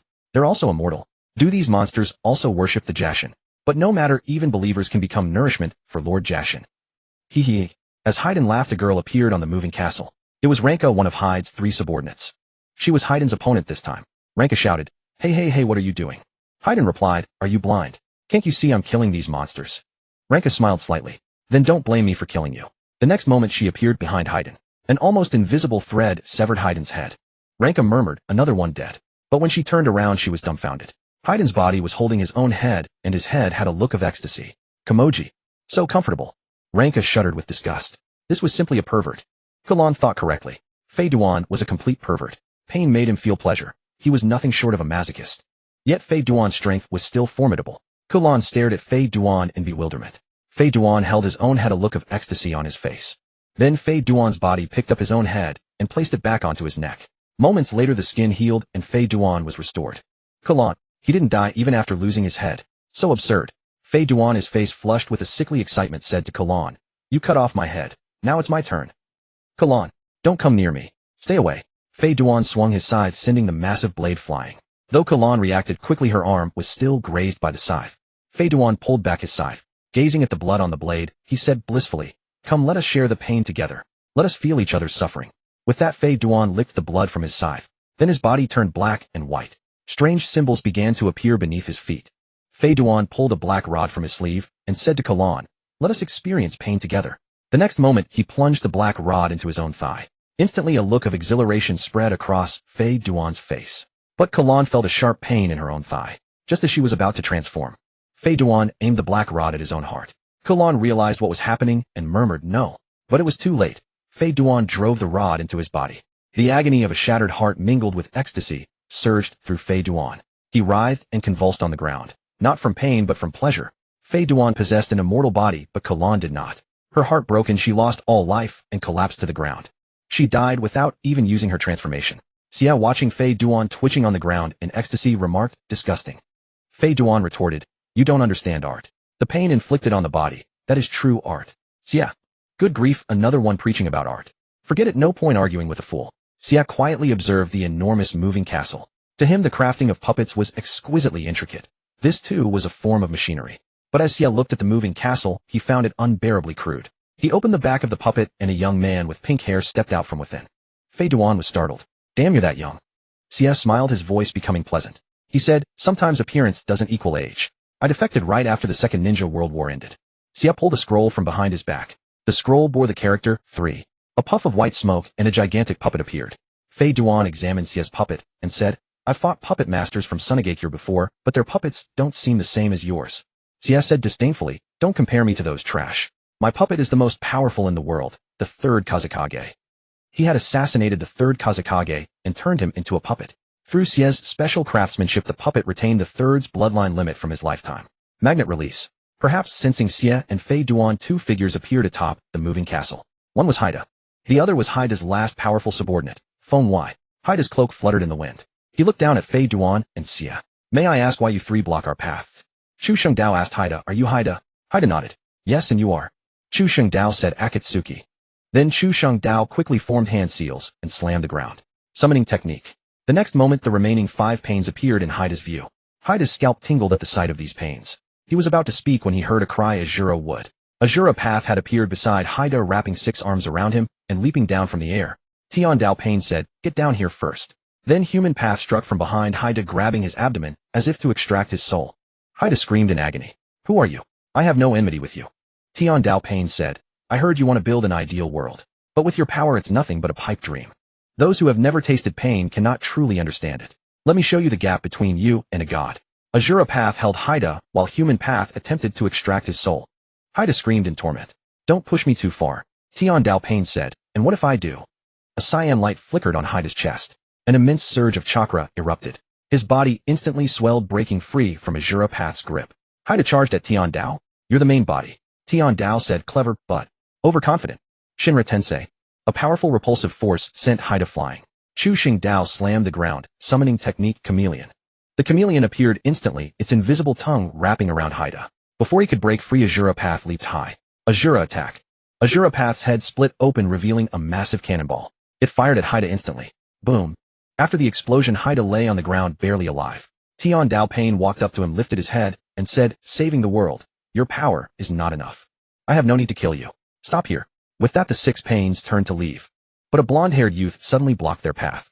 "Tim," she shouted angrily. "Who are you? Why are you harming Lord Haida?" Pain ignored Tim Shi entirely. Tim Shi swiped his short sword across his chest, and it elongated into a long sword. He charged at Pain, yelling, "Don't you dare hurt Lord Haida." Pain looked at the brat. Overconfident. Sometimes ignorance is bliss. Shinra Tensei. A powerful repulsive force sent Tim Shi flying. He crashed into the sand, his fate unknown. Inside the moving castle, Naruto saw this. He was about to go out and help Tim Shi fight the six Pains. But Shikamaru suddenly appeared behind Naruto, covering his mouth. "Naruto, what are you doing?" Naruto said, "Tim Shi is my friend. I have to help him." Shikamaru said in frustration, "Are you a damned idiot? You can't help. Do you know who those people in the red cloud robes are?" Naruto asked who. Shikamaru said, "See that silver-haired guy with a scythe? He's Fei Duan from the land of hot water. He's killed countless people and is an S-rank missing mean from the land of hot water. And that pink-haired one, he should be Sasori of the red sand. He successfully killed the third Kazekage and turned him into a puppet. He's an S-rank missing mean from Sunagakure. And those six, I don't recognize them, but they're definitely not weaker than the other two. Are you going to throw your life away?" Naruto said worriedly, "But Tim Shi is in danger. He's my friend." Just then a violent tremor shook the moving castle, throwing Naruto and Shikamaru off. They fell into the yellow sand. Meanwhile, behind Pain, Haida smiled. A fierce cyan fluctuation emanated from his chest. Haida stood up excited. "It's here, right here. The vein of Galeier's stone lies beneath." Then he glared at Pain with venomous hatred. "Now I'll show you the true power of Galeier's stone." Haida channeled his full strength into the Galeier's stone on his chest, resonating violently with the underground vein. Then countless undying monsters emerged from the moving puppet. These monsters needed to hold off the six Pains to allow the moving castle to complete its final evolution. Haida said to Tian Dao Pain, "Do you know what lies behind me? This moving castle is the pinnacle of technology from the vanished land of illusions. It can perfectly harness the power of Galeier's stone." As Haida finished speaking, a cyan wave emanated from the moving castle behind him. Absorbing the power of the underground Galeier's stone, the castle twisted and transformed until it became a colossal mechanical beast. Cyan light flickered in the mechanical beast's eyes. Tian Dao Pain was puzzled. "So this is Galeier's stone. If that's all, how did this fool have the nerve to talk about building an ideal world?" Pain tossed a small black sphere from his hand. The small black sphere rose higher into the air. Tian Dao Pain said, "Chibaku Tensei." Instantly, a tremendous gravitational force emanated from the sphere. The powerful pull attracted the yellow sand below, and even the moving castle groaned under the strain. Until a critical point, the entire castle shattered, its fragments drawn tightly into the air. Though green light still flickered, it was utterly powerless against the Chibaku Tensei. Haida stared in disbelief. Impossible. Absolutely impossible. The power of Galeier's stone, which he had placed all his hopes and which he had prided himself on, was so feeble. In truth, the power of Galeier's stone was not weak. But Haida was now facing the six Pains, one of the top combat forces in this world. In the original story, even a mere trace of Ninetales chakra leaking to Naruto allowed him to defeat Haida with a vermilion Rasengan. Let alone the six paths of pain. Seeing this, Pain departed. Before leaving, he said to Xie, "Dispose of the trash." Xie nodded helplessly. Such dirty work should be left to Fei Duan, but since the leader commands, I'll do it. Under Xie's control, the third Kazekage puppet gathered black iron sand. The black sand instantly condensed into countless spikes, piercing everything within Xie's sight, including Haida, including Foam Y, and also Tim Shi. The black iron sand spikes tore through their bodies, splattering blood everywhere.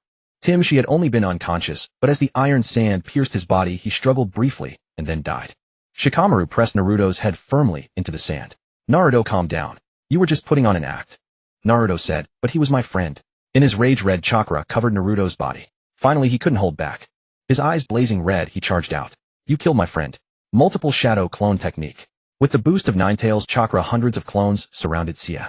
But Xie merely snapped his fingers. The iron sand annihilated nearly all the clones. Xie said flatly, "A worthless person. What does it matter if they die?" Naruto gritted his teeth. "He was not worthless. He was my friend."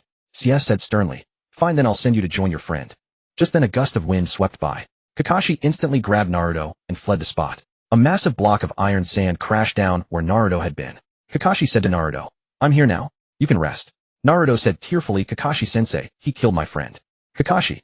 From the village's standpoint, Tim Shi's death had nothing to do with Kakashi, and it even benefited Konoha. But Kakashi couldn't bear to hurt a child's heart, so he said to Naruto, "Naruto, I will avenge him." Shikamaru, take Naruto and leave. "Yes, Kakashi-sensei." Shikamaru led Naruto away. Only then did Kakashi turn to face the two S-rank missing nin before him. Kakashi said to them, "You've caused such a commotion. I'm sure the Sunigakure Yinbi will be here soon." CS said indifferently, "So what? I'll kill them all if they dare come." Kakashi. CS suddenly said, "I was also a ninja of Sunigakure once. During the Second Ninja World War my parents left me and went to fight Konoha. My grandmother told me they would come back soon. But they never returned. Later I learned they died in the Second Ninja World War at the hands of White Fang of Konoha." Hatake Kakashi. White Fang was your father, wasn't he? Konoha's White Fang was your father, wasn't he? Sasori's tone carried a hint of resentment. Kakashi nodded silently, drawing the short blade from his back. Having lost his Mangekyō Sharingan and lacking chakra reserves, Kakashi could only rely on his inherited short blade technique. Kakashi nodded, "That's right." Sasori sat down on the Hiriko puppet, propped his chin on his hand, and said to Kakashi, "During the Second Shinobi World War your father killed my parents, causing their Sand Village squad to be defeated, but that has nothing to do with me. Sand and Leaf were enemies, then casualties were their own choices. I had an unhappy childhood and loneliness accompanied me. Later someone told me that people are born lonely and you must embrace loneliness and cultivate within it. So I killed him and turned him into my puppet. During my travels I heard that you also had an unhappy childhood. Your father committed suicide because he saved his comrades instead of completing the mission. It made me laugh. I desperately wanted to meet your father because I wanted to see if my puppet technique could survive against his blade. But he died. The only one left for me to test against is you. Kakashi, keep training hard. In the future I will kill you." With that Sasori hid within Hiriko. He left with Haiden. Haiden muttered, Nah, what's this? I thought we'd get to fight." Sasori's voice grew gruff, "Shut up." Sasori's feelings toward Kakashi were complicated. On one hand, he wanted to kill the child of his enemy. But after learning that Kakashi had a similarly unhappy childhood, he abandoned that intention. Sasori wanted to vindicate puppet masters. Back then his parents were the strongest puppet masters in the Sand Village, yet the two of them couldn't defeat a single Konoha White Fang. So Sasori also wanted to see whether the blade technique that killed his parents could kill him. Sasori was much older than Kakashi, so he considered things more thoroughly. Kakashi had not inherited his father's blade technique, but instead became the copy ninja. Now Kakashi had lost his Sharingan. So Kakashi could only pick up the blade technique again, and Sasori was determined to defeat and kill Kakashi during his prime. On the other side, Kakashi felt his scalp tingle. What was going on? He had inexplicably gained another enemy. Kakashi sighed helplessly.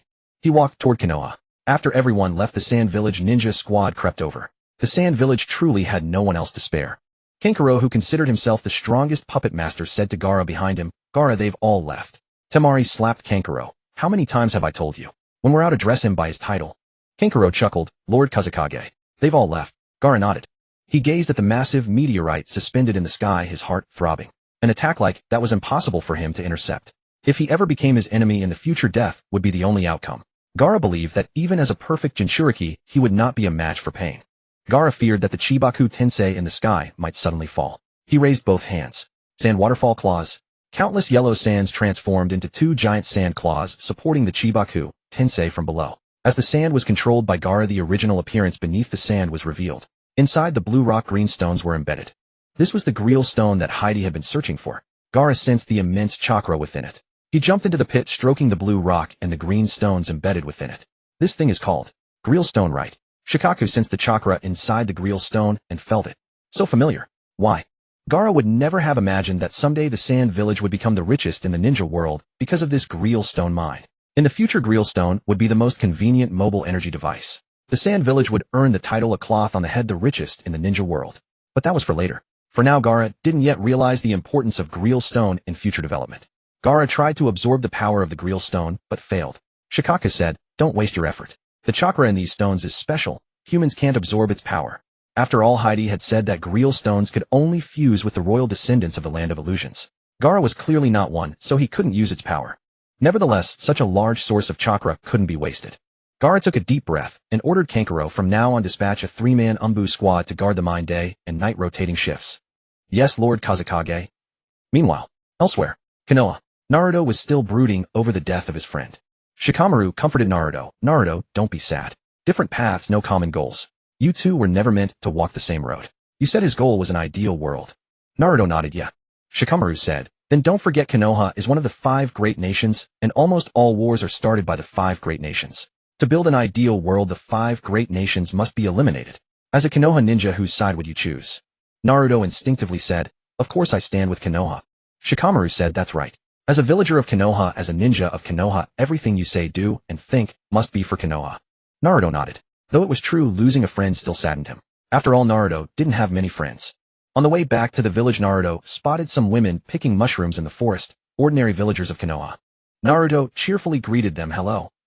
Yet upon catching sight of Naruto, the women averted their gaze. Naruto's friendly gesture was met with cold indifference. Expected, really. Naruto scratched his nose, awkwardly preparing to leave. However, he overheard the women whispering behind his back. That's the demon fox, isn't he? Hideous looking. Exactly. I can't fathom why the village would let someone like him become Hokage. When the fox demon wreaked havoc on Konoha, my husband and son were both killed. Once a demon fox, always a demon fox. Though Naruto had heard it all before, their words still cut through him like knives.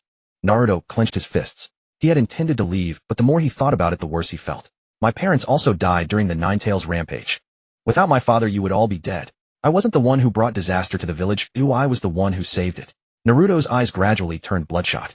His pupils transformed into vertical slits. Witnessing this, Shikamaru cursed under his breath. Damn it, the Nine-Tails is about to lose control. Shikamaru swiftly weaved hand signs attempting to restrain Naruto with the shadow imitation technique. But how could Shikamaru's shadow imitation technique possibly match the Nine-Tails? With a mere wave of his hand, Naruto shattered the shadow binding. Shikamaru's jutsu was forcibly broken, causing him to suffer backlash. He spat out a mouthful of blood. In desperation, Shikamaru took out the scroll Asuma had given him and crushed it.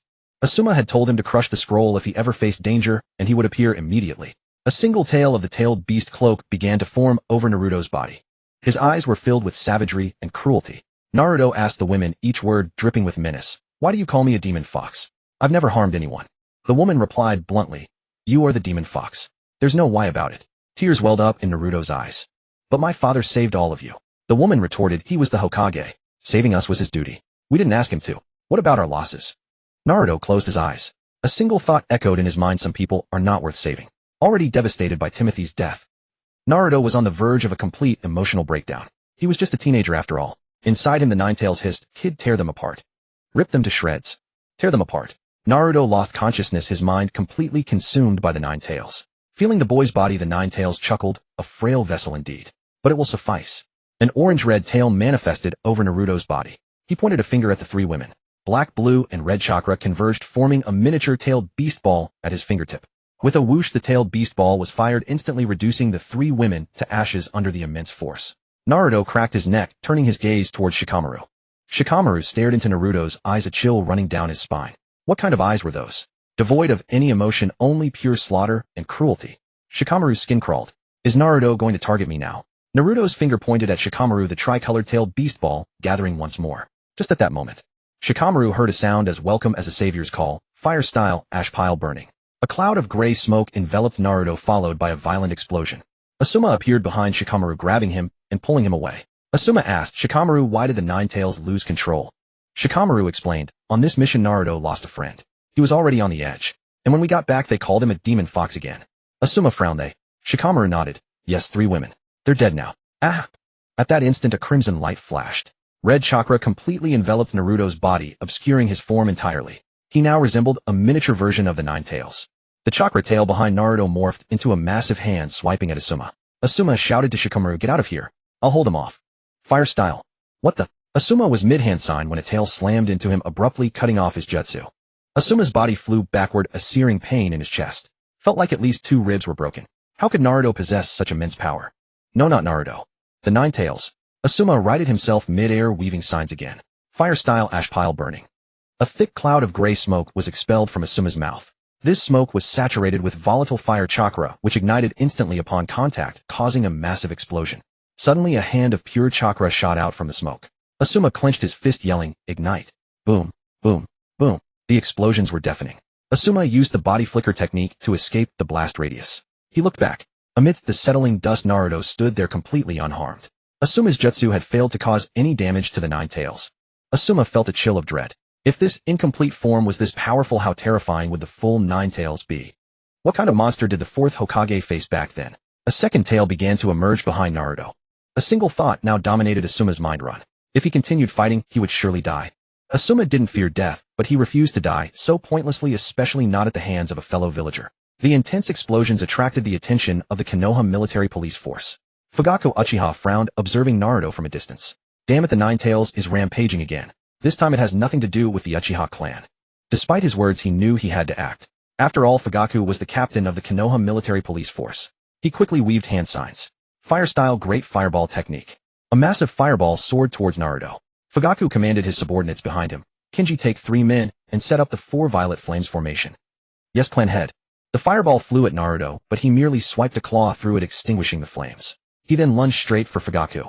When Naruto was but 3 meters away, his speed suddenly plummeted. Fugaku had activated his Mangekyō's ocular ability, Aim no Tachibana. Time around them seemed to slow down, but Fugaku remained unaffected. He delivered a powerful kick to Naruto, sending him flying backward from the sheer force. This was only possible because within the sphere of Aim no Tachibana, Naruto couldn't react effectively, allowing the kick to land. Aim no Tokatachi could slow down everything, including thoughts. Meanwhile, the caster remained unaffected. That was precisely why Fugaku was able to kick Naruto, who was in his two-tail state, flying away. Moreover, the Uchiha clan's taijutsu was never weak. After being kicked away, Naruto swiftly twisted his body, opened his mouth toward Fugaku, and began to condense a tailed beast ball. In an instant, the tailed beast ball shot toward Fugaku like a bullet. When it approached within 3 meters of Fugaku, its speed abruptly decreased, and Fugaku sidestepped to evade it. The massive tailed beast ball exploded in the forest behind Fugaku. Fugaku felt a headache coming on. Why on earth would the Nine Tails rampage so suddenly? But none of that mattered. What mattered was subduing the Nine Tails now to prevent further destruction. Kinto, along with 3 other Uchiha, rapidly formed hand seals. A purple barrier expanded between them, instantly forming a square. Seeing this, Naruto became somewhat agitated. He continuously fired tailed beast balls at the barrier, but they could not shake it in the slightest. Meanwhile, Uchiha Kinto, who was maintaining this corner of the barrier, was drenched in sweat. Although the 4 violet flames formation was a powerful barrier, it was imprisoning a tailed beast, and Kinto felt the strain. Just then, within the barrier, crows converged into another figure. It was Itachi. Without a word, Itachi activated his Mangekyō Sharingan, focused his gaze on Naruto, and said, Amaterasu. Jet black flames ignited on the two-tailed state's tailed beast coat. Naruto writhed on the ground from the searing heat, but the black flames would not extinguish until the target was completely consumed. Before long, the tailed beast coat on Naruto was burned away, leaving him charcoal black, collapsing like a lump of coal in the ashes. At that moment, a powerful heartbeat resonated from within Naruto, and orange-red chakra suddenly erupted from his body. 6 tails formed behind Naruto as he stood up, his eyes bloodshot. Itachi was somewhat surprised. Amaterasu had no effect. But Fugaku said, use Genjutsu. Don't play Naruto to death. Itachi nodded. As their eyes met in an instant, Naruto froze in place, motionless. Tears of blood trickled from Itachi's eyes. Controlling a tailed beast with Genjutsu was difficult, but for Itachi, it was not impossible. However, he did not use Tsukuyomi to control the tailed beast. In that brief moment, Itachi used Tsukuyomi on the 9 tails inside Naruto, then within the Tsukuyomi world subdued it with other Genjutsu. Although Itachi could control the flow of time in the Tsukuyomi world, the outside world always experienced only 1 second. After using Tsukuyomi, the 9 tails would likely become even more agitated. Therefore, Itachi directly used other ninjutsu to control the 9 tails. At this moment, inside Naruto's inner world, Naruto naked hid in a corner of his soul. The surrounding curses stabbed into Naruto's body like knives, causing him immense pain. Watching the 9 tails slaughter Naruto felt a hint of pleasure in his heart. Why do they bully me? I have never done anything wrong to them. Naruto's spirit gradually grew weary, sinking into slumber. Suddenly a voice reached Naruto's ears, sorry, am I too late? Naruto struggled to open his eyes and saw a figure bending over to look at him. He had the same yellow hair as Naruto, and his smile was handsome. Naruto stood up, looking at Minato, who was much taller than him. Naruto punched Minato in the stomach. Who are you? Minato. Minato rubbed his hair and said to Naruto, well, unless I'm mistaken, I am your father. Naruto was stunned. Tears welled up in his eyes. Father. For Naruto, this was such a foreign word. Minato said, when I died, I left a trace of chakra inside your body. This chakra was meant to appear when the 9 tails rampaged. I didn't expect it to happen so soon. Naruto, you've worked hard. Naruto turned his head away. The hardships of the past 10 years could not be summed up in a single sentence. Naruto resented Minato. He resented Minato for leaving him so early. Yet Naruto also admired the 4th Hokage. He thought it was truly cool that a Hokage could sacrifice himself for the village. But Naruto did not want this to be his own father. Minato smiled bitterly at Naruto and said, Naruto, judging by your appearance, you must be over 10 years old now. I deeply regret not being able to stay by your side as you grew up, but there was no choice. Since I chose to become Hokage, I had to fulfill the Hokage's duty. That duty is to protect the village. Naruto, you are my son. You must be strong. After saying this, Minato looked toward the distant gate. Inside the gate was imprisoned the most brutal-tailed beast in the world, the 9 tails. The 9 tails looked at Minato and grinned. Shall we meet again? Minato said calmly, yes, we meet again. I am here to seal you. Sealing technique 8 trigrams sealing style. Minato reinforced the seal and was about to dissipate. But suddenly a hand pressed down on the newly sealed 8 trigram seal. It was Naruto. Naruto shouted at Minato, bastard. Do you have any idea how I've lived all these years? No one understands me, and everyone bullies me. The villagers you sacrificed yourself to protect have always bullied me even though I did nothing wrong. They throw rotten eggs and spoiled vegetables at me. Even the village elders you trusted never helped me. To appease the villagers' anger, they chose to sacrifice me. Father, some people are not worth protecting. I would rather be with the tailed beast than with them. Ninetales, there's no need to seal it anymore. With that, Naruto completely undid the 8 trigram seal, and the cage imprisoning the Ninetales instantly opened. The Ninetales did not need to be sealed. Some people were not worth protecting either. Minato watched Naruto's actions in silence. Minato was a Hokage and Naruto was the son of a Hokage. Minato was the hero who saved Konoha and Naruto was the son of a hero. But if Naruto were to truly become a sacrifice to appease the villagers, that was not something Minato wanted to see. The son of a hero should be treated with honor. Yet, Minato sighed and said to Naruto, Naruto, this is your own choice. I am already dead and have no power to meddle in the affairs of the living. The current Konoha has its own Hokage. My era has passed. But Naruto, I still hope you won't cause a catastrophe. After saying this, Minato's figure completely dissipated. The Ninetales, however, exclaimed, Naruto, well said. What's there to miss about a Konoha like this? The Ninetales' massive claw swiped toward Naruto. It intended to kill Naruto first. But Naruto tilted his head at a 45-degree angle, and in that moment the Ninetales was stunned. So similar. Too similar. In Naruto's face the Ninetales saw the shadow of Ashura. Perhaps it was an illusion, but it didn't feel like one. The Ninetales' thoughts drifted back to the past. When it was still a small fox, just after it had taken shape it had clung to the Sage of Six Paths. At that time the Sage of Six Paths had not yet distributed the Ten Tails power. The Ninetales was merely a vessel created by the Sage. Originally the Sage intended to divide the Ten Tails power equally among the nine-tailed beasts. But he couldn't resist doting on the Ninetales. So he gave the Ninetales a little extra bit of the Ten Tails power. One tail got one portion, Ninetales got one portion. Two tails got one portion, Ninetales got one portion. Three tails got one portion, Ninetales got one portion. 8 tails got one portion, 9 tails got one portion. 9 tails got one portion, 9 tails got one portion. The Sage of Six Paths had 2 sons, Indra and Ashura. The Nine Tails was often bullied by Indra, but Ashura often protected it. Thus the Nine Tails and Ashura had a close relationship. Just now in Naruto's face the Nine Tails saw the shadow of Ashura. The Nine Tails tentatively filled Naruto with its own chakra, only to find not the slightest rejection. Such perfect compatibility was simply incredible. Naruto was definitely connected to the Sage of Six Paths. The Ninetales suddenly no longer wanted to kill Naruto. The Ninetales also wanted to see how far Naruto, who was inextricably linked to the Sage, could go in the future. The Ninetales said to Naruto, Kid, if you need power, just tell me. I'll give it to you. Outside. Inside the 4 Violet Flames formation, Naruto was under Itachi's Jinjutsu control. But suddenly, a massive amount of chakra instantly filled the entire 4 Violet Flames formation, forcibly breaking Itachi's Jinjutsu. Seeing this, Fugaku also felt troubled. Damn, this is so troublesome. Fugaku said to Kento, Kento, dispel the 4 Violet Flames formation. Otherwise, if it can't hold and burst, you won't be able to withstand the impact. Then Fugaku and Itachi exchanged glances and nodded to each other. Third power Susanoo. A vermilion Susanoo and a pitch-black Susanoo materialized.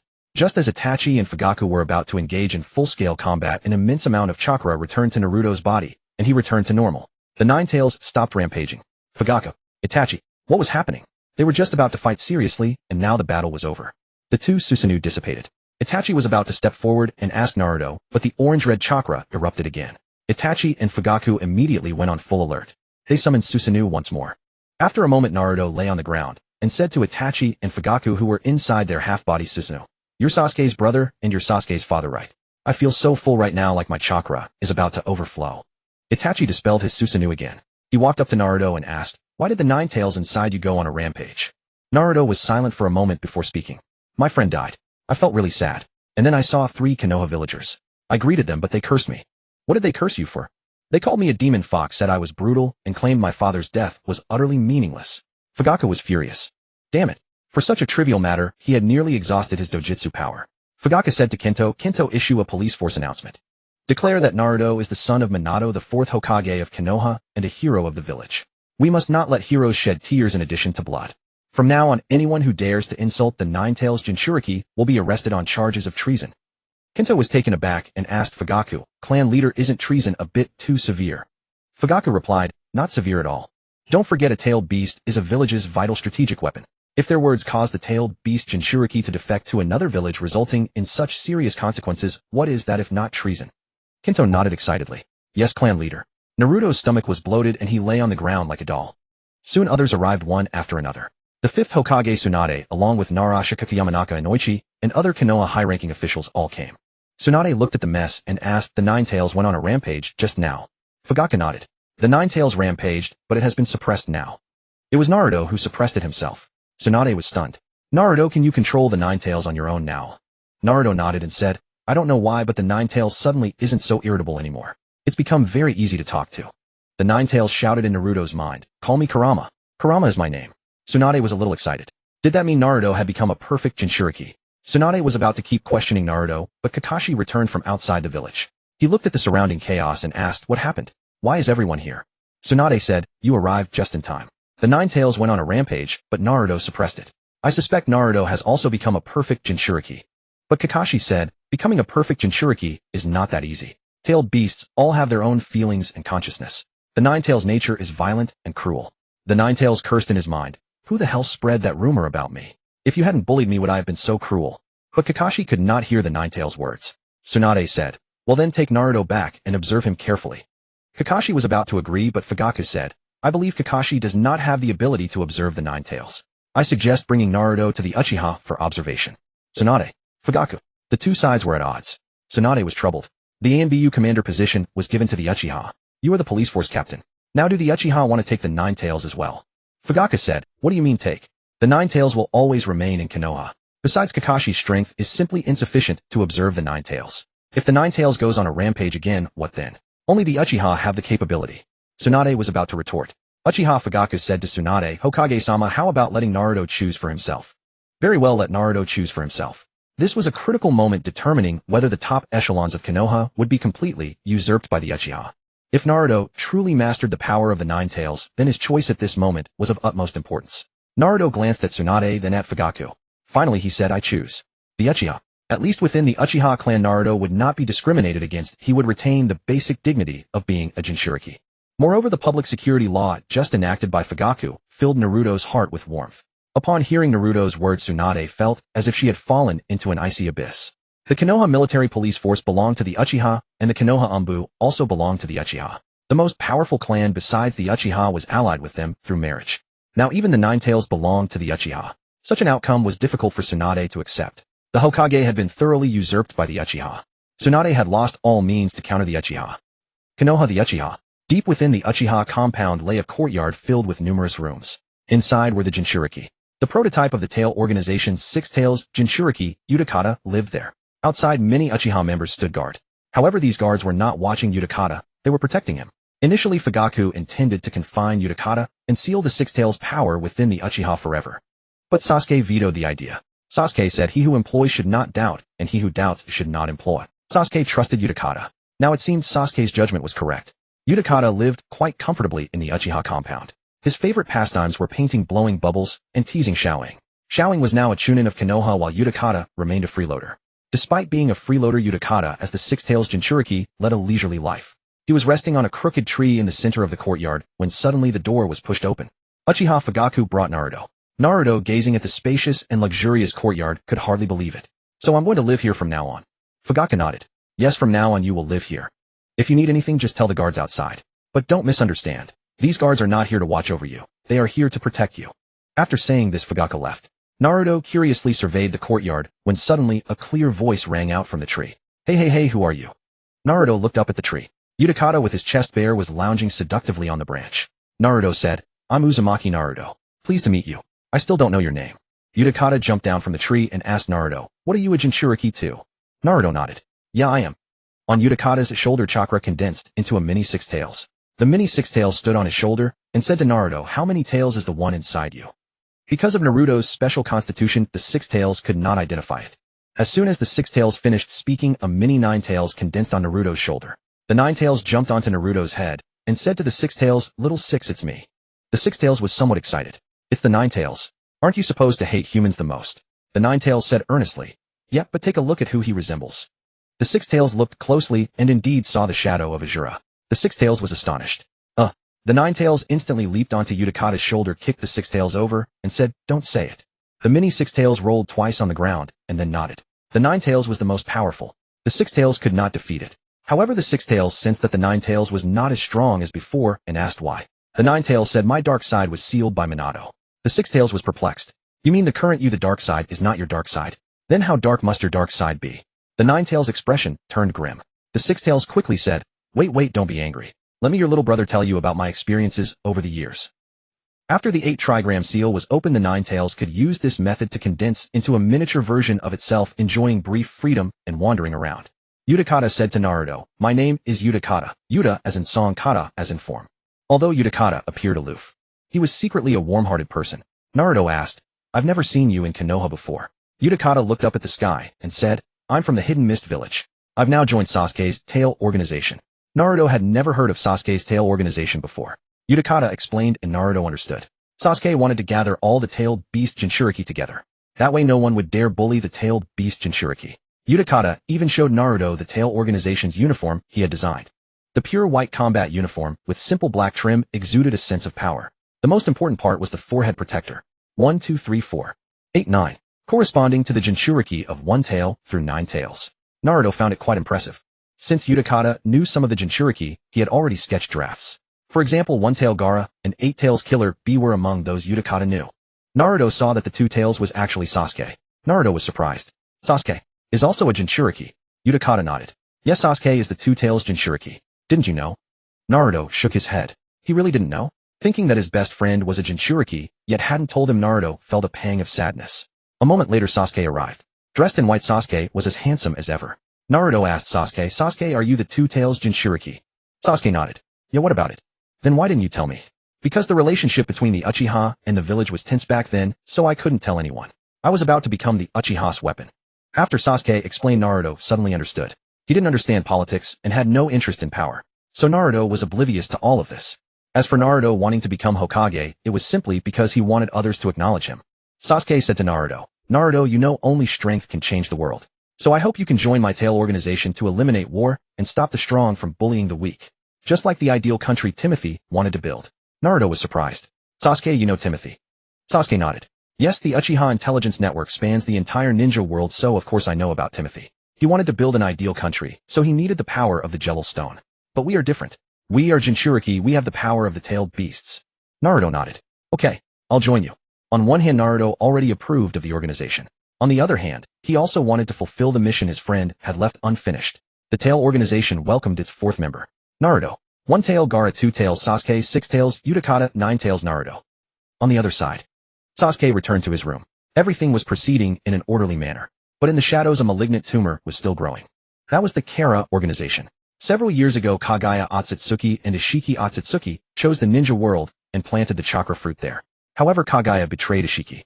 Ishiki was mortally wounded. Just before his death, a monk passed by and Ishiki implanted a karma into the monk. Karma is the means of resurrection for the Otsutsuki clan. Ishiki Otsutsuki's vessel was named Jigen. At this time, Jigen should still be hiding in the shadows growing. Sasuke was still somewhat wary of this Jigen.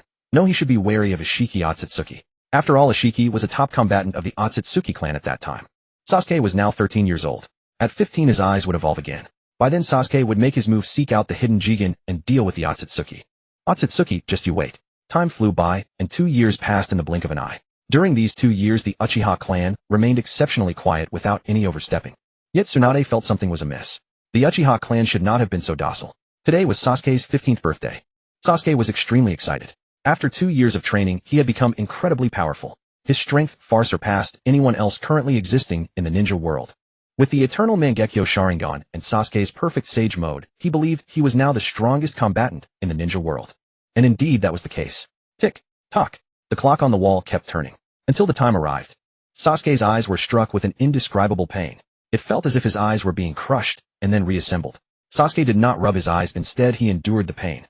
Gradually the pain subsided. A faint smile curled at the corner of Sasuke's mouth. "I've done it. Ding, congratulations to the host for successfully reaching the age of 15. The host left eye has been upgraded to this 6-Tomoe Rinnegan." Sasuke's eyes were no longer Sharingan, but had completely upgraded to the Rinnegan. Although only the left eye. "Ding, congratulations to the host for obtaining the dojutsu Amino Dojikara." Amino Dojikara, a space-time type dojutsu. Within the host's line of sight, the host can forcibly swap positions with objects. Each swap consumes 1 tomo, and each tomo takes 1 hour to recover. It sounded like a simple dojutsu, but in reality it was anything but. Each time Sasuke used Amino Dojikara, he consumed 1 tomo, meaning he could use it 6 times consecutively. However, full recovery would take 6 hours. But compared to the functionality of Amino Dojikara, this minor limitation was nothing. Sasuke looked at himself in the mirror. His right eye appeared completely normal. His left eye, however, bore the pattern of the 6-Tomoe Rinnegan. The dojutsu of his original right eye had not disappeared, but had merged into the Rinnegan. Open host template.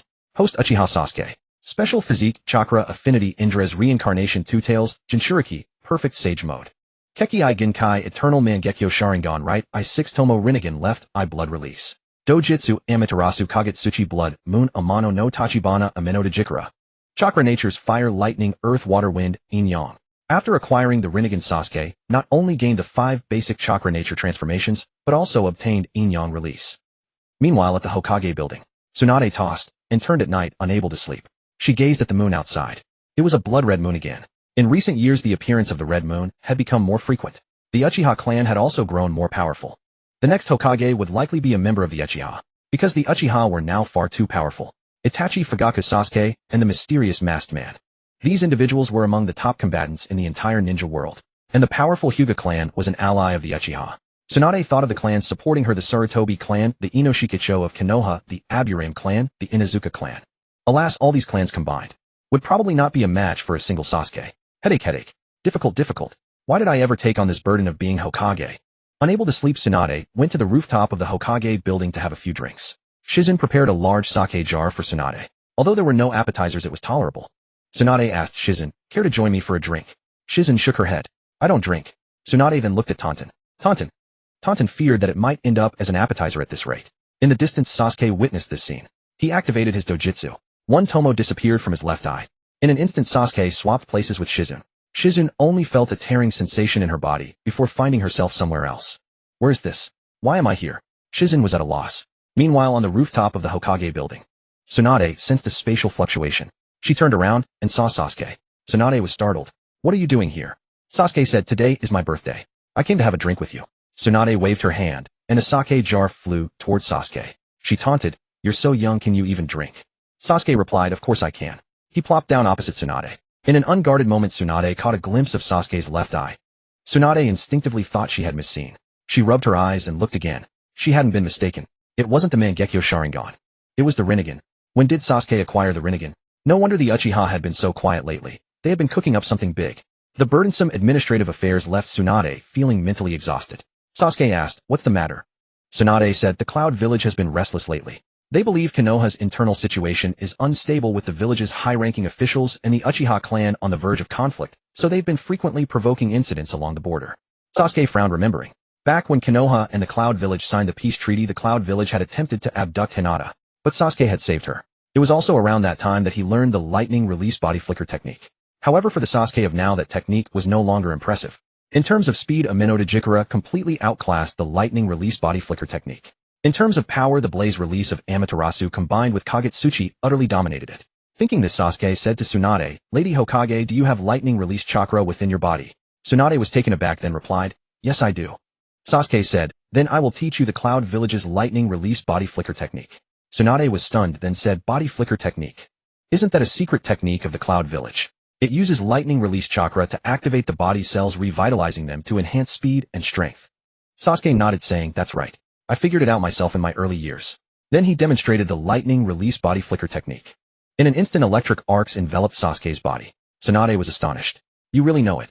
Then Sasuke began teaching Tsunade the lightning release body flicker technique, gathering chakra in the heart and regulating the heartbeat through special breathing. This allowed the heart to pump blood rhythmically while sending lightning release chakra throughout the body. Just as Sasuke was about to explain further, the door suddenly burst open.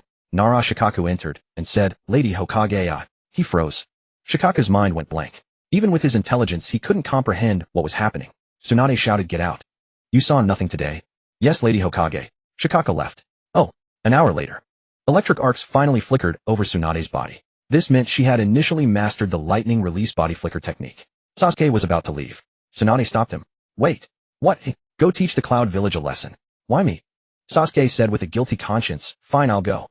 The Cloud Village. The fourth Raikage was reading a book. What the hell is written in this book? I can't understand a single word. Suddenly the door opened. The Raikage's secretary Mabui rushed in. Pushing up her glasses, Mabui said, while holding documents, Lord Fourth Raikage, there are several urgent matters that require your attention. The fourth Raikage fumed. Didn't I tell you to handle all this yourself?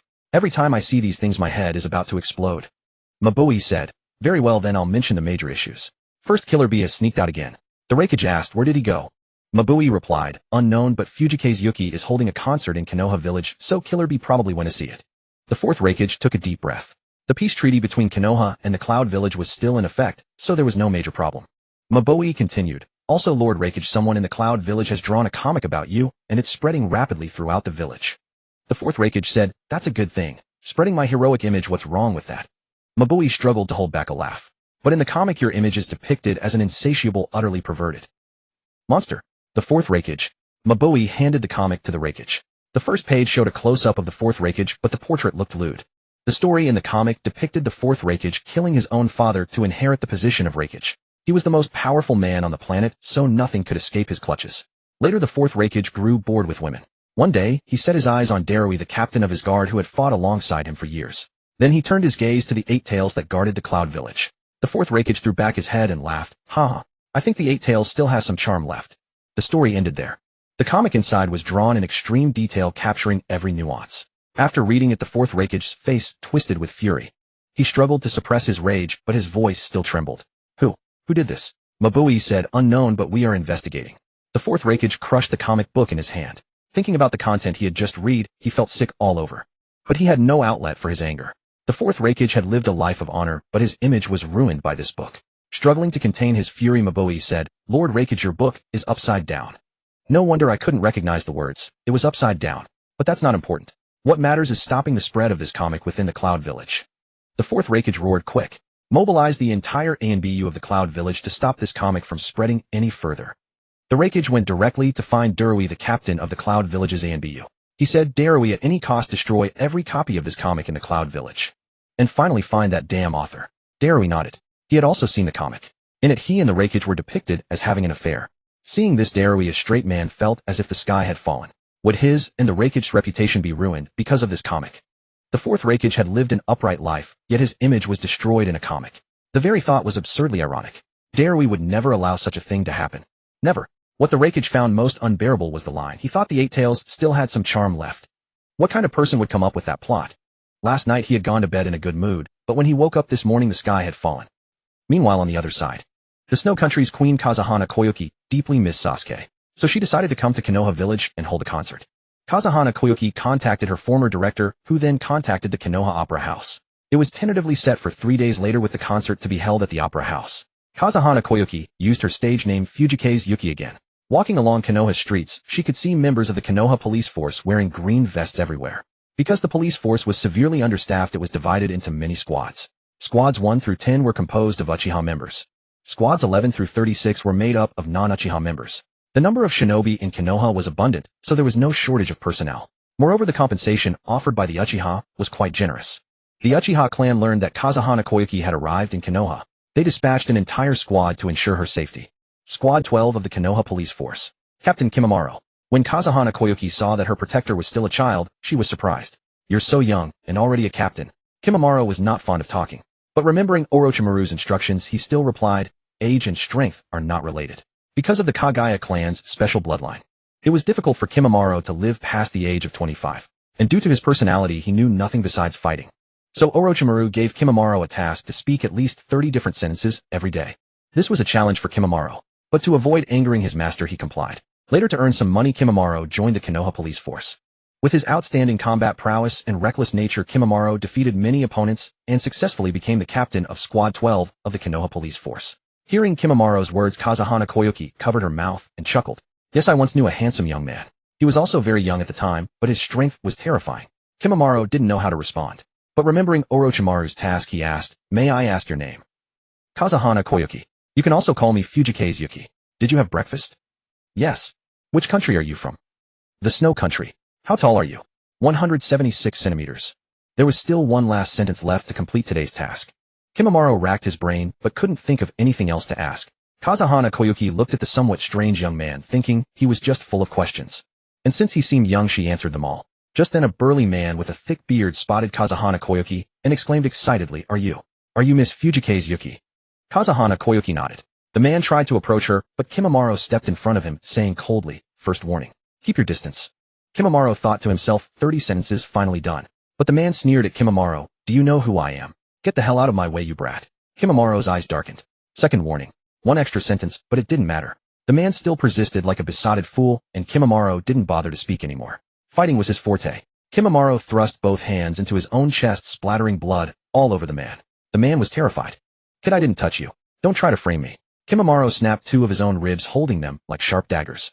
He drove one rib into the man's knee, causing him to fall in pain. With a glint of bloodlust in his eyes, Kimimaro raised the other bone spike high. A bloodthirsty gleam flickered in Kimimaro's eyes. The bone spike he held high still dripped with fresh blood drop by drop, just as he was about to end the burly man's life. The burly man clung to Kimimaro's leg, tears and snot streaming down his face as he begged, "Spare my life, good sir." Kimimaro was just about to plunge the bone spike down when Orochimaru's warning echoed in Kimimaro's mind, "Restrain your temper. Do not kill indiscriminately." Kimimaro tossed the bone spike aside. "Get lost," he told the burly man, who scrambled away in terror. Yuki Fubuki stared at Kimimaro in disbelief. Had he really just pulled out one of his own bones? His green vest was now stained crimson with blood, yet Kimimaro seemed to feel no pain. Yuki couldn't help but ask, "Doesn't that hurt?" "It hurts," Kimimaro admitted honestly. "But this is my Kekkei Genkai, my primary way of fighting." Yuki was speechless. Kimimaro had taken so many lives that he had grown numb to pain. Meanwhile, elsewhere, in a forgotten corner of Kumobikyu's slums, lived a manga artist, utterly unknown, his name lost to obscurity. He had spent years in the village drawing cliched lowbrow comics about heroes saving damsels in distress. Unsurprisingly, they never sold well, and fame remained a distant dream. Until the artist stumbled upon Intimate Paradise. It was like a door had been kicked open in his mind. A flood of inspiration gushed forth, overwhelming his senses. Back in Kumobikure, the fourth Reikage had spent an entire day hunting for that accursed manga artist, yet the man remained infuriatingly elusive. It was at that moment that an uninvited guest arrived in the village, Sasuke. His figure materialized on the ground of Mangekyō. One tomo disappeared from Sasuke's eyes. His ability allowed him to swap places with anything within his line of sight, and even without a clear focus he could exchange positions with space itself. Matatabi surveyed the surroundings with a sense of déjà vu. Back in Kumobikure again. Just then a figure spotted Sasuke. A ball of lightning hurtled toward Sasuke. Its sender was Samui, captain of the Unreikyo guard tasked with watching over the two-tailed beast Jinchuriki. But both of her charges were gone. The two tails had vanished long ago and the eight tails Jinchuriki had slipped away. Both Jinchuriki lost under her watch. The shame weighed heavily on Samui. The Reikage hadn't come to reprimand her, but she felt she had betrayed his trust. "Nanny." Despite her shock, Samui reacted swiftly. She used Thunder Wheel to nullify her own lightning release technique. Identical chakra techniques could cancel each other out. Sasuke praised her quick reflexes. A thought surfaced in his mind, a meme. Though he entertained the thought, Sasuke wouldn't act on it. In an instant he appeared behind Samui, another tomo vanishing from his eyes. Sasuke had swapped positions with the space behind Samui. She scoffed, "You've picked the wrong opponent." Blue arcs of lightning erupted from her body as she attempted to restrict his movements with lightning release. But she too had picked the wrong opponent. "My lightning release is superior to yours," Sasuke declared. Actually, it wasn't a technique. It was a book. Sasuke pulled a book from Samui's chest. 3 bold characters blazed across the cover. Sasuke felt like he'd been struck by lightning. After reading its contents, he was utterly shaken. What a genius author. The plot was something even Sasuke could never have imagined. He stared at Samui in disbelief. A girl like you reads this kind of stuff? Only now did she get a clear look at Sasuke's face. He was unbelievably handsome. But to his question, Samui insisted, "I don't like it. A colleague shoved it on me." Sasuke's expression turned amused. "Liar." He moved to leave, but Samui called out, "You're just going to walk away." She stubbornly demanded, "Who are you really?" Sasuke replied, "Uchiha Sasuke." And with that he vanished. Sasuke's Ameno Dojikara was incredibly versatile, though not without its limitations. But those limitations were hardly a hindrance. He had a theory about why those restrictions existed. His Rinnegan was a 6th level power, but his body hadn't yet reached that level. That was why he couldn't fully unleash the Rinnegan's strength, and why he was limited to 6 consecutive uses. After all, according to the system's original plan, Sasuke wasn't supposed to awaken the Rinnegan until age 20. Yet because of his own circumstances he had awakened it ahead of schedule, which likely explained the limitations. Without dwelling on it further, Sasuke headed for the Reikage's office. The building stood tall and imposing, gleaming in platinum gold. The ANBU at the entrance tensed at the sight of a stranger. "Halt! Who are you?" Sasuke addressed the yellow-haired man, C, among them. "I am Uchiha Sasuke of Konoha. I demand to see the Reikage immediately. I must ask him why he keeps violating our borders despite signing a peace treaty." C looked uncomfortable. He opened his mouth to speak, then closed it. This wasn't a matter for a mere ENBU squad leader to address. C said to Sasuke, "Wait here. I'll inform the Reikage." Sasuke scoffed. "No need. I'll find him myself." The ENBU moved to intercept, but C shook his head. "Let him go." Inside the building in the Reikage's office. This was absolutely ridiculous. A lifetime of prestige and authority utterly ruined by that blasted manga. And right at that moment, Sasuke appeared directly before the Reikage. A gentle breeze stirred the Reikage's cloak. The 4th Reikage, already seething with anger, glared at Sasuke. "Who the hell are you daring to barge into my office?" Sasuke revealed his Rinnegan, his gaze radiating pure menace. "I am Uchiha Sasuke. I am here on behalf of Konohagakure to negotiate with you. The Reikage sneered. A brat like you. But before he could finish, a tremor of immense pressure surged from behind him, so overwhelming that every hair on his body stood on end. Cold sweat beaded on the fourth Reikage's forehead. For the first time, he truly looked at the young man before him. As a Reikage, he knew of the Six Paths level, and he knew of the Rinnegan. Now he saw it in Sasuke's eyes. In astonishment, he gasped, "The Rinnegan? How do you have that?" Sasuke didn't answer. The Reikage's mind raced. He recalled the infamous brothers of Kumogakure, Kinkaku, and Ginkaku, who had terrorized the village. They had burned, looted, and murdered without mercy. Wherever they marched, nothing survived. Even the Reikage of that era had found them troublesome. And their power came from 4 Six Paths level tools: a rope, a fan, a gourd, and a heavy blade. So yes, the Reikage knew about the Six Paths. His spies in Mangekyō had also reported to him countless times that the leader of the Akatsuki Pain was invincible, because he possessed the Rinnegan. The Rinnegan, the eyes of the Sage of Six Paths. And now the Reikage witnessed it in Sasuke. Shock rippled through him. Just moments ago, if he'd sensed it correctly, his body had felt fear. His mind remained unshaken, but his body, it had instinctively recoiled. That feeling hadn't surfaced in a long time. It was pure bodily instinct. The Reikage had honed his physique to the absolute peak. His father, the third Reikage, was famed for having the strongest spear and the strongest shield. As his son, the fourth Reikage, was no slouch either. And yet, despite all that, he felt fear. It stirred something in him, excitement. Lightning arcs crackled across the Reikage's body. Body activation. Second activation. Third activation. Maximum activation. The fourth Reikage pushed his body to its absolute limit. If you want to negotiate with me on behalf of Konoha, you'd better have the strength to back it up. The Reikage lunged at Sasuke with speed that could rival the flying thunder god. But before Sasuke, it simply wasn't enough. No Tatsuhisa. A domain expanded. Within a 5-meter radius, the flow of time slowed to 1/3. The Reikage, once blindingly fast, now seemed sluggish in Sasuke's eyes. Within the domain, everything slowed. Even the Reikage's thoughts. Only Sasuke remained unaffected. A Tomoe vanished from Sasuke's eye, and in an instant he and the Reikage swapped places. The Reikage's powerful frame hurtled toward the wall. In a flash, he smashed a massive hole through it. Sasuke's Susanoo materialized to his waist. He drew back a bow and fired. A purple chakra arrow flew straight at the Reikage. The arrow exploded on impact, obliterating half the Reikage's building. The sheer force shredded the Reikage's clothing, leaving his body scorched black. Even his hair had been burned away by the devastating chakra arrow. Sasuke spoke calmly. "Reikage-sama, do I now have the qualification to negotiate with you?" The Reikage's face was dark. "You have it," he admitted. He was a man of direct words. Qualified was qualified, unqualified was unqualified. The power Sasuke had just displayed earned the Reikage's respect. His lightning release had pushed his body to its peak, yet he still couldn't track Sasuke's movements. Sasuke was faster than Minato had been. Because the Reikage himself was so fast, he hadn't even felt the swap, and his body was too durable to feel the tearing pull of the exchange. Sasuke now possessed the strength to negotiate with the Reikage. The two sat atop the half-destroyed Reikage, building the Reikage's expression grave as he said to Sasuke, "What do you want? Or rather, what does Konoha want?" Sasuke smiled faintly and replied, "It's not about what Konoha wants, but what will you do, Lord Reikage?" The Reikage stared at Sasuke in bewilderment. Sasuke locked eyes with the Reikage and said, "Since Konoha and Kumogakure have signed a peace treaty, why does Kumogakure repeatedly attack Konoha's borders?"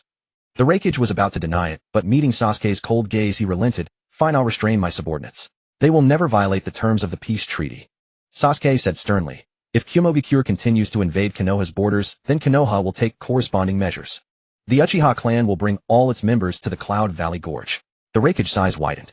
The Cloud Valley Gorge was the most vital location for Kumogakure. If the Uchiha truly launched a lightning strike on it, all other villages would mock Kumogakure.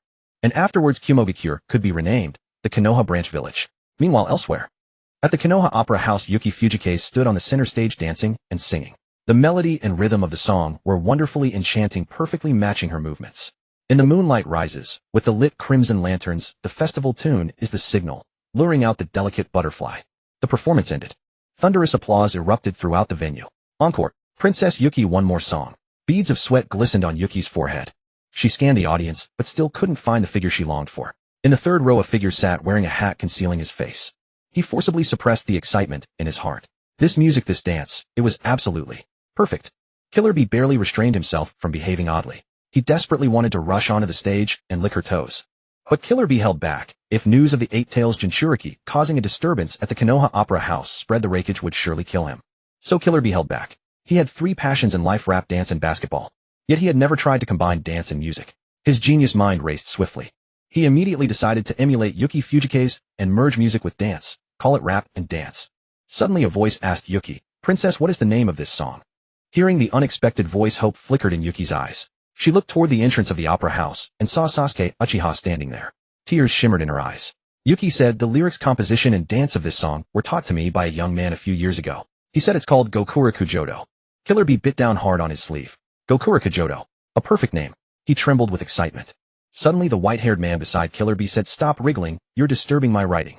Killer Bee looked at the man who was tall and sturdy, dressed in red, holding a small notebook. He was writing furiously. It was Jiraiya. Jiraiya whispered to Killer Bee, "This is the heroine of my upcoming movie adaptation. I'm writing special scenes just for her." Killer Bee was about to call Jiraiya a braggart, but at that moment their eyes met. As a free author, Jiraiya traveled extensively across nations, so he naturally recognized Killer Bee. The Eight Tails Jinchuriki of the Land of Lightning. And Killer Bee knew Jiraiya too, one of the three ninja of Konoha alongside Tsunade and Orochimaru during the Third Great Ninja War. Jiraiya was the most famous among them. Killer Bee immediately covered Jiraiya's mouth. "You damn fool, keep quiet. My arrival is a secret." Jiraiya gave an okay sign. Then they both looked toward the stage. Sasuke walked onto it. Yuki, at 176 centimeters, was still taller than him. Yuki raised Sasuke's hand and announced to everyone, "This is the one who taught me the dance and the song, Sasuke Uchiha." The night before, the princess of the Snow Country, now the reigning monarch Yuki Fujikase, had publicly declared Sasuke's name before everyone, and expressed her affection and admiration for Sasuke. For a time, Sasuke's fame surged across the shinobi world. The next day, at the Hokage building, the fifth Hokage Tsunade stared incredulously at Yuki. "Princess, are you sure you want to sign a subsidiary treaty with Konoha?" A subsidiary treaty differed from a peace treaty. A peace treaty placed two nations on nearly equal footing, ensuring mutual non-aggression and non-harm. Thus, a peace treaty was the normal agreement to sign. But Yuki, as the monarch of the Snow Country, though she preferred being called princess, voluntarily proposed a subsidiary treaty. A subsidiary treaty was different. It did not place the two nations on equal footing. The Snow Country willingly became a vassal state of Konoha. Konoha personnel could enter and leave the Snow Country unconditionally, while the Snow Country was under Konoha's protection. Put nicely, it was a vassal state. Put bluntly, it was annexation. Yuki nodded and said, "Yes, but I must emphasize a few points. First, the Snow Country does not belong to Konoha. It belongs to the Uchiha.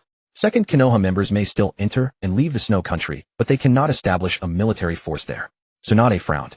Earlier, the Uchiha had used the pretext of justice to incorporate the Grass Country under their banner. Now the Snow Country voluntarily sought Uchiha protection. Tsunade couldn't understand. What was so good about the Uchiha? Why were they so liked? She voiced her doubt. Yuki retorted, "Lady Hokage, in your opinion, who between Konoha and the Uchiha has the strength to protect the Snow Country?" Tsunade did not answer. The question was already moot, since Yuki had asked it. The answer was the Uchiha. So whether Tsunade answered or not no longer mattered. Tsunade clenched her fists. Being Hokage truly meant she couldn't do as she pleased. Suppressing her anger, Tsunade said to Yuki, "Fine. Agreed." After all, the Uchiha were still part of Konoha. This decision was ultimately beneficial to Konoha. If Tsunade weren't Hokage, she might have scolded Yuki, but as Hokage she had to consider the village's interests, so there were many things to weigh. Tsunade finally understood the difficulties her grandfather and granduncle had faced. Governing a country was incredibly hard. Not only did she have to manage village affairs, but also relations with other villages. It was extremely tough. But in reality, the situation back then was Uchiha Madara proposed, "Let's join forces and conquer the entire shinobi world." Hashirama Senju replied, "No, Madara, that's too cruel." Madara, "Hashima, we two brothers can swallow the world." Hashirama, "No, Madara, the war just ended." Madara, Hashima, "The sin lies in the present, but the benefit will last for millennia." Tobarama Senju, "The inherently evil Uchiha clan, don't deceive my brother." If Hashirama had made up his mind back, then the shinobi world wouldn't have so many troubles now. The Second and Third Great Ninja Wars would never have occurred. After all, the two strongest in the shinobi world, Hashirama Senju and Uchiha Madara, were friends. And the nine-tailed beasts were all under Hashirama's control. Back then it wasn't like now. The Konoha of that time sought peace. But now without the Uchiha, Konoha truly couldn't defeat other villages. In Konoha, at the Uchiha compound. In the backyard, Sasuke, Naruto, and Yugao sat in a circle on the ground. Sasuke said to Yugao, "A bald no, a thin ponytail. Thin build, a monk prefers white clothes." Beneath his eyes, the Roman numeral 5. A diamond-shaped mark on his chin. Sasuke described the appearance of Ishiki, the leader of the Kara organization, as he remembered.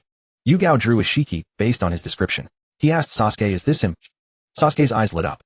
It was exactly him. Sasuke said, yes, that's him. Get some people to reproduce this image." Yugao spent 3 days reproducing 1,000 copies of Ishiki's portrait. Then they were distributed to the 36th Squad of the Konoha Military Police. The Konoha Military Police went to the Land of Lightning and, after discussion with the Raikage, and with his consent, plastered Ishiki's portrait all over the Land of Lightning. Wanted posters of Ishiki were pasted everywhere in Kumogakure of the Land of Lightning and Konoha of the Land of Fire. The content read, "Konoha S rank missing mean monk Ishiki. Provide valid clues, reward 30 million Ryo. Successfully locate Ishiki, reward 200 million Ryo." Valid clues 30 million Ryo. Locate Ishiki 200 million Ryo. After all, Otsutsuki Ishiki was always a thorn in Sasuke's heart. Arguably the most powerful Otsutsuki. So Sasuke did everything in his power to issue a wanted notice across the entire shinobi world aiming to eliminate Ishiki before he could develop. In the Land of Rain, due to Obito's influence, many wanted posters were also put up. Kakuzu, carrying a bundle, walked toward the administrative area of the Land of Rain. Suddenly Kakuzu spotted the wanted poster. His eyes gleamed after reading it. Find Ishiki 200 million Ryo. Kakuzu's eyes lit up. 200 million Ryo. As a seasoned bounty hunter, he needed to confirm a few key factors: who the target was and whether he could defeat them. Second, who the employer was. After all, 200 million Ryo was not something an ordinary person could pay. He saw below employer Konoha Military Police. The Konoha Military Police naturally had the means to pay 200 million Ryo. So Kakuzu took the bounty. He was determined to pocket that 200 million Ryo. The target was named Ishiki. Though he had never heard the name, Ishiki was a monk, so he should be beatable. Kakuzu found Haiden. Haiden was busy cutting off his own head. Kakuzu, what are you doing? Haiden froze, then hurriedly said, quick, help me, my head won't align. Kakuzu's face darkened, and he reluctantly sewed Haiden's head back on. Kakuzu said to Haiden, I'm going out for a while, probably a few months. I'm leaving the Akatsuki's finances and mission summaries to you. Haiden, huh? Me, eh? Kakuzu glanced at the dim-witted Haiden and thought he couldn't handle it. So he found the more reliable Shursui. Shursui, I'm going out for a while. The Akatsuki's finances and mission summaries are yours. Shursui, I'm blind. Do you think that's appropriate? Kakuzu. He felt a headache coming on. It seemed that aside from himself, no one could handle it. Deidara, Sasori, Kisame. None of these people seemed reliable. And then there was Konan. Some time ago she bought a few explosive tags which Kakuzu hadn't paid attention to. After all, it was reasonable for Konan to buy a few explosive tags. But when Kakuzu noticed the financial accounts were short by 100 million Ryo, he felt the sky was falling. Why was there 100 million Ryo missing? Later investigation revealed that Konan had bought 100 million Ryo worth of explosive tags. Kakuzu was dumbfounded. Spending 100 million Ryo on explosive tags, such extravagance. After that, Kakuzu dared not let Konan handle finances again. Kakuzu felt a headache coming on. The vast Akatsuki organization had no one he could use. In the end, he decided. The Akatsuki's finances would remain in his own hands while the mission summaries were temporarily entrusted to Kisame. Finances were safest in his own hands. Kakuzu said to Haiden, Haiden, let's go. Where to, Master Kaku? Kakuzu replied, we're running low on funds. I'm going to earn some extra money. Kakuzu held 3 wanted posters in his hand. Ishiki, 200 million Ryo. Shiriku the Abbot of the Fire Temple, 20 million Ryo. Asuma Sarutobi, one of the 12 guardian ninja of the Land of Fire, 30 million Ryo. Earning some extra money on the side. In this world, only money would never betray him. Kakuzu's realization was a painful one.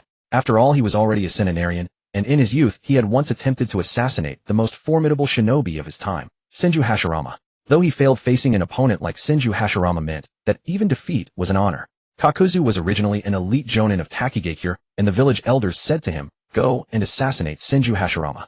Kakuzu pointed at himself. Huh, me, eh? The village elder replied, that's right, you. Kakuzu, spotting Senju Hashirama from afar, hurled a handful of shuriken at him. But in an instant, Senju Hashirama locked onto Kakuzu's position. The killing intent exuded by Hashirama in that split second froze Kakuzu in place. Yet Hashirama chose not to kill him. He merely cast a glance at Kakuzu. Perhaps to someone of Hashirama's stature, Kakuzu was beneath notice. Upon returning to the village, the Takigakure elders, fearing that the incident might be exposed and provoke retaliation from Konoha, imprisoned Kaku. Kakuzu was indignant. He had acted for the village, yet the village had betrayed him. So he learned the forbidden technique of the time, Earth Grudge Fear. Then Kakuzu slaughtered all the Takigakure elders and officially defected. He became a bounty hunter, and thanks to Earth Grudge Fear, he possessed near immortal life. Thus Kakuzu was now a centenarian. He glanced at Haiden, who was yawning while carrying a giant scythe. He thought to himself that although this young man's temperament clashed with his own, in terms of abilities they were a perfect match. Haiden had immortality granted by his devotion to the Jashin cult, while Kakuzu's immortality came from Earth Grudge Fear. The two were known as the Immortal Duo. The Akatsuki organization consisted of 5 teams. Pain and Konan and Kakuzu and Haiden, the Immortal Duo. Kisame and Shursui were called the Directionally Challenged Duo. Kisame couldn't read maps and Shursui was blind. Deidara and Sasori were the Art Duo. Finally, Zetsu and Orochimaru. Though Orochimaru had already defected from Akatsuki, they were once known as the Grotesque Duo. Kakuzu's thoughts returned to the present. He looked at the 3 bounty notices in his hand. Jigen's whereabouts were unknown. Then he would head to the temple in the Land of Fire. Meanwhile, elsewhere, inside a temple in the Land of Earth, Jigen, who had just finished praying, had a cold glint in his eyes. In his view, all gods and Buddhas were nothing but trash. But at present he was still too weak, lacking the ability to resurrect. Moreover, this body, after so many years, was on the verge of collapse. He needed to hold on for a while longer, perhaps years, perhaps decades. When Ishiki within Jigen's body found a suitable vessel, he could use that body to fully resurrect. When that time came, Ishiki would kill all who had betrayed him. He would reclaim everything he had lost. But just then, a pigeon carrying a bounty notice in its beak flew over and landed on Jigen's shoulder. Jigen stroked the pigeon's feathers and said, "You've worked hard." When Jigen opened the bounty notice, he was instantly petrified. He felt as if the sky had fallen. The soul within Jigen was Ishiki, who was invincible and feared nothing. But not now. Ishiki, on the brink of death from Kagai's ambush, also feared that his consciousness would completely dissipate. Jigen thought, why did the Uchiha know his name and his appearance? There was only one possibility. Jigen looked at the turtle behind him. This was the treasure of the Otsutsuki clan, the plow. It possessed the power to travel through time. If this so-called Uchiha knew his face and name, then he must have traveled from the future to kill the current self. At this thought, Jigen sneered inwardly. It must be that his future self had found the perfect vessel to resurrect, causing this Uchiha to travel back in time to kill him. However, activating the plow required a vast amount of chakra. In his current state, Jigen could only use a fraction of his power, making it impossible to activate the plow. To do so, he needed an enormous amount of chakra. The land of Earth had not yet been infiltrated by the Uchiha, so the bounty notice had not been posted there. Jigen valued his life dearly. After all, he had planned for so many years to resurrect. So Jigen wanted to live. And the best way to survive was to travel to the past. In the same timeline, travel to a different time period to survive. In that case, there might be two versions of Jigen in the past. But now at this very moment, there was no Jigen in this shinobi world. Although this carried great risk, there was no other choice. In this time period, Jigen would eventually be found. Meanwhile, elsewhere, the Uchiha clan was negotiating with Inoki and Tsurumi Mei. Gaara of the Land of Wind was easy to talk to. After all, he was a friend of Sasuke. So Jigen's bounty notice quickly covered the entire Land of Wind. Among the 5 great nations, the Uchiha clan had almost no dealings with the Mist Village. However, they had frequent interactions with the Land of Earth, as Konoha's main enemy in previous wars was the Land of Earth. Inoki opened his mouth wide and said to the Uchiha, 100 million ryo. Sasuke replied, "Old man, isn't that a bit too steep?" Inoki said arrogantly, 100 million ryo, or no deal. Sasuke retorted, "Then I'll go to the Akatsuki and specifically ask Deidara to bomb your Land of Earth from above." After all, Deidara's daily bombing fee is only 10 million ryo. For 100 million, I could hire Deidara to bomb for 10 days. Inoki fumed, his beard bristling. Sasuke's move was utterly despicable, but it struck Inoki's vital point.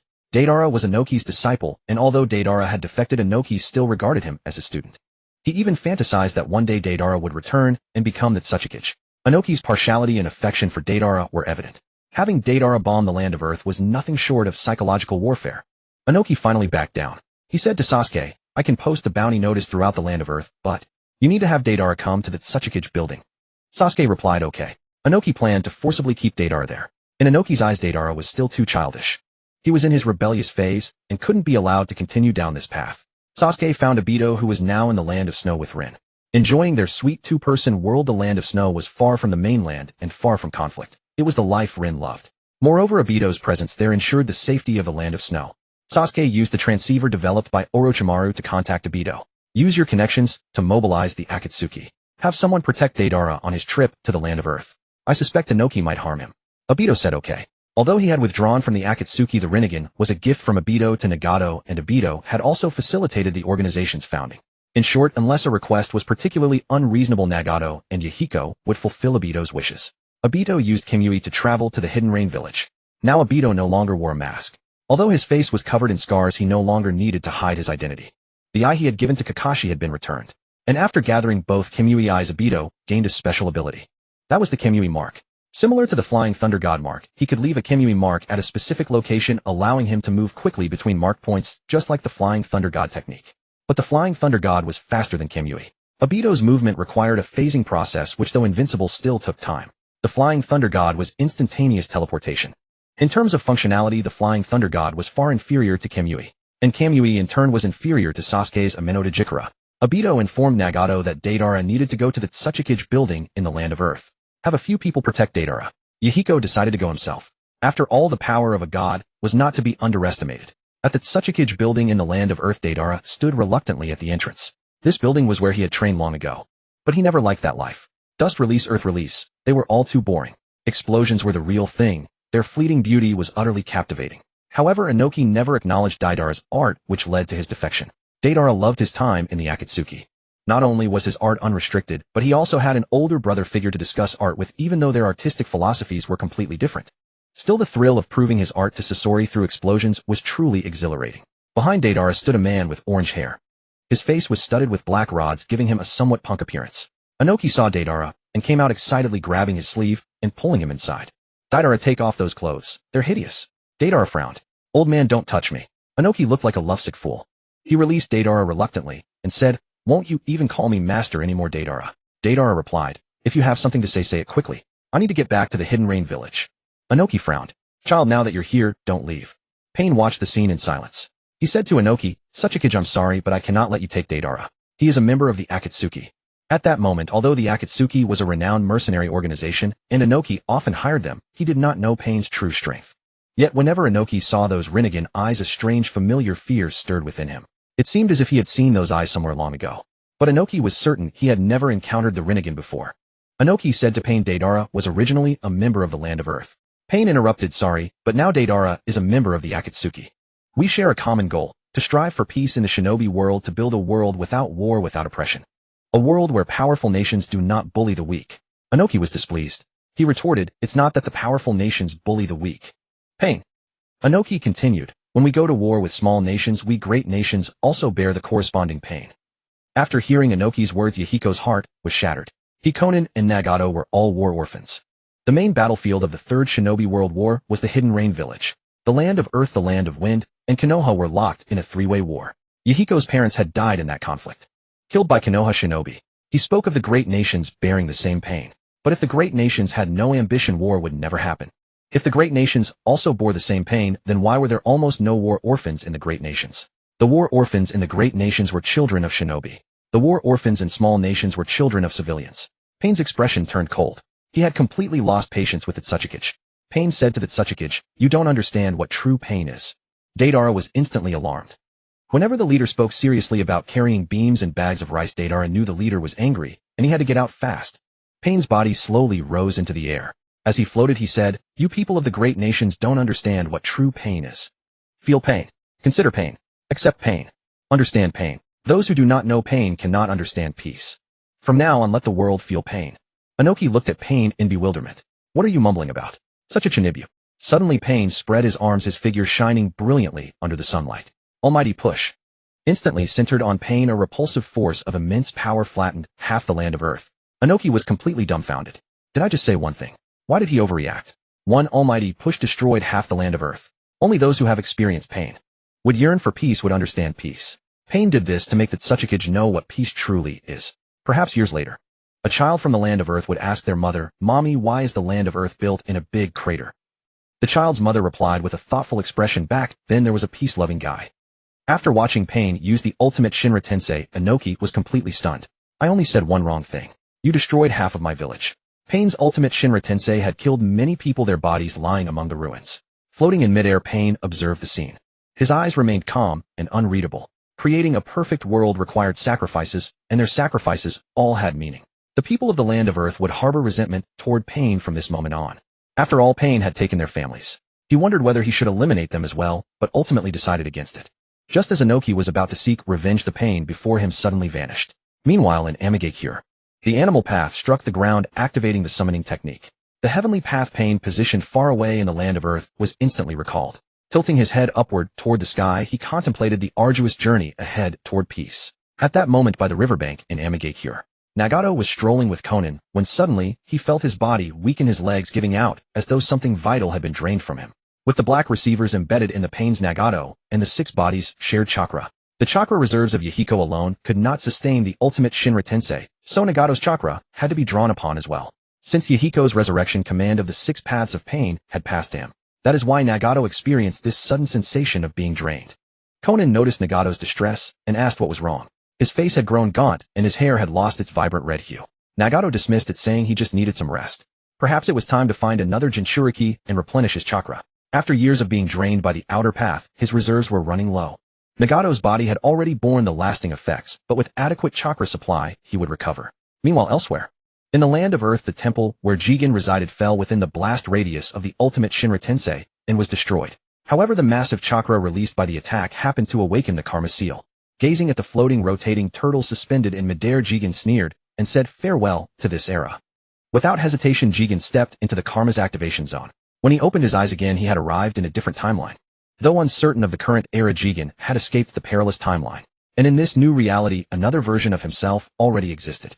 In Konoha, within the Uchiha clan, Sasuke felt an unsettling restlessness. Something was spiraling beyond his control. Finally, the Uchiha guards delivered news. Young Master Intelligence from the land of Earth reports a temple where someone appeared to match the portrait. Sasuke's eyes lit up. Very well. I will go to the land of Earth myself. Throughout the shinobi world, Konoha maintained a network of spies. Originally under Konoha's high command, the Uchiha had seized this authority. The land of Earth spy immediately provided crucial leads. Upon receiving the intelligence, Sasuke rushed to the land of Earth. When he arrived at the temple, all that remained was a turtle hovering in midair. Sasuke recognized it immediately, the karma of the Otsutsuki clan. His expression darkened. Ishiki was indeed decisive. Without hesitation, Sasuke entered the activation zone. He did not care about the consequences. His priority was to return to the past and eliminate the Otsutsuki first. The power of time was unpredictable. One careless mistake could cause Sasuke in this timeline to simply cease to exist. Even a slight deviation from the original timeline could trigger cascading changes. For instance, if Sasuke's presence caused Mikoto and Fugaku to delay their marriage by a single day, both Itachi and Sasuke would vanish from existence. The names might persist, but the individuals would be entirely different. After a wave of dizziness, Sasuke found himself in a dense forest. In the original timeline, as Sasuke disappeared, the karma completely lost its resonance. Sasuke stared at the surrounding forest in confusion, bewildered by his sudden arrival in this unfamiliar place. The forest appeared untouched by civilization. Suddenly, two kunai hurtled towards Sasuke, slicing through the air with lethal speed. A purple skeletal barrier materialized around Sasuke, deflecting the kunai. In an instant, he pinpointed the attacker. A handsome youth with raven black hair lay wounded against a tree trunk, seemingly awaiting his demise. Sasuke appeared before the youth in a flash. The face was familiar, yet unrecognizable. I have questions for you, Sasuke said. Upon seeing the purple skeletal armor, the youth's eyes lit with hope. Was that Susanoo? Are you also an Uchiha? Also, Sasuke regarded the youth. What is your name? Uchiha, the youth replied. I saw your Susanoo. You are Uchiha too, yet I have never seen you before. Sasuke introduced himself and asked about their location. Uchiha, I confirmed they were in the land of fire. Sasuke expressed doubt, questioning whether the land of fire was synonymous with Konoha. Uchiha had never heard of Konoha. Sasuke realized he had traveled to an era before Konoha's founding, long before his own birth. This freedom from caution emboldened Sasuke. He gathered information from Ai about the warring states, period, the era's designation for their current time. Within the land of fire, numerous clans constantly clashed over power and resources. The Uchiha and Senju clans stood as the two most powerful factions, locked in perpetual rivalry and conflict throughout the land of fire. Uchiha Ai's wounds stemmed from a Senju attack. Initially mistaking Sasuke for an enemy, I had prepared to strike, but upon witnessing the Susanoo, his intentions shifted. I recognized Sasuke as an Uchiha who had awakened the Mangekyō Sharingan, a mark of the clan's elite warriors. Despite never having encountered Sasuke before, I accepted this revelation. The Susanoo's authenticity was undeniable. Sasuke himself had no desire to intervene in the Uchiha-Senju conflict. Sasuke feared altering the timeline would erase his future self, yet he needed the Uchiha strength to locate Jigen. As one of the shinobi world's most powerful clans, the Uchiha were essential to his quest. Recognizing that solitary strength had its limits, Sasuke arranged his hair to conceal his left eye's Rinnegan, revealing only his right. The Rinnegan could not be hidden, so he masked it with his hair. Take me to the Uchiha, Sasuke requested. I need to return. I responded enthusiastically, recognizing that presenting a clan member who had awakened the Mangekyō Sharingan would earn him significant favor from the clan leader. The Uchiha clan was led by Taijima, with his eldest son Madara recognized as the clan's greatest prodigy. Madara had awakened the Three-Tomoe Sharingan at a young age, an achievement that drew considerable envy from others. Yet Madara found no joy in his eyes, for each evolution of the Sharingan came at the cost of losing someone dear or facing betrayal. In the present era, the Uchiha relied solely on negative emotions like pain to trigger the Sharingan's evolution. However, positive emotions such as excitement and happiness could also serve as catalysts. They were simply far more difficult to achieve. This was why the Uchiha remained unaware of this truth. As I guided Sasuke through the clan grounds, familiar landscapes stirred a sense of nostalgia within him. Another clan member spotted Sasuke and addressed him with deep respect as Young Master Second. I turned back in astonishment, realizing Sasuke was the second young master. The second young master was Taijima's younger son Izuna, Madara's brother. Sasuke bore a striking resemblance to Izuna, though I relied more on recognizing voices than faces. Sasuke clarified that he was not Izuna, but rather Sasuke. At that moment, commotion erupted from within the Uchiha compound. Sasuke witnessed Madara rushing from the main hall in a panic, while several Uchiha carried the dying Taijima into the courtyard.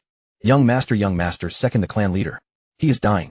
Madara and Izuna knelt beside Taijima as Sasuke observed the devastating abdominal wound that had left the clan leader on the brink of death. With his final breath, Taijima urged Madara to avenge him against the Senju who had struck the fatal blow, then passed away. Madara wept blood rather than crying out his Sharingan, evolving into the Mangekyō pattern as grief consumed him. Izuna underwent the same transformation, his eyes also becoming Mangekyō Sharingan. Taijima's death, though tragic, had triggered the awakening of both his children's Mangekyō, a grim validation of the Uchiha's belief that loss fuels power. The confrontation between Hashirama Senju and Taijima Uchiha had resulted in mutual fatalities. By the following day, Madara assumed leadership of the Uchiha clan. Hashirama similarly took command of the Senju clan. Once childhood friends, they were now destined adversaries separated by opposing loyalties. After his ascension, Madara learned of Ai's return with a clan member named Sasuke, a name unfamiliar to him. Madara decided to meet this Sasuke, but upon seeing him, he was stunned. The resemblance to Izuna was uncanny. They appeared identical, yet Madara's caution flared immediately. In this era of constant warfare, trust was a luxury that could cost a clan its survival. The striking resemblance to Izuna specifically fueled Madara's suspicion that this was some kind of conspiracy targeting the Uchiha. Despite Sasuke's attempts to explain himself, Madara ordered him detained. Sasuke refrained from resistance, recognizing the significance of those present. Madara and Izuna alike were too important to endanger. Even the Uchiha guards posed a risk, as any of them could potentially be his ancestors in this timeline. Killing the wrong person could erase his own existence. Though cautious, Sasuke remained confident. Nothing in this era could truly imprison him. As 3 Uchiha bound Sasuke with ropes, his figure vanished, and was replaced by Izuna. The real Sasuke now stood beside Madara. Izuna, confused by the situation, demanded to know why he was being restrained. The Uchiha responded with bewilderment. Madara immediately recognized the deception. "You are not Izuna." Madara's overwhelming pressure erupted, parting Sasuke's hair to reveal his Rinnegan. Madara's pupils contracted as he concealed his Mangekyō, masking his shock beneath a calm exterior, while his mind raced with the implications. There was no mistaking it. That was the Rinnegan, the legendary eye of the Six-Path Sage recorded on the Uchiha stone tablet. Madara ordered the guards to release Izuna and prepare quarters for Sasuke with proper care. Madara's perception of Sasuke shifted entirely. When Sasuke began to address him with respect, Madara cut him off. "Do not call me senior. I am unworthy of such respect. I only wish to know the origin of that eye, and whether you harbor any hostility toward the Uchiha." Noticing Sasuke's hesitation, Madara dismissed the onlookers. Izuna requested to leave as well, to which Madara agreed. Once alone, Sasuke revealed his origin from a future timeline, offering the Rinnegan as proof. "I wish to make a bargain with you. You help me find someone. I am pursuing him. I can tell you the secrets of the Rinnegan." Madara accepted immediately. His ambitions extended far beyond the Mangekyō. If the Rinnegan's secrets were within reach, every sacrifice would be justified. The Uchiha stone tablet spoke of their profound connection to the Six-Path Sage. Within the Uchiha clan's territory stood a stone tablet. The contents of the tablet could only be perceived by the descendants of the Uchiha clan. After Madara awakened his Mangekyō Sharingan, he realized he still could not read the entirety of the tablet. A suspicion arose in his mind that there existed a higher dojutsu beyond the Mangekyō. Combining this with the first half of the tablet, Madara began to hypothesize that it was the Rinnegan. Perhaps the Sharingan of the Uchiha clan could truly evolve into the Rinnegan. Yet without seeing the complete tablet, Madara could not be certain. But now Madara witnessed Sasuke's Rinnegan. Sasuke's right eye was undeniably a Mangekyō Sharingan, and Sasuke was unquestionably a member of the Uchiha clan. Yet Sasuke possessed the Rinnegan. Madara grew excited. Perhaps he could uncover the secrets of the Sharingan from Sasuke. Madara said to Sasuke, "I'll take you to the clan grounds. You translate the tablet for me, and I'll help you." Sasuke replied, "Okay." In truth, from another perspective, Madara was Sasuke's past life, and Sasuke was Madara's present life. Madara was the reincarnation of Indra, and Sasuke was also the reincarnation of Indra. Both possessed the same past life within them. Did this not prove that Madara and Sasuke were linked across lifetimes? Madara led Sasuke to the Uchiha clan's territory. A stone tablet stood imposingly before Sasuke. It was different from the tablet of Sasuke's era. Someone must have tampered with the tablet after Madara left Konoha. Or perhaps Madara had altered it himself before departing. Madara said to Sasuke, "I wonder how far your eyes can see." Sasuke brushed aside his hair and gazed at the tablet. In Sasuke's eyes, the inscriptions on the tablet slowly twisted and transformed into characters he could recognize. Once upon a time, a deity appeared in this world. The deity had a lifelong dream to fulfill everyone's dreams. It discovered a shortcut to achieve this: Infinite Tsukuyomi. Infinite Tsukuyomi could pull all people into the world of their dreams, where war would cease to exist. The deity had 2 sons, Hagoromo Otsutsuki and Himura Otsutsuki. The 2 children inherited power from their mother, but they grew discontent with her. Eventually, they joined forces to seal the deity. The Uchiha clan were descendants of one of the 2 sons, Hagoromo Otsutsuki. Within the Uchiha clan's bodies flowed the blood of the deity's Yin power. Meanwhile, the Senju clan possessed blood containing Yang power. When the 2 forces united, one could attain the power of the Six-Path Sage. Blood trickled from Sasuke's eyes. In essence, that was the gist of the tablet's content. Madara's eyes could only perceive that the Uchiha were descendants of the Six-Path Sage. They carried Yin blood, within them, but he happened to miss the part that the Senju clan carried young blood. After hearing Sasuke's words, Madara felt a stir in his heart. No wonder he had become friends with Hashirama upon first meeting. So that was the reason. Because the Uchiha and Senju clans were both descendants of the Otsutsuki. Sasuke was speechless. So this was the story Black Zetsu had fabricated. Utterly lacking in substance, it mentioned infinite Tsukuyomi in the very first sentence. How could it be so blatant? But it didn't matter anymore. Sasuke couldn't change Madara's fate, for he feared that his own future self might suddenly perish. Sasuke stayed in the Uchiha clan for a month. Madara agreed to have the Uchiha clan and their affiliated clans search the entire ninja world for information on Jigen. One day Sasuke saw Madara donning his armor, a red samurai armor, holding the Uchiha clan's gunbai. Izuna nearby was sharpening his katana. All the elite Uchiha warriors had also put on armor and were sharpening their blades. Sasuke asked what was happening. Izuna smiled and said to Sasuke, "It's like this: the land of Kawa was originally our Uchiha territory, but the Senju clan wants to seize it. My brother and I are leading the Uchiha to drive them back." Sasuke's eyes grew distant. If nothing changed, this would be the last time he saw Izuna alive. Sasuke called out to Izuna, "Izuna, wait." Izuna laughed, looking at him. "What is it? Want to come along?" Sasuke was silent for a moment, then finally said, "No, it's nothing. I won't go." Izuna and Madara knew that Sasuke came from the future, so they naturally wouldn't force him. Before leaving, Izuna ran back and said to Sasuke, "I'm going to die, aren't I?" Sasuke said nothing. Izuna shrugged nonchalantly. "I envy you living in a peaceful era. Unlike me. Last night I ate roast duck and today I might lose my head." To Izuna, the era Sasuke lived in was peaceful. Sasuke remained silent. The thought of Izuna's death weighed heavily on his heart, but perhaps saving Izuna would cost him his own life. Madara shouted, "Izuna, what are you doing?" Izuna replied, "Coming, brother." On the battlefield of Kawa, the Senju clan members stood on the rubble awaiting the Uchiha's arrival. The Senju and Uchiha were the two most powerful clans in the entire ninja world. The leader of the Senju clan was Madara's childhood friend Hashirama. Hashirama wore a white cloth headband with the Senju clan's emblem. Hashirama looked at Madara with a complicated gaze. After all, this was once his dearest friend. Yet now, because their clans were opposed, they had become enemies. They still shared a common dream. Hashirama called out to Madara, "Madara, do you remember our dream?" Uchiha Madara replied, "Hashirama, it's simple. Your Senju clan withdraws from the land of Kawa." Tobarama shouted, "Impossible. This land was won by my father's sacrifice." Izuna glared at Tobarama.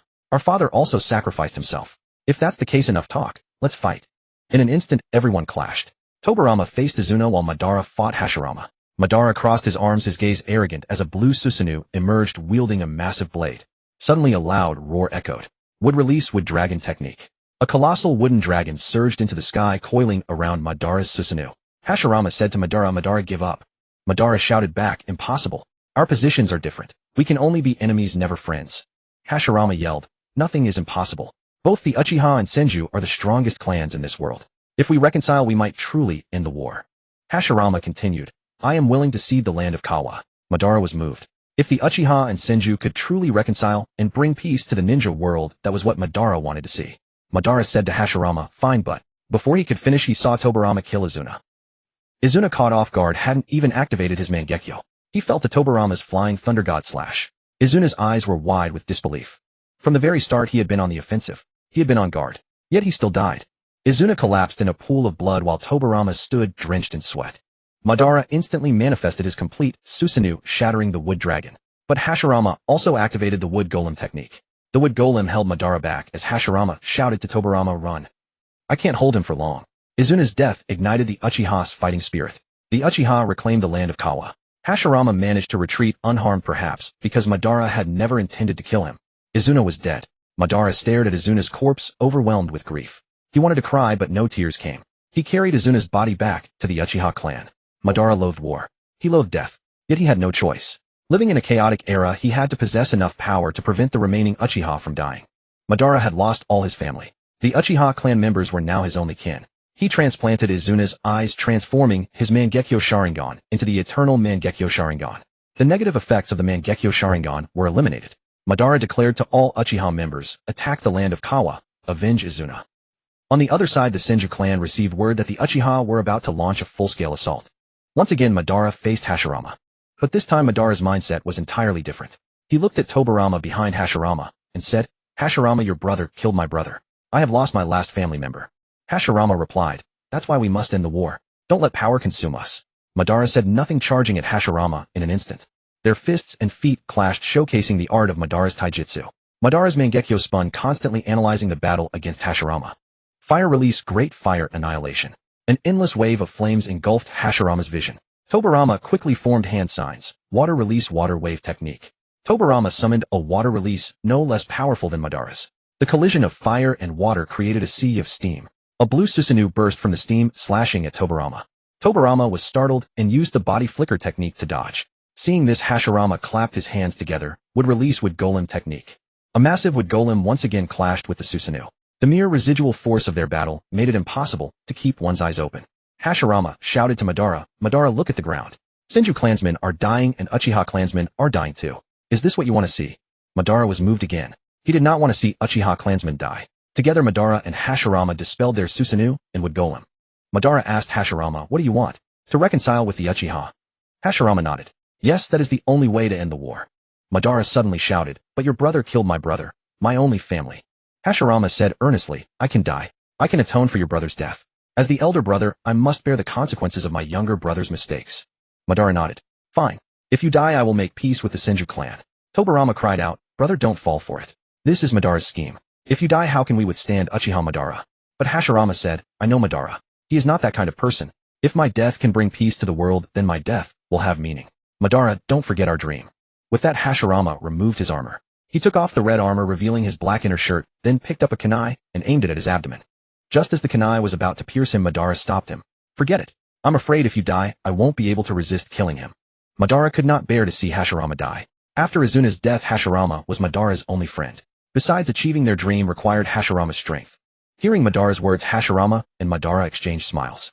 Under the leadership of their respective clan heads Uchiha Madara and Senju Hashirama, the Uchiha and Senju clans reconciled and formed an alliance. A week later, Madara and Hashirama signed a peace treaty. Uchiha and Senju members were forbidden from harming each other, forbidden from fighting each other, and were to strive for peace in the ninja world. Madara and Hashirama sat on a cliff. Hashirama said to Madara, "Madara, do you remember our dream from long ago? We are now closer than ever to that dream." Hashirama continued, "Madara, I plan to name this village Konohagakure, and the village leader will be called the Hokage." But Madara said, "Hashirama, let's call it Konoha." Madara casually picked up a leaf which drifted into the distance with the wind. The village is called Konoha and the leader is called the Hokage. Where leaves dance, fire burns, ever bright. With the combined efforts of Senju Hashirama and Uchiha Madara, the Uchiha and Senju clans subdued all other clans and founded Konohagakure. Hashirama and Madara agreed that Hashirama would be the first Hokage and Madara would be the second. Notable clans in Konoha included the Nara clan, Hyuga clan, and so on. There was not much difference from Sasuke's era. Accustomed to war, the long-awaited peace made the villagers of Konoha fall in love with this feeling. No need to fear dying tomorrow, no need to live in constant anxiety. Through the efforts of Madara, Uchiha, and Hashirama, Senju Konohagakure was successfully established in the Land of Fire. Their feat of founding a village was soon emulated by other nations. The Land of Lightning established Kumogakure. The Land of Earth founded Awagakure. The Land of Water built Kirigakure. The Land of Wind created Sunagakure. Thus the framework of the 5 great nations took shape. During this time, Hashirama became the first Hokage. Madara had repeatedly urged Hashirama to unite the Uchiha, and Senju then crushed the other villages, leaving only one Land of Fire and one Konoha in the entire shinobi world. He argued it would be a crime in the present, but a blessing for 1,000 years. Yet Hashirama refused every time, believing that annihilating other villages would cause too much bloodshed. Though Madara called Hashirama indecisive, he did not force the issue when Hashirama disagreed. Time flowed on, and days passed one after another. A full year had passed since Sasuke's time travel. Sasuke quietly watched as Konoha gradually flourished and grew stronger. One evening, Madara, carrying a sake flask, went to find Hashirama for a drink. Instead, he overheard a heated argument between Hashirama and Tobirama. Tobirama told Hashirama that the Uchiha clan was inherently evil, and that the second Hokage must never be Madara, or else Madara would surely attack the other villages. Hashirama hesitated. He told Tobirama that he had once promised Madara, but it was precisely this hesitation that made Madara completely lose hope. Sometimes a man's disappointment comes in an instant. Madara forcibly suppressed the urge to kill Tobirama and avenge Izuna. He returned to the Uchiha compound.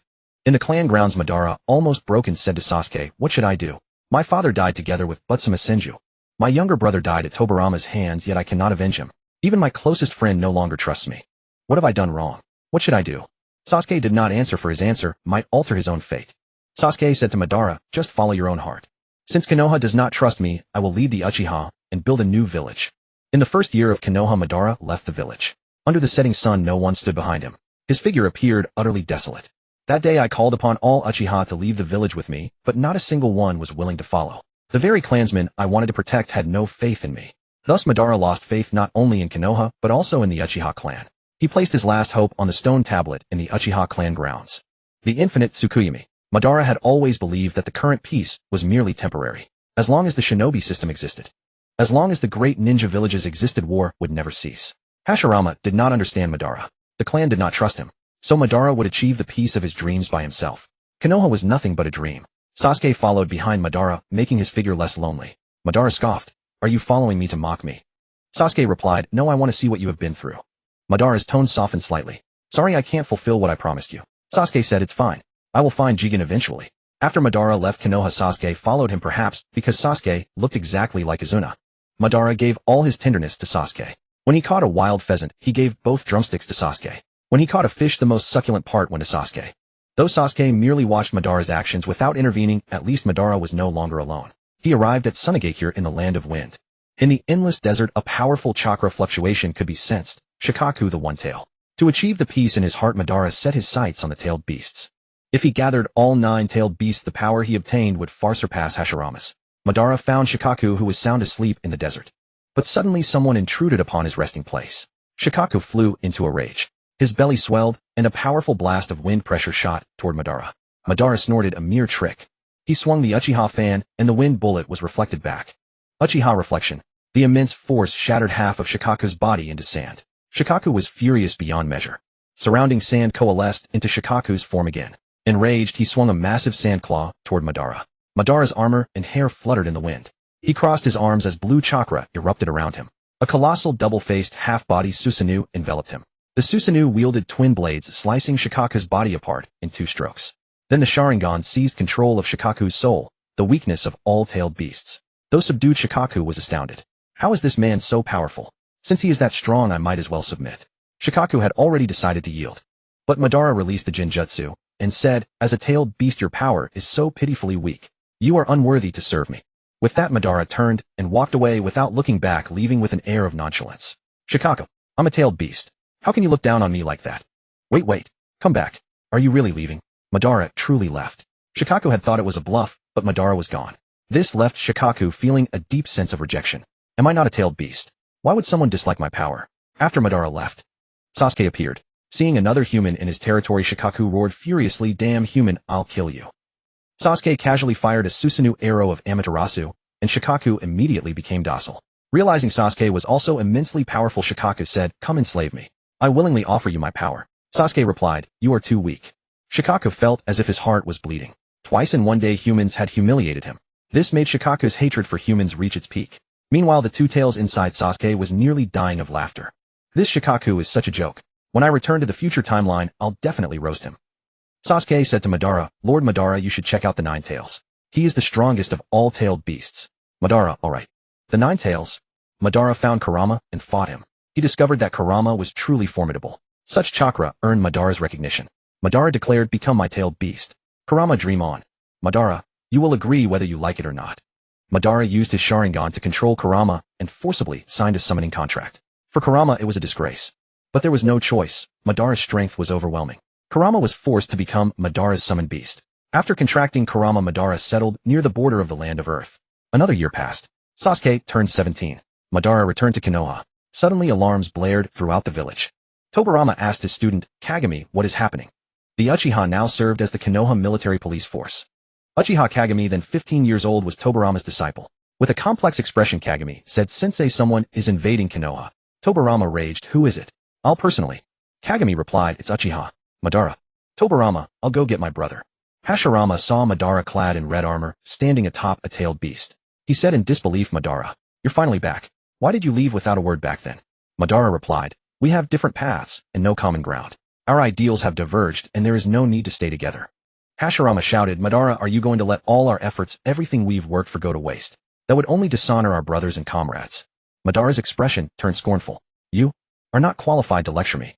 He roared, it's been a long time since we fought, Hashirama. Hashirama said, Madara, I don't want to kill you. Madara retorted, do you mean you could kill me anytime you want? Madara slammed the ground. Summoning Kurama. Hashirama was not to be outdone. He clapped his hands. Wood style wood dragon technique. A colossal wooden dragon rose from the earth and coiled around Kurama. Kurama fired a tailed beast ball, shattering the dragon. But then a wooden giant appeared, catching the tailed beast ball and shoving it toward Kurama's mouth. Kurama was dumbfounded. Wait, my tailed beast ball can be used like that. However, Madara enveloped Kurama in Susanoo, and the blue Susanoo deflected all damage from the tailed beast ball. Hashirama praised Madara covering the tailed beast with Susanoo. Only you could do that. He slammed the ground and countless trees erupted. Wood-style forest bloom. Countless wooden hands reached for Kurama. Susanoo instantly covered Kurama's entire body. Susanoo armor. Kurama fired a barrage of tailed beast balls, shattering all of Hashirama's wooden hands. Seeing this, Hashirama thought, we can't keep fighting here. The land can't support our battle. We need to go to the sea. Hashirama ran toward the coastline. Madara pursued, shouting, Hashirama, don't run. They reached the sea. Kurama charged a massive Susanoo-enhanced tailed beast ball. Madara shouted excitedly, how will you deal with this? Boom. The tailed beast ball was launched. Hashirama bit his finger and slammed the ground, summoning triple Rashomon. The tailed beast ball shattered the 3 Rashomon gates, but its trajectory was altered. Hashirama called out, Madara, stop this. Madara replied, impossible. Hashirama said, you have obtained the 9 tails, but I have also attained Sage Mode. Sage markings appeared on Hashirama's face. He clapped his hands. Wood-style sage art, true, several thousand hands. Instantly, a giant Buddha more than 10 times the size of Kurama rose from the earth. The Buddha had thousands of arms behind it. Sage art, top-tier Buddha. Hashirama. Madara. Countless arms struck Kurama, causing a massive explosion. After the attack, Madara saw that the Susanoo armor on Kurama had been shattered. Before Madara could react, a giant hand reached for him. He dodged, but the hand grabbed Kurama like a chick. Hashirama declared, your power is too great. It must be sealed. Seeing this, Madara erupted with blue chakra, manifesting his perfect Susanoo. The Susanoo drew its sword and swung at Hashirama. Madara. Hashirama. They called each other's names as their attacks collided, generating an immense force. After the explosion's afterglow faded, Madara and Hashirama stood on the water surface. Madara wielded his fan and sickle, while Hashirama was covered in wounds. Madara said, Hashirama, this time I win. He knocked Hashirama down with his fan and gloated, Hashirama, you look so pathetic. Then Madara looked behind him in disbelief. Hashirama had stabbed a blade through Madara's heart. Madara stared incredulously. I was struck from behind by you. Gazing at his former friend, Hashirama said with emotion, Madara, whether friend or family, if they threaten the village, I will not spare them. Madara slowly lost his breath and collapsed. Hashirama, also exhausted, fell to the ground. After a moment, he slowly walked away. The next moment, Madara opened his eyes. His left eye had turned pale. He had used his Anaji to evade the fatal blow. This time Madara had lost. But he never expected that Hashirama would actually kill him once. Madara spoke toward the direction Hashirama had left. I am disappointed in you. Then he departed as well. Meanwhile, in the land of water beyond the continent, in Kirigakure, the first Mizukage with wise eyes was addressing the villagers about future development plans. Suddenly a piercing sound came from the sky. Someone asked, Mizukage-sama, what is that in the sky?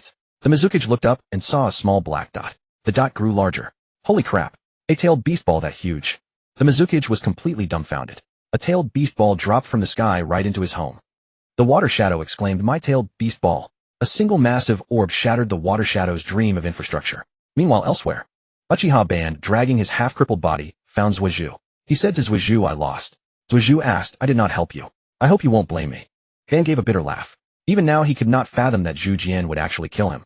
The original intention of Ban and Zhu Jian in establishing Konoha was to protect the villagers. Yet Zhu Jian was willing to kill Ban for the sake of Konoha. Zhu Jian's original intention had changed, but Ban would not blame him, for they stood in different positions. Ban wanted to create a unified ninja world. Zhu Jian only desired a peaceful Konoha. Ban said to Zuiju, Zhu Jian's approach will never work. Zuiju Zhu Jian is merely using his strength to maintain a temporary illusory peace. Once Zhu Jian dies, the ninja world will surely erupt into war again. Ban's words proved prophetic. After Zhu Jian's death, the first great ninja war indeed broke out. During Zhu Jian's lifetime, they dared not act recklessly. After Zhu Jian died, the other villages revealed their ambitions, gradually exposing their desires. Zuiju stayed for another year. Zuiju was now 18 years old. It had been 3 years since he traveled through time. Yet he still had not found a trace of Cixin. Zuiju settled by a lake. In the morning, as he washed his face by the water, a sudden rustling in the grass caught his attention. He turned sharply to look behind him. A girl emerged from the bushes. She was covered in dirt with long black hair that had begun to mat. But Zuiju could faintly sense the immense chakra within her. Her voice hoarse, the girl asked, Zuiju, do you know where Zuiju is? Her words pierced Zuiju's heart like a blade. Zuiju asked, who are you? The girl replied, many years ago a man named Zuiju told me to come here and find him. Zuiju himself was stunned. Many years ago. How long had he even lived? That was ages ago. Just as he was about to ask her name, the girl said, Zuiju called me Guang. He hoped I would no longer dwell in darkness, but stand in the light. Zuiju froze. Guang. Uchiha Guang. Why would he have any connection with Uchiha Guang? Could it be that at some point in the future he had traveled through time once more? Zhuozhu asked her, "How did you find me?" Guang said, "I have been waiting here all along." Zhuozhu understood it seemed that at some future time he had traveled to an even more distant past and met Uchiha Guang. Now Guang was probably less than 100 years old. By generation Uchiha Guang was 2 or 3 generations older than Banyi, so she was still under a century old. Meanwhile elsewhere Cixin found Cixin. Then Cixin devoured Cixin. For the Otsutsuki, another Otsutsuki was nothing but nourishment. What about the past self devouring the present self? For Cixin it no longer mattered. At least now he had gained the power of an Otsutsuki in a short time. Cixin decided to stop running from Zhuozhu. He would show Zhuozhu what true power was. Meanwhile Zhuozhu was bathing Guang. After bathing, Guang was clean and soft, looking like a girl under 20 with no trace of great age. Guang was born in an era of turmoil even earlier than the Warring States period. In that time her parents died in war, and she awakened the Mangekyō Sharingan. The ability of her Mangekyō was called 8,000 Spears, which possessed tremendous power. When the Uchiha clan learned of it, they trained her as a weapon of war and named her Uchiha Nameless. Later Guang was transplanted with other eyes, gaining additional dojutsu Amaterasu Kagutsuchi, Tsukuyomi, Imprint Tsukuyomi, and 8,000 Spears. The other dojutsu were well known. Imprint Tsukuyomi could use the moon to cast Jinjutsu, a wide area illusion similar to but weaker than Infinite Tsukuyomi. As for 8,000 Spears, its ability was incredibly overpowered. Anyone with Guang's imprint became her puppet. Both mind and soul were controlled by Guang. The ability resembled Kotoame Tsukumi, but its activation conditions were harder, its effect less pure, yet it had no negative side effects. Because of her power, Guang became a weapon of war. Perhaps, saved by Zhuozhu, she fell in love with him and decided to live for him. Although Zhuozhu was unaware, this was the beauty of crossing timelines. After bathing, Guang wore Zhuozhu's clothes and curled up in a small ball at the corner of the bed. Her eyes sparkled as she looked at Zhuozhu. He also studied her. Tisk after cleaning, she was clearly a pure-blooded Uchiha with a classic face. A knock came at the door. Zhuozhu asked, "Who is it?" A magnetic voice replied from outside. "A humble monk passing by at night wishes to beg for a bowl of water." Zhuozhu frowned. There was a river right beside them. Zhuozhu drank river water too. With such a large river, why come asking for water? As he frowned, a red light shone through the door. The red light instantly dissolved the wooden door. Cixin appeared before Zhuozhu. A fake smile on his face, Cixin looked at Zhuozhu. "You've been searching for me, haven't you? Now that I stand before you, what can you do to me?" Cixin taunted Zhuozhu. Zhuozhu smiled faintly. He had been looking for this bastard for 3 years, and during that time, he had been training with Banyi. Ban was inferior to Zhuozhu in dojutsu, but in combat experience, taijutsu, and ninjutsu, he was far ahead. Zhuozhu had learned much. Zhuozhu instantly drew the sky blade, covered it with Amaterasu, and sliced off Cixin's head in one strike. Cixin stared at him in disbelief. Not bad. Then growths began to form on Cixin's severed head, encircling it to create a horn. His appearance changed, becoming more mature. Finally his eyes transformed. The right eye was a unique eye which he called the black eye. Within the black eye was a golden wheel pattern with 8 triangles arranged in sequence. His left eye was a Byakugan. Cixin said, "Behold my true form, Otsutsuki Ishiki." As he spoke, his body assumed the appearance of Otsutsuki Ishiki, clad in the gray-white robe of the Otsutsuki clan. Otsutsuki Ishiki floated in midair, looking at Zhuozhu as if he were an ant. Ishiki said, "My current power is less than 1/10,000th of my peak, but it is more than enough to slaughter you." Zhuozhu sneered, "Interesting. But stop bluffing. You may not be at your peak, but you still have most of your power." Ishiki. Zhuozhu spoke the truth. He was at about 60% of his peak strength, a state that could only last 10 minutes. But 10 minutes was enough to kill this brat. Zhuozhu felt pressure for the first time. He said to Guang, "Guang, hide. Leave this to me." Guang nodded and ducked behind a tree. Zhuozhu charged at Ishiki with the sky blade wreathed in Amaterasu. Ishiki smiled contemptuously. He clenched his fist, and Zhuozhu's figure shattered. "Oh, a shadow clone. Right here." Zhuozhu's voice came from behind Ishiki, his Kusanagi blade thrusting toward Ishiki's heart. Ishiki dodged instantly, and a massive black cube appeared above Zhuozhu's head. Daikokutten Owagamaguchi. The black cube seemed infinitely heavy, but Zhuozhu caught a glimpse of Ishiki's figure. When the cube was a centimeter from Zhuozhu, one of the Tomoe in his left eye vanished. Ameno de Jikara. Ishiki instantly swapped places with Zhuozhu, and the enormous cube crashed down on him. Ishiki caught it with one hand. Sukuna Hikona. The black cube shrank and was sealed within Daikokutten. Zhuozhu's mind raced as he analyzed the situation. He was currently at the 6 paths level, but not the strongest. He and Naruto had combined forces to seal Kagaya. Ishiki was Kagaya's superior. So Zhuozhu was certainly no match for him, but Ishiki was not at his peak yet. Ishiki's left eye was a Byakugan, which though lacking a special dojutsu granted 360-degree vision and far superior insight to the Sharingan. His right eye was the black eye with an overpowered ability, first its own dimension Daikokutten similar to the Kemui dimension. Second, Sukuna Hikona could shrink anything within his line of sight and store it in Daikokutten. Third, Ishiki had a second 10 tails. The good news was that he might not be able to summon it yet. Zhuozhu dodged quickly. Ninjutsu was useless against Ishiki, and he was not skilled in taijutsu. Jinjutsu Amaterasu, all pointless against an Otsutsuki. The Otsutsuki were the originators of chakra, so ninjutsu had no effect. Zhuozhu regulated his breathing and began absorbing natural energy until purple mist formed around him. The mist signified entry into sage mode. Because his sage mode was nearly perfect, his appearance did not change. Zhuozhu quickly formed hand seals. Fire style Great Fire Annihilation. Ishiki scoffed, using ninjutsu against me. Naive? But this was not ninjutsu. This was senjutsu. Flames engulfed Ishiki's body. He paused for a moment then smiled. Interesting. With a wave of his hand the flames vanished instantly. Ishiki appeared beside Zhuozhu grabbing his collar. You are no match for me. You also have a tailed beast inside you. Now it is mine. Zhuozhu said dream on. In an instant he swapped places with the air in the distance. A troublesome ability. Ishiki felt toyed with. For minutes had passed. He had 6 minutes left to kill Zhuozhu. Zhuozhu realized that to deal enough damage to Ishiki, he would need to consume far more natural energy than he could absorb. Damn. He had overestimated himself. He had traveled through time only to find he could not defeat Ishiki. Was he going to die here? He was still a virgin. He could not die here. Suddenly the moon in the sky displayed the pattern of the Sharingan. The technique was intimidating, but it was Guang's imprint Tsukuyami. Seeing the imprint Tsukuyami, Ishiki was startled and quickly closed his eyes thinking it was infinite Tsukuyami. He was not yet a match for that traitor Kagaya. But Ishiki soon realized. This was not infinite Tsukuyami. Because of his 360-degree Byakugan, he was inevitably hit and Guang's imprint Tsukuyami took hold. Guang tried to control Ishiki with 8,000 spears. But Ishiki was too powerful. Although 8,000 spears was strong, it could only immobilize him, not control him. Blood tears streamed from Guang's eyes. She used 8,000 spears to absorb Ishiki's power, but it was too slow. She could only hold him for another minute. Guang shouted to Zhuozhu, you saved me once. Now it is my turn to save you. Run. I cannot hold him long. Do not attack him, or it will break my 8,000 spears. Zhuozhu gritted his teeth. At that moment within his inner world the two-tails Matatabi spoke to him. Zhuozhu, I have a technique that can defeat Ishiki, but it lasts only 5 minutes. You must defeat him in that time. Zhuozhu frowned. You have a technique. Matatabi said yes. I can only use it once in my lifetime. Afterward my life force will fade. But the time has come. Because I can sacrifice myself to save you and help you defeat Ishiki. Otherwise if he defeats you, I will die anyway. Zhuozhu, this technique is called heavy ion mode. Zhuozhu was stunned. You have heavy ion too. Matatabi thought Zhuozhu was hesitating. Zhuozhu, do not hesitate. Tailed beasts are aggregates of chakra. We do not truly die. There is another me in this world. After this body fades my consciousness will go to that body. I will return to find you. Tailed beast heavy ion mode. Black-blue chakra condensed into an imposing aura enveloping Zhuozhu's form. Isher saw this form of Zhuozhu and felt an inexplicable pressure. Interesting. Damn it. Then Zhuozhu instantly appeared before Isher, striking with a fist wreathed in black-blue flames. Isher instinctively blocked, but his body was sent flying. Unbelievable. Isher stared at Zhuozhu in disbelief, for Zhuozhu's power was so overwhelming that it felt alien to him. Great black heaven. Countless black cubes crashed down towards Zhuozhu. Yet Zhuozhu was no longer restricted by the heavenly hand power.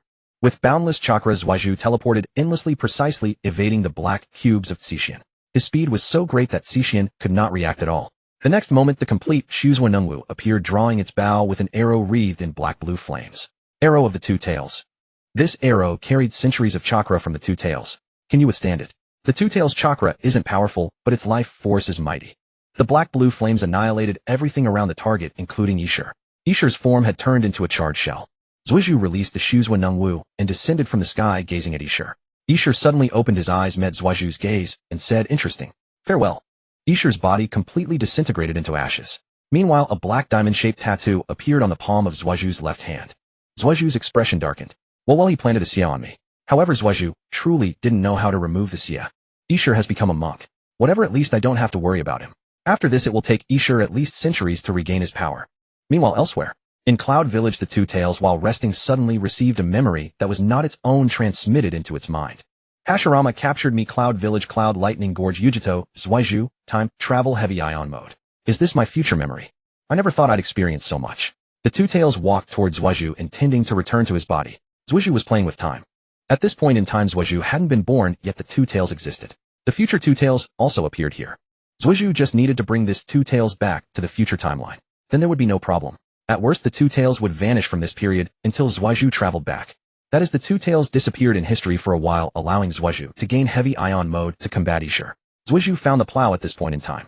Watching the spinning turtle, Zhuozhu asked Guang, are you leaving too? Guang shook her head and said, no, after you leave I will fall into slumber again, and I will awaken in the future to find you. With chakra flowing and the turtle spun continuously, surrounded by light. Zuozhu vanished from this time period and returned to the future. Later Hashirama wanted to capture all 9-tailed beasts and distribute them equally among the villages to balance power. But Hashirama searched the entire shinobi world. He couldn't find the two tails. Meanwhile, in the present in the land of Earth with a flash of light, Zuozhu appeared. Zuozhu's body and memories were both 18 years old. Because Zuozhu traveled from this time at 15, went to the past, and stayed for 3 years. Thus his soul and body were both 18. Although the timeline changed, his body had indeed grown. Zuozhu felt the power within his body. After heavy ion mode, his perception of chakra became incredibly acute, as if he were a moving mass of chakra. As for the xia on his palm, though it showed no effect for now, it would definitely be useful in the future. After all, this was the one llama of the tattoo era. Boruto has the peach llama, so it's reasonable for me to have the one llama. Wait. I stole Hinata, so Boruto won't exist. Zuozhu glanced at the sky. It was gloomy. Suddenly a patrol squad spotted Zuozhu. Stop right there. Who are you? Zuozhu looked at the squad, noting the forehead protectors of IWA ninja on their heads. They were ninja from the land of Earth. Zuozhu said, and who are you? The IWA ninja said, I am Manam of the Two Scales clan. Anoki is my uncle, and I am the captain of the 3rd squad of the IWA guard. Manam of the Two Scales was very arrogant as he was from the same clan as Anoki. Zuozhu didn't answer Manam, but asked, which direction is the Leaf Village?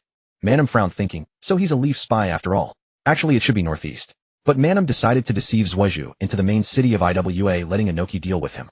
Then Manam pointed southwest and said, that's the direction. Zuozhu walked in that direction. After walking for about half a day, Zuozhu saw a large crater. Could the Deva path have come here while I was away? But looking at the architectural style in the crater, it didn't resemble the Leaf Village. Manam laughed. Ha ha ha, you've been tricked. This isn't the Leaf, this is IWA Village. With that, Manam took out a signal flare and fired it into the sky. A whoosh sounded as it exploded. One arrow through the clouds, summoning an army. As the signal arrow resounded through the sky, all the ninja of the land of Earth mobilized. This included Anoki and Kuratsuchi. Recently, pain had destroyed half of the land of Earth.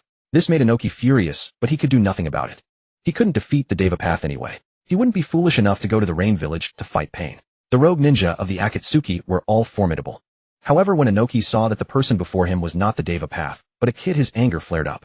The Deva path bullied me, Deidara bullied me, and now a Leaf brat like you wants to bully me. Anoki immediately ordered Manam. Manam, capture him. Tomorrow we'll negotiate with Tsunade. Zuozhu said to Anoki, do you know who I am? Anoki, blinded by rage, retorted, do you know who I am? Attack. Zuozhu sneered. A massive wave of chakra exploded, throwing everyone nearby back. Then a colossal, towering, perfect Shuzuen and Wu stood in the land of Earth. Anoki was stunned. Why am I seeing this Shuzuen and Wu again?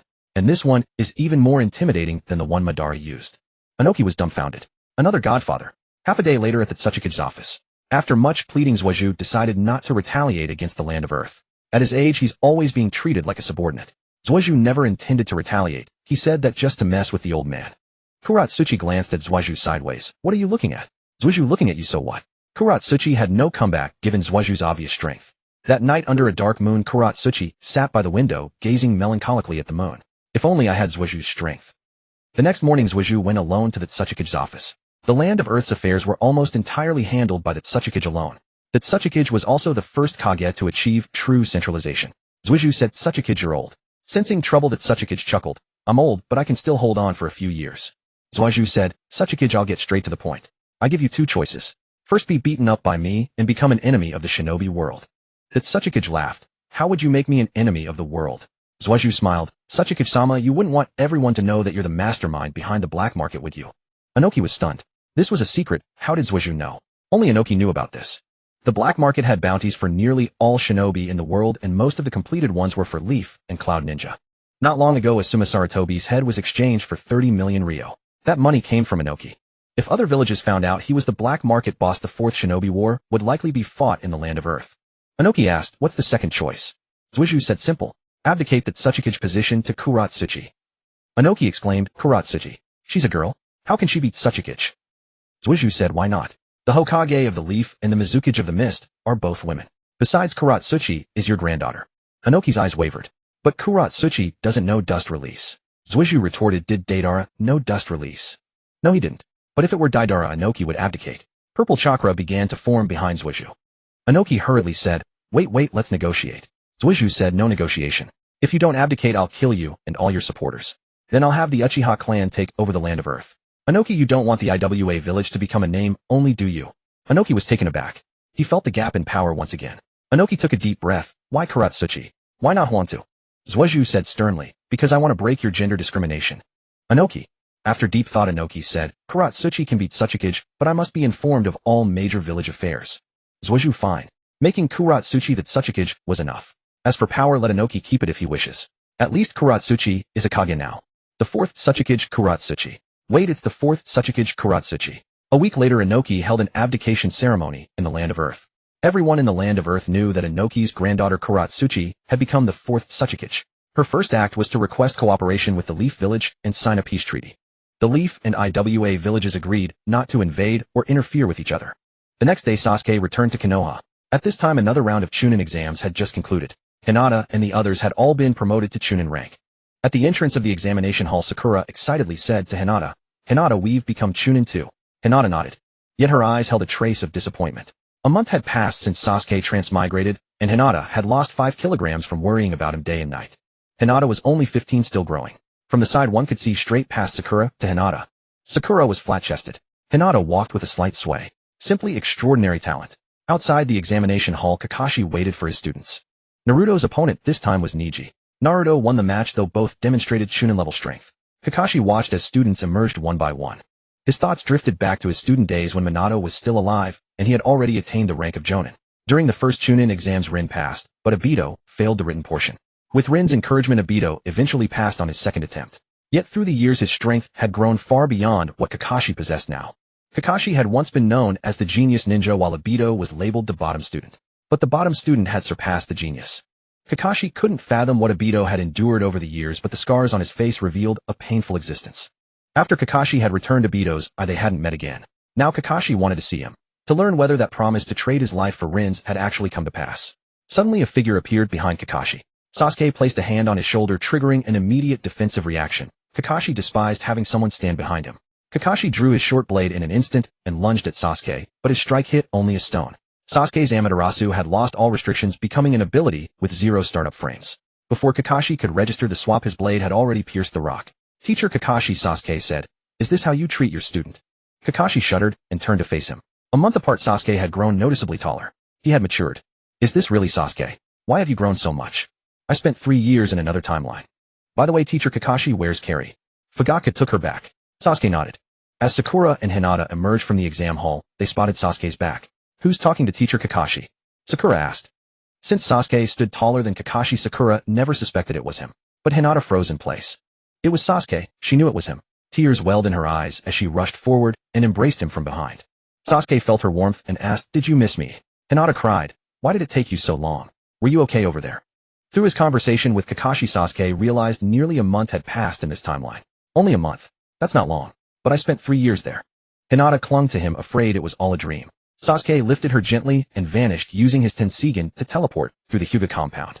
During Neji's match against Naruto, he had given his all even though he couldn't defeat him. In the battle, Naruto knocked Neji's headband loose. His forehead was revealed, smooth and flawless, bearing no caged bird seal. Though it lasted only a moment, the Hyuga clan noticed. When word reached the Hyuga clan, it caused an uproar. Neji was Hayashi's son, yet the branch family remained subordinate to the main family. The caged bird seal on branch family members was a tradition dating back to the Warring States period. Rules were rules and could not be broken. But Neji's forehead bore no seal, a violation that was unacceptable. Every branch family member must bear the caged bird. In the courtyard, Neji knelt bare-chested with red marks across his back. Hisashi struck him repeatedly with a water-dipped cane. Rebel, do you realize your mistake? Why did you dare remove the caged bird seal on your own? Do you seek to replace the main family? Speak. Do you admit your wrongdoing? Neji endured the pain and replied, Father, I have done nothing wrong. Hisashi raged, stubborn fool. But Neji countered, Father, the world advances while the Hyuga clan stagnates. The caged bird seal is a flawed tradition that cripples our potential and prevents the Hyuga from achieving supremacy. I am a person, not a tool of the clan. I will live for myself. Hisashi held a different view. Nonsense. Born into the Hyuga, you live for the Hyuga. If you want to live for yourself, gouge out your Byakugan and renounce our name. Neji refused to yield. Just then Hayashi entered the courtyard. Hisashi shielded Neji in panic. Oni, I said I'm disciplining him and will reapply the seal. Hayashi sat before them. I heard your conversation. Neji makes a valid point. The clan's traditions are outdated, and we must evolve with the times. But reform cannot happen overnight. The caged bird is deeply entrenched in the branch family's mindset. Remember, the main family comprises only 5%, while the branch family makes up 95%. Without the seal, some branch members might challenge for the position of clan head. The caged bird eliminates that possibility. And Niji, once applied the seal, is irreversible. I don't know how you removed it, but you must reseal it. Otherwise the branch family will envy you. The conditions to remove it must be extraordinary correct. Niji couldn't recall the exact method, only that Orochimaru's touch had removed it. He was moved yet unwilling to accept the seal once more. For himself he refused the seal, but for the clan Sake perhaps he should accept it. Hayashi's voice cut through his hesitation. Niji, without the caged bird how can we control the branch family? A voice echoed behind Hayashi. Simply put, let me assist the main family. Sasuke descended from above carrying Hinata in his arms. Uncle Hayashi, for the Hyuga's future, I believe the caged bird should be removed. There's no need to fear rebellion. Just as the Uchiha have remained united since Madara left Konoha, and our father's line assumed leadership, the Hyuga can too. Blood ties are the strongest bonds. Besides father-in-law you have me. Sasuke's hair drifted in the wind. His Rinnegan was revealed beneath his hair. Hayashi's pupils contracted. The Rinnegan. As one of the oldest clans in the ninja world, the Hyuga were well aware of the Rinnegan and the legends of the Sage of Six Paths. Hayashi gritted his teeth and agreed. Niji stood bewildered. Had his beating been for nothing? Niji remained silent. Strength commanded respect. Without it, words fell on deaf ears. Only someone like Sasuke with his power could speak with authority. Hayashi asked how the seal had been removed. Niji credited Sasuke, but Sasuke pointed to Orochimaru's involvement. Hayashi was alarmed. Orochimaru, the S-rank missing nin who had conducted human experiments in Konoha. The same Orochimaru who had killed the third Hokage. Hayashi had no desire to involve him. Such involvement would be tantamount to treason. Sasuke agreed that seeking Orochimaru's help was unnecessary for now. Konoha still had no place for him. To the villagers, Orochimaru was a monster who experimented on humans. To the shinobi, he was a regicide. He could not return to Konoha anytime soon. Meanwhile, Kuratsuchi donned her crimson Tsuchikage robe and the distinctive diamond-shaped hat. She led her team toward Konoha, resolved to sign a peace treaty with both Konoha and Suna. Peace among the three great villages would strengthen the land of Earth and advance the ninja world's unity. Past grievances between villages would end with this generation. Meanwhile, in Konoha, in the Uchiha district, Setsudo had joined the academy as an instructor. Sasuke was baffled. The name Setsudo sounded almost obscene. What could he possibly teach? Early morning classes from childhood. Sasuke couldn't comprehend it. He feared Setsudo would corrupt Konoha's youth. Yet he respected the decision. There was a special plan behind this. 3 days prior, Tsunade and the Hokage advisors had discussed establishing an advanced academy to strengthen Konoha. After graduating from the academy, students became Chunin. Upon achieving Chunin rank, they could enter the advanced academy. Not every Chunin qualified. One had to achieve Chunin status before age 18. The academy housed the finest instructors and the most comprehensive jutsu curriculum. Graduation meant becoming a Jonin, though the path was arduous. Shikaka Nara contributed the Nara clan's shadow imitation technique. A unique jutsu, not a Kekkei Genkai. Only the Nara clan possessed it, passed down through generations. The Aburame clan's insect control techniques were also included. The Sarutobi clan's mind-body transfer technique, Tsunade's White Hawk, and In seal arts and lightning release taijutsu. All advanced techniques were gathered. These were all contributed to enrich the Advanced Academy's jutsu repository. For Shikaka, this decision was painful. The Nara clan's reputation had always rested on their shadow imitation technique. Not particularly renowned perhaps, but it was the foundation of their survival through turbulent times. Reluctant as he was, Shikaku believed it was time to share their heritage for Konoha's strength. Given the significance, the academy couldn't open without proper preparation. Shikaku would first select qualified instructors from the academy for preliminary testing. Shikaku arrived at the academy to recruit. Kurenai, Might Guy, and Kakashi were considered along with Chunin instructors like Aoi and Irika. And then there was Setsudo Uchiha. Shikaku's headache intensified. They had never gotten along. Setsudo had been a thorn in Shikaku's side since academy days. Suppressing his irritation, Shikaku asked, "Why abandon your captain position in the ANBU to become a teacher?" Setsudo responded arrogantly, "I do as I please. You should return to your duties." But Setsudo's face twisted with rage, and before the assembled crowd he shouted, "I wake up at dawn. Don't act tough in front of me, or I'll send you flying." Setsudo struck without warning, and Shikaku had no time to defend himself. Uchiha Jienrin had 3 great passions in life, showing off, drinking, and cursing Shikaku. Nara Shikaku, the Hokage's trusted strategist for generations, was a constant source of irritation to Jienrin. Previously, the Uchiha clan had been subdued, and Jienrin had no way to vent his grievances against Shikaku. Now with the Uchiha clan immensely powerful, Jienrin could curse him whenever he pleased. As expected, Nara Shikaku trembled with rage. His voice quivered as he shouted, "Guards! Throw him out! Throw him out!" Yet no one dared to move. The Umbu were also under Uchiha control. Witnessing this, Jienrin's nostrils flared with excitement. Suddenly a bolt of lightning surged toward Jienrin. It was Kakashi. Kakashi's Chidori pressed against Jienrin's neck as he said, "Uchiha Jienrin, stop this nonsense." Uchiha Jienrin showed no fear. If Kakashi killed him now, Jienrin would actually be delighted. It would give the Uchiha a legitimate reason to rebel. With Sasuke's presence, the Uchiha coup had a success rate of 100%. Jianren even wished for Kakashi to kill him, providing the perfect excuse for the Uchiha uprising. Uchiha Jianren shouted at Kakashi, "Kakashi, what are you doing? You're scaring me." Kakashi's voice was grim. "Uchiha Jianren, this is no place for your tantrums. Konoha is about to establish the Advanced Ninja Academy. Don't cause trouble." Uchiha Jianren spread his hands. Alright, I won't curse him anymore." Kakashi released him. Nara Shikaku felt as if the sky was falling. The police force controlled all security within Konoha. Every civilian, and even ninja, feared the Uchiha. Even the Umbu no longer answered to the Hokage, but to the Uchiha. Konoha's sky had truly collapsed. Some time ago, Haiden of the Hidden Rain village killed Asuma. Kakuzu killed Chiriku of the Fire Temple. This was a declaration of war against Konoha. Nara Shikaku immediately planned with Tsunade to gather ninja and avenge Asuma. Yet Fugaka stopped them. "What are you doing? Are you trying to start the fourth great ninja war?" Fugaku the Hidden Rain village dared to kill Asuma and Chiriku. Tomorrow they might kill the Hokage. They've already declared war. Fugaku, does Asuma represent the entire Konoha? If the Rain village had killed 2 ordinary civilians, would you react the same way? Shikaku WL.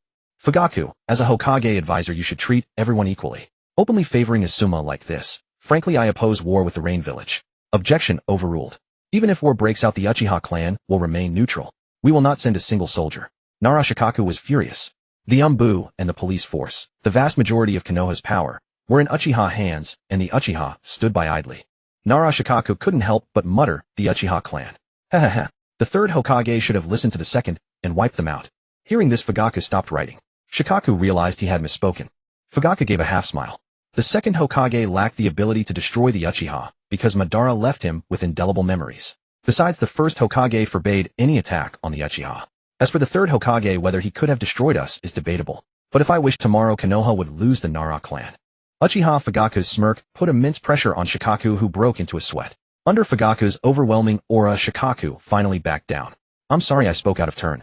Fugaku strode away. Every time he recalled this, Nara Shikaku felt that Konoha was doomed. As a supporter of the third Hokage, the Nara clan could no longer stand with the Uchiha. They desperately sought to reclaim power for the Hokage. But the Uchiha were now too powerful. The last resort Nara Shikaku could think of was to establish the Konoha Advanced Ninja Academy to counterbalance the Uchiha. Nara Shikaku took a deep breath and made a decision. Selected elite jonin of Konoha would bring their students to teach at the Advanced Ninja Academy. At the Hokage building, Nara Shikaku looked exhausted. He asked Tsunade, "Lady Tsunade, I feel we cannot oppose the Uchiha. Where has Lord Jiraiya gone?" Tsunade pursed her lips. "That Jiraiya is always wandering. I have no idea where he is. He's a traveling writer." Nara Shikaku asked Tsunade, "Lady Tsunade, who will be the principal of the Konoha Advanced Ninja Academy?" Tsunade replied, "I will serve as principal myself." Meanwhile, on the other side, the Uchiha clan's tail organization, Shikaku of the One-Tail, Sasuke of the Two-Tail, Uchiha of the Six-Tail, and Naruto of the Nine-Tail. The 4 members of the Tail organization had finally assembled. This was the first time Naruto and Gaara had met since the Chunin exams. Naruto said enviously, "Gaara, I'm so jealous. You're already a Kage while I'm still a Chunin." Gaara replied, "Becoming a Kage was not my choice." Uchiha blew bubbles. Everyone turned their gaze to Sasuke. They asked Sasuke, "Why did you grow up so suddenly?" Sasuke began to narrate his time travel experience. Sasuke had spent 3 years during the founding of Konoha. He witnessed the village's creation, the battle at the Valley of the End, and the majestic figures of Madara and Hashirama. Naruto asked enviously, "Can I travel back too?" Sasuke thought of Naruto's reckless nature. If Naruto went back, he would definitely try to save his parents. But Sasuke had another way to revive Naruto's parents. That was to use impure world reincarnation and then the Rinnegan rebirth technique. If Naruto went back and saved Minato, the entire course of history would change. So Sasuke would not let Naruto go back. But he told Naruto, "Naruto, let's not talk about that. Let's discuss how to revive your parents." Naruto's body trembled. He looked at Sasuke in disbelief. "Sasuke, is that true?" Sasuke nodded. "Of course it's true." Meanwhile, elsewhere, the release of the book series Reikage of the Books had made the Reikage famous across the ninja world. The 4th Reikage's image of valor and invincibility was completely ruined by the books. In the Hidden Cloud village, the bull-like Reikage buried his head under a pillow weeping. "I, the mighty Reikage, have lived my life openly and honorably. Just because my skin is a little dark, they drew me as a big black ox, a lecherous demon. My image is destroyed." The Reikage of the books, no, the real Reikage, feared nothing, not even death. But the popularity of the 5-book series across the ninja world killed his spirit, if not his body. At the Cloud Valley of Clouds, Killer Bee lay on Gyuki's tentacle, avidly reading the book about the Reikage's scandalous affair with Gyuki. Killer Bee grew more excited. He asked Gyuki, "Gyuki, do you like my brother?" Gyuki flicked his tail, sending Killer Bee flying. Get lost. The successful manga artist named Kobe tilted his head back at a 45-degree angle, gazing at the sky. The explosive popularity of the Reikage books had made him wealthy. but he dared not reveal his identity fearing the Raikage pursuit. He could only keep his deeds hidden. Meanwhile, in the village hidden in the leaves of the fire country, the sudden visit of the fourth Tsuchikage caught Tsunade off guard. At the Hokage building, Tsunade looked at the young, fair-skinned, beautiful Kuratsuchi with disbelief. Wasn't the third Tsuchikage Inoki a stubborn old man? Why had he passed the title to Kuratsuchi? Despite her surprise, Tsunade addressed Kuratsuchi seriously. May I ask what brings the fourth Tsuchikage to Konoha? Kuratsuchi replied, I represent the Hidden Stone Village to sign a peace treaty with Konoha. I hope the Hokage will agree. Tsunade frowned. Another peace treaty. The Hidden Cloud Village had signed one, and now the Stone Village. But Tsunade knew that a so-called peace treaty was just a piece of paper. It was valid as long as both parties acknowledged it, but useless if someone chose to ignore it. Tsunade asked Kuratsuchi, does Lord Inoki know about this? Kuratsuchi frowned. Why ask about Inoki when she was the Tsuchikage? Kuratsuchi said, Lady Hokage, don't worry. My grandfather knows. And I am the fourth Tsuchikage. Tsunade nodded. She examined the treaty. It was largely similar to the one with the Cloud Village, but with a crucial point. The abolition of border defenses between the two countries, allowing ninja free movement across borders. Tsunade found this clause astonishing. Playing on such a large scale, allowing mutual free movement. What difference would there be between two villages and one? However, this would force the two villages into an inseparable bond. Tsunade was tempted. If implemented, the peace treaty would no longer be just a piece of paper. Konoha and the Stone Village would become truly intertwined. Stone Village ninja would come to Konoha, live there, and intermarry with Konoha villagers. The same would happen in reverse. Over time, ninja from both sides would hesitate to attack each other. As for Stone Village troublemakers, although the Uchiha were annoying, Tsunade trusted their professional competence. Thus, Tsunade signed the unprecedented peace treaty with Kuratsuchi. The Stone Village had made clear its commitment to peace with Konoha. On the way back to the village, Sasuke accompanied Kuratsuchi. He asked her, aren't you tired walking like this? Kuratsuchi rolled her eyes. Do you think everyone has endless chakra like you? Using the lightweight rock technique looks cool, but I don't have that much chakra. Sasuke said, how about I find a mount? Kuratsuchi was puzzled. A mount? Sasuke nodded, thinking of an old friend he hadn't seen in years. Sasuke bit his finger and slapped the ground. Summoning jutsu. White smoke dispersed, and a massive purple serpent appeared before Kuratsuchi. Kuratsuchi stared in awe at Manda. He looked ferocious, but seemed somewhat weak. Sasuke shrugged. As long as he looked cool. Manda was stunned upon seeing Sasuke. You're Uchiha, Sasuke. Why did you grow so big all of a sudden? Sasuke said, shut up. Take me and Kuratsuchi to the Stone Village. Manda was enraged. What do you take me for? Suddenly Sasuke's sword of the sky flashed in Manda's eyes, instantly calming him. Manda quickly said, Sasuke-sama, treat me as a mount. Sasuke nodded in satisfaction. Though this long snake was full of defiance, it was fortunate that it couldn't defeat him. Back in the Stone Village, they arrived at the Tsuchikage building. People were already waiting for Kuratsuchi. They were the elders of the Stone Village. Inoki was absent, having decided to pass on the title of Tsuchikage. Inoki intended to retire. The elders, led by Elder Earth, who was a few years older than Inoki, and also a disciple of the second Tsuchikage, hadn't learned Dust Release. Inoki had learned Dust Release, so he became Tsuchikage while Elder Earth remained a mere elder. Elder Earth questioned Kuratsuchi. Girl, you signed a peace treaty with Konoha. Kuratsuchi nodded. Elder Earth exploded in fury. Why should our Stone Village bow to others? Why compromise? Kuratsuchi explained, it's not about bowing, but peaceful coexistence. Nor is it compromise. Elder Earth refused to listen. Elder Earth said to Kuratsuchi, girl, if you want to remain Tsuchikage, I advise you to tear up the peace treaty. Otherwise, I will lead my supporters to impeach you. Kuratsuchi was about to speak, but Sasuke stepped in front of her, shielding her. He didn't know who Elder Earth was, and wouldn't be polite. Sasuke said, you're already half in the grave. Why meddle so much? Elder Earth retorted, my body is still strong. I can live another 10 years or so. Hearing this, Sasuke smiled faintly. And now, Kusanagi flashed and Sasuke severed one of Elder Earth's arms. Elder Earth froze for a moment before realizing he had lost an arm. He writhed in agony on the ground. Sasuke addressed Elder Earth's supporters. I'll give you 3 minutes to decide whether to support Kuratsuchi or this old dog. Those who support the old dog will witness what hell is. Sasuke's voice was cold as ice, and after he spoke, everyone felt as though they had been plunged into a frozen abyss. One person plucked up the courage to shout, who the hell are you? Before he could finish his sentence, the Kusanagi sword had already pierced through his heart. For a moment, there was absolute silence. The only sound was the dripping of blood from the sky blade. It seemed things had come to this. Kuratsuchi was already on the verge of slaughtering all the high-ranking officials of the Land of Earth. But then from somewhere someone shouted, excellent, excellent, well done killing them. Kuratsuchi, yes, well done killing them. I vote for Kuratsuchi. Kuratsuchi is the people's choice. That's right, I vote for Kuratsuchi. Peace in the ninja world is the trend of the times. Kuratsuchi was completely bewildered. Why had the tide turned so swiftly? Sasuke grasped Kuratsuchi's hand, and in an instant they vanished from the spot. After Kuratsuchi and Sasuke departed, the remaining individuals exchanged glances, yet none dared to speak. They feared Sasuke might suddenly return. Then someone spoke up, let's just give in. We should comply.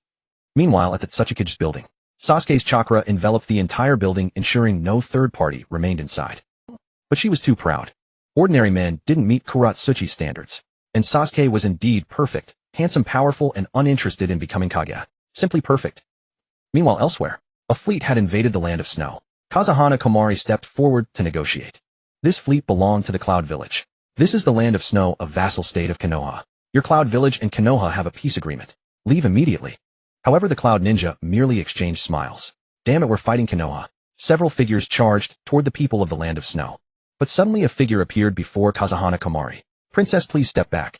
After Obito spoke to her, the snow ninja retreated. Obito regarded these figures with disdain, unwilling to move. He simply clapped his hands against the ground, crying Fortress Mobile Toilet. The massive Outer Path Deva statue was released from Obito's Kamui dimension. Instinctively, it sought to absorb the summoner's chakra, but Obito was unselectable. The Outer Path Deva statue then began massacring the ninja before it. What the hell is this thing? Brothers, run. Damn, we can't escape. Within minutes, the Outer Path Deva statue had slain all the invaders.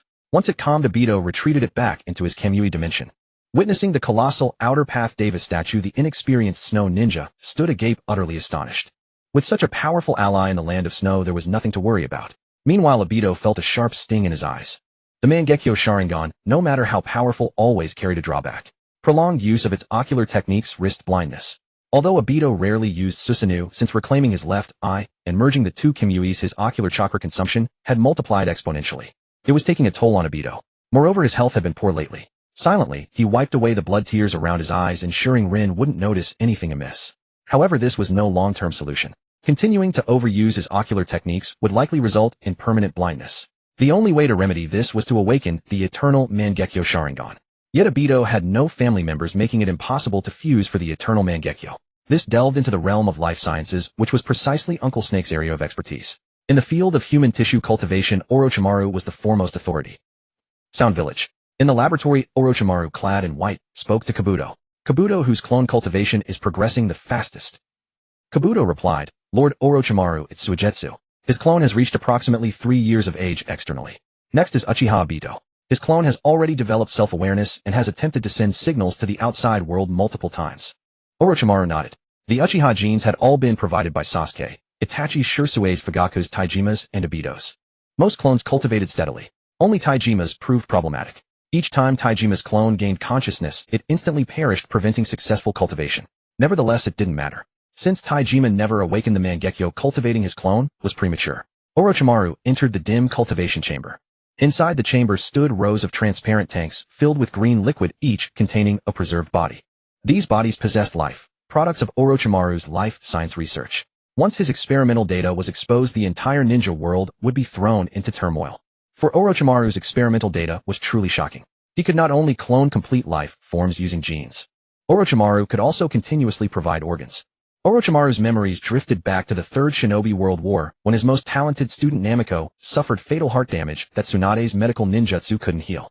But now things were different. Orochimaru could seal Namiko's body and cultivate a clone using his genes. He could then harvest a brand new heart from the clone, one with zero rejection since it shared Namiko's genetic makeup.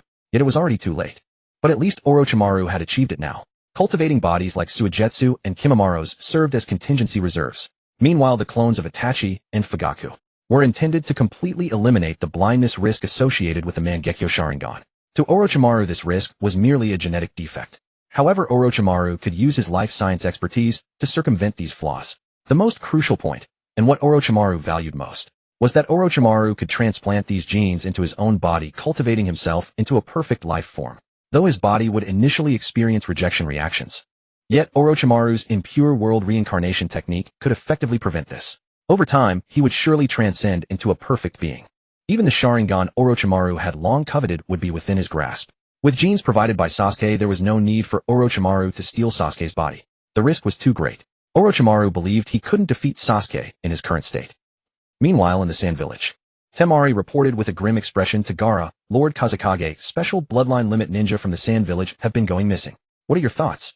Gaara countered. Have the ANBU ninja we sent out all returned? Temari replied, not a single one has come back. Kankuro beside them was trembling with fear. Temari asked him what was wrong. Kankuro said bitterly, special bloodline limit ninja, keep disappearing from the village. Do you think I the genius puppet master might also be on the missing list? It's so scary, I don't want to be hunted, Gaara. Temari said disdainfully, give it a rest. Your pathetic puppet techniques aren't worth a fraction of Grandmother Chiyo's. Her finger. That was fair. Chiyo could use the white secret technique, the Nara Hunini Eye. But despite Kankuro's years of training, he couldn't even control a single puppet from the 10 puppets of Nara. Naturally, he couldn't compare to Chiyo, even by a fraction. Gaara frowned deeply and said to Temari, take me to where the ninja disappeared. At the border between Konoha and the Sand Village, there lay an ancient ruin. Within the ruin's palace stood 4 figures. One was short with white hair and white robes wrapped in bandages from head to toe. The other 2 were thin men with grotesque faces bearing the characters 1 and 3 on their foreheads. The last one bore 2. These were Hiruzen and his 3 subordinates. Hiruzen had mastered a forbidden technique that granted immortality upon collecting 5 bloodline limits. Currently, he had already absorbed 3. At that moment, a peculiar beast ran inside. It chattered excitedly. 2, reported to Hiruzen, someone has broken in. Meanwhile, Gaara, accompanied by Temari and Kankuro, walked through the ruins. The entire area was filled with black stones. Not a single grain of sand. Gaara frowned. I never knew such a place existed in the Land of Wind. Temari replied, the Land of Wind is vast. It's only natural that Lord Kazekage doesn't know every corner. Kankuro asked, Gaara, why are only the 3 of us here? Temari said, I've told you so many times you must use titles when outside. Suddenly the ground trembled.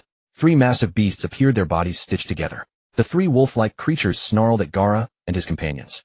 Sand erupted from Gaara's gourd behind him, trapping the 3 beasts in shifting sand. However, 3 more figures appeared in the distance. One was 2. Temari slapped Kankuro. Disgusting. I don't care who you are, this is the Land of Wind's territory. Get lost. Wind release, great wind break. Hee hee. Laughter echoed from the sky. Kankuro looked up. A bird-like beast appeared bearing 2 grotesque faces on its body.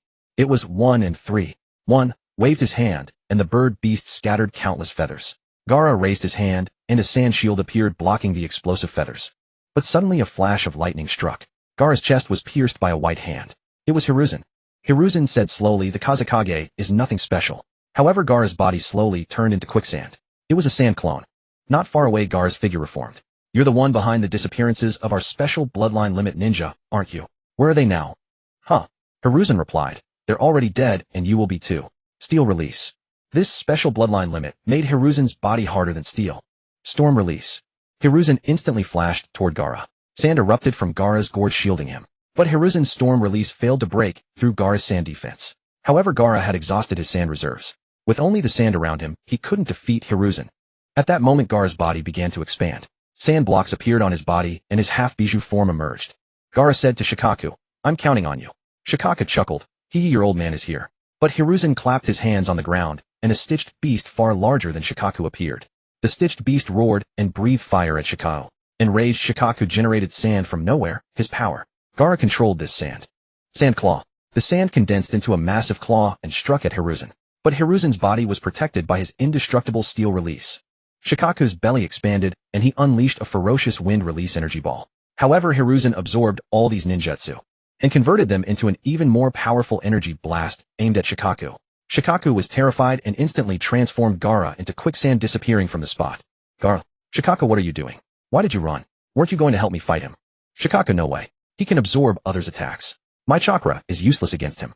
Better to live to fight another day. We're running first. What about Temari and Kankuro? Shikaku, that's not my concern. Gaara roared. Shikaku, why are you so cowardly? Shikaku, I seem to have an extra memory compared to others. Shikaku remembered being beaten twice in a single day back then. Shikaku became extremely cautious. One move decides the outcome. If winning, fight, damn it. If not winning, run like hell. Gaara also knew that without sand he couldn't defeat that white-haired guy. He could only seek help from Konoha and the Uchiha clan.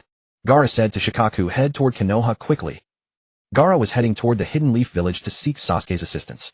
Otherwise, with his current strength, he was far from capable of defeating that white-haired lowly.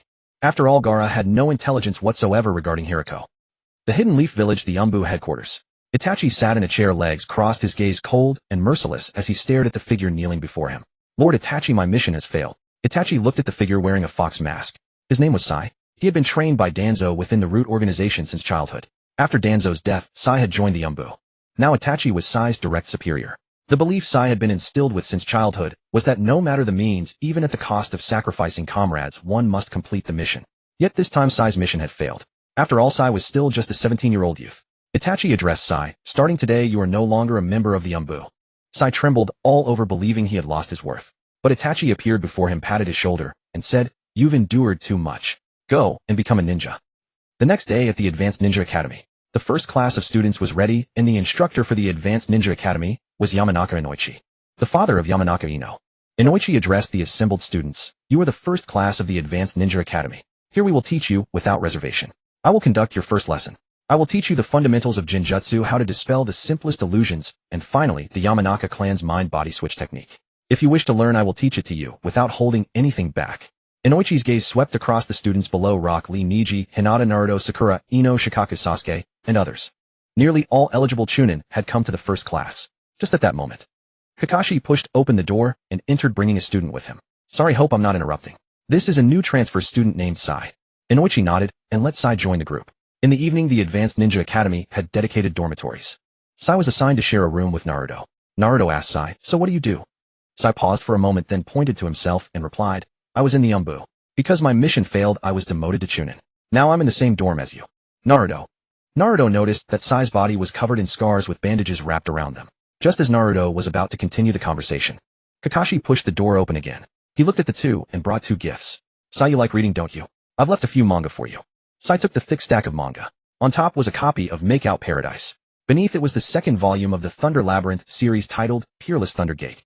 The author of Makeout Paradise was Jiraiya, and the author of Thunder Labyrinth was Thunder Clan's third young master.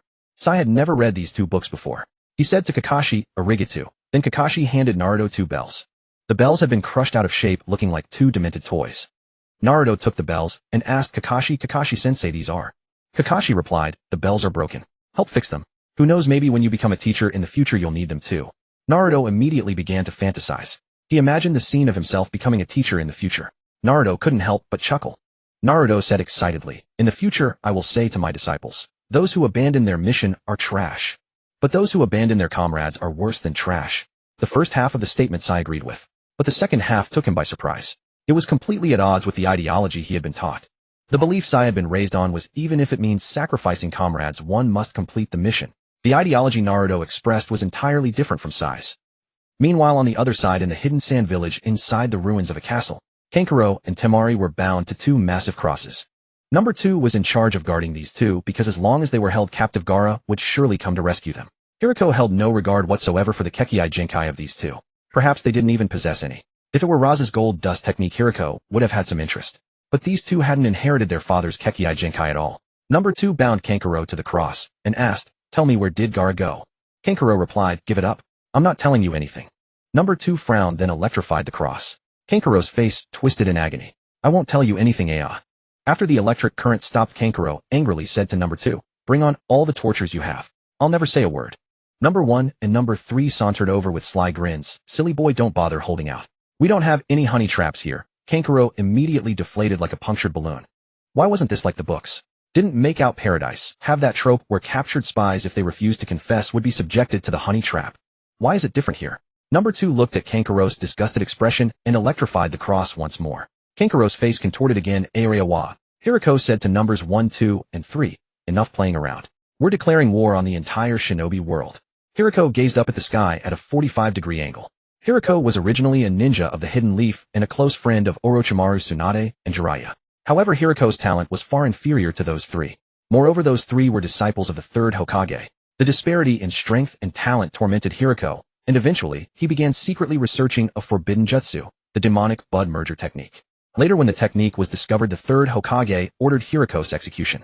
But Hiriko managed to escape. The third never succeeded in killing him, and over the years Hiriko had nearly perfected the demonic bud merger technique. He had already acquired 4 Kekkei Genkai: Steel Release, Swift Release, Dark Release, and Storm Release. The final Kekkei Genkai he needed was the Sharingan. But now the Uchiha clan was at the height of its power, so naturally Hiriko didn't dare to move against them. Yet Hiriko had another ideal target in mind. That target was Kakashi, who also possessed the Uchiha clan's Sharingan. If he could just absorb Kakashi's, wouldn't that solve everything? And this just goes to show the importance of intelligence. Kakashi no longer had the Sharingan. He had long since returned it to Obito. But because Kakashi always kept his eye covered, Hiriko didn't know this. And so Hiriko's target remained Kakashi.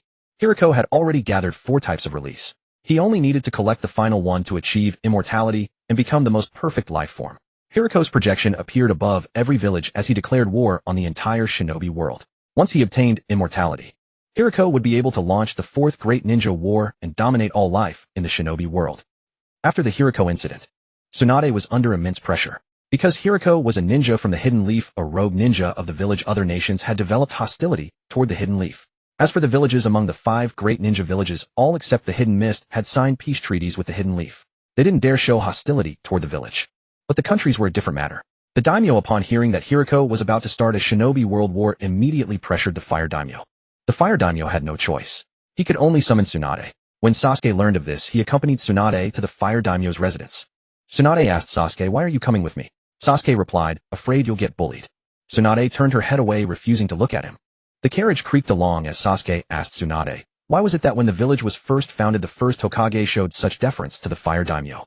Tsunade recalled the past and said, "During the Warring States period, nations existed, but the ninja clans within them fought each other for territory. My grandfather quelled the turmoil within the land of fire not by pacifying the nation itself, but by unifying the ninja within it, bringing them together to form Konohagakure.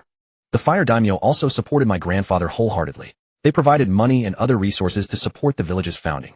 That's why the Hokage and the daimyo coexist peacefully." Suddenly Tsunade turned to glare at Sasuke. "If you're just listening to a story, then why are you touching my thigh?" The fire country daimyo's residence.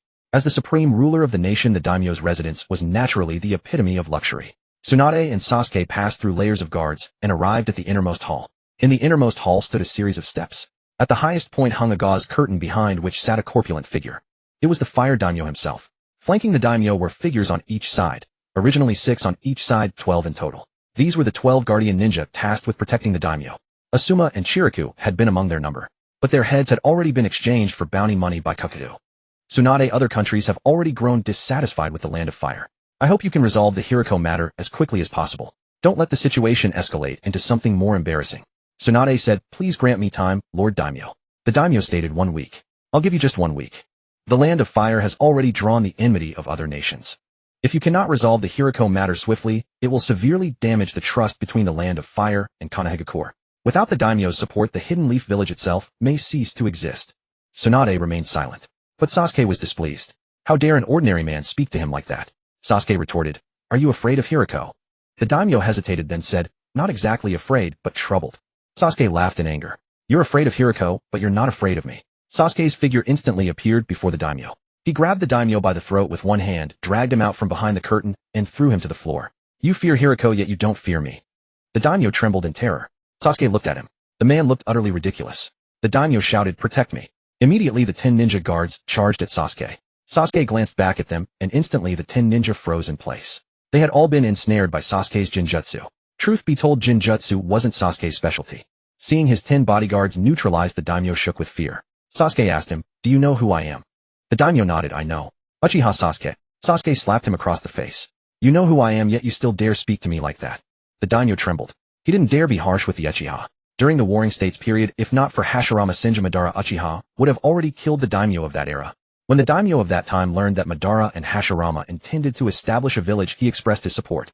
He was willing to provide money and land for the construction of the Hidden Leaf, but with the condition that the Hokage would answer to the daimyo. Madara immediately wanted to kill the daimyo, but Hashirama held him back. "Madara, we can't kill him. They're giving us money and land." Madara was puzzled. But if we killed him, wouldn't all these things be ours anyway? So in the minds of successive daimyo, the entire Uchiha clan were madmen, completely unreasonable. The daimyo had to tread carefully around the Uchiha. But this daimyo had grown somewhat arrogant. Sasuke found the daimyo utterly insufferable, an ordinary man daring to give him orders. Sasuke looked at Tsunade. "Tsunade-sama, let's just kill him." Tsunade turned her head away as if to say, "I don't care." Sasuke said to the daimyo, "Do you know? The ruler of the Hidden Rain was killed by Hanzo, and Hanzo himself was killed by the current ruler." The daimyo was scared shitless. "Don't kill me." But it was too late. With one slash, Sasuke cut off the daimyo's head, which rolled across the floor several times. Sasuke then installed a beggar as the new daimyo. In this world, there are no rules, no laws. Power is everything. Power is the rule. Power is the law. So Sasuke could do whatever he pleased. And that beggar, in the blink of an eye, had transformed from a beggar into the daimyo. All because of Sasuke's whim. Sasuke said to Tsunade, "Tsunade-sama, now you don't have to worry about the daimyo. There's no 7-day deadline anymore." Tsunade's heart was complicated. She didn't know whether the path she was now walking was right or wrong. But since things had already happened, Tsunade would not regret it. Even if it was the wrong path, she would walk it all the way to the end. To attain the immortal body, one must gather the 3 great elements of heaven, earth, and man. Heaven refers to the solar eclipse. Earth is Mount Sumeru, and man is Kakashi. More than a decade ago, long before Sasuke was born, Hiriko had already set his sights on Kakashi's Sharingan. He planted a slave mark deep within Kakashi's body. Meanwhile, in Konoha, as Kakashi slept soundly, a white figure suddenly appeared in his dreams. Kakashi was startled, mistaking the silhouette for his own father. He chased after it, but the figure only grew more distant with each step. Awakening to the truth, Kakashi realized this was not his father. His father would never toy with him like this. Sure enough, the white figure appeared before him in an instant, then tore out his eyes. Kakashi jolted awake in a cold sweat. He discovered the slave mark upon his neck. The very next morning, Kakashi sought out Tsunade and laid out his plan before her. Kakashi had already lost Obito's Sharingan, but Hiriko was unaware of this. Thus, Kakashi remained Hiriko's target. Kakashi's plan was to place a curse mark upon himself, and when Hiriko absorbed him, they would perish together. Tsunade said, "Why go through all this trouble? Just have Sasuke go kill Hiriko." Kakashi's heart raced in shock. When had Tsunade begun relying on the Uchiha? Yet he kept his composure outwardly. Kakashi said, "Lady Tsunade, any conflict inevitably claims civilian lives. If I can take Hiriko down with me, that would be the best possible resolution." Tsunade nodded. She then asked, "Kakashi, have you truly made up your mind?" Kakashi replied, "Yes, this is my decision." That night, Kakashi prepared to leave the village, determined to defeat Hiriko by his own means. As he departed, he encountered Shikamaru visiting a grave. Knowing Shikamaru's level-headed nature, Kakashi confided his plan to him. Though it would mean Kakashi's sacrifice, Shikamaru chose to support his resolve for the sake of the village. Hesitating briefly, Kakashi said to Shikamaru, "Shikamaru, I have 3 students. Sasuke and Hinata, I don't worry about, but Naruto gives me pause. After I'm gone, please tell Naruto. No matter what happens, do not come looking for me." Shikamaru nodded. But unbeknownst to them, Naruto, who had stepped out to relieve himself, happened to catch sight of Kakashi's departing figure. Naruto chased after Kakashi, calling out, "Kakashi-sensei." But Kakashi had already let down his body's defenses. He was now almost completely enslaved by Hiriko. He gave no response to Naruto's calls. Naruto ran after him. But Shikamaru caught sight of them and formed hand seals, shadow imitation technique. The shadow ensnared Naruto's legs, rendering him immobile. Naruto said, "Shikamaru, perfect timing. Let me go. We need to go after Kakashi-sensei. He's acting really strange tonight." But Shikamaru replied, "Give it up, Naruto. This is Kakashi's own decision. He asked me to tell you, no matter what happens, don't go searching for him." Using the shadow imitation technique to restrain the Nine-Tails Jinchuriki, only Shikamaru could pull off something like that. Naruto's eyes burned crimson as he said, "Shikamaru, don't stand in my way. I will save Kakashi-sensei no matter what. No one can make me give up." Shikamaru was about to speak. Naruto said, "Shikamaru, I can't just stand by and watch Kakashi-sensei die. I have to save him. Kakashi-sensei taught me that sacrificing a comrade to complete a mission is worse than being a failure." Seeing the red chakra surfacing around Naruto's body, Shikamaru warned, "Naruto, you can't keep drawing on the Nine-Tails chakra." But Naruto shouted back, "I'm sorry, but I refuse to watch my teacher die before my eyes while I stand by helpless." In that instant, Naruto broke free of the shadow imitation technique and sprinted in the direction Kakashi had vanished.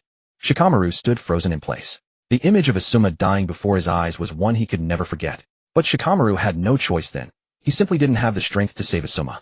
Not a single day passed without Shikamaru living in agony. He had always resented Jinchuriki. Lately, though, he couldn't help but wonder. If he had possessed the power of a Jinchuriki back then, could he have saved Asuma-sensei? But that was nothing more than wishful thinking. Shikamaru would never be worthy of becoming a Jinchuriki. His thoughts drifted back to a month prior. Team Asuma had received a B-rank mission. But no sooner had they left Konoha than they were ambushed by Kakuzu and Haiden of the Akatsuki. The reason Kakuzu and Haiden wanted Asuma dead was simple. Asuma's head was worth 35 million ryo. Utterly absurd. 35 million ryo to buy Asuma's head. Held back by Kakuzu, Shikamaru watched helplessly as Asuma fell before his very eyes. And then Kakuzu severed his head. Every time that memory resurfaced, Shikamaru's heart ached with unbearable pain. He had never liked the smell of smoke, yet he had taken up smoking. Even Asuma's knuckle daggers had been inherited by Shikamaru. Watching Naruto's retreating figure, Shikamaru thought to himself, perhaps Naruto was right. At least this way he would have no regrets in the future. That very night, Shikamaru went to see Tsunade and informed her of Naruto's whereabouts. Tsunade decided to dispatch elite members from the Ninja Academy to assist Naruto in rescuing Kakashi. After all, Tsunade had no intention of being a worthless Hokage.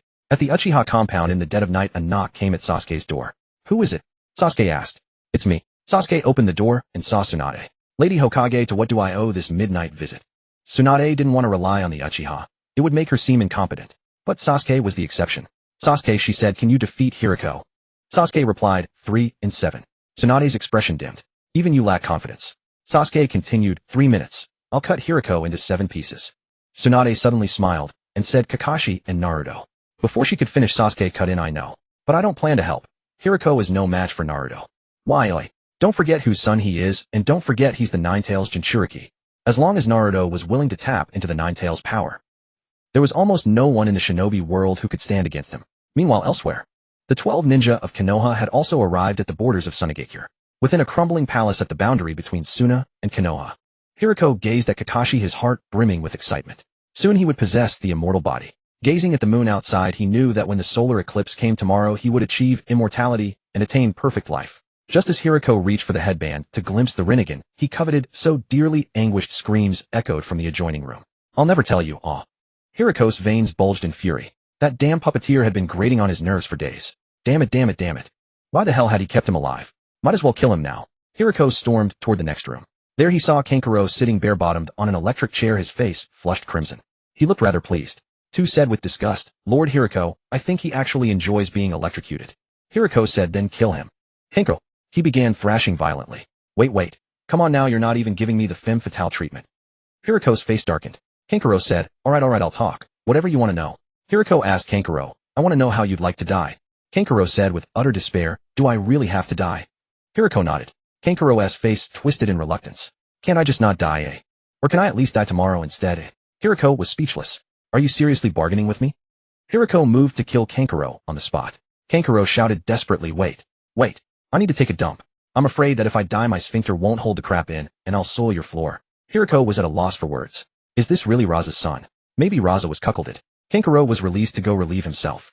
Kankuro put his clothes back on, and pulled a miniature scroll from his pocket. Unrolling it, he continued applying purple paint to his face. Kankuro shouted, now appearing, the white secret technique, the 10 puppets of Chikamatsu. Biting his finger, he summoned 3 of the puppets. In this life or death moment, Kankuro could only try whether he could fully wield the 10 Chikamatsu puppets. But he could only control 3. What Kankuro didn't know was that even the full 10 Chikamatsu puppets wouldn't stand a chance against Hiriko. Hiriko flicked his sleeve. Bandages shot out like tentacles wrapping tightly around Kankuro. His fingers were bound. He couldn't control the puppets anymore. His ultimate technique countered in an instant. Just as Kankuro closed his eyes bracing for death, a thunderous crash echoed from outside. Hiriko was done. Why at the critical moment was he always being interrupted? Hiriko said to Tu, you deal with them. Tu nodded. Sure, but at that very moment, countless white serpents burst from the crevices of the floor, binding Tu tightly. Her voluptuous body writhed upon the ground. Orochimaru emerged slowly from the shadowy corner, gently licking Tu's cheek. A synthetic human. Orochimaru felt a surge of excitement. Not an original human, not a clone, not a shadow. An entirely new life form possessing its own consciousness. A synthetic human. So this is the forbidden technique, Kagagura. Interesting. Hiriko was once Orochimaru's close friend, but Orochimaru's genius was overwhelming. To catch up to the talent of the legendary Sannin, Hiriko began studying the forbidden Kagagura technique, conducting experiments on human subjects. Truth be told, Orochimaru bore some responsibility for Hiriko walking down that path. Later, Orochimaru too began conducting his own experiments. But Orochimaru's forbidden living corpse reincarnation was developed through his own research. Perfect life. How intriguing. Orochimaru wanted to study Hiriko's Kagagura technique as well. Of course, Hiriko would never share it. But that was fine. Orochimaru would simply capture one himself. Capture a synthetic human to take back for research. Outside the palace, Naruto pounded against the great doors with his fists. Kakashi-sensei, where are you? You bastards, I'll never forgive you. Hand Kakashi-sensei over now. Just then the doors swung open. Hiriko stepped out. Naruto laid eyes on him. This was the man who had declared war upon the entire shinobi world. Kakashi-sensei must be in there. 2 shadow clones appeared, and a Rasengan materialized in his palm. Rasengan. Naruto charged at Hiriko. But Hiriko evaded with the swift release, then said, pathetic. Unless I'm mistaken, you're the Nine-Tails Jinchuriki. But the Nine-Tails power pales in comparison to my immortal body. Kurama. I'm weak. I'm the strongest tailed beast officially recognized by Madara Uchiha. Even Hashirama Senju acknowledged my strength. Who do you think you are calling me weak? Within Naruto's inner world, Kurama said, come on, let this pathetic fool witness my true power. Naruto nodded. Alright, let's show him the bond of friendship between us and the brand new technique we've developed. In the next moment, Kurama's chakra flowed into Naruto without reservation. A golden chakra cloak surfaced around Naruto's body, illuminating the dim world with its radiance. Naruto shouted, this is the bond between me and Kurama, the new form Kurama Link Mode. Hiriko stared at the gleaming golden figure. Chakra was practically pouring out of him. Hiriko was stunned. You're using Kurama Link Mode against me. What am I even supposed to do now? Despite his thoughts, Hiriko refused to bow down. He quickly used the swift release to create distance. But Naruto transformed into a yellow flash appearing directly behind Hiriko. Naruto said to Hiriko, your power is nothing before the bond between me and Kurama. Hiriko retorted, You rely on tailed beast power. What right do you have to compare yourself to me? Naruto shot back, and you rely on the Kekkei Genkai of others, not your own strength. Upon hearing Naruto's words, Beiryōhu was somewhat enraged. Indeed, the ghost sprout technique was a technique that deprived others of their bloodline limits to strengthen oneself. However, Beiryōhu believed this was the result of his own efforts. He would not allow anyone to speak of it. He clasped his hands in seals, and instantly a colossal chimeric beast appeared behind him. This was the creation of the secret ghost sprout technique. But as the Nine-Tails looked upon the giant beast, it sneered. A massive golden fox had emerged, and a miniature-tailed beast ball shot into the beast's mouth. Bang! After a violent explosion, the entire beast was obliterated by a single-tailed beast ball from the Nine-Tails. A single massive sphere shattered Beiryōhu's dream of the ghost sprout technique. Seeing his life's work, the beast destroyed, Beiryōhu trembled with rage. He plunged the bandages from his sleeves into the ground. The next moment, countless bandages coiled toward Naruto. But in this state, Naruto was in the Nine-Tails Link mode. Naruto instantly flashed behind Beiryōhu, and his chakra formed claws grasping him. Then a fox head bit down toward Beiryōhu, who was shocked. Steel Release. After using Steel Release, Beiryōhu withstood Naruto's fox head. Due to the properties of Steel Release, he did not suffer much damage, but his eyes glared at Naruto with venom, as if asking, why does everyone obstruct me? Why does everyone ruin my plans? The next moment, two Rinnegan appeared in Naruto's hands, spinning continuously, and he hurled them toward Beiryōhu. Beiryōhu excitedly reached out. Absorbing ninjutsu was his specialty. Dark Release. But when his hands touched the Raisin Shuriken, Beiryōhu found he could not absorb this technique, because the Raisin Shuriken was wrapped in rapidly rotating airflow with the chakra inside. Beiryōhu was defeated by the sudden Raisin Shuriken. His clothes and belt were torn apart by Naruto. What remained was a body wrapped in bandages. He said to Naruto, I lost. You win. Naruto dispersed the Nine-Tails Link mode. He said to Beiryōhu, you were once a Konoha ninja. Why do you now declare war on the entire ninja world? Confusion flickered in Beiryōhu's eyes. I just wanted to be acknowledged, even though he was an enemy. Naruto couldn't help but retort. You said that collecting 5 bloodline limits grants immortality. Then why not obtain immortality before declaring war on the ninja world? Why declare war when you are still one step short? Beiryōhu was stunned. Yes, why did I declare war after gathering for bloodline limits instead of waiting until I had immortality? Beiryōhu's eyes cleared. Earlier, what had he been thinking? He had exposed his presence prematurely. Naruto said to him, but it doesn't matter. With me here, your schemes cannot succeed. I will defeat every conspiracy. Naruto had rescued Kakashi. On Kakashi's neck still lingered the enslavement seal left by Rinnegan. Yet for Naruto, dispelling such a slave mark was as simple as breathing. The Nine-Tails' immense chakra could directly blast away the enslavement seal. Kakashi regained consciousness, gazing at Naruto with a bewildered expression, and said, have I failed? Naruto smiled and replied, Sensei Kakashi, you didn't fail. I defeated Rinnegan. Kakashi was somewhat astonished. Kakashi knew Rinnegan's power firsthand. Could Naruto truly have defeated it? Sasuke had grown so formidable. Had Naruto surpassed him as well? Are all my disciples this ridiculously overpowered? As if reading Kakashi's thoughts, Naruto explained, after my friend passed away, I sought out Jiraiya-sensei, who took me to Mount Myaboku for training. During that time, I mastered Sage Mode, and Kurama willingly granted me his power. Sage Mode combined with the Nine-Tails power creates an entirely new form, the Baryon Mode. Kakashi stood speechless. Sage Mode, the Nine-Tails submitting, all accomplished so swiftly. Suddenly a figure descended from the heavens. Sen landed in an instant. A colossal bird materialized beside him, its feathers detonating like shrapnel in every direction. A massive Nine-Tails fox had materialized, enveloping both Naruto and Kakashi within its protective embrace. Sen placed a hand on Rinnegan, his expression cold as he declared, My lord Rinnegan, you have failed. You've lost all value. Teachings you yourself instilled in me. Now become my power. Sen shouted, Demon Biju Fusion Jutsu. Rinnegan's form began merging with Sen's body. Rinnegan. Kakashi muttered, what a son of a bitch. Sen continued, My lord Rinnegan, I've already consumed the first head. He was no match for me. The second has disappeared, otherwise she too would feed my power. My lord, why do you resist? Before he could finish, a Kusanagi sword pierced through Sen's body. He turned in disbelief to see a deathly pale face staring back at him. It was Orochimaru, who let out a sinister chuckle. Ha ha ha. How dare a mere ant dare to devour my friend?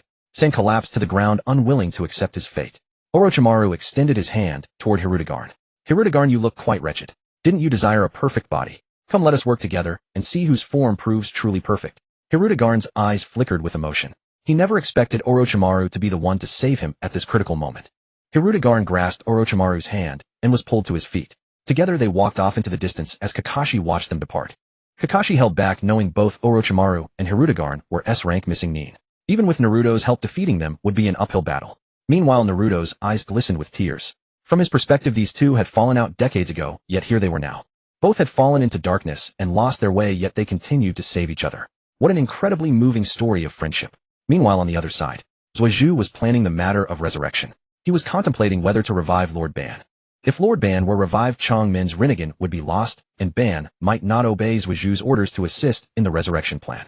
Thus, Zhuozhu devised a plan to revive everyone except Ban and use impure world reincarnation for Ban.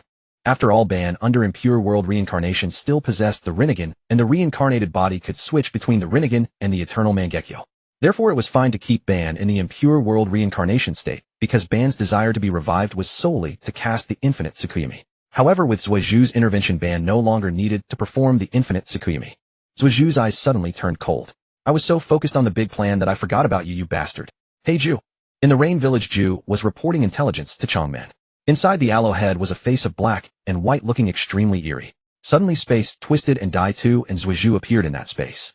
Ju excitedly greeted hello, however Dai-Tu and Zhuozhu's eyes were cold. Zhuozhu gave Changmin a meaningful glance, and Changmin understood going to close the door. Ju also sensed something amiss, and said, you have something to discuss. Then I'll take my leave. Zhuozhu said, no need to leave. You can't escape. To prevent you from burrowing underground, the ground itself has been sealed with the 4 red sun formation. Dai-Tu's face was also cold. In the Kamui dimensions, Zhuozhu had told Dai-Tu the truth, that this guy was the real mastermind. He was the one who caused Rin's death back then. Therefore, Dai-Tu's gaze towards Ju was extremely vicious. Ju said awkwardly, well. But the next moment, the Kusanagi sword in Zhuozhu's hand pierced through Ju's heart. Ordinary ninjutsu could not kill Ju, only yin-yang release could. However, Zhuozhu had not mastered enough yin-yang release to kill Ju, so the best way to deal with him was sealing techniques. Dai-Tu condensed a large number of black rods in his hand, pinning Ju firmly to the ground, mainly targeting the Heiju part. Ju sensed the danger and began to plead, what are you doing? I haven't betrayed the organization. Why are you attacking me? Zhuozhu smiled slightly and said, you haven't betrayed the organization, but you have betrayed the ninja world. Don't think I don't know your true identity, Heiju. You are not a split of Ban, you were created by Kagaya. Incredulity filled Ju's eyes. But he still explained, I am Ban's will. Who is Kagaya? Changmin was shocked, you are Ban's will. How come I didn't know? Hey Ju. Things seem to be getting messy. With its intelligence of living for thousands of years, it couldn't even find a reasonable explanation. But Zhuozhu didn't care. He said, I don't care what you say. In any case, you must die today. Hey Ju was about to speak. Zhuozhu suddenly felt a heaviness in his head, and the karma inside him began to awaken. Hey Ju was Kagaya's child, while Ashiki had been betrayed by Kagaya. Now Ashiki's karma was parasitizing Zhuozhu's body. Perhaps, sensing Kagaya's presence, Ashiki began to lose his calm. Zhuozhu's right eye transformed into Ashiki's unique black eye. A slight smile curled at the corner of his mouth. Feeling the power within his body, how wonderful it was. Ashiki's consciousness did not take over. But Zhuozhu gained the ability of Ashiki's black eye. Seeing Zhuozhu's eyes, no one else changed. Only Heiju. Heiju felt a terror from the depths of his soul. You are. Before Heiju could finish, Zhuozhu activated the black eye's ability. Sukuna Hikona. Heiju instantly vanished without a trace, imprisoned by Zhuozhu into the black eye space, sealed forever. Everyone stared at Sasuke's eyes in disbelief. White eyes, Sharingan, Mangekyō, Rinnegan, Blood Dragon Eye. Even the rarest dojutsu in the shinobi world had some records or references, no matter how scarce. Yet Sasuke's eyes bore no record whatsoever. One eye was a Rinnegan, the other a pitch black eye. Truly, somewhat terrifying. Sasuke didn't notice that beneath his clothes on his left forearm strange purple markings were fading away with time. Then, the black eye transformed into a Rinnegan. Nagato asked Sasuke, your eyes? Sasuke waved his hand, signaling to drop the matter. After that, Sasuke discussed with Nagato who was to be revived. However, even with the Rinne rebirth and the living corpse reincarnation technique, Nagato's capacity was still limited. Thus, one person could be revived per day. For the week, multiple could be revived at once. Sasuke pondered for a long while and finally decided to prioritize reviving Minato, because Sasuke had once promised Naruto that he would bring Minato back. Sasuke said to Nagato, then the first to be revived is Minato. Hearing Minato's name, Obito's body trembled, his heart filled with guilt. Sasuke glanced at Obito. What's wrong? Obito took a deep breath and said, nothing. Just a bit of guilt in my heart. In the past, I did many wrong things. I killed my teacher and also many innocent civilians. My hands are stained with blood. I don't know how I should face my teacher. Obito had once deeply respected Minato. But ever since the Canopy Bridge incident, Obito had been brainwashed. Why hadn't Minato, the fastest shinobi in the world with his flying thunder god mark, come to save his disciple? That was what Obito had resented. Even before Rin's death, Obito hadn't hated Minato that much. But the revival ceremony still had to proceed. As usual, Orochimaru used part of Minato's body tissue with white Zetsu as the base to perform the impure world reincarnation. Although Minato's soul had been consumed by the death god, However, when Orochimaru retrieved his arm souls, the souls of the third Hokage Minato, the first and second Hokage, and the Nine-Tails were all released. Orochimaru struck the ground. Impure world reincarnation. The white Zetsu within the symbols twisted and fragments turned into Minato's living form. Obito silently put on his mask. He intended to converse with Minato using the mask, not as Obito but as Madara. Minato's soul was bound. He opened his eyes. The first thing he saw was Obito across from him in tiger-striped mask form. Minato's hand instantly conjured a Rasengan. He then teleported above Obito. Rasengan. The flying thunder god mark never fades. Obito phased and Minato's Rasengan shattered the floor into pieces. Minato was about to continue his attack. But Obito said, "Teacher, I want to know, why didn't you appear during the Canopy Bridge battle back then?" Minato was about to attack again, but he heard Obito's words. "Teacher," Obito continued, "back then you didn't recognize me, your dead disciple. Now I hope you can recognize my identity." Minato thought of something. Trembling, he said incredulously, "You're Obito. But why are you?" The flying thunder god mark never disappears. On this person's back was the mark he had left long ago. But if he was Obito, then Obito, overcome with emotion, tore off his mask. "Teacher, do you know what I went through back then, eh? You always taught me that comrades are more important than missions. But back then you didn't arrive in time to save me at Canopy Bridge. And a few years later you also failed to save Rin. In your eyes was becoming Hokage far more important than your own disciples. When both disciples were in danger, Minato wasn't there. He had never saved them, and that had always been a regret in his heart. Now being questioned by Obito, Minato felt lost. It's not like that. It's not like that." Minato's explanation seemed somewhat weak and unconvincing. Indeed, as a teacher he had failed to protect his students twice. Even as the Hokage, Minato had failed to protect the villagers. Back during the battle at the Canopy Bridge, Minato was unaware of the danger Obito's team faced. When he learned that Obito had been buried under the rocks, Minato led the villagers in searching for Obito for 3 months, but no trace of his remains was found. Later the Three-Tails went on a rampage and Rin died. This was also Minato's regret. As a teacher he had no idea that his own disciple was the Jinchuriki of the Three-Tails. Minato could offer no excuse. He said to Obito, "Obito, I'm sorry. I was not a qualified teacher." Obito said nothing in return. Minato gazed at the scarred face beneath Obito's mask, his heart filled with deep pain. Obito was once his most beloved disciple. Judging by the scars on his face, one could imagine how much suffering he had endured. Though Kakashi was hailed as a genius, Minato and his wife had always favored Obito more. For the master and disciple to have come to blows, Minato had indeed been thoughtless. Yet Obito's actions were far too extreme. Obito took a deep breath and said to Minato, "Sensei, I know I have done many wrong things. I will do my best to make amends. Let the past be the past. We still have the future to live. The mistakes I made, I will strive to atone for them." Minato finally opened his heart to Obito, and the rift between them began to gradually dissolve. Just as Nagato was about to resurrect Minato, Sasuke said to the deceased Minato, "Fourth Hokage, is the Nine-Tails inside you?" Minato nodded yes. Sasuke said, "After you are resurrected, the Nine-Tails will be useless. Give it to me." Minato asked, "Who are you?" Sasuke replied, "Uchiha Sasuke. My father is Uchiha Fugaku, and I am Naruto's friend." Minato hesitated, "But the Nine-Tails is savage. I don't know if you can control it." Sasuke flicked his hair, revealing his left Rinnegan, and said to Minato, "Fourth Hokage, trust me. A mere Nine-Tails is nothing." Minato nodded. Then he sat cross-legged on the ground facing Sasuke, with palms touching. In an instant, a suction force comparable to that of a certain wind spirit erupted from Sasuke's body, pulling the Nine-Tails into him. This event later became known as the Tailed Dead Water Returns In. After losing the Nine-Tails, Nagato used the Rinne rebirth technique to fully resurrect Minato. The scars on Minato's face fell away like flakes, and his body regained warmth. He was truly resurrected. Minato looked at his own body in disbelief and murmured, "Am I really alive?" Meanwhile, on Sasuke's side, within the vast world inside his body, the Nine-Tails was brutally beating the Two-Tails, berating it for abandoning the dignity of a tailed beast and willingly submitting to humans. The Two-Tails trembled in fear. Suddenly the sky darkened, and the Nine-Tails felt a bloodline pressure. A figure appeared in midair. The figure wore a white feathered robe and had a single horn on its head. Its left eye was white, its right eye black. Even just standing there, it radiated an overwhelming aura of power. It was Ishiki. Just as Ishiki was about to devour the Nine-Tails, he sensed his consciousness fading. 2 seconds later, Ishiki's consciousness was completely erased, leaving only his power. Outside, an electronic voice echoed in Sasuke's mind. Ding, detected non-host soul within the host. Eliminating. Ding, elimination successful.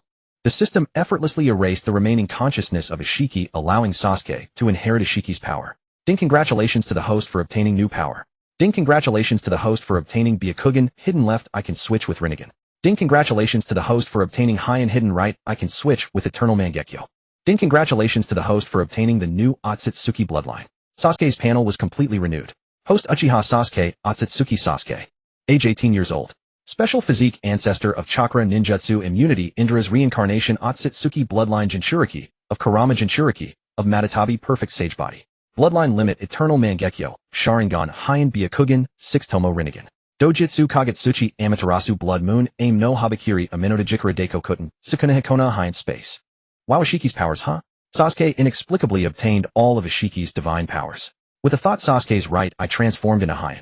Within the strange Heian a faint golden light flickered. If Sasuke remembered correctly, there was also a Ten Tails within the Heian space. With a thought a portal appeared before Sasuke, and he stepped into it. His attire rapidly changed.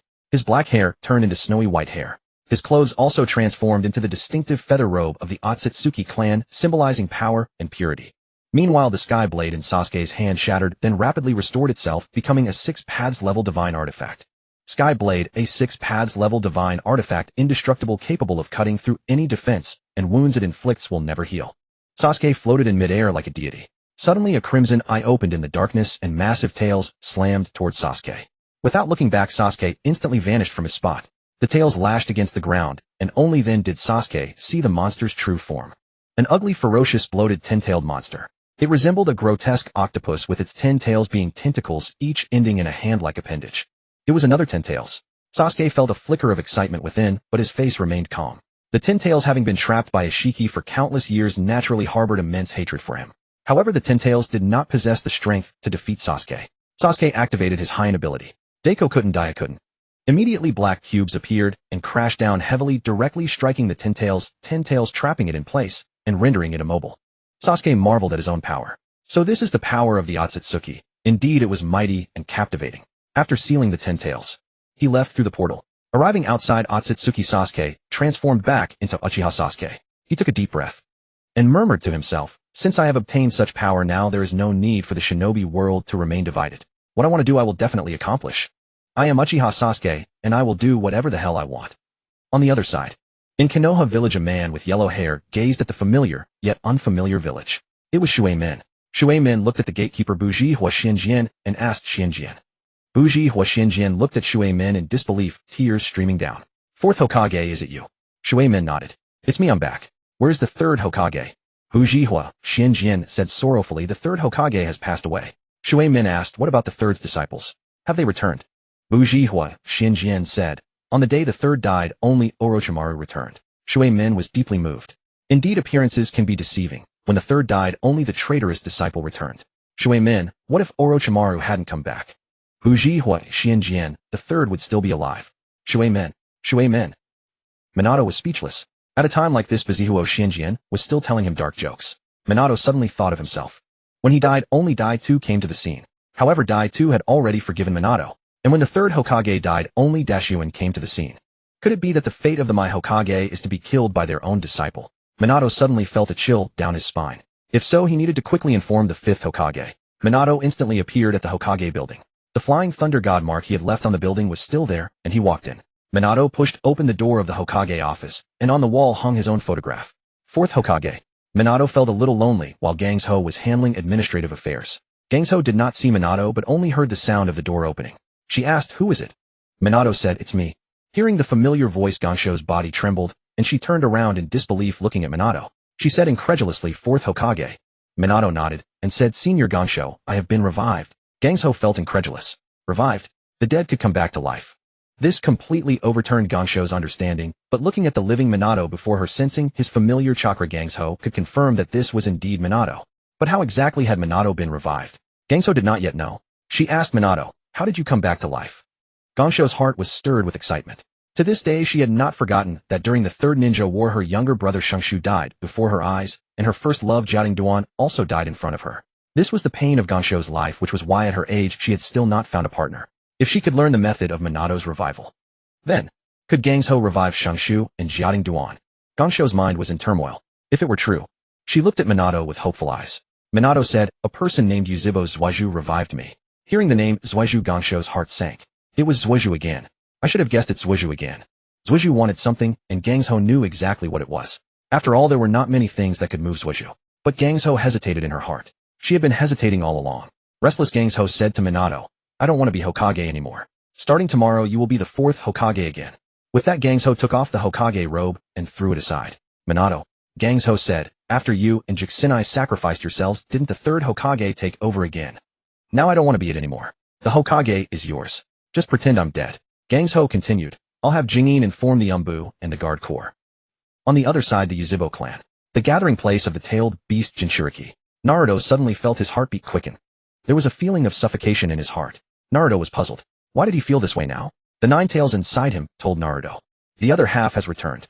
Naruto. Kurama, I mean my other half of power has returned from the Pure Land. Naruto listened in disbelief to the words of the nine tails. If the nine tails had returned from the Pure Land, then his father had returned as well. Naruto left this place and sprinted toward the Hokage Tower. His speed was so great that he appeared as a flash of yellow. Naruto arrived at the Hokage Tower and happened to see the man from his dreams speaking with Tsunade. Minato leaned close and whispered, Tsunade-senpai, do you have any disciples? Tsunade replied, Shizune inherited my medical ninjutsu, and Sakura inherited my Byakugan senjutsu. Minato whispered, Tsunade-senpai, forgive me for meddling, but as Hokage you must be cautious about your disciples. The third was killed by his disciples, and I was killed by mine as well. So Tsunade-senpai, you understand what I mean, correct? Tsunade remained noncommittal. Those two waste disposal disciples of mine couldn't kill me. Minato. Suddenly Minato's peripheral vision caught sight of Naruto, who shared the same blonde hair. Minato stared blankly at Naruto. Then Naruto charged forward and punched Minato squarely in the stomach. Minato. Then Naruto embraced Minato and began to weep. Father, you've returned. Is this real? Why does it feel like a dream? Minato, seeing Naruto in this state, felt a pang of heartache. He patted Naruto's back and said, Naruto, I'm sorry. I let you suffer. Naruto cried out to Minato, what good is an apology? You can never leave me again. Minato said gently, very well. I will never leave you again. As long as I'm here, no one will ever hurt you. Even though no one could bully Naruto anymore, he still nodded. He was only a child, and naturally he longed for his father's companionship. Meanwhile, elsewhere, in the Sound Village at Orochimaru's experimental facility. Within the facility, Orochimaru had completely dissected Subject 2. Despite the thoroughness of his work, he still could not understand why Subject 2, a synthesized human, had gained life. Orochimaru took this question to Hiriko. Hiriko said, the Kabagura no Jutsu is powerful, but no matter how powerful it cannot create life from nothing. And the Kabagura no Jutsu is also known as the Forbidden Union Jutsu. Do you know what that means? Orochimaru shook his head. He truly did not. He had intended to study the Kabagura no Jutsu, but Hiriko had taken the entire forbidden technique with him, leaving Orochimaru unable to conduct any research.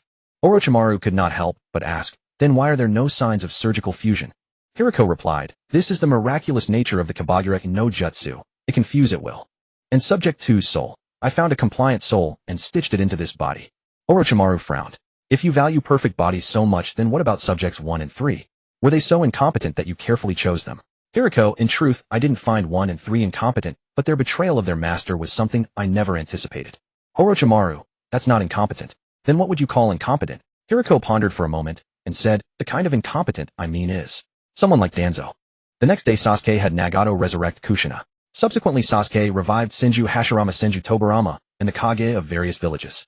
Originally Orochimaru did not possess the body tissues of Kage from other villages.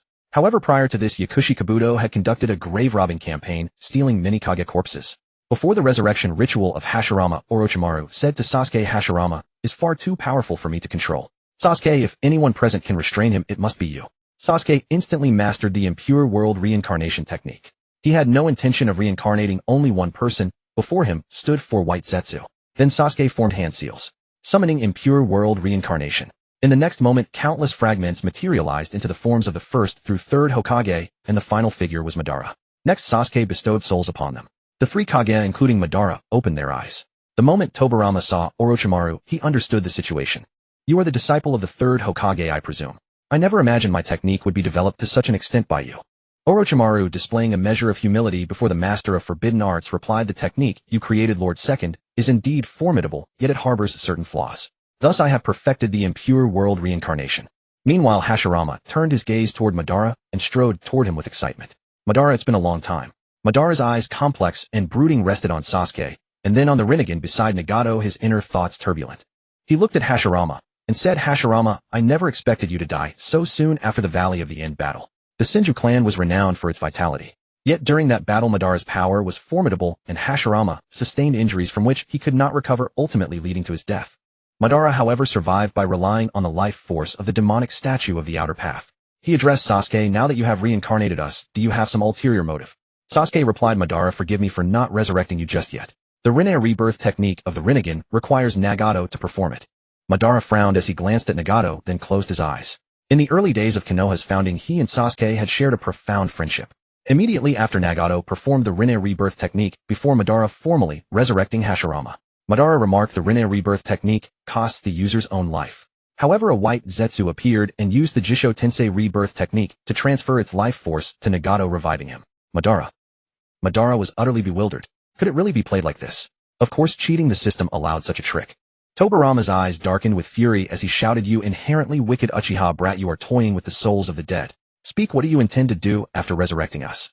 Before Sasuke could respond, Madara appeared behind Tobarama in an instant, conjured 2 black rods, and plunged them into his head.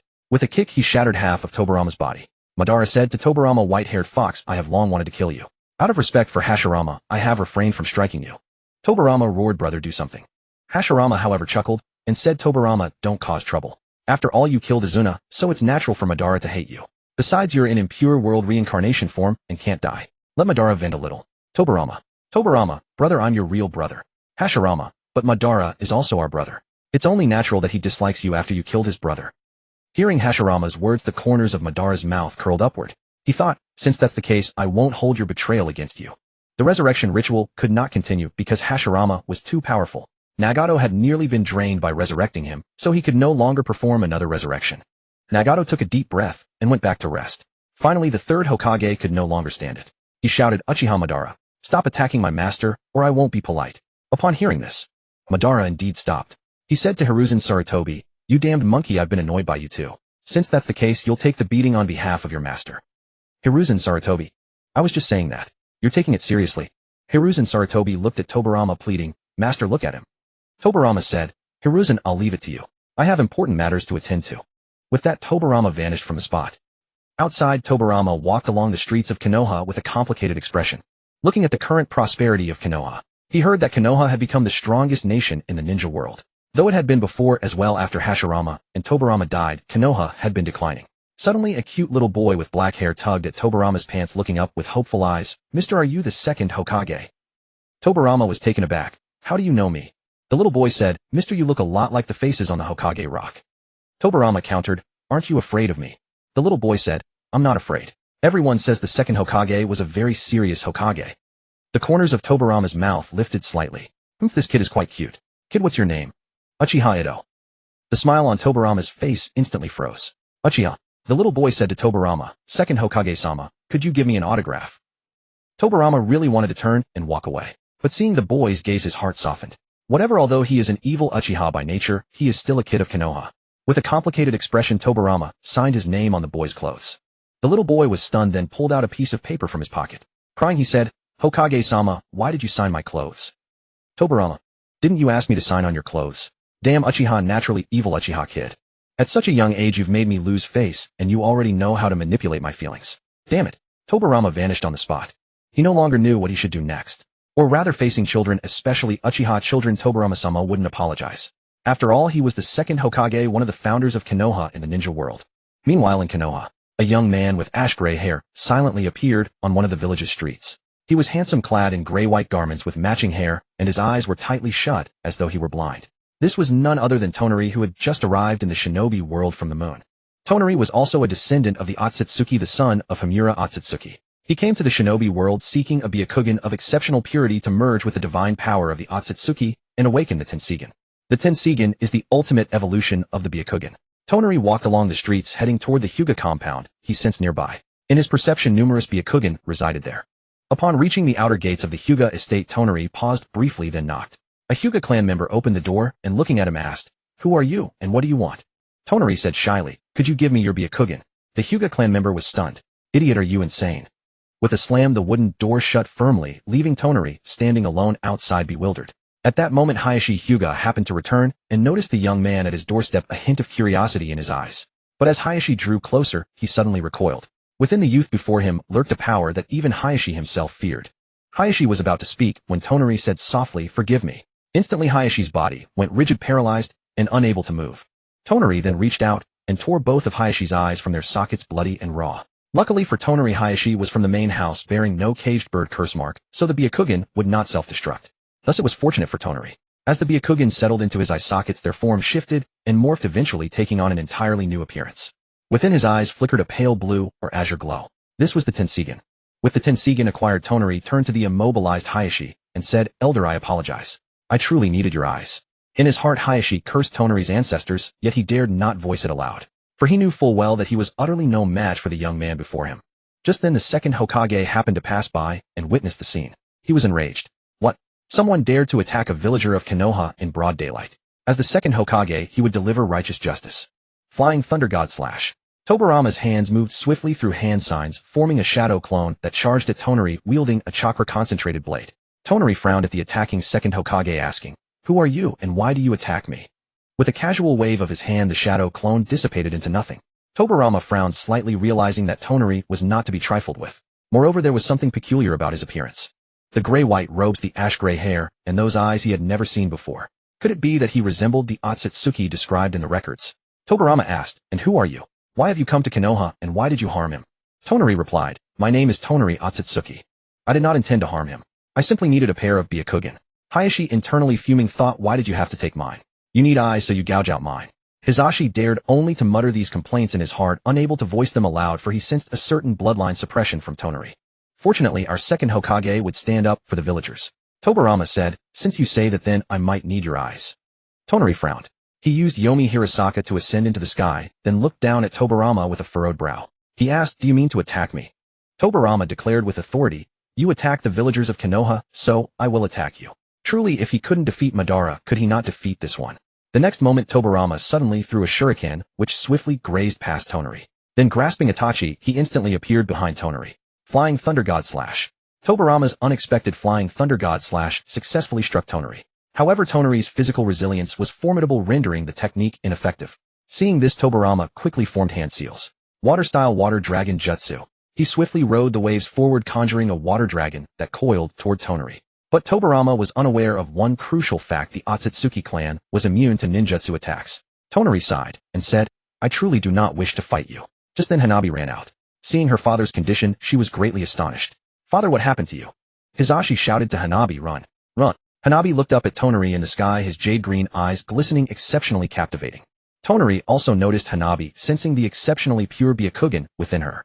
With a wave of his hand, Hanabi appeared behind him. He then used Yomi Hirasaka to leave the place with her. Witnessing this, Tobarama felt a surge of frustration. Why was it that he could not match any of these opponents? Tobarama's combat prowess was among the top tier of shinobi. Yet this was the late era of the ninja world. His adversaries were all entities like Uchiha, Madara, and the Otsutsuki, so naturally Tobarama's strength fell short. Though he was a master of forbidden techniques and water style, he lacked the overwhelming might of Hashirama. Sometime later, Hinata sought out Sasuke, intending to ask him to rescue Hanabi. Sasuke had the same thought: if he could rescue Hanabi, then have Orochimaru create a pair of artificial Byakugan for Hizashi, and subsequently recruit Tonari. It would be a solution with multiple benefits. Sasuke found Hayashi Hyuga and said to him, "Father-in-law, if I cannot defeat Tonari, what will become of your eyes?" "Tonari? Who is Tonari?" Sasuke explained. "He is the one who took your eyes, named Otsutsuki Tonari, a descendant of the Otsutsuki clan. I am not his match. What will happen to your eyes?" Hayashi Hyuga also wore a troubled expression. As the clan head of the Hyuga, being without the Byakugan would be unacceptable. Seeing Hayashi's demeanor, Sasuke pressed on. "I can have Orochimaru cultivate a pair of artificial Byakugan for you. They may not be as powerful as the original, but they retain the basic functions. What do you think?" Hayashi nodded, accepting this as the only viable option. It was a last resort.